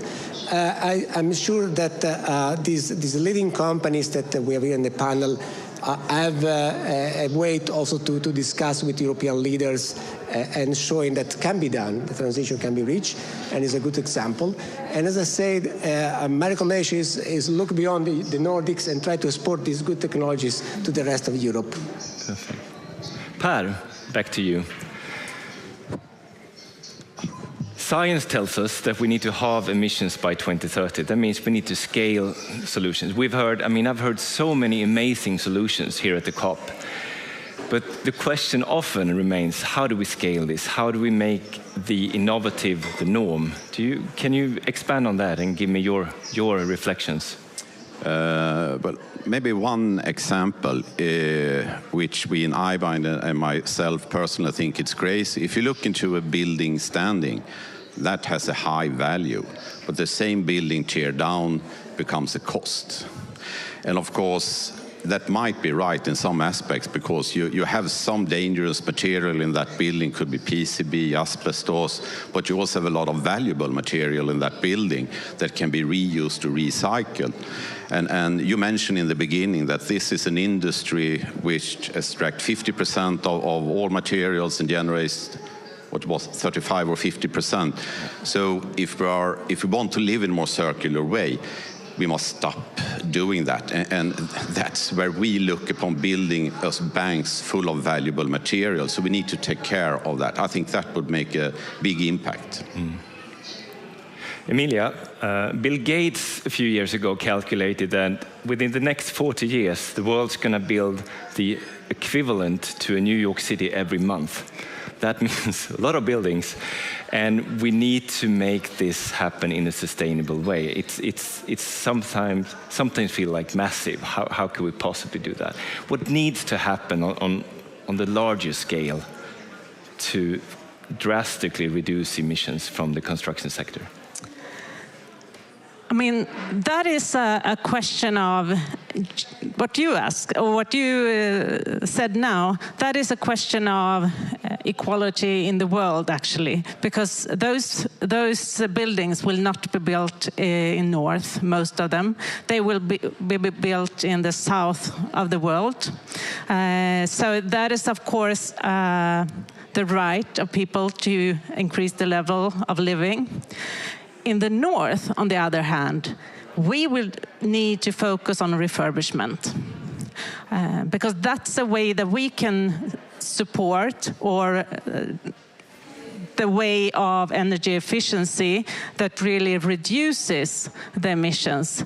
And EU is doing a great job right now to pushing for that, which is very, very important. And that will be a big shift in our industry. And then we're going to need a lot of great tools to understand what are the materials within there, how can we standardize, how we calculate the emissions and the improvements. So, because I really agree with you, what we are lacking is standards of, for instance, what is a net zero building? It doesn't exist today. So we are a group of actors in the built environment here and in the value chain and working exactly on that. How can we standardize within the built environment to make sure that we take those really large steps? Annika, reflection on that? Well, I agree. I mean, there is a lot that we can do and help with standards, but I think we are not an expert into the built environment, so for us it's more really ensuring that we can provide the buildings with energy efficient energy input. But I'm also thinking what you said, that we need to also collaborate a lot, and I agree with standards, because we're just looking right now, sort of if you want to have now the fossil-free steel, the fossil-free cement and concrete, also there, one of the biggest things that we are discussing is specifically standards. Because otherwise there is no way to compare and you don't know whether you get the right product that truly is sustainable or not. So I agree, the standard piece is something that we need to work with, and there of course EU has a very important role to play in that, to get that in place. Paolo, one thing that is truly lacking within the construction sector, as in many other sectors, is circularity. Moving from a linear to a circular economy. Your role, you have an important role here. How can we speed this up? Yes, first of all, there is a reflection right now in Brussels to not look only at the use of energy in buildings, but to look at life cycle analysis and cost. And I think circularity is really the key. We need construction material with low embedded carbon, and the CBAM regulation is something new. Is this carbon border adjustment mechanism that basically may import of carbon-rich materials, in particular steel and cement, pay a tax, because we don't want to, put at risk our industry that produces these materials in Europe and have ETS, carbon taxes, and tough environmental regulations. So we want a fair competition, not only in Europe but also globally. But also, say, providing more disclosure information. So I buy in a building, a new villa, I want to know what is the real, not only the energy usage in future, but what is the carbon content of that. Which materials are in there? Are they sustainable or not? And most probably all these need to be standardized and made available in some digital formats, of course, that can be assessed, compared, and this is very important. So to have a disclosure of the life cycle of the buildings in a way that can be for the construction company to compete, but also for the buyers and be institutional or private buyers to make a selection, having all the data in front of them. So are you talking about, like today when I buy a new TV, for instance, I can know that I can look at it from A to F. Yeah. Do you think in a few years' time or a few decades maybe that will be possible when I buy a house? There is already like for a TV, but it's always an A to F on the energy consumption. Yeah. It's not on the life cycle you're right. Assessment, and that's what should happen. To change from the energy to the carbon content, including the whole life of the building, even the demolition, whenever it will be demolish the building. Yeah. So EU at the moment is a climate leader, I would say that. How can we, if we leave the EU, how can we export this to the world, setting these high standards, the high ambition? Yes, I think we can give the example. somebody starting from scratch also in construction sector. I mean, we cannot anymore, even in a developing country, afford to have steel and glass and as much as possible big buildings. Maybe having exporting technology which are low carbon content, good design, and the second point is that we need also to help them financially, these countries. It's not just showing example and helping them. We should also enable them to do the right choices. And for many, it's difficult. Even in Europe, without going far outside Europe, we have regions which are still having coal mines that have to be going through a transition to close these mines. So there are real social and economic problems there, and we are facing them. And so for many developing countries, there is an aspiration to improve the standard of living, but at the same time being sustainable and not having the finance to do this. So it's a very complex equation that we try to solve. But again, I would say Europe can show the example, but it should not be alone, because there are the economies that can help us. Now that we're lucky to have Paolo with us here on stage, anything, if you can pick one thing that you need from policy to speed up the acceleration to a more sustainable built environment?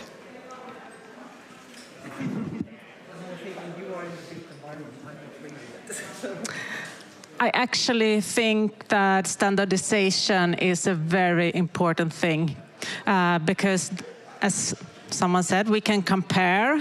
That means that we can compare, and that means that we can compete on the right means. Then we will improve in the business.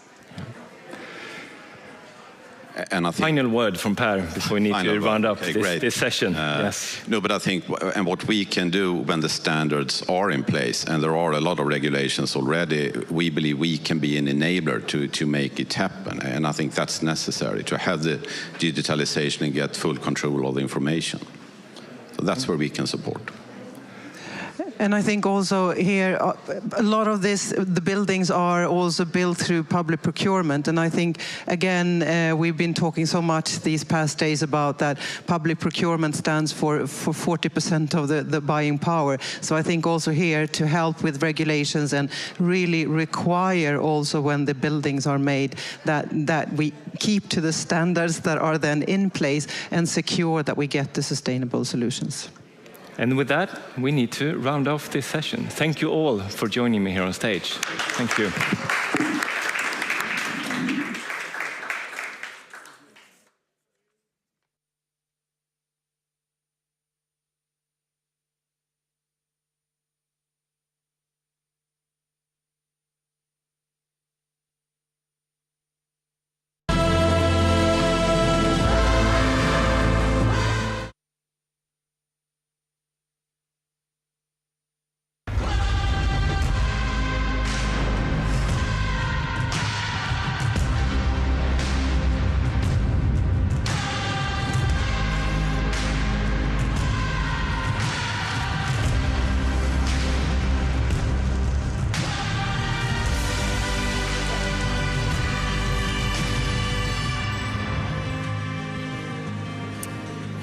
Good afternoon and warm welcome to this session. Today's theme at COP is transportation. So we're very happy to welcome you to a session about financing the transformation of the road freight and with Barclays and Einride. And we're very happy to kick it off shortly. My name is Maha Bouzaid. I'm Vice President and Head of Region Middle East and Africa and Sweden for Business Sweden, hosting this pavilion for Sweden and this event. And we're very excited to talk about how we can accelerate this shift together. And of course, financing has a huge role to play to be an enabler in that. But before we get started with the panel, I would like to warmly welcome Mr. Pier Paolo Settembri, beautiful Italian name, just tried to pronounce it correctly, who is here from the European Commission and the Directorate of General Mobility and Transport. It's going to open up with a keynote. Warm welcome. Thank you very much. Thank you and good afternoon, everyone. And hi also to our friends that are following online. I would like to thank you for allowing me to address this qualified audience ahead of this prestigious panel. The title of this session, which is Financing the Transformation of the Road Freight Sector, tells us a few things about the fight against climate change and transport. For one, today we celebrate the first EU Transport Day at a COP. We, as DG Move in the European Commission, we have been to COPs before, but this is the first time that we, as European Union, we organize a Transport Day to give it the visibility it deserves. Second, the transport sector is today the first sector in terms of CO2 emissions, as you know, and is the only sector whose emissions are still growing in absolute terms. This is not something that makes us happy or proud, but it does strengthen our resolve to take action. The third and final point, this session reflects the specific challenge of the road transport sector. Globally, road transport accounts for 69% of CO2 emissions. In the EU, this share goes up to 76% in transport emissions. Heavy-duty vehicles, although accounting for less than 2% of the vehicles on the road in the EU, they are responsible for almost 1/4 of the CO2 emissions from road transport. In one sentence, the progressive decarbonization of the EU truck fleet is crucial to reach climate neutrality by 2050. In light of the above, it's not a surprise that a large part of the EU regulatory effort focused on road transport, including freight transport. This was done, of course, as part of the first high-level strategy to put on the table by this Commission, which is the European Green Deal, which today is also legally binding through the European climate law. The EU has also agreed an interim milestone to cut CO2 emissions by 55% by 2030, and now work is ongoing to look at the 2040 trajectory. Transport is undergoing a fundamental shift to a new power base. That's why we are here today, built on zero-emission powertrains and renewable and low-carbon fuels. In the EU, this is now enshrined in law. For example, through the revised CO2 standards for vehicles, through the revised energy directive, and through the regulation on Refuel EU Aviation and Refuel EU Maritime. Regulation at EU level is set to transform the transport sector, and the heavy-duty vehicles in particular are impacted by the following measures. And I will mention three in particular. The first is very timely because it's the revision of the CO2 standard performance for heavy-duty vehicles. The proposal increases the current ambition and sets targets of 45% emission reduction for trucks and coaches by 2030, 65% by 2035, and 90% by 2040, and at the same time mandates 100% zero-emission buses by 2030. The institutional negotiations are ongoing on this file. The Alternative Fuels Infrastructure Regulation came into force 2 months ago, but its provisions will become applicable in 4 months. The main elements are the mandatory fleet-based targets ensuring that the electric recharging infrastructure grows at the same pace as the electric vehicle fleet, mandatory targets for sufficient fast charging infrastructure for cars, and a separate electric charging infrastructure for trucks will be deployed along the full TEN-T network. And then a minimum infrastructure for hydrogen trucks was mandated in urban nodes and along the TEN-T core network. Last but not least, in 2023, a new separate emission trading system was created, ETS2, covering primarily fuel combustion in buildings and in road transport, and the system will apply to road transport fuel suppliers starting in 2027. Overall, market developments are encouraging. The past years have seen quick acceleration in the deployment of zero-emission vehicles in road transport.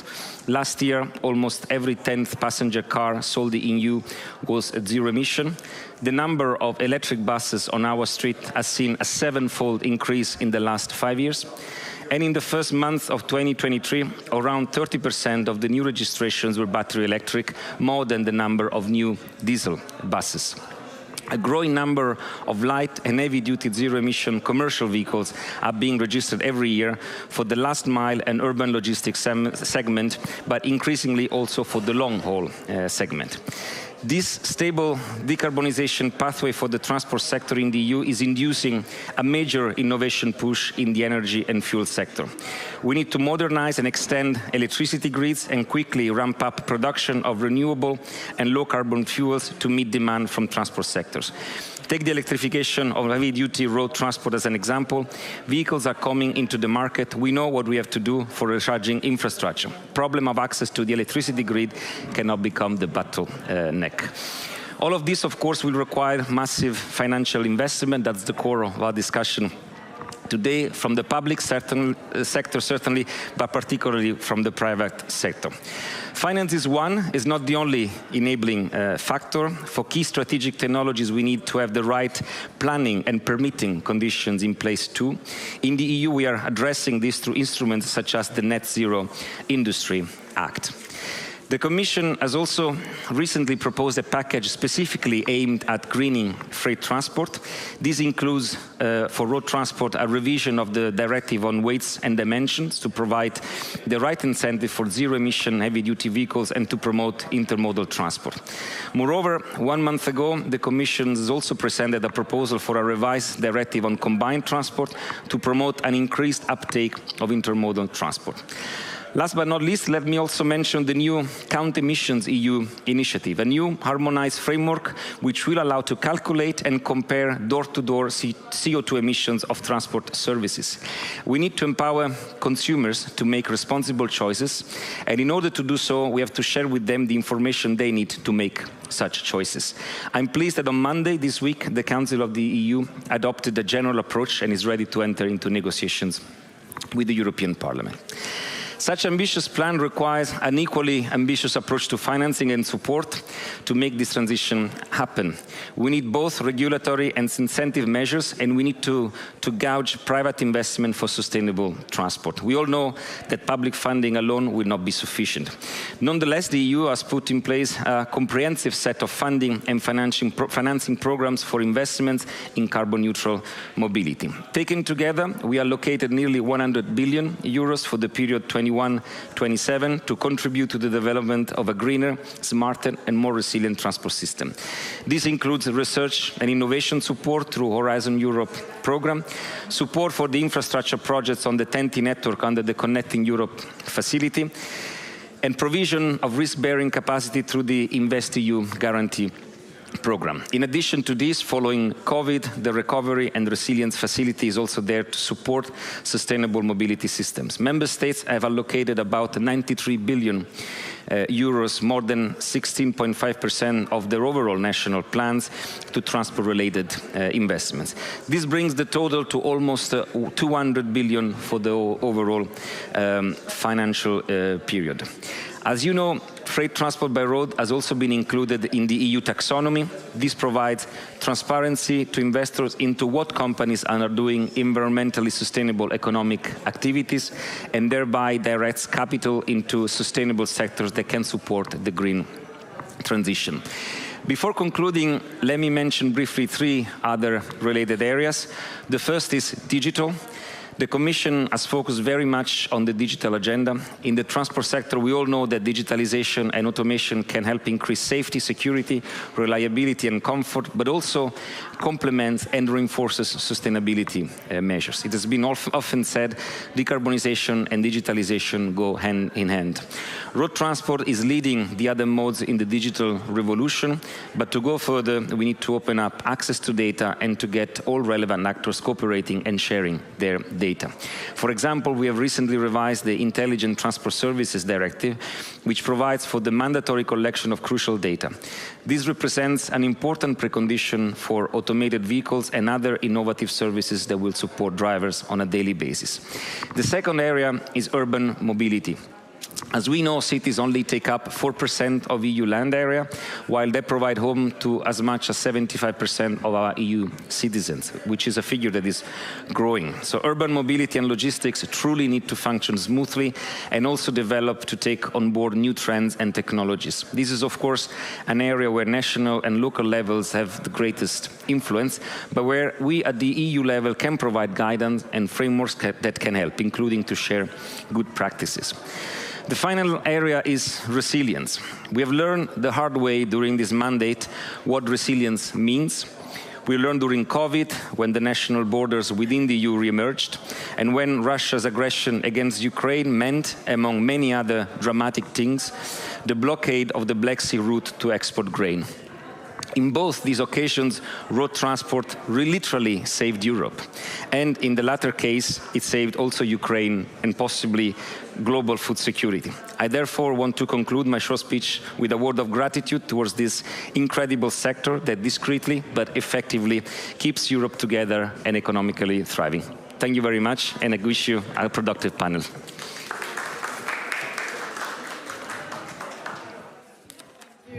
Very much, Mr. Settembre. It's really hopeful to see the fantastic ambition that the European Commission comes with. We're truly transitioning from climate threat to climate hope. It's obvious. Thank you very much for that. And with that, we'd like to welcome up the panelists today. So we have Mr. Robert Falk with us from the CEO and President of Einride. We have Daniel Hanna from Barclays. And also TJ Conway from RMI. Welcome up on stage.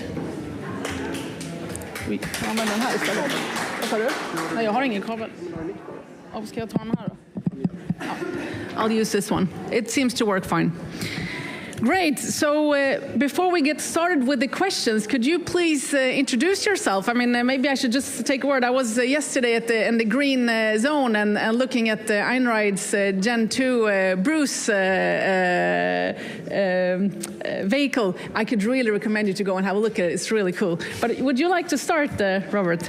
Yeah, thank you for that. And my name is Robert Falk. I'm the CEO and founder of Einride. We started a company with ambition to be the facilitator of the transition in heavy-duty freight transport. It's great to be here. Mm-hmm. Great. It's great to be here. Thanks very much for the invitation. Daniel Hanna, I'm the Global Head of Sustainable Finance at Barclays Bank. Mm-hmm. Thank you very much. I am TJ Conway. I am the principal and co-lead of the Oil and Gas Solutions team at RMI. My colleague, my Stockholm-based colleague, Thomas Koch-Blanc, was unable to attend due to scheduling conflict, and he looked at the roster and said, Thomas Joseph Conway looks pretty close to my name, so let's get him. No, but seriously, my team focuses on seeking to accelerate the energy transition, diversifying away from oil and gas, while also driving sectoral decarbonization. So we do a lot of work with Thomas and his team. Thank you very much, AJ. So we're going to start with you, Daniel. So can you tell us a little bit why Barclays actually choose to support companies rolling out solutions to decarbonize road freight? What do you see in it, and why are you focusing your investment in this sector? Because it means you're not investing elsewhere. Well, I think maybe let me pick up where Pier Paolo actually dropped off, which was, I thought he made a fantastic important point around just how critical this infrastructure is for the resilience of our economies. And as one of the first banks to commit to becoming net zero and setting an ambition of mobilizing $1 trillion for sustainable and transition finance, you know, we're really quite thoughtful about, as you say, where to focus our attention. So I think sort of very big picture, you know, we're very focused around enabling a tripling of renewables, looking to really tackle the hard to abate sectors, and then thinking about innovative solutions for resiliency and adaptation. And I think road transport sort of fits very neatly into the second and third bucket there. As we heard from Pier Paolo, you know, it is an important enabler for the economy, but it's also a large source of emissions. And actually, if you take the sort of road trucking space, although they're at less than, I think, 8% of all vehicles globally, it accounts for more than 35% of the emissions from road transport, and sort of equates into roughly, I think, about 9% of global emissions. And so on the one hand, if you look at, I think, one of the tremendous successes over the last 5 years of the fact that we now, 1 in 5 probably new cars this year will be EVs. Well, 5 years ago, that was 1 in 70. we haven't seen that same acceleration and deployment in the trucking and road transport area. And I think that's something that we're really focused on trying to solve, which is one of the reasons why we were really pleased to be able to partner with a really important and I think innovative party like Einride.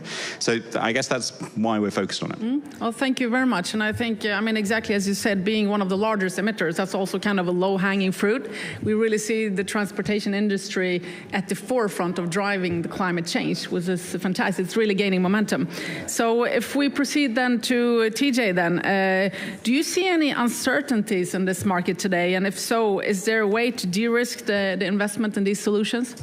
Yeah, great question. So when we're thinking about uncertainty, it's not a question of if the energy transition is going to happen in this sector, it's a question of when. And so there are some important factors at play. First are the economics, right? We look at the economics, we see that they are compelling. There's, you know, if you're just thinking about just the pace of the transition, that's where some of the critical issues are coming into play. Matter also from the investor perspective as well, right? Where your internal rates of return are dependent on timing. So when we get into some of the details around investment and capital deployment, you know, maybe I can just stop there and we can get into more details on that. Yeah, to support that acceleration. Fantastic. So Robert, being an expert in the field of decarbonized road freight systems, then what is it? Can you tell us a little bit about this ecosystem and what does it consist of and what is the impact? No, but we started the whole journey with the company to learn these experience and actually solve a lot of these challenges. One of the things that I thought stood out was that if you're going to go electric, you need to think about it differently. You have to operate in a different way. You have to have infrastructure charging. You have to have customers willing to change how they work. You have to have people and drivers that the dedicated wanted to go drive electric vehicles. And all this change needed someone to step up and said, we're going to learn how to get this done.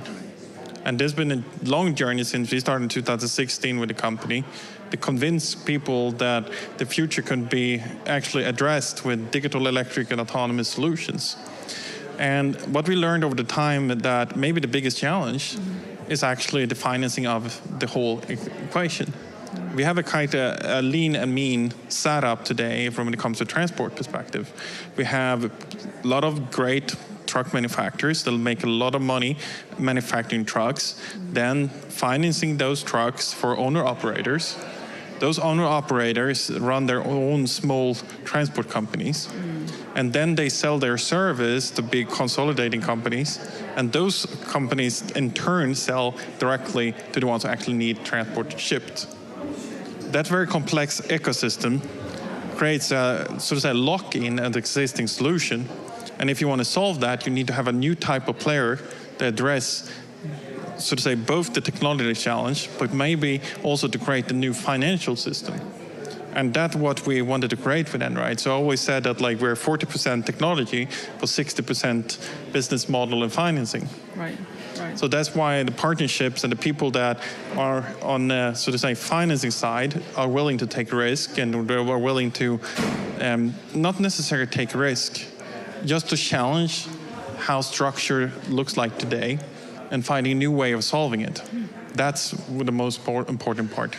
Because maybe you can just mention for those who doesn't know much about Einride, what is it that you actually provide? It's a turnkey solution. You operate the vehicles as well for... I think we have the best ever business model. Of course. Yeah. because at the core of what we're solving is headache of a lot of boards out there. Because I think that on an ownership level, most people has now the incentives and the board sitting here, most of the board members are here and stating that we're going to be CO2 neutral until 2035. We're going to reduce our CO2 emissions. Then they go back to a CEO and the CEO said, shit, I need to do something now. And the CEO looks, from our perspective, to the transport logistic guy, and that person says, well, we are doing only diesel now, and all our transporters are based on diesel. I don't know how to address this. And the people that he works with right now, you can take a very concrete example, is our big Fortune 500 company. They spend roughly 300 million euros on transport in Europe. And they utilize more than 800 different small carriers, all diesel-based. And that means that if they want to go electric, as the board has decided, they need to have a partner in making the whole transition happen based on their needs. And that's where we come in. So our core business model is to help big companies to reach their ESG targets and CO2 neutral reduction plans. And we utilize digital, electric, autonomous technology to make that happen. Great, so look no further, we have you here. Perfect, so going back to TJ, talking about the ecosystem that Robert is mentioning here, charging infrastructure is one of the main enablers as well, right, of the scale to go. Yeah, for sure. So, we need to do grid and charger planning in tandem with vehicle adoption, vehicles. And we already have a pretty good idea of where that will be, because it is in many instances where internal combustion engine trucks are already stopping and filling up. So we have a good idea of how many chargers are needed and what types of power they will require. But the priority really has to be on delivering to where it needs to be while keeping electricity costs at levels that preserve the total cost of ownership, right? So that is really important point. Many people see cost risk in stranded assets from overinvestment, right? This risk that if we invest too heavily now, there might be stranded asset risks. That RMI does not see that as being a real risk. When we're thinking about an analogy that we use, it's, let's say that you're a 17-year-old and you're working in a fast food chain, right? You do want that 17-year-old to be investing in their pension fund or for retirement today too, right? We need to be putting in the investments today so that we can have the scalable solutions in the future. So that's how it ties into investment. I think just final point, we can have a pretty good idea of what needs to happen, but making it a reality can be difficult, and it requires an alignment between grid planning and transport planning, right? Two sectors that in the past have been moving sort of in parallel, but not necessarily communicating with one another, and that's sort of the critical issue here at a fundamental level. Thank you. And we just had, before the panel, we had a small chat, and I appreciated that, because you were explaining to me, how important it is, as you said, that we plan the grid capacity at the same time as we plan the charging infrastructure, because obviously they're going to consume a lot of capacity. And I asked you, do you think we can use the existing points where we already where we already charge? And you said that probably for point-to-point and road. Can you just elaborate on that? Yeah, I think, and this also ties into sort of the importance of electrification, right? That we do have a lot of opportunities in the near term to scale, renewable electric solutions. That's what we should be leaning into, and that ties in with, charging points that are, in sort of in point-to-point type models that are already there. So there is sort of an opportunity for continuing to fuel and charge in the same location. Start from scratch. But Robert, I think you wanted to say something there. Yeah, I think this is a very interesting topic, because and this is also one of the risks where you say the sort of investment. And this is, I'm a big firm believer that should be a market-driven transition rather than a governmental-driven transition. And I think you're going to make a very excellent point here when it comes to the grid. If the government is going to put up the charging stations, they're not going to be in the right place. They're going to be where it's convenient. And from a business position, if you want to make it a sustainable business case for electrification for transport, you need to have the charging in the right positions when you optimize the operational uptime for the setups to serve the customers. If that is off for where the operational setups actually are, they're not going to be utilized. That means that we're going to build out charging infrastructure that's not going to be used because it's not going to be a business case to actually use them. And that's a great example where it needs to be a market demand-driven transition. Then, of course, I think government has a big important part to play when it comes to facilitating and enabling. But I think that the market needs, from a business case perspective, to drive this transition. good point. I think you agree, right? No more point there. Thank you. Good point. Talking then back to staying on the infrastructure for a bit for Daniel then. So we are at the point, obviously, where this needs to be deployed fast as well. All the infrastructure needed to enable this. Do you see any opportunities for those who take the lead, the first mover advantage, any of that, and how to make sure that we also use the momentum and gain and accelerate it further? But is there any specific point in actually being the first?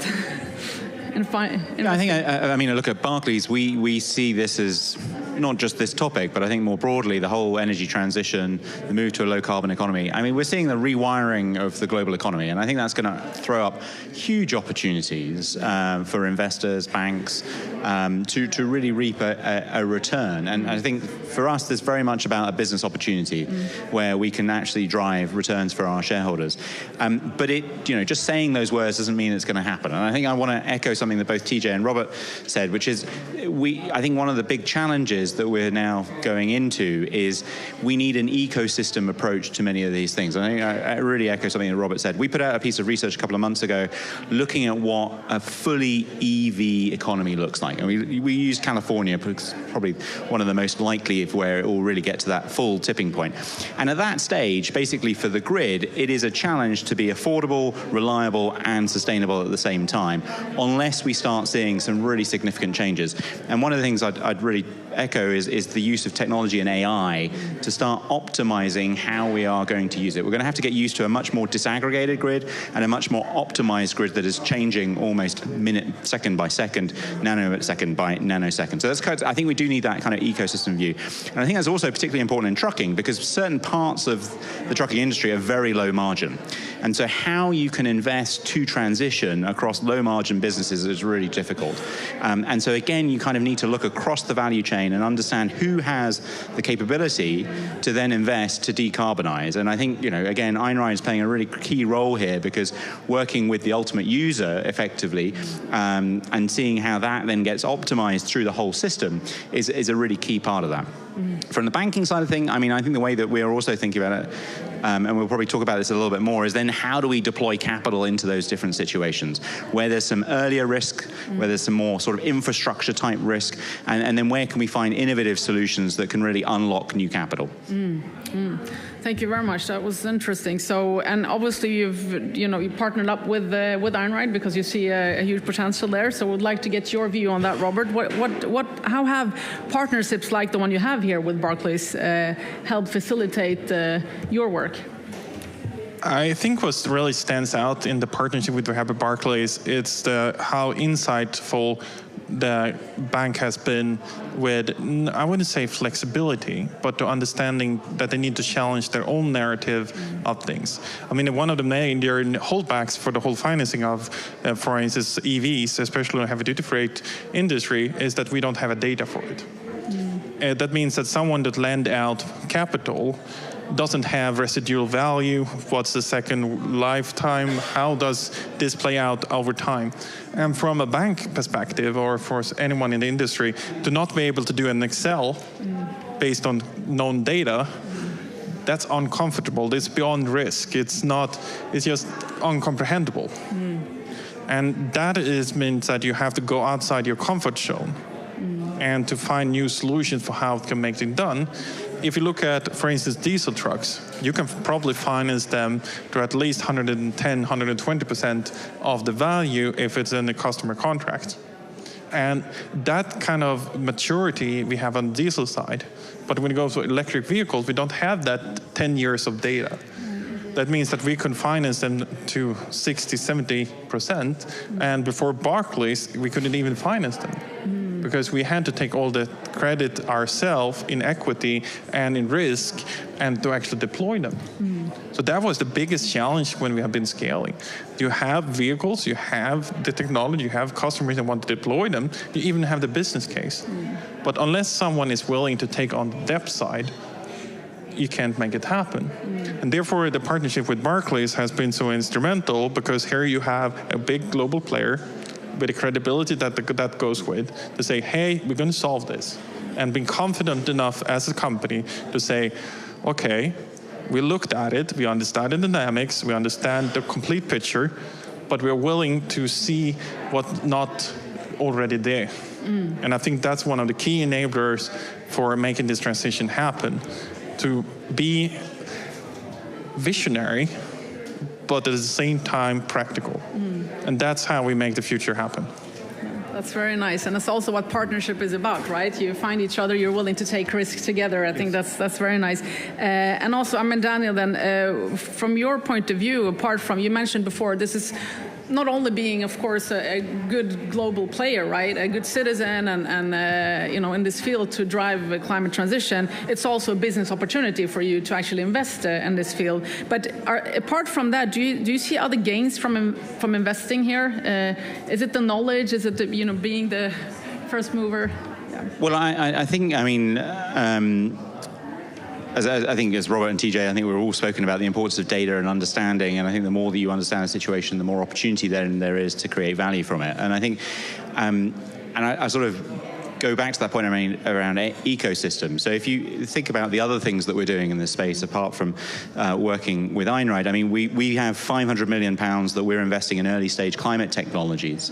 And one of the companies that we've backed is called SunSwap. And effectively, we talked about the emissions that are coming from trucking. What we haven't talked about is the emissions that come from cold chains that are on those trucks, for example, which, you know, I think are currently not subject to the same policies. But SunSwap have got a really innovative structure using solar panels and battery storages that completely decarbonizes that and effectively electrifies it. They've got more than 2 orders worth. They've already sold out in terms of next year's orders, and so we've put an equity investment into that, and we see some potential upside there.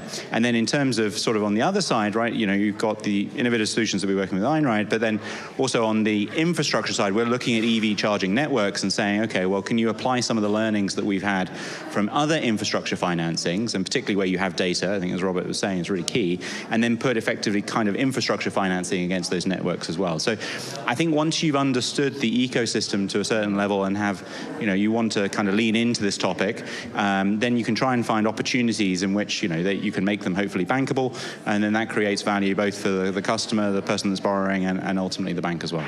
That's great. That's a good way to wrap it up, also looking at the ecosystem back. And for you, Robert, I mean, on the topic of opportunities, beyond what's in it for the companies, for your customers, for the financial institutions, and are there other opportunities as well for the public sector? Other you can mention? I mean, as conclude, I think the future is quite cool as well. Yeah. I mean, it looks kind. I mean, like we have an opportunity to shape something that our grandchildren is going to be proud of. As like we are in a transition, and I mean I think there's something with the debate of the whole climate change. I think it's just in a way very not discussed enough is also that we are an inflection point, that where we're shaping a better tomorrow. Our grandfathers and the grandmothers, they didn't have the knowledge or technology and or understanding of how they created the system or the society we have today, but we do. We have quite a good understanding of what technology we can choose and the implications and the challenges with it. But if we do things right now, we will be a more prosperous, more healthy, and more sustainable world for our grandchildren. And that's just for me something that I wake up in the morning and get very excited with. I think that's very nice. It made me remember actually a conversation I had with my grandmother when I was a kid, and she said, you know, when I was younger, we used to feel sorry for our parents because they used to ride on camels I'm from Middle East myself originally, to go places. And now we're going to probably look back, you know, our generation, our kids will look back at us and say, poor mom and dad, they used to drive in buses that people actually drove. There was actually a driver in there. And who knows what the future will look like, but for sure it will be cool. And I like that, the way you stated that. I think it's a great way to see it. It's not only about the transition, and yeah, it's also about a better tomorrow, for sure. I must just say that having the experience to develop and like introducing a new concept of something that people hasn't been seen before, that is the autonomous vehicles with the new design and everything included. I love showing it to kids. That's absolutely my favorites because they get it. they just like intuitively say it's like, this is amazing. And like, they listen like as 5-6-year-olds like, oh, there's no driver in that one. Yeah. And intuitively understands that. And that's fine. Yeah, right? and they even think it's a little bit weird. Why should you drive it? Yeah, yeah. So technology changes, and a lot of risk the same way. No, exactly, Yeah. and they feel it's just a natural next step. Yeah, yeah. And that's. I thought it was like there was also when the first time I was in a self-driving car, and the driver pressed the button and the car drove off and were completely self-driving. Yeah. And I was like, I don't care, I'm driving. Yeah. You trusted the technology. Yeah. And that's how I see a lot of the potential going forward. Yes, we will solve the climate crisis, but we're also going to build a better society with it. Yeah.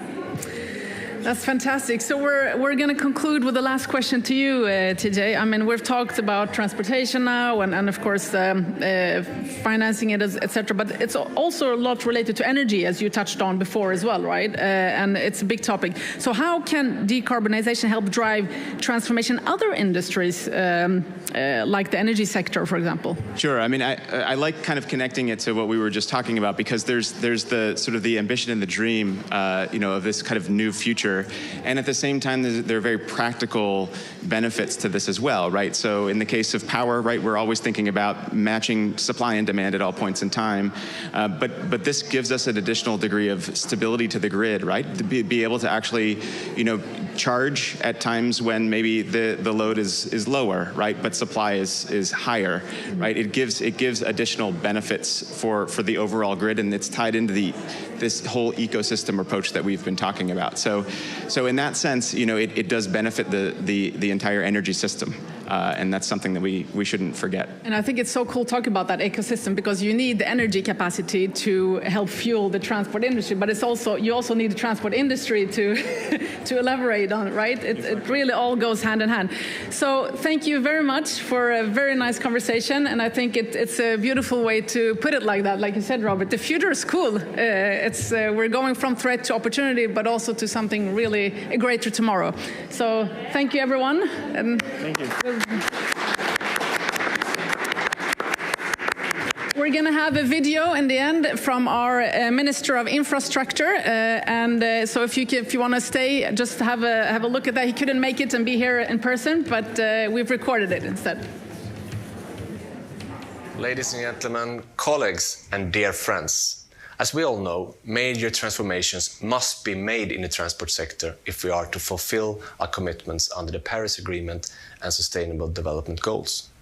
It also creates a lot of opportunities for business, and therefore we need to combine the work with the green transition with competitiveness. And to do this, we need close cooperations between governments, industries, financial institutions, academia, and civil society. COP is an excellent platform to form these kinds of partnerships, and it's encouraging to see that this event has gathered such a wide range of expertise. And not at least Einride, which is a company that we are very proud of in Sweden, and I have had the fortune to actually see the test drive facility myself. Deploying zero-emission vehicles and infrastructure is a central matter for the Swedish government.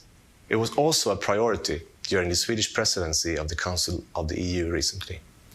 And now, with the adoption of AFIR earlier this year, we have a framework for realizing recharging and refueling infrastructure for both passenger cars and trucks across the whole EU. This will provide the fundamental conditions for transport operators to reduce emissions in line with our climate targets and facilitate for European citizens to switch to zero-emission vehicles. Sweden believes that electrification of transport is one of the most important factors in the green transition. Electrifying heavy-duty vehicles is no exception. We promote the market introduction of electric heavy-duty vehicles, and a nationwide network of public fast charging stations for heavy vehicles is now emerging. Ladies and gentlemen, our economies are to a large extent connected by road transports. We need to facilitate cross-border transport with common infrastructure. Entrepreneurship, innovation, and sustainability must go hand in hand if we are to make this a reality. The transition is a collective responsibility that it requires widespread cooperation on the national and international level. Governments, industries, financial institutions, academia, and civil society must join forces to make net zero a reality. Together, we can pioneer the possible, and I invite all of you to join Sweden in making CO2 emissions from road transports a thing of the past. Thank you for your attention.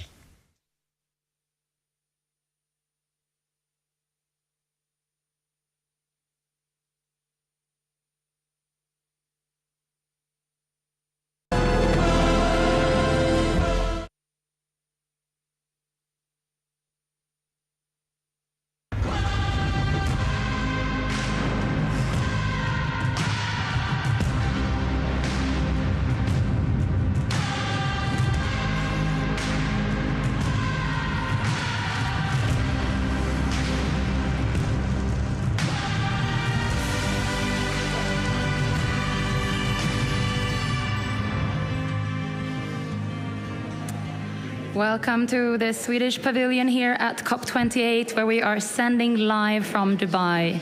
Welcome to everyone who's joining us online and everyone who's here in the Swedish pavilion.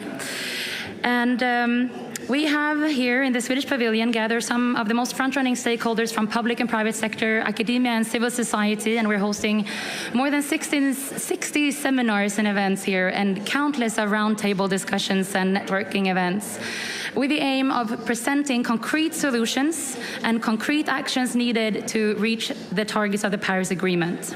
Today is the Transportation Day, and in order for us to reach the targets of the Paris Agreement, we need to halve the emissions by half by 2030. And transportation currently today are emitting 14% of the global emissions. And we can't simply just stop using transports. We need to transport ourselves and the goods and the services. And it's a completely necessity for our societies to function. And to discuss this today, we have invited some business leaders and experts at the very global front line.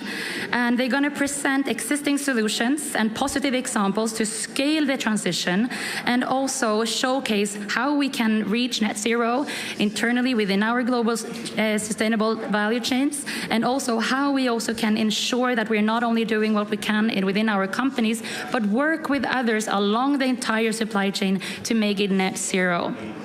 And with me here today, I have the absolute pleasure to welcome up on stage and help me to give a warm hand to Evelina Falk, who's the VP, Head of Strategic Account Management at Scania. Welcome up.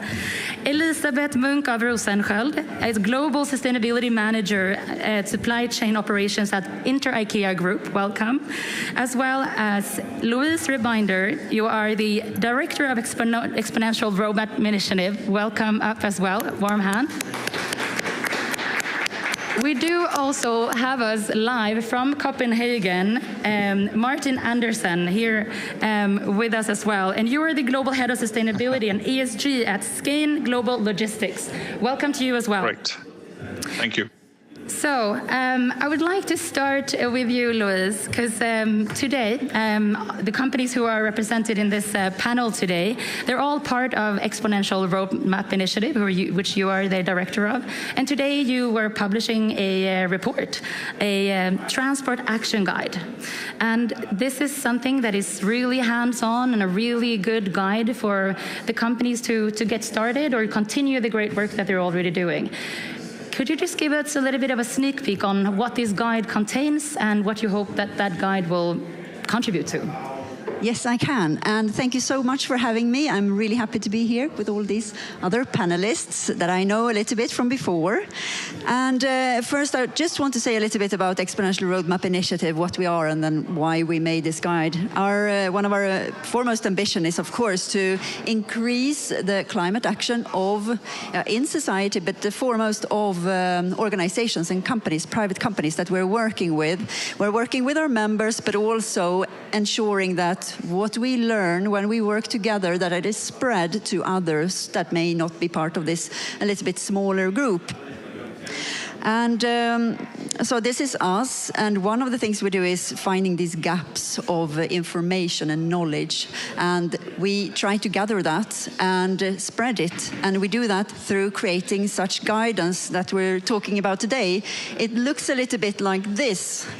However, this is not actually the guide. It just looks like this to give you a visual effect, because it's on our web page. There you can find it, open for everyone.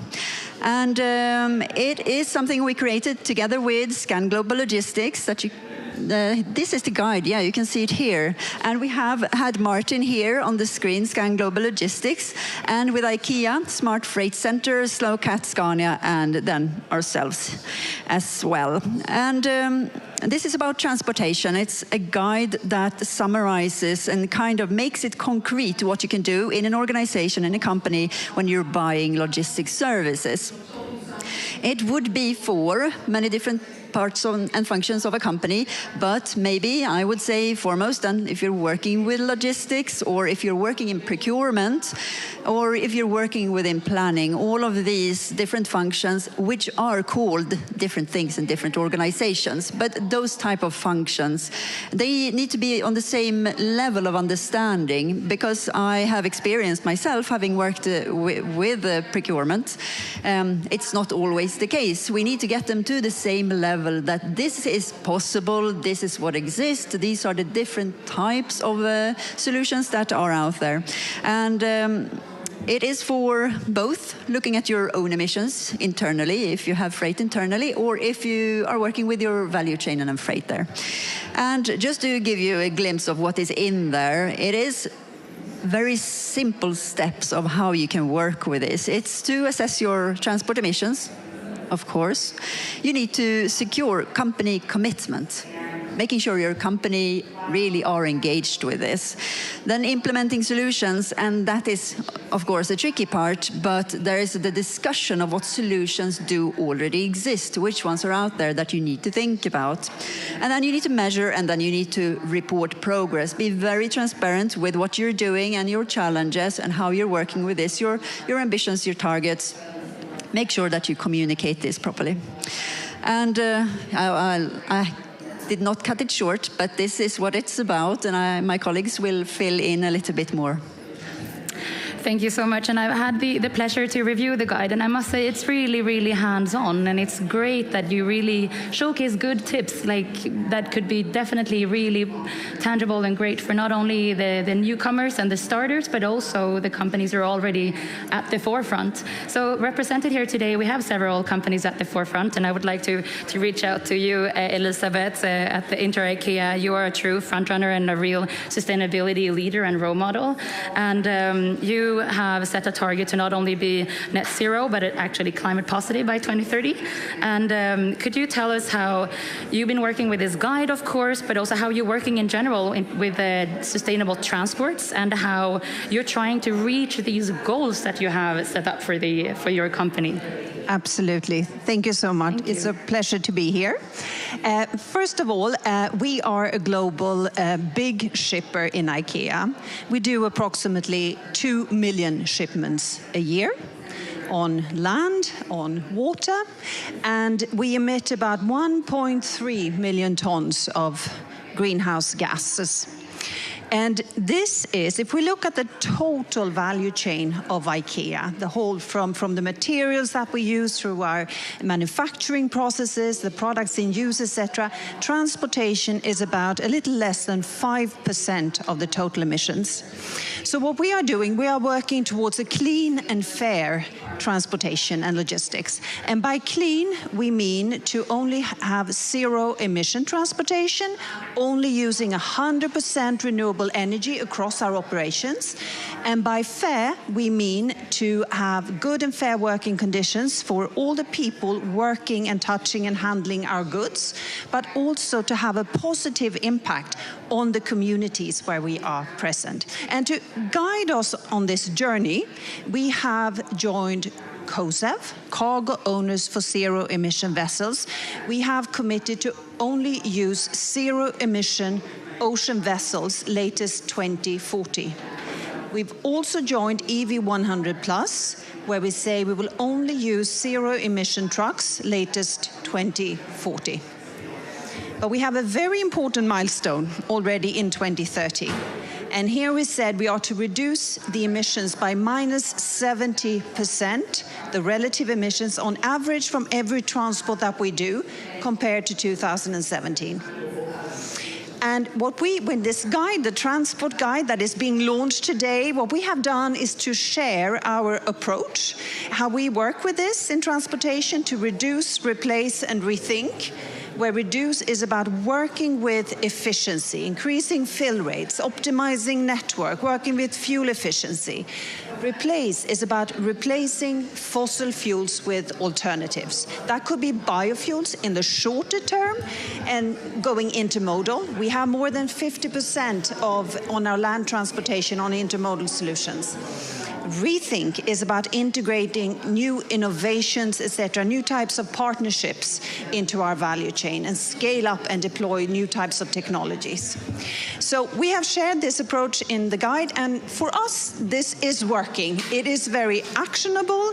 We have our business teams working with this, and since 2017, when we implemented this, we've actually reduced the emissions by minus 18% on average for every transportation by fiscal year 22. So for us, this is working.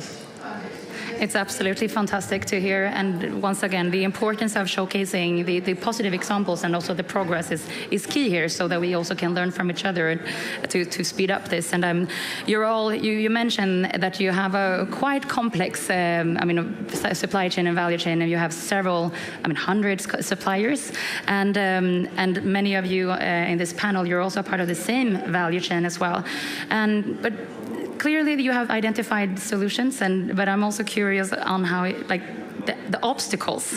What have you seen so far, and how are you working to overcome the obstacles that you have identified? Yes, of course there are many challenges, of course there are many obstacles, and I think the important thing is now really to be in solution mode. But if we look at things that we would like more of then, so for example better rail connections so that we can even more go intermodal and use more rail, for example. It's about we need more charging infrastructure for electric vehicles, of course. We need zero emission fuels for ocean shipping, and we need more renewable energy and electricity. Those are the things we need. That's great. And we're going to hand over the word to Martin.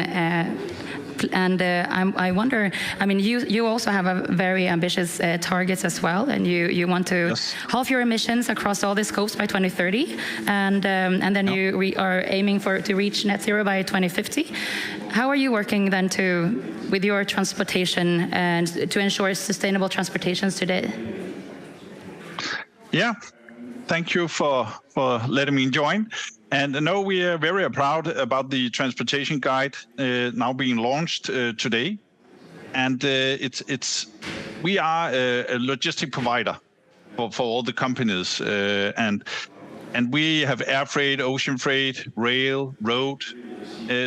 But talking to the customers, they need to have an idea on how to get on with starting the reductions, and that's where we come in. We try to help them have full transparency of the CO2 emissions, and then building a roadmap to decrease with around 10% a year. So this is more manageable. So our contribution to this was also, together with the other partners, to try to illustrate how can you do that. If we go from air freight to ocean freight, you save 98% of the emissions. So that's something you can start with. And we talk pace over perfection. You need to start somewhere to get the learnings. We also know that if you use biofuels, then you can reach maybe 80% reductions or even more. But it's important to have somebody who have tried it, who have worked with this, and that's why we entered this transportation guide to help others to see what is possible. We know we cannot have the completely zero emission fuels right now, the hydrogen-based fuels, because they're not ready. So in the meantime, there's no winners. we need to use electric solutions, we need to use biofuels, whatever we can to decrease the CO2, which is so important. So this is how we see it, and would like to contribute to this, to spread the word that it's doable, and there are solutions available. Thank you, Martin, and thank you so much for sharing your insights and also the contributions to this guide. And Elizabeth was sharing some obstacles and also some necessary needs in order to continue scaling the innovative solutions and enable the green and decarbonized value chains. Could you tell us a little bit what kind of obstacles you see and how you're working to try to overcome those challenges and obstacles? Yes, of course. Well, we see that electric infrastructure is very different. The maturity of solutions in the different regions around the world are very different. So we try to support local initiatives. We think it's a little bit hard only to do company to solution cases, but also try to maybe go together in partnerships and make solutions that can work on high volume trade lanes, so it works for more companies. But there are, basic things like subsidies that's only given by governments in some countries. That could be electric truck, which I hope Evelina will talk about from Scania afterwards. But there's also subsidies for renewable energy that we need for the electric parts. There's the grid, the development of the grid. So we see many obstacles, but also we try to get the politicians to also add to this, because then we can move as a group. So it's more important that we go and we do it now than we wait for the politicians. Indeed, and as you mentioned, I mean, there are so many great examples here and so much we still need to do. And the most important part is also to learn from the good examples. And Eva-Lena, you're also representing a company, Scania, who's a leader in electric mobility and transports. And you also have a very ambitious target as well. And you're a true front runner, and you want to cut your emissions and your operations by 50% by 2025 already. And your CEO was also recently announced one of the business leaders who are driving real climate action, according to Time magazine. And you have also contributed to this guide. But I wonder, how is it different when you work with sales, when you're selling battery electric trucks? Well, I think it is a big difference to sell electric trucks. I think it's a huge shift that we are going through in this ecosystem. I think we have here, of course, the front runners, the transport buyers that are taking a very high share of responsibility, that are really pushing their suppliers to do this. But our traditional customers, the small transport companies, they are then standing and getting this in their lap, so to say, how to handle this shift. And I think our role is very much about supporting our traditional customers. One of the things that we are not talking so much about is the whole risk that is coming with this shift. We have a risk of a new technology that we are implementing, and that there is a big question mark. What is going to be the residual value of that risk, of that equipment after a few years? We have the operational risk that this type of a truck can only be operated under certain circumstances, where you as a transport buyer normally is only giving a very short contract, maybe 2 years, whereas this kind of equipment needs to be written off in a much longer period. So I think this, the ecosystem change that we are talking about is really about supporting the majority of these transport companies that are going to have to be the ones that are performing the shift. And that requires a lot of the things that you've been into. The transparency that Martin was discussing, I think is absolutely crucial. And I think also this sharing of the risk, it also means that we probably need to see some new financial models to make this shift happen. And then also, I think the role that you are taking at IKEA as a transport buyer to actually do this push towards the trade, because it will not happen with this industry that is quite a conservative industry. And also, let's remember, it's not a highly profitable industry. It's also quite a squeezed, from a financial perspective, sector. So I think this is extremely important to get this push from you as a transport buyer, and to work then together with us and our transport companies to make it happen together. And Eva-Lena, you mentioned that Scania, you're taking the role as a supporter here and try to push this shift even forward. Can you be more concrete or like elaborate a little bit? How are you actually helping to drive the shift even forward and speed up the transition? Well, I think one key aspect, which Martin was into a little bit, is the bigger alternative solutions. Not only we're talking a lot about electric trucks here, and that's of course going to be, we also believe, the end solution. That's where we really believe we will go. But today we have a big global arena to play in, and we want to drive this shift not only with electrification. We think that biogas, biomethane as an example, is going to be an extremely important complement.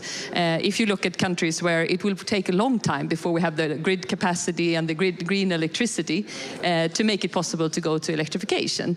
So I think that's one of our key parts, is to really deliver a wide range of solutions to make it happen. And the other one is this collaboration mode of putting everyone around the same table and really being creative to find. And it's about investments. When we do these first solutions, you at IKEA, you are investing in infrastructure as an example, or prolonging the contracts as one example. And we are investing to support these companies also with analysis to make it possible to show that it is going to be profitable in the end. Right. Louise, do you agree? Do you think this is key as well to continue driving this positive shift? When I hear Eva-Lena talking about someone taking responsibility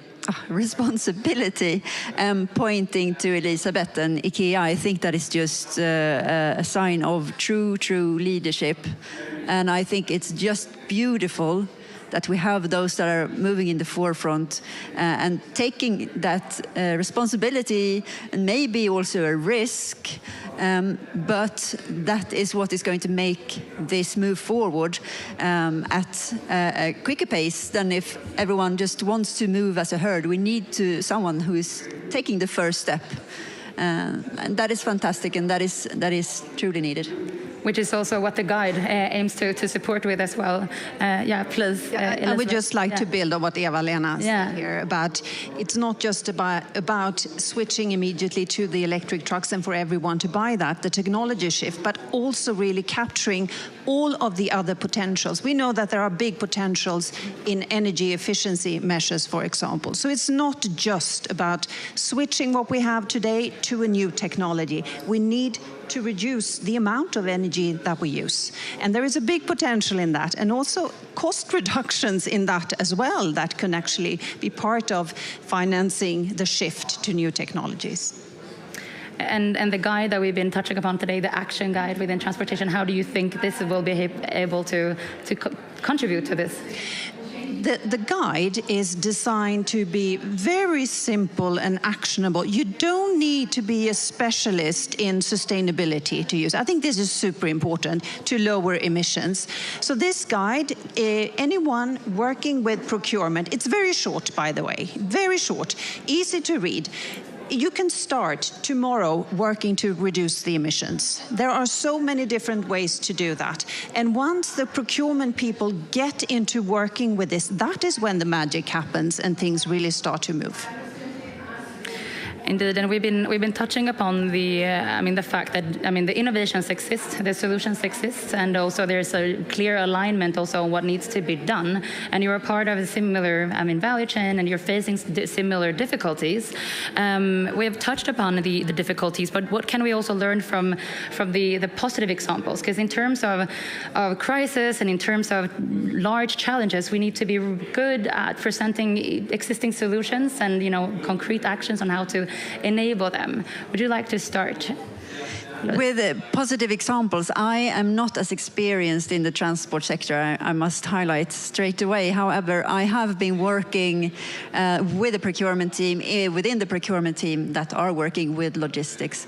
And positive examples is that it's fantastic when you actually find the experts that you can talk about with this topic, and they may be in your own company, but not exactly where you believe they will be, but they may be there, and it's just finding these that are quite nerdy and knowing exactly what solutions there are, where you can use them, and then also working with the companies that are providing the services or the solutions or the the vehicles that you're going to buy, also bringing them into this mix. That is great. But then also topping that up with a lot of engagement in the area. Sometimes you need to find it, but it is there, both the engagement and the expertise. And that is some positive angles that will be there if you're just open to finding them. Thank you. And Martin, with us live from Copenhagen here in Dubai, what kind of positive examples do you have to share? And is there anything that have surprised you along this journey that you've been on? No, it's, just to extend on what has been said already, there are many solutions in place. I think all companies will be surprised when they start looking at this, that there are solutions. We saw it as the transportation sector and the emissions from transportation is the fastest growing source of emissions worldwide. So we wanted also to tell that it's doable. There are solutions in place to reduce by 50 to 100% already now. So we want to help to get this moving. But the positive side is, as soon as we get in touch with the larger companies or SMEs, that they can see, this is not necessarily more expensive. Some solutions are cheaper. Some solution is about transit time, changing your time of delivery. So there are different angles to approach this. So I think that's the positive side, that we can do something. And if we do it now, we as a logistic provider, we share emissions with our customers. So we need to work together. But these partnerships that are being created now, climate partnerships, are super important to get this moving, and especially with the others in the room. Evelyn, do you agree? Yeah, I do. And I want to build on what Elizabeth was talking about. I think one key aspect of this whole shift is the utilization. I think utilization will be a positive effect, that we are reducing waste in the system when we do this shift. But also that will need to happen in order to finance the new technology. And I have a concrete example that I wanted to mention because I think it gives a good illustration. And it's a collaboration where we are working together with McDonald's and Harvey Logistics. And they wanted to deploy electric trucks in Spain, which is very difficult because there are no subsidies in Spain. But when we calculated this business case and could see that they could actually travel into the city during night to do nighttime deliveries because they were allowed with a quiet electric truck. And when they did that, it was possible to get a much higher utilization. They could drive during the nighttime, and thereby the business case could work. And then McDonald's is needed because they would open up during nighttime for deliveries, which was not happening before, so that's a concrete example. Another positive side effect is the drivers. The drivers are super happy, both because they like to drive the electrical truck, it's quiet and it has less vibrations, but also because of the nighttime deliveries made them not having to stand in queues all day and having a much more efficient working day. So I think that's a concrete positive example. Excellent. Elizabeth? Then I would like to add another concrete example. And it's about intermodal. As I said, we have now 50%, more than 50% of our land transportation on intermodal solutions. So we use the longer journey on rail and then the shorter pre and on carriage with trucks. Here it's easier to electrify the shorter distances with trucks. We also get the benefit of less congestions on the road, better work-life conditions for the drivers, and also drivers then enjoying driving electric trucks. So there are these win-win things in this. So thinking in a new way, adapting to this new environment, there are so many potentials. Indeed, and I think it's truly inspiring to hear the good positive examples. And sometimes the actions doesn't need to be that complicated. The importance of rethinking and a small change can really create a huge impact. But there's also, of course, only so much that the private sector can do, and what you as an individual companies can do. You are, interdependent and interconnected. But once again, of course, the climate partnerships within the private sectors are key, but also the public and private collaborations. Here at COP28, the negotiations are taking place during this Transport Day today. And considering the fact that there's only so much we need to do, there's a lot of regulations and incentives that we need in order to scale this and enable the transition. What would you say would be the most important things that you wish the politicians and the regulators and the negotiators here today to deliver? If I start with you. I think the most important part is to work on the grid capacity topic, because that is one of our biggest limitations. And I'm really scared about the fact that, I mean, like you said before, we have the technology available. Right. We believe that the business case will be there, but we will not have enough high-powered charging stations to do long-haulage transport in Europe, and nowhere else either. So I think that's the most important one. When it comes to support structures, for us it's important that they are long-term. We see too many countries that are doing short-term actions. It's impossible to understand them, impossible to get them, and it takes years to get the funding. And that doesn't really help the transport buyers or the transport companies. So long-term policy decisions is our advice. Please, yeah, how do you see that the policymakers can help driving this? Yeah, in IKEA, our position is clear. We support the phase out of fossil fuels, and we're also calling upon government to set a timeline for the phasing out. And for us to further speed up our efforts to drastically reduce the greenhouse gas emissions, but also to improve air quality, we need a strong policy support. And we need the speed in this as well to tackle the climate crisis. I'd like to hand over the word to you, Martin, in Copenhagen. How do you see that the policymakers, their role and how they can help driving this shift? Yeah, I see two sides of it. Because if we have enough renewable energy in all areas, all regions, then we are able to produce hydrogen-based fuels or electric solutions. Then we have what is needed for the solutions. But I also see it very hard for individual companies to have huge investments.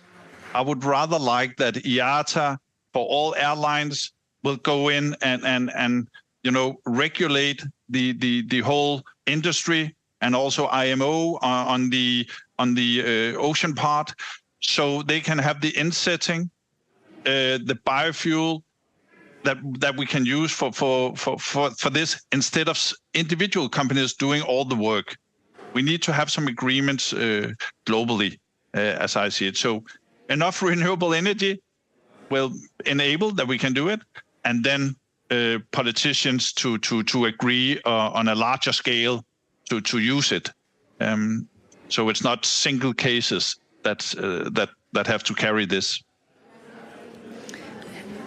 Louise, what do you think? How can the policymakers contribute to this? I think, well, I can agree with these experts here, but I can also say that a little bit ahead of that, and that goes for the transport sector, but also for other areas, to bring in the companies and listening more to the voice of the companies who are the experts in their specific areas. So we need to bring in transport, but also then other sectors, energy sector, and so that comes before just learning to listen a little bit more, so we don't run away too quickly with other efforts that are believed to be done for the sake of the companies. Sometimes I also feel, coming from the corporate sector but working with organizations to ensure that they can reduce, sometimes I see policy and requirements are more of companies, you should be doing this,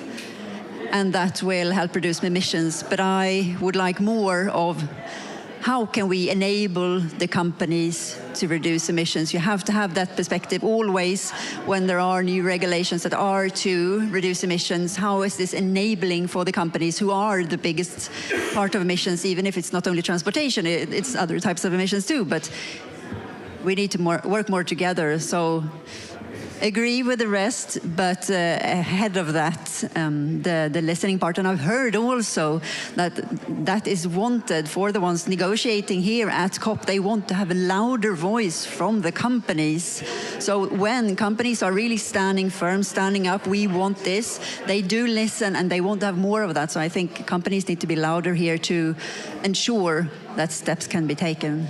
Agree, and we've also heard several times as well from the negotiators and the policymakers that they sometimes don't even know that all these fantastic innovations exist, and they also sometimes don't even know how are they actually going to make sure that they can drive the incentives and, you know, policy innovate those decision-making process lines in order for them to actually create that support that you request.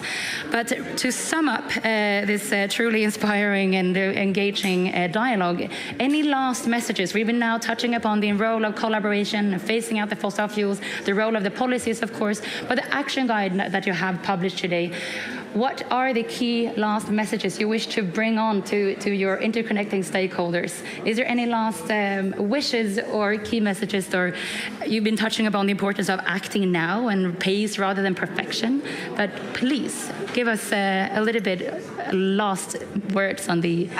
In very few words, I think this guide will bring people in the companies to the same level. You need to have planning there. You even need to have sales there, understanding how transportation works for a company. And you need procurement to understand what they can do with their limitations of having to think of cost so much. So if I have understanding of what this area is about, which means that you will execute what you are doing with this in mind, I think that will come a long way, including having the support of management to act in this way, which you have here at IKEA, a great example, taking leadership. Indeed, several great examples. Is there any last messages you would like to bring on to the stakeholders you wish also to use the guide? Yeah, first of all, I think reducing transport emissions, I mean, we have a time pressure here. It is urgent, but it is also doable. And you don't need to be an expert in sustainability. If you are working with procurement of transportation, take a look at this guide. It takes you through in quite easy steps on what needs to be done. Try it out. I think that's a good summary. I want to be the voice of the transport company here. That is, like I said, it's our traditional customers. And I think when you are reading this guide, and I really hope that many of you will, because we need the transport buyers to set the scene and to invite to make this happen. But then also please keep in mind that the transport companies, for them, this is a huge change that they're going to go through. It's a lot of risks involved. So we need to share those risks. We need to work together. We need to be creative together to overcome the challenges that we have along the way. Thank you. And with those words, I would like to round up this discussion here today. And what we take with us is to the importance of collaborating, be creative together, to rethink the entire value chain together, the importance of acting now, do not wait, it is doable, and the fact that the pace is more important than the perfection sometimes. We cannot sit and wait, we do not have time. And the importance, of course, to work together, because the price and the cost of inaction is way higher than the cost of action. So I encourage everyone who are listening in, everyone in this room, take part of this guide that has been developed and published here today, and reach out to the stakeholders here, as well as come visit the Swedish Pavilion and tune in to other sessions here from the Swedish Pavilion at COP28. Thank you so much to everyone, and thank you for a fantastic job and sharing all these insights today. Thank you. Thank you.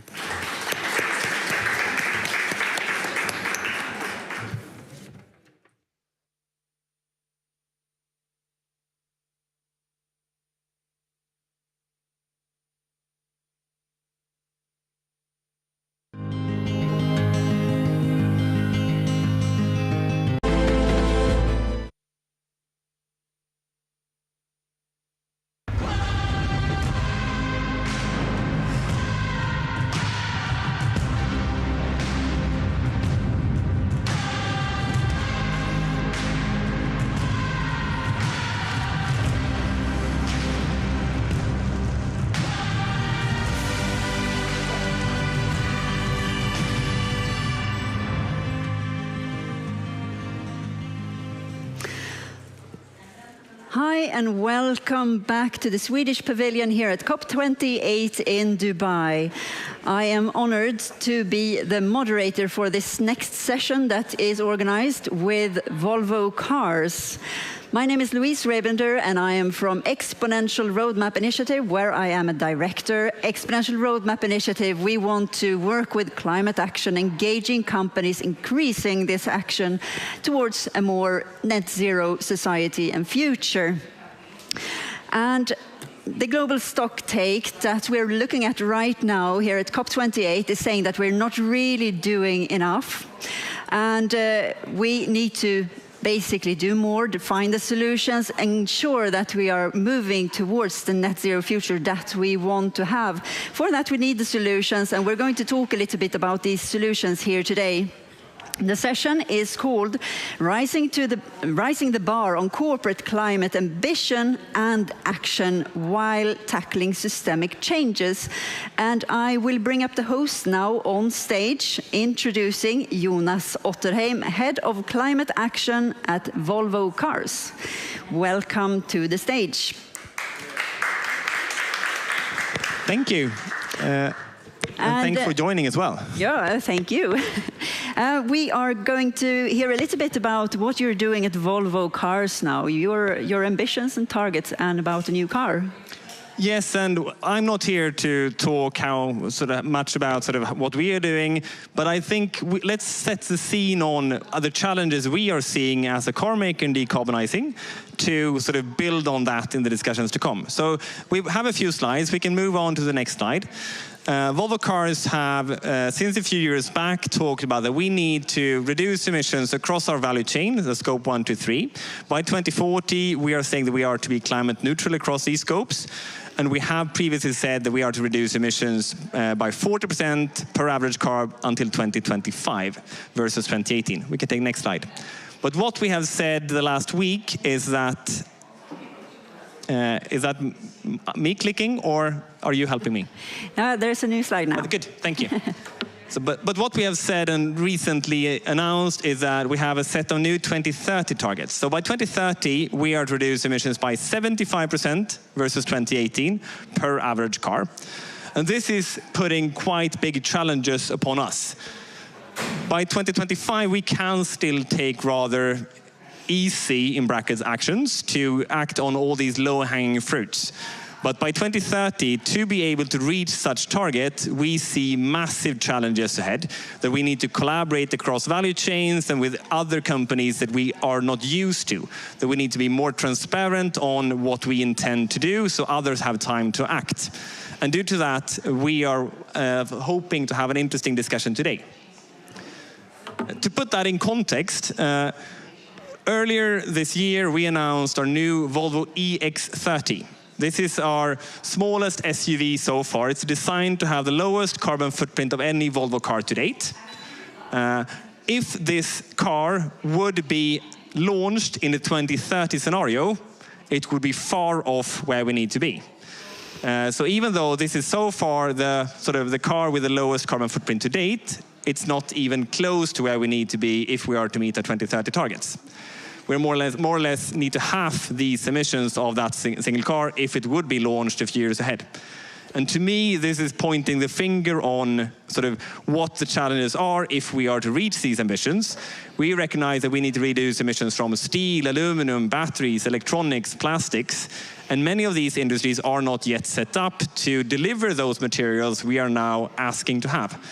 We are more or less hoping that these suppliers realize the future business potential and act in time so they can deliver it. We're at the same time also putting some early demand signals and offtake agreements to be able to get access to these critical materials. But the systemic challenges that are more or less painted out here is, to me, too little talked about. So therefore, I hope that this discussion can help solve or at least talk about these a bit more to, enable us to easier reach our targets and hopefully help others to reach theirs. Thank you, Jonas. And I was very impressed when I saw this, when you introduced this session to me, and that I was going to be part of this, because you're so very open with your report, stating what is there and stating what we need to do and that it needs to improve, and also asking for feedback for how you can improve things. And that is exactly what is needed, and this collaboration. But talking about collaboration, we have more people that will be on stage, and let me introduce to you, please, an applause. I think we can have an applause here for Daniel Westlén, State Secretary to Minister for Climate and Environment of Sweden. And we also have Professor Tom, I'll take that again, can I? Professor Tim Lenton, Professor of Climate Change and Earth System Science at Exeter University of UK. Welcome. So first of all, I would like to hear if you have any reflections on what you saw here that Jonas presented. Let me start with you, Daniel. Well, thank you so much. Very interesting. I would say it's encouraging to see how Swedish businesses are really taking the climate action challenge seriously. This is ambitious. No one is really forcing you. I mean, there is demand out there for non-fossil products, but still you're taking the lead and you're doing it with great ambition. So I'm really happy to see that. Obviously, I become very interested in what remains to do beyond 2030 and also what the challenges are to actually go that far. It's on the material side, basically, where you have challenges, which is not really in your hands. It's with your vendors that supply your materials. So very interesting to hear more about what kind of challenges you see and what has to come true for this to happen to 2030. We're not far away from 2030. So that were my thoughts when I listened to you. Tim. Me too. Yeah, I'm excited by what Volvo are doing, trying to show leadership, solve the difficult innovation, practical problems of accelerating to zero emissions. Yeah, I'm here because I'm also launching today a global tipping points report that apparently is getting great coverage in the Swedish media. So we've got the summary report here if you want to grab a copy. And if I have a chance, I'll talk a tiny bit about the positive tipping point idea and more generally, because I feel like what we're hearing here, the story of what Volvo are trying to do is part of a wider, what I'll call positive tipping point, where change can become self-propelling towards the new, cleaner, greener technologies. I've actually spent many years worrying about the bad tipping points in the climate we could cross. I brought the chair up to remind us that if you lean back on the chair, you get to a point where a little nudge one way or the other makes a big difference. You could end up in a completely different stable state, sprawled on your back on the floor, compared to the one you started in. And people like me who study the climate, we worry about how there's Greenland ice sheet or there's no Greenland ice sheet as a tipping point, or there's Amazon rainforest and savanna as a tipping point. But we clearly see in some markets and some sectors, and that certainly includes personal mobility on the road and cars in short, that there's the potential for a positive tipping point, because the crucial thing behind a tipping point is reinforcing feedback loops. And we've seen for the whole sector over the last decade something like a 10-fold reduction in the price of the batteries, which is because the more batteries we make, the cheaper the next one gets to make and the better it gets. The range you can get off a given mass of battery has gone up by about a factor of 3 over the last decade.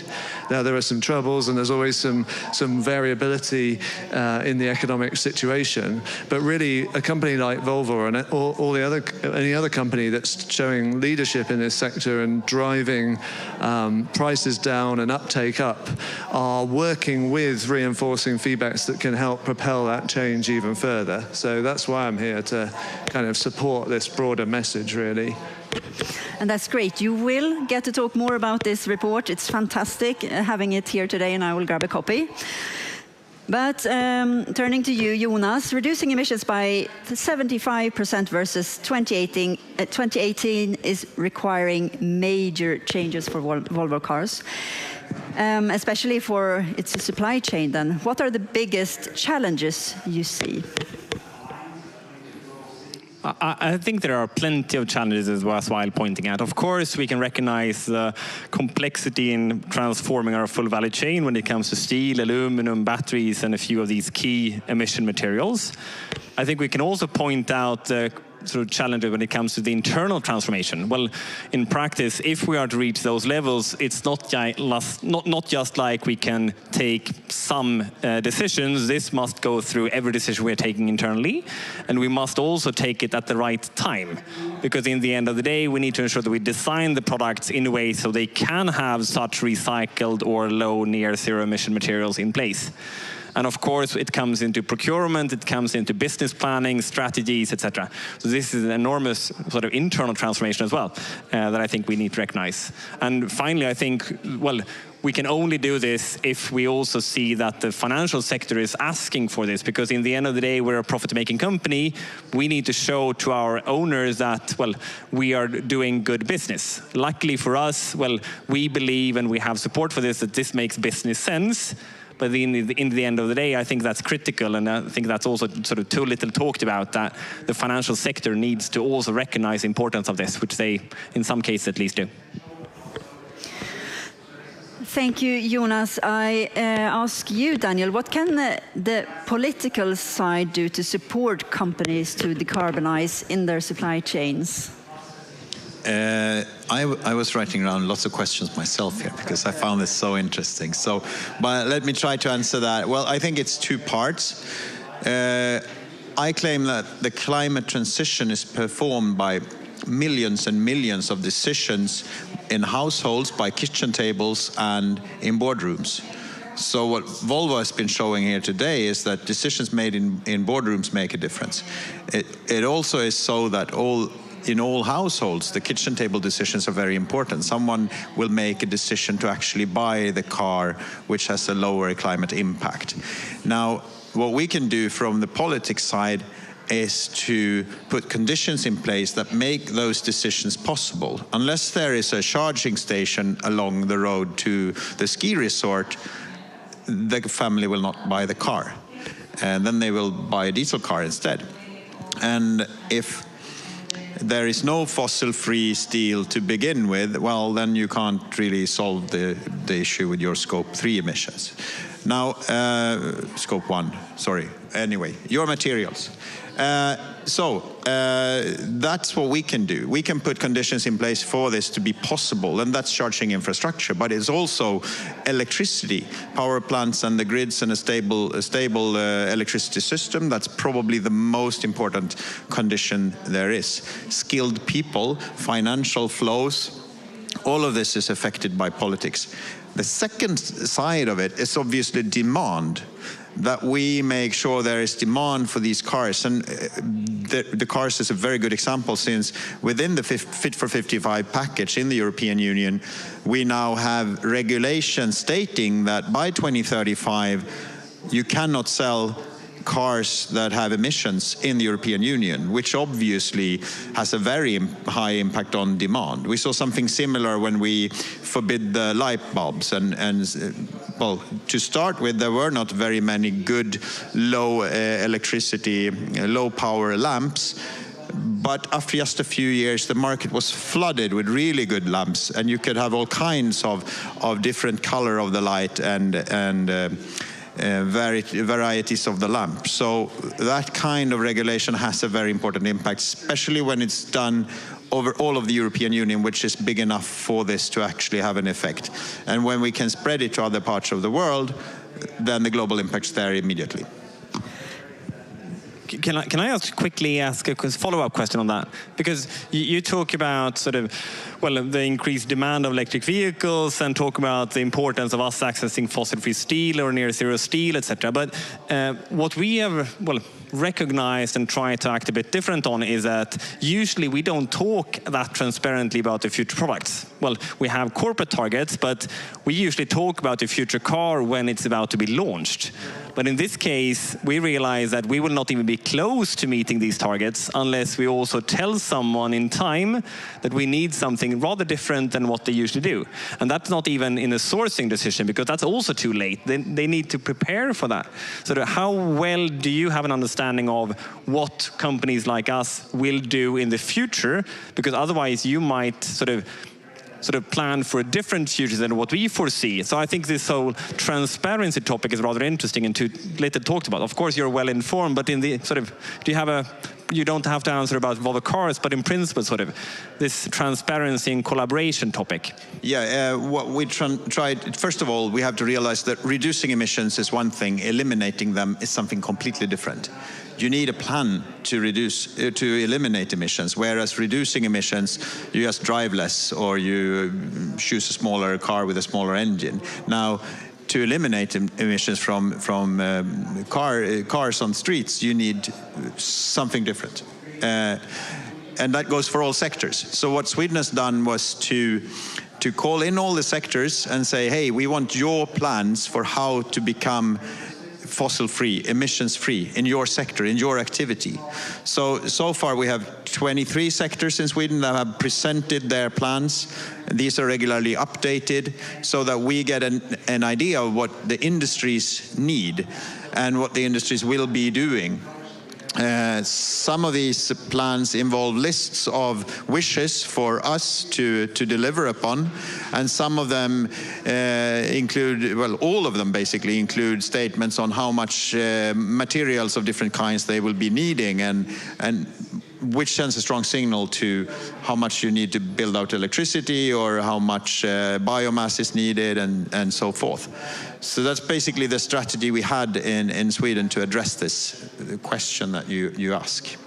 And I think we've been talking a little bit earlier here during the week, the importance of stating your plans really early so that, just as you said, that suppliers are prepared, but then we also need the customers being prepared for that. This is going to be what you will drive in the future, and this is what the future will look like. And now we're involving also politics into that.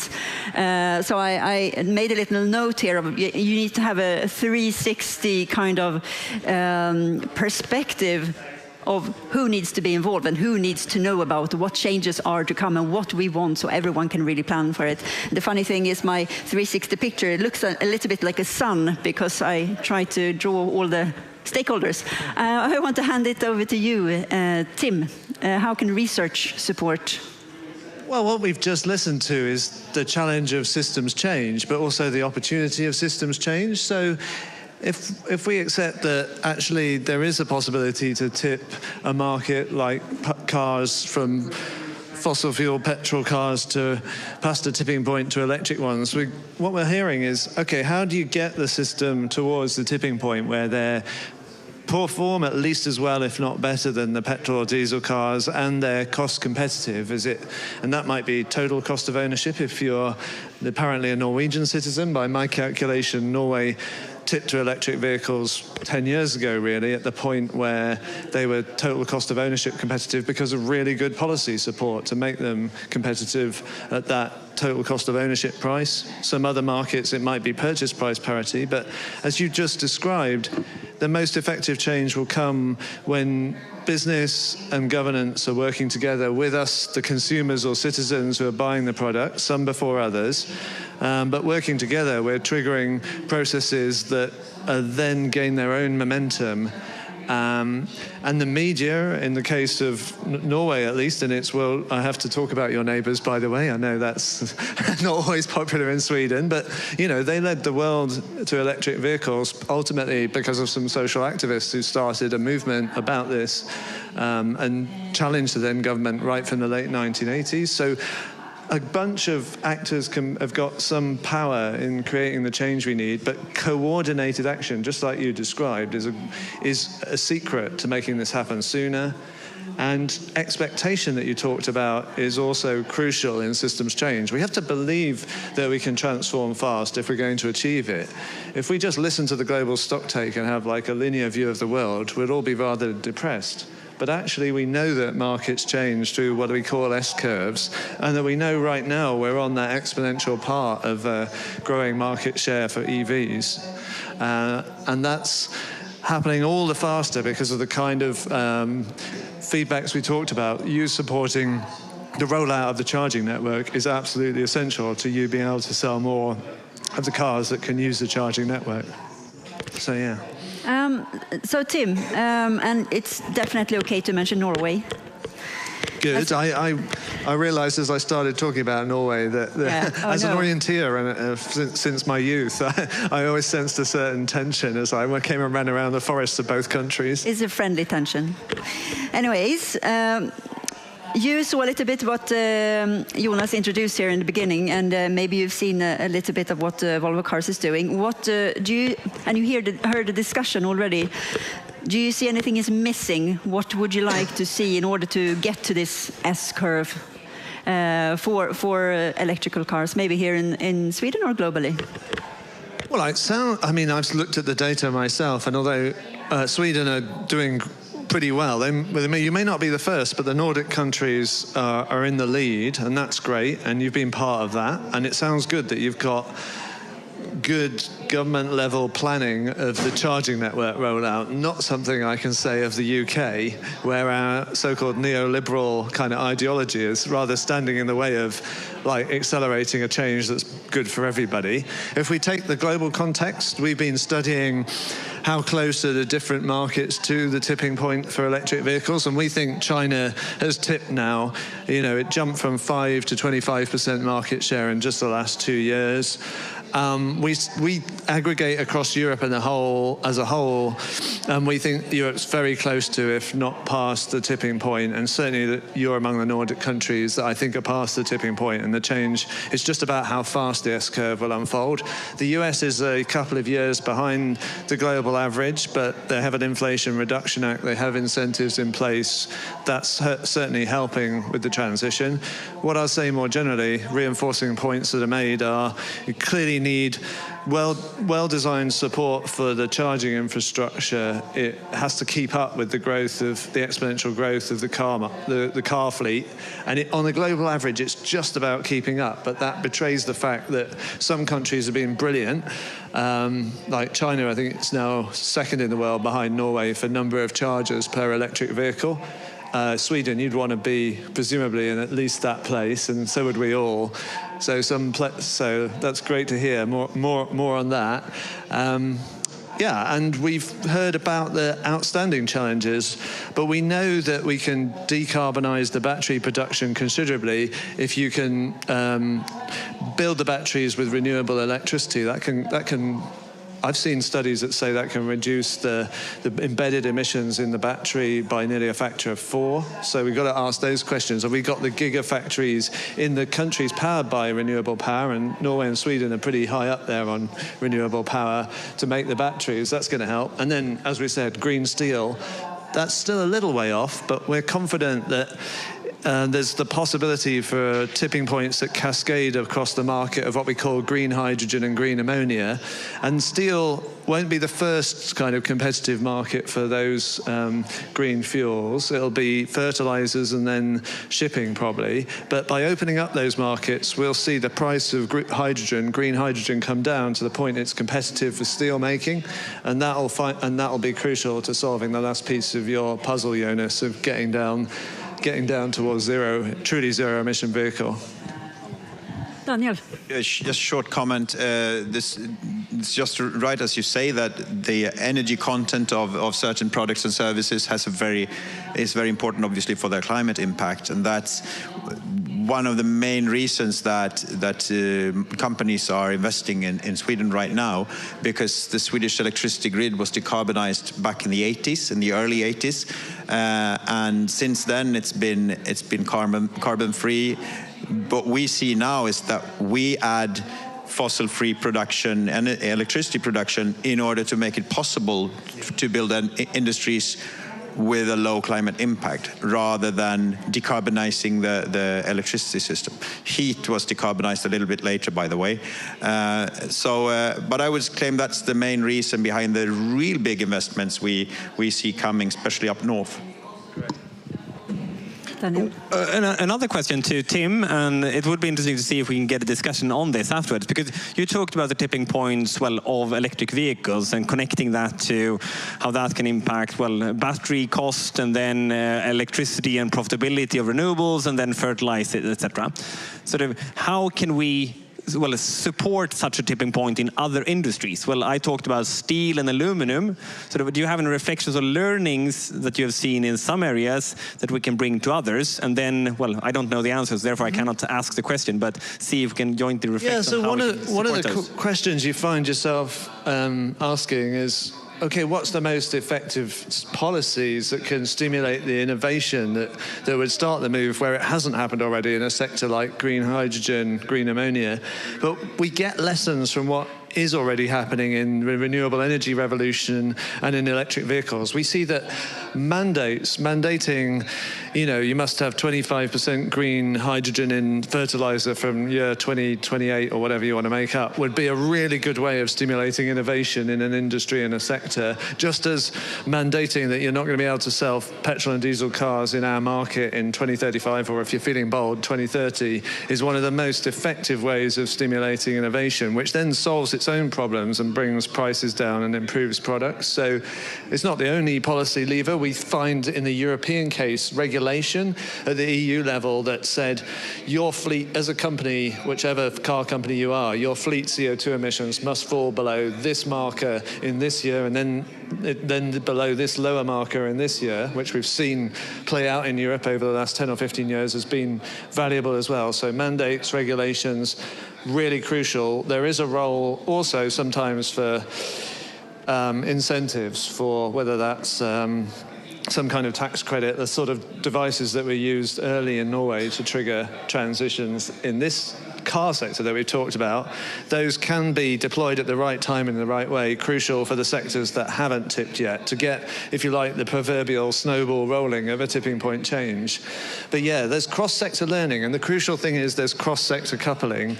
So I haven't stressed that, but the fact that renewable energy is getting ever cheaper is making the potential for green hydrogen and green ammonia ever more viable and cheaper. The batteries that are coming from the electric vehicle market are providing essential cheap storage on the grid for 100% renewable electricity future, which is reinforcing the transition to electrify everything you can and make hydrogen or ammonia or other liquid fuels for the things that you can't run on electricity. So my argument is there's like a positive tipping cascade that could be activated by smart policy making. If I may add, obviously the real tipping point is there when the climate neutral product becomes cheaper than the fossil one, and then it all happens. Why would anybody buy the more expensive product? But before that happens, I think the demand that you put on the materials providers is very important, that you will sign contracts to buy aluminium or plastics or whatever that you need for the cars. That is what the industries that provide these materials will need. So the question is, can you afford a little premium while it's more expensive? Maybe you can, unless the material costs become too big a part of your product's price. So as long as you can do that and you can charge some premium from your customer, then I think this snowball will keep on rolling. And obviously what we all have to help to do, which is fundamental for the entire climate transition, is that we reduce the prices of everything. Because as long as fossil fuels make things cheaper than the alternatives, then it doesn't matter how many good technical solutions we have, we're not going to go all the way to zero. Although I have to say, as a recent acquirer of an electric vehicle, my gosh, it's stunning how much cheaper it is to run. So, and I think that's another key point, is that allowing users to charge at night at a lower tariff rate, much lower, like factor of 4 or 5 lower in my case in the UK, is tremendous. It's tremendous for the consumer, but it's also helping balance the grid. As the grid becomes, in my country, a little bit more tricky, you're trying to balance an increasing fraction of wind power and some solar into the grid. So that's great. There's innovation there. That's all about saving money, actually, for the consumer. Jonas.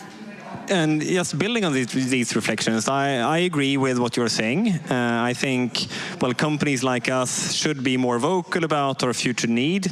So, well, other industries see what we do. I think, well, before we are at the price parity, well, someone needs to swallow the cost. To me, it's important that we try to find a way of sharing this burden, because, of course, we cannot push all or everything down to the end customer. But at the same time, sort of who's doing that? Well, probably we all need to pull that weight somewhat. I think something that we don't yet see, well, on a global scale, we are not on a sort of levelized playing field if we talk subsidies. Too much subsidies is going into sort of fossil fuels in general, so of course that needs to sort of be, well, even. But standardization is perhaps something that I think it would be helpful as well here. Right now, if we talk all these materials, or if we talk many of these sort of ambitions we have, it's not yet, well, the standards are not there. Why we're currently more or less aiming at the same direction, but slightly different between companies, making it harder for our suppliers, or from a standardization or a policy perspective. So we are more or less not really helping us. And I think that can perhaps be a ask from policy side in such case, sort of help us, well, aim at the same direction, because many of us really want to do that. So great that you've raised standards, and if we take a global view of electrifying mobility and think about the global south, one key initiative that's unlocked a tipping point, not for electric cars but for electric mopeds and 2- and 3-wheelers, was a company that effectively set a standard for swappable batteries for mopeds and motorbikes. A Taiwanese company that then could persuade everybody else to back that standard. And now we see innovation across the global south, including a lot of startups in East Africa, for example, that are adopting a swappable battery standard that's bringing like motorbike taxi riders in Nairobi and elsewhere a better living, because they can change the battery faster than they could have put petrol in the old petrol motorbike. It's a lower cost of running the thing. They're saving money. It's a better business for them. So spot on, yeah.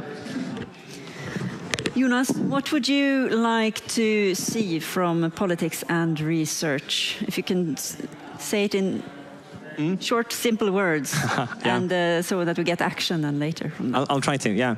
I think what I just mentioned in terms of standardization, I think that's rather important right now. Of course, levelized playing field. What I also see is a need to help us communicate in the same way. I talked about the CO2 emissions of this product, the EX30. I see a worry that since there is not yet a standard in place to communicate the complete scope of CO2 emissions of products in detail there yet, right now there's too much room for assumptions and flexibility. So in the end of the day, we might adhere to the standard, but we are communicating different things. But the customer don't understand that. So they look at two numbers, believe they are comparable, but in the end of the day, well, they are misled. And I think there is something needed in that, so we are accurate enough in terms of actually reducing emissions, even though, of course, we need to find the good enough level so it doesn't stop the progress. That can perhaps be something to both academia and policymakers. Any reply to that? I totally agree, and I think something that would be possibly revolutionary for all of us is if we could get open, believable, standardized reporting of emissions by all companies, not just those who've chosen to declare to CDP, because we, as in my own group, have been using the data that's already available with a probabilistic model to forecast how are companies individually and in aggregate performing towards their stated targets. But it doesn't take you long to find out that there's some murkiness in the data, there's some big holes in the data, and that transparency and that honesty is going to also help us all on this journey together. Yeah. I agree. Made a note. On standardization, just want to add that when I worked at Vattenfall Research and Development, it was some 15 years ago now when I started, we were looking into standardizing the cables to charge the cars, because if we could just solve that, different cars could be charged at the same charger, which would be an improvement that we thought was, or we knew was necessary for electric cars in the first place. So we've come a long way, and maybe that was only 10 years ago when I think about it. Anyway, it goes fast. Sometimes Facebook reminds me of the first time I charged an electric car. Actually, it wasn't that long ago. It was like 2017 or something. But once you tried it, you never go back to renting a petrol car or diesel car again, right? And we are about to wrap up soon, but I have a final question for all. What are the most important things that companies should do differently than today if we are to speed up the change? So to you, Tim. I suppose realize the value and the opportunity they have in being part of a transformation that becomes self-propelling, because as first movers, they could seize a bigger share of what can be an exponentially growing market to appeal to their basic business interests. But if they do that whilst also pursuing this transparent, open reporting and being honest, just as Jonas was talking through about the remaining challenges, that helps us all in like a collective problem-solving exercise. I would say that some 2, maybe 3 years ago, I saw this major shift in how companies act. Before that, everybody was talking about their climate impact and environmental impact, and there were ads in the underground on completely insignificant projects they were doing, lighthouse projects basically.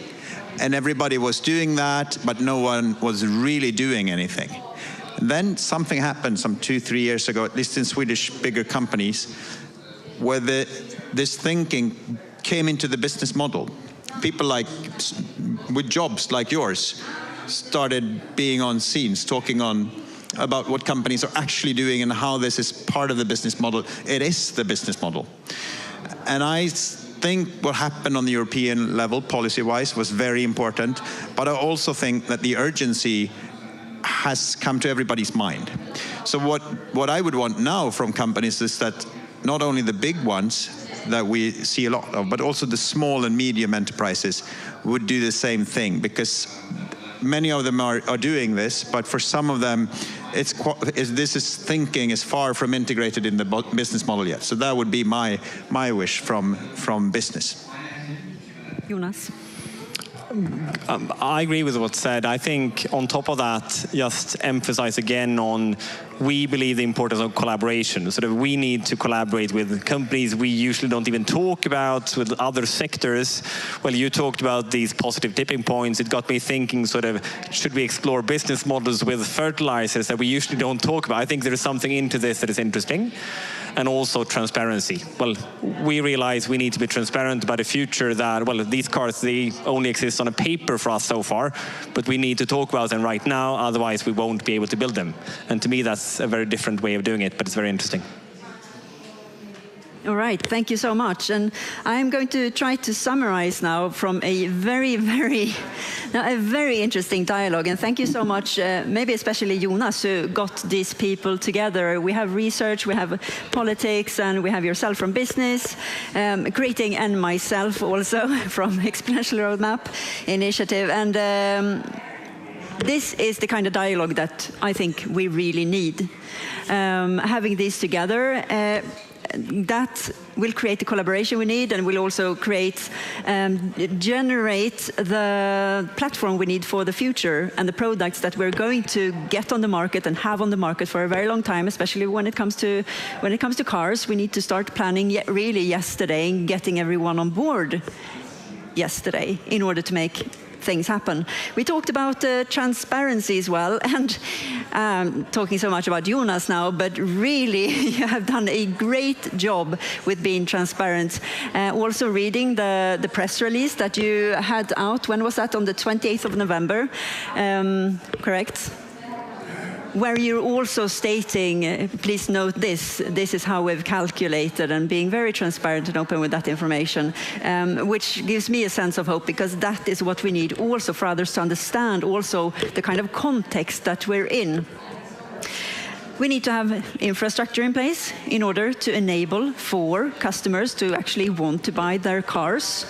I've been there myself, a little bit hectic when you don't find the station, and when you come there, there is no charging station.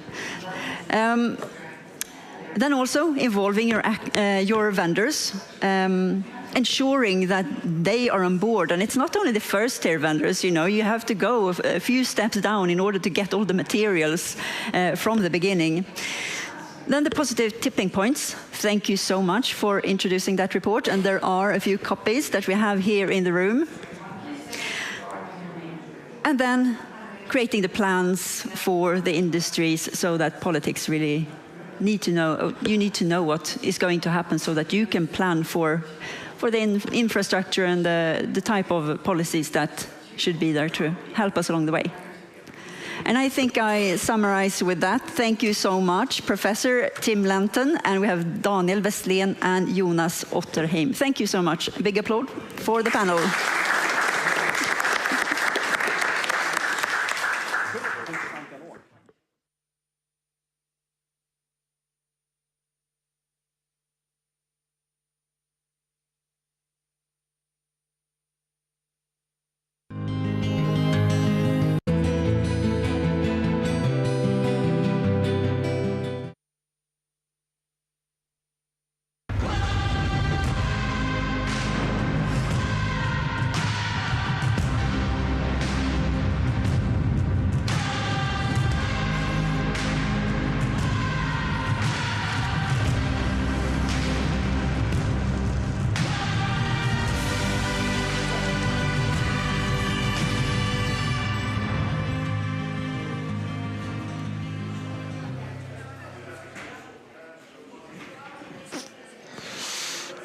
Okay.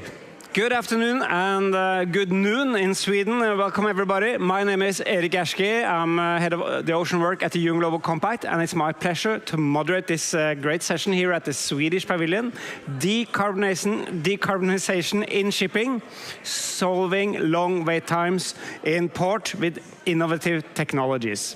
So I think this is a fantastic moment. Before I introduce my great panel, we have two speakers on stage with us here, and we have three speakers in a studio in Sweden, and I think we have them there.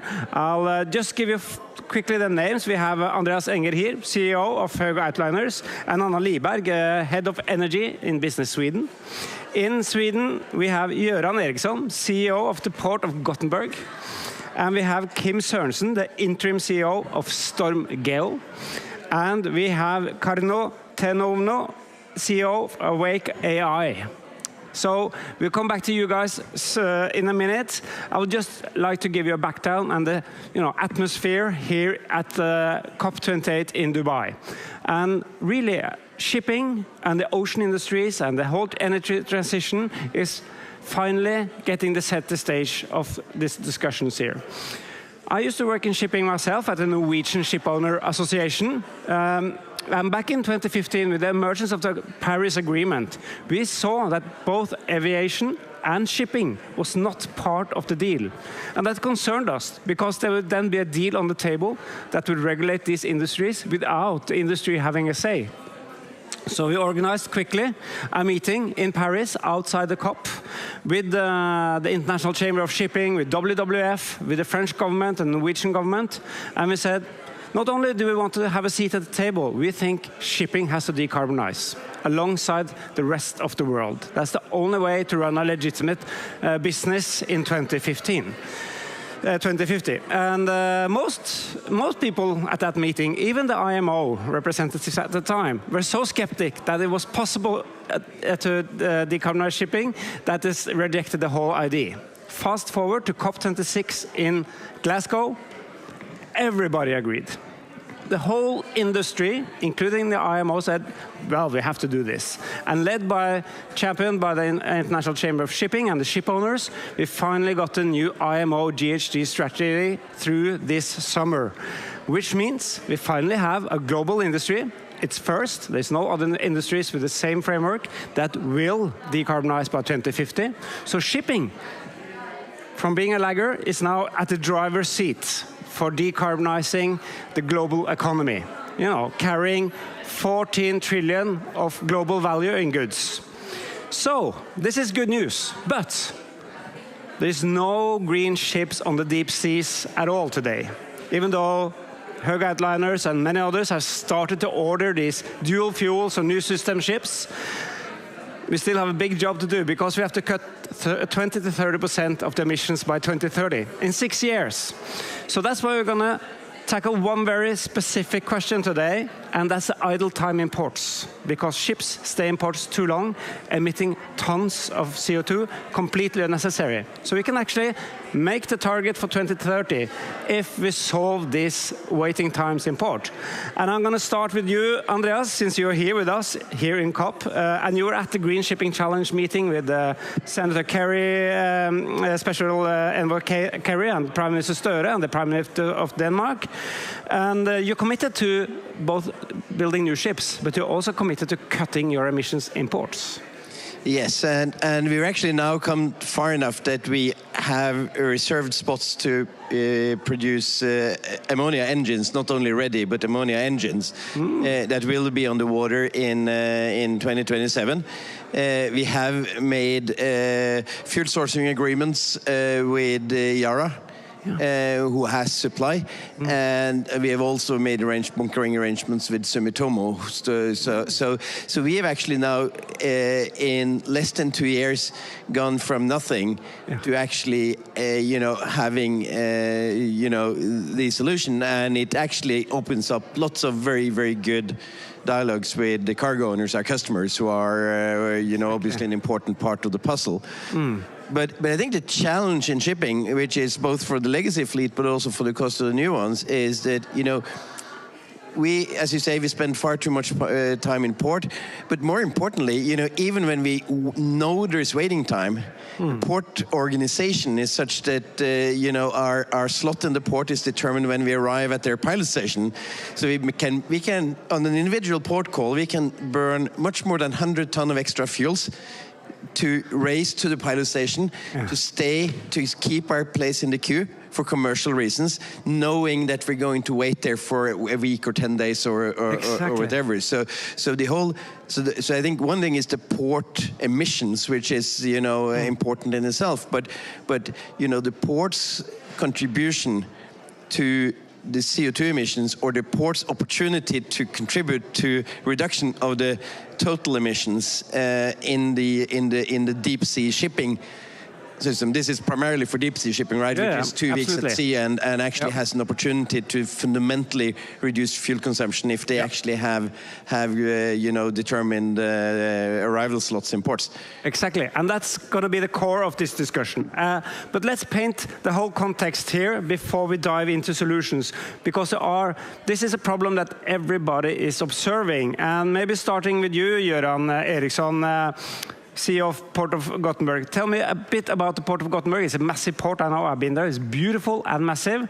But what is the main challenge on these idle times?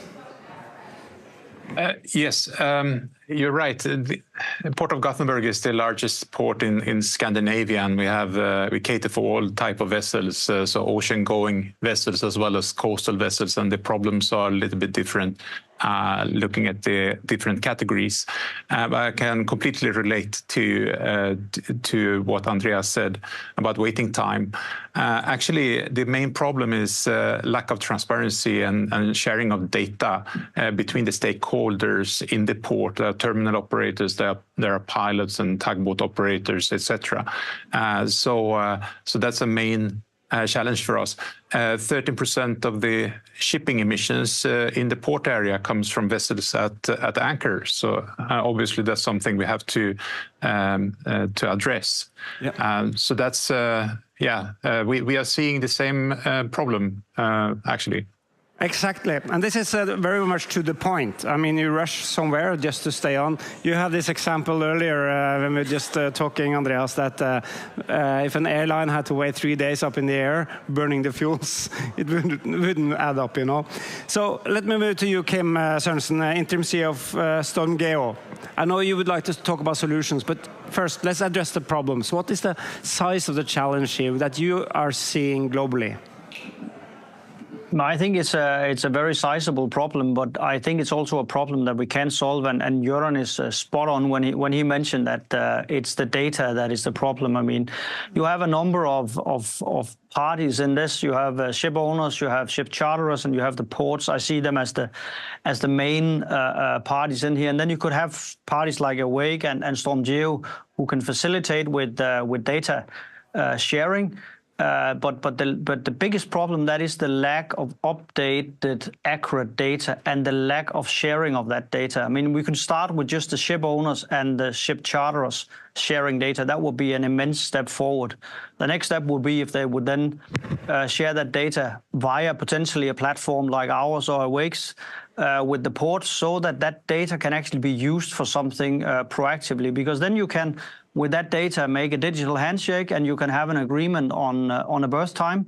And ships will not anymore have to waste fuel by rushing into port just to lie there waiting. It's actually a problem that we can solve together, I think. Absolutely. I couldn't agree more. And this is what we've been hearing at COP, not only on the shipping, it's all industries. The lack of data and collaboration on data sharing actually is a big breach to really understand the problem and to solve it. And this is maybe what you do every day, Karno Turnovo at Awake AI. I mean, having worked in shipping, I'm actually quite amazed that we have the AIS, we have quite a few insights. We know the ship, we know the engine type, so we should be able to calculate when they're coming, how much pollution there will be and stuff like that. But of course you need more data probably. And is there unwillingness in the industry to share more data from your point of view? Well, Awake AI is a Finnish optimization platform company that creates customized AI models to optimize cargo flows through the ports to reduce waiting times and emissions. We see the key challenge of having access to port call data. So if here in the Nordics you have open APIs and good accessibility to this data, when you go to South Europe and especially outside Europe, this data becomes difficult to access. The port call data itself is key to building port congestion models, which can then be combined with fleet analytics and voyage optimization to really enable just-in-time arrivals. So then each vessel would always know their optimal speed and route. No one would need to rush to wait. Very good. We'll come back to that. I think that's extremely interesting. And for you, Anna Liberg, Head of Energy at Business Sweden, these challenges, they are also business opportunities. How can the Nordics, I'm Norwegian, so let's take the Nordic perspective. How can we solve this project and still create a positive industry? Yes, Microphone or? I thought, Eric, how you opened up and just took the story from Glasgow until here, and where shipping industry has, and the statements that you have made during this COP, where my understanding is also that the Nordics has been in the lead. So I would just now we are talking about efficiency in the port, and there are crucial numbers just in the port to break down on. But just taking a step back and looking at the whole value chain of shipping, which has also, there's been dramatic changes in that, definitely from a Swedish side, if you look in the, let's say, last 30, 40 years. But if we now go together in the Nordics, we have an extremely strong value chain when it comes also to green shipping. Okay, there are none of these 90,000 ships out there are yet fully green, but we have ordered ships. We have ordered fully ammonium motors. So we have shipbuilders, we have ship owners that are ready to take that step. We have a number of companies developing the technology, the new motor technology, and we have heard about Yara. We have liquid wind that goes the e-methanol way. From a Swedish side, there was a big announcement this week at COP, also with Bill Gates stepping in there with his big green fund. But not surprisingly, I think that the topic of today is data, right? And absolutely. The need of data and data sharing, because that is also one of the strongest areas from the Nordics. Absolutely. I think it's actually quite easy to finance this, because the private capital will run after the solutions here, because they have to. And I think the Nordic countries are doing a great job innovating, transforming the supply chain, the whole ocean cluster. Of course, we need just an equitable transition, and that's the IMO message that we discussed earlier. We have to make sure that it's a win-win for Global South and Global North. If not, it will not really happen, and it will be a really struggle for everybody. So Andreas, the technology solutions. Is it just downloading an app and you will be able to go to the next port? How are you addressing this problem? No, I mean, first, it's actually big transformation happening in the digitalization of deep sea shipping. We are making major progress on you have connectivity on all our vessels that we didn't have before. And we are employing AI tools for routing and all of these kinds of things. So all of that, I think, is moving very, very fast. But the ports are not really part of that system. So I think the data sharing call here is right. I mean, and going back to the aviation example, I think, are you ever allowed to do an intercontinental flight without having a flight plan and knowing where you're going to land and when?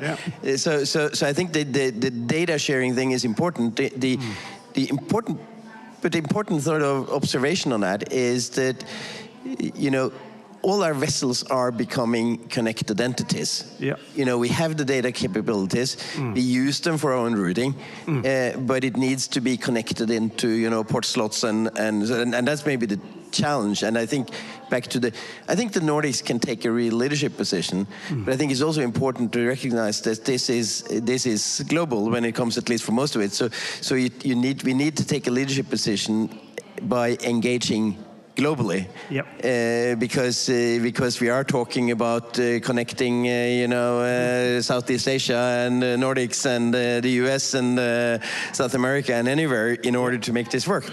But clearly we have a lot of capabilities, and we have very strong international shipping companies that I think most of them have an ambition of being in the forefront of this race. Exactly. And that brings me back to you, Göran. Port of Gothenburg, that's a global port. I mean, you get ships from all over the world all the time. What is the technology that you need to solve this, so there's no idle time in the Port of Gothenburg in the year 2030? Yeah, well, we saw a few years ago, we saw identified a need for better berth planning, and we started to work with Awake AI for a solution for berth planning. Now we have stepped into the next level of collaboration here to create a platform for digital port call where we can all the stakeholders can share data in that platform and predict the arrival of the vessel, and that will help us to plan. It's not only us. There are many stakeholders. There are cargo owners and terminal operators, etc. So we need all of them to work together in this common platform. So again, it's about the sharing data, and we need to collaborate on a completely different level if we're going to be successful in this. So we are going to complete the first phase of this project in early next year, and then we are adding another layer of intelligence to the system going forward. Are you optimistic? Do you think we will be able to solve it at a global level? I think a global standard need to be there for us to share the data between all the different ports, because I can only speak for the Port of Gothenburg, but we work with other ports in various networks to share information, to collaborate, and work towards a common solution. But I think a regulation need to be there to set the standard for all these different platforms provided by Awake AI and StormGeo and their likes. Very good. So maybe moving on to you, Kim. StormGeo, you can be an enabler of this, of course, with all the deep insights. Legacy project has been weather routing, and now you can help ships go from slow steaming to smart steaming. How do you see the next steps of this development? Yeah, I would echo some of what Göran and Kano said here just before. I think we can definitely be a facilitator or an enabler.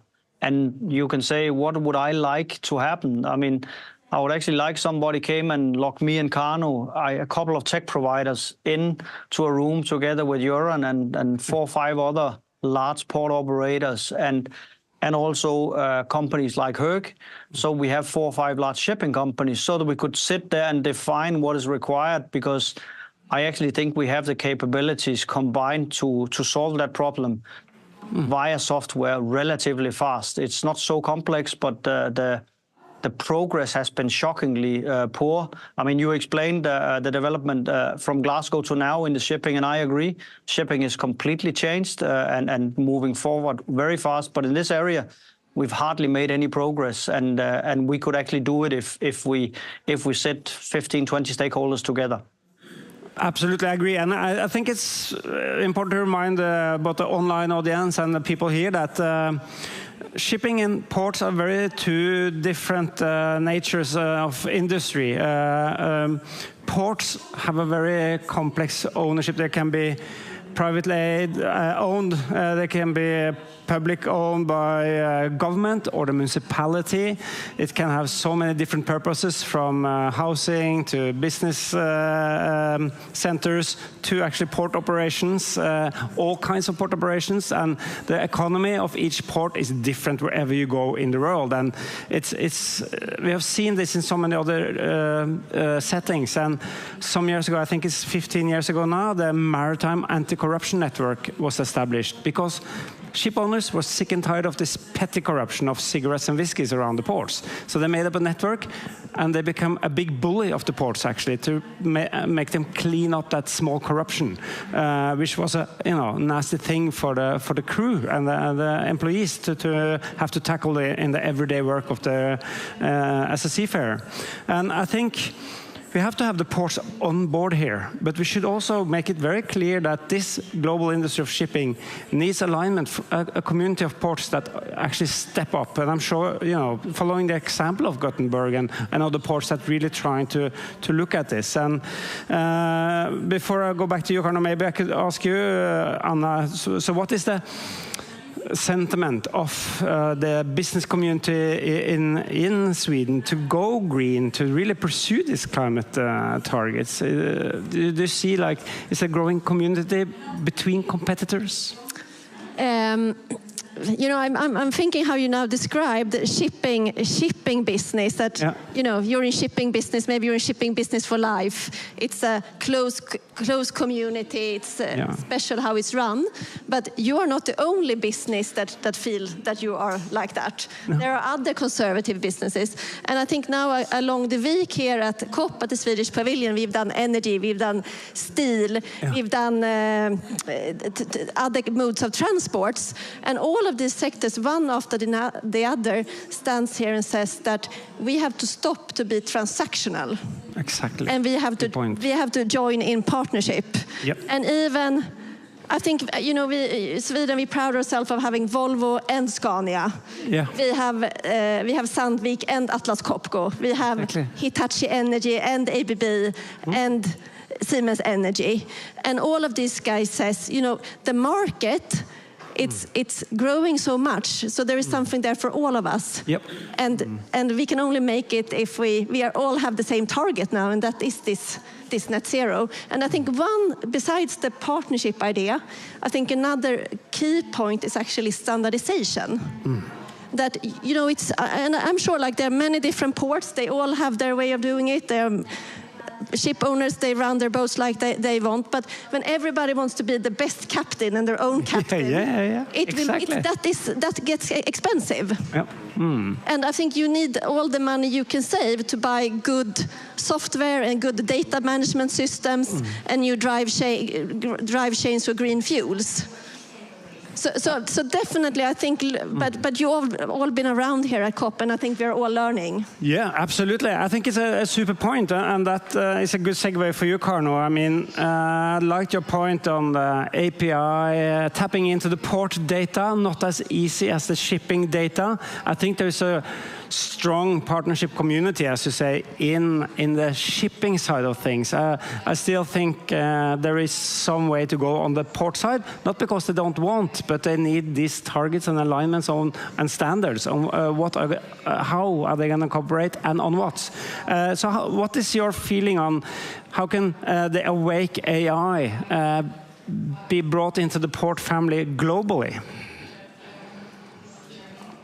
Yeah, so we have been working with the likes of Port of Rotterdam, Antwerp, Hamburg, Valencia, Livorno, Gothenburg, through Fintraffic with all the ports in Finland and many other ports and operators around the world. And like Göran said, so in 2021, we launched this AI-based berth planning solution on top of the Awake Smart Port as a Service platform. And now we're extending that to digitalize the entire port call. So we're gathering all data for all stakeholders. Then we're extending the berth planning tool with communication tools, just-in-time negotiations, and emission calculations. Then you can really make data-based decisions and automate the reporting, for example, on waiting times and emissions. Then, of course, today the maritime industry is only reporting on historical emissions, but now we'll be able to predict also what the emissions will be for each voyage and port call, and even recommend how to optimize them. I guess that will cut a lot of emissions. And back to you, Göran. Have you made calculations on how much emissions are going down if we have a perfectly run Gothenburg port? Yeah, well, we have done simulations. We haven't seen the result of all this. The project is fairly new, so to speak. We haven't seen the result of it yet. But we're confident that we will move forward. But it takes us, as everyone seemed to agree here, that everyone share data and are willing to work together. So collaboration, partnership is key. And Anna mentioned that as well, that we need to work closer together to share best practice. We do that in the port, and I would like to disagree with that point that shipping is conservative. I can see a lot of energy and willingness to move forward, and Andreas is one example. I speak to other ship owners as well, and we are providing new, better solutions to make next generation fuels available at the port of Gothenburg as well. And everyone is keen to take the steps that are necessary. So I'm optimistic about it. We're yet to see the final result of it, of course. Kim, what do you have any predictions what the positive impact could be on the global fleet here, and how could an optimization actually help us meet the 20 to 30% reduction that we need by 2030? It's difficult for me to stand and give any clear estimates, but we've talked about it today that a big part of the global fleet are basically sailing faster than they require today in order to lie and wait in the port. So their shipping has a lot to gain. Then they wait at the port, and Göran has a lot to gain also as a port operator in the way that he can get his port optimized and have 100% basically port utilization. So all the stakeholders here actually have a lot to gain. So I think I will say we talk double-digit numbers in terms of the reductions that we can achieve just by solving this relatively. It's a complex problem, but it's not a complex that should take us 10 years to solve. That's for sure. That's a good number. I'll keep that in mind, because that's the number we need. It has to be solved at least within 10 years. I think I've been discussing at the Finance Pavilion a couple of times today the economy of the future of shipping. And of course, if we cut 20 to 30% of the idle time in ports, we need less ships. But maybe if there's slow steam, we need them after all. Is there like an asset play around this as well? I don't know. I think that varies a lot between segments. But I think today there is an increasing renewal challenge in a number of shipping segments, right? And it is actually, if you look at it in the 2040 or 50 linked to the zero carbon pledges, there is a massive replacement need in the global fleet. So I think we should, yes, there might be some, short-term commercial disadvantages for some of us by utilizing the global asset pool of vessels better, but I don't think that can prevent us from trying to do it. No, I agree. There's always a concern, but of course we also see a massive expected growth in ocean-borne trade. It's growing faster than the land-based economy. So in itself, there will be both new builds and new builds because of the greening program. So it will be a growth scenario anyhow. But it is interesting because it's, we're discussing also with the seafarers and the Seafarers Union and the new shipbuilders. There will be an increasing technology shift here that will maybe reduce the number of people on board. We see the testing of autonomous ships. But then again, we see also the new fuels, the green fuels, ammonia, hydrogen, needing a whole new class of people on board with different education, more higher and engineering skills to certify this. And but Karno, maybe I can start with you. Do you see the automatization of these solutions replacing people, or just shifting the kind of people that need to work in shipping? Yeah. So before Awake AI was founded 5 years ago, I was leading this Rolls-Royce ship intelligence business that created the world's first remote controlled and autonomous vessels. So I guess I know something about that. I think automation is one thing, but so you can increase the automation of some processes, and eventually some processes will be autonomous, so they operate without people in the loop. But it's almost impossible to replace all processes. But if the target is really to get to net zero carbon emissions, about 50% is coming from the energy transition and 50% on the digital transition. And with digital transition, I mean the optimization solutions. So that actually saves about 775 million metric tons of CO2 during this decade alone, which represents about 10% of shipping emissions cumulatively. It's the same as 164 million cars or 200 coal power plants produced in a year. And the cost of these optimization services are minimal compared to the potential savings. So every ton of CO2 you reduce by optimization, you're saving 157 euros compared to investing in renewable energy.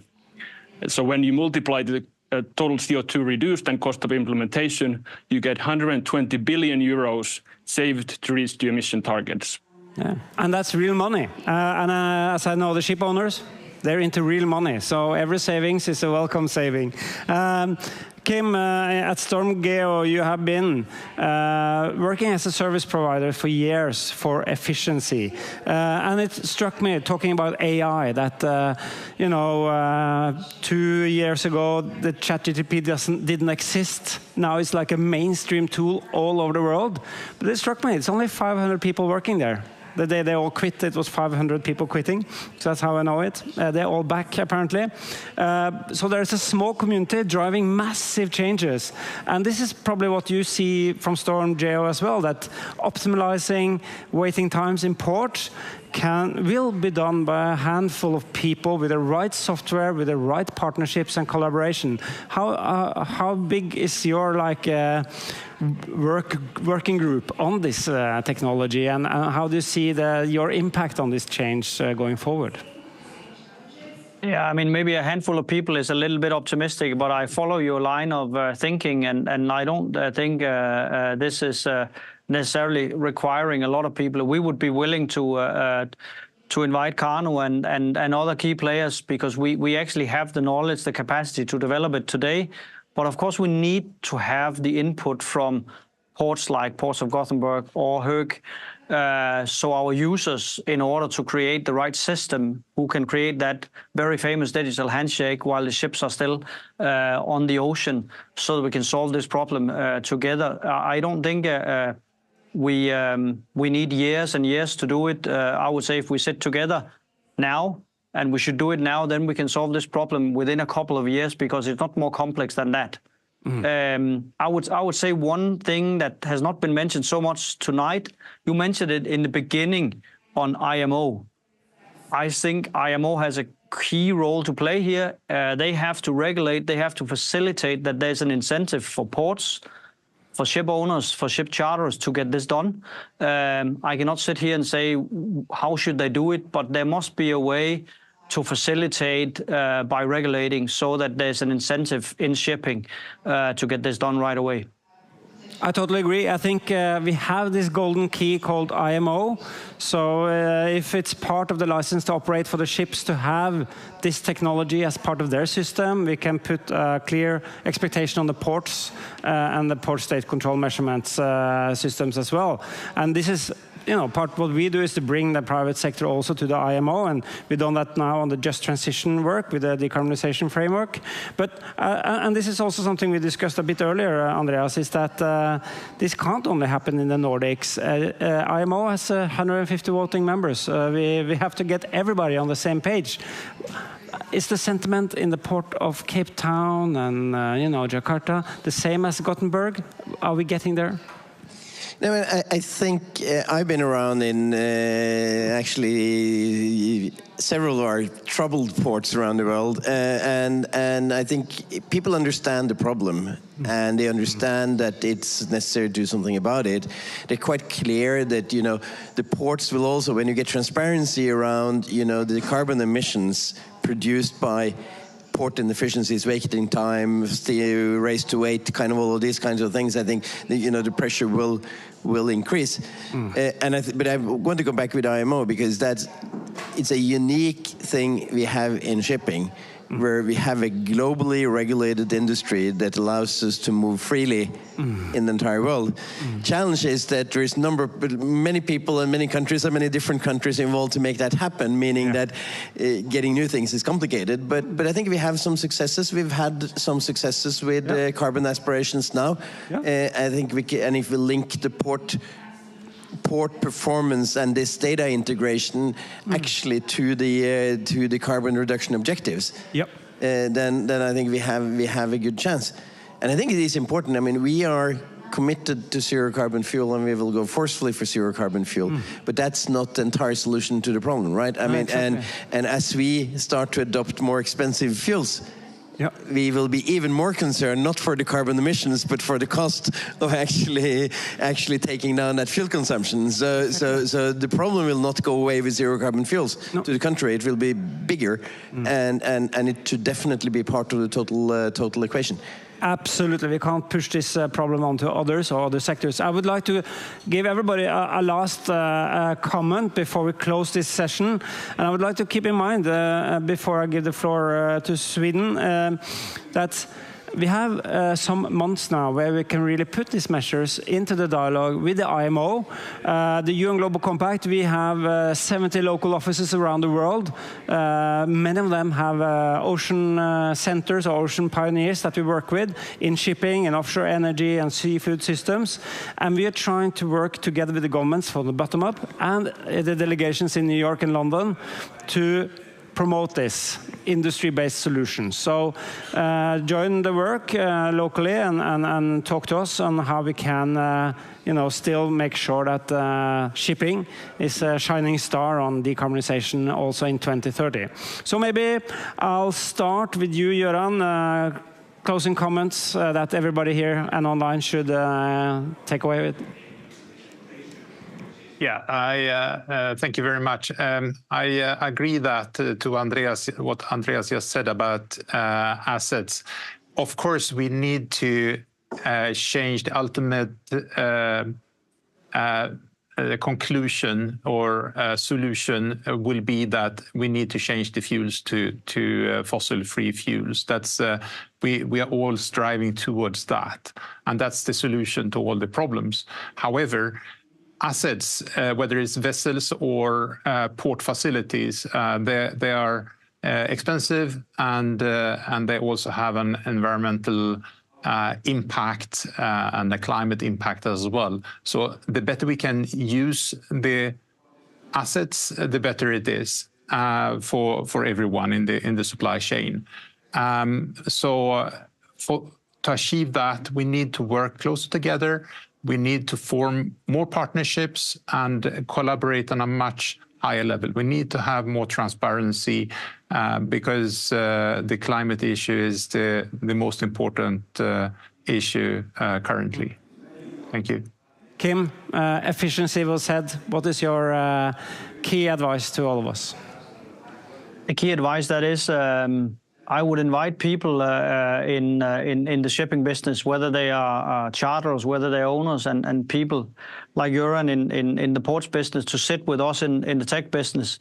Let's get together right away. Let's find a solution where we take care of the needs of ports, where we take care of the needs of Höegh and other shipping companies. We can create that solution, and let's sit us down now. I invite you all in, and let's get it done. Totally agree. We'll do this together, and we will gladly play our part in also bringing the whole UN community and the governments and the whole supply chain of sectors that we have. Karno, what is your advice to everybody listening in here? So the fastest way to start reducing emissions is to utilize accurate arrival time predictions. So we can enable these in all ports globally today, and you can save 20 to 30% on emissions instantly. We work with many ports, but also other software companies and technology partners. So I can see StormGeo be a perfect partner for us. So not everybody needs to invest years and millions getting an AI-driven solutions. We can help them do that affordably and fast. So we wrote a white paper to our website. If you go to awake.ai, you can find this COP28 white paper with much more details. Please go and check it out. I recommend everybody to check that out, because this is really the sentiment of the COP this year is partnerships, and it really is. It's a fantastic discussion here. Andreas? No, yes, I think, we have been talking about decarbonization and digitalization as some of the big challenges to really modernize the shipping industry. And I think we've made actually spectacular progress during the last 2 years. With after Glasgow, with the First Mover Coalition, where we were actively working to make that progress.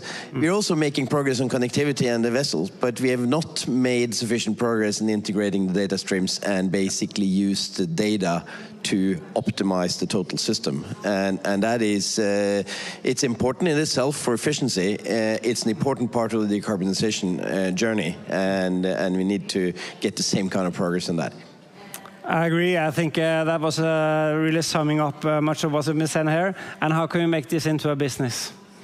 Yeah, I would just we heard a lot of numbers here today, but shipping accounts for some 3% of global emissions, and increasing after the pandemic. That is the 6th largest country on earth when it comes to emissions. And we say in the ports could be up to 40% of those emissions are happening in ports. So that is what we had on the table here. And I think, like we heard, in many sectors, technology is there. Like with all of you leading actors, technology is there. So I think really echo what Andreas is saying, now it's about implementation. You have set the goal, technology is there, you want to do it, all the actors are on board, and implementation. And you said it earlier on another panel or on a discussion today, we have to set some standards. We have to set a principled approach globally, and we have to promote them into IMO as regulations. And we can do that together. I think that's why we so thankfully had this meeting, thanks to StormGeo and all the partners here. This is the start of a big collaboration, and we're going to cut those emissions of the waiting time in ports through new technologies and new partnerships. So thank you very much for listening in and taking part in the discussion. And thank you for coming all the way to Dubai. And thank you for being online and saving those emissions. Very well done as well. Thank you. Good to talk to you.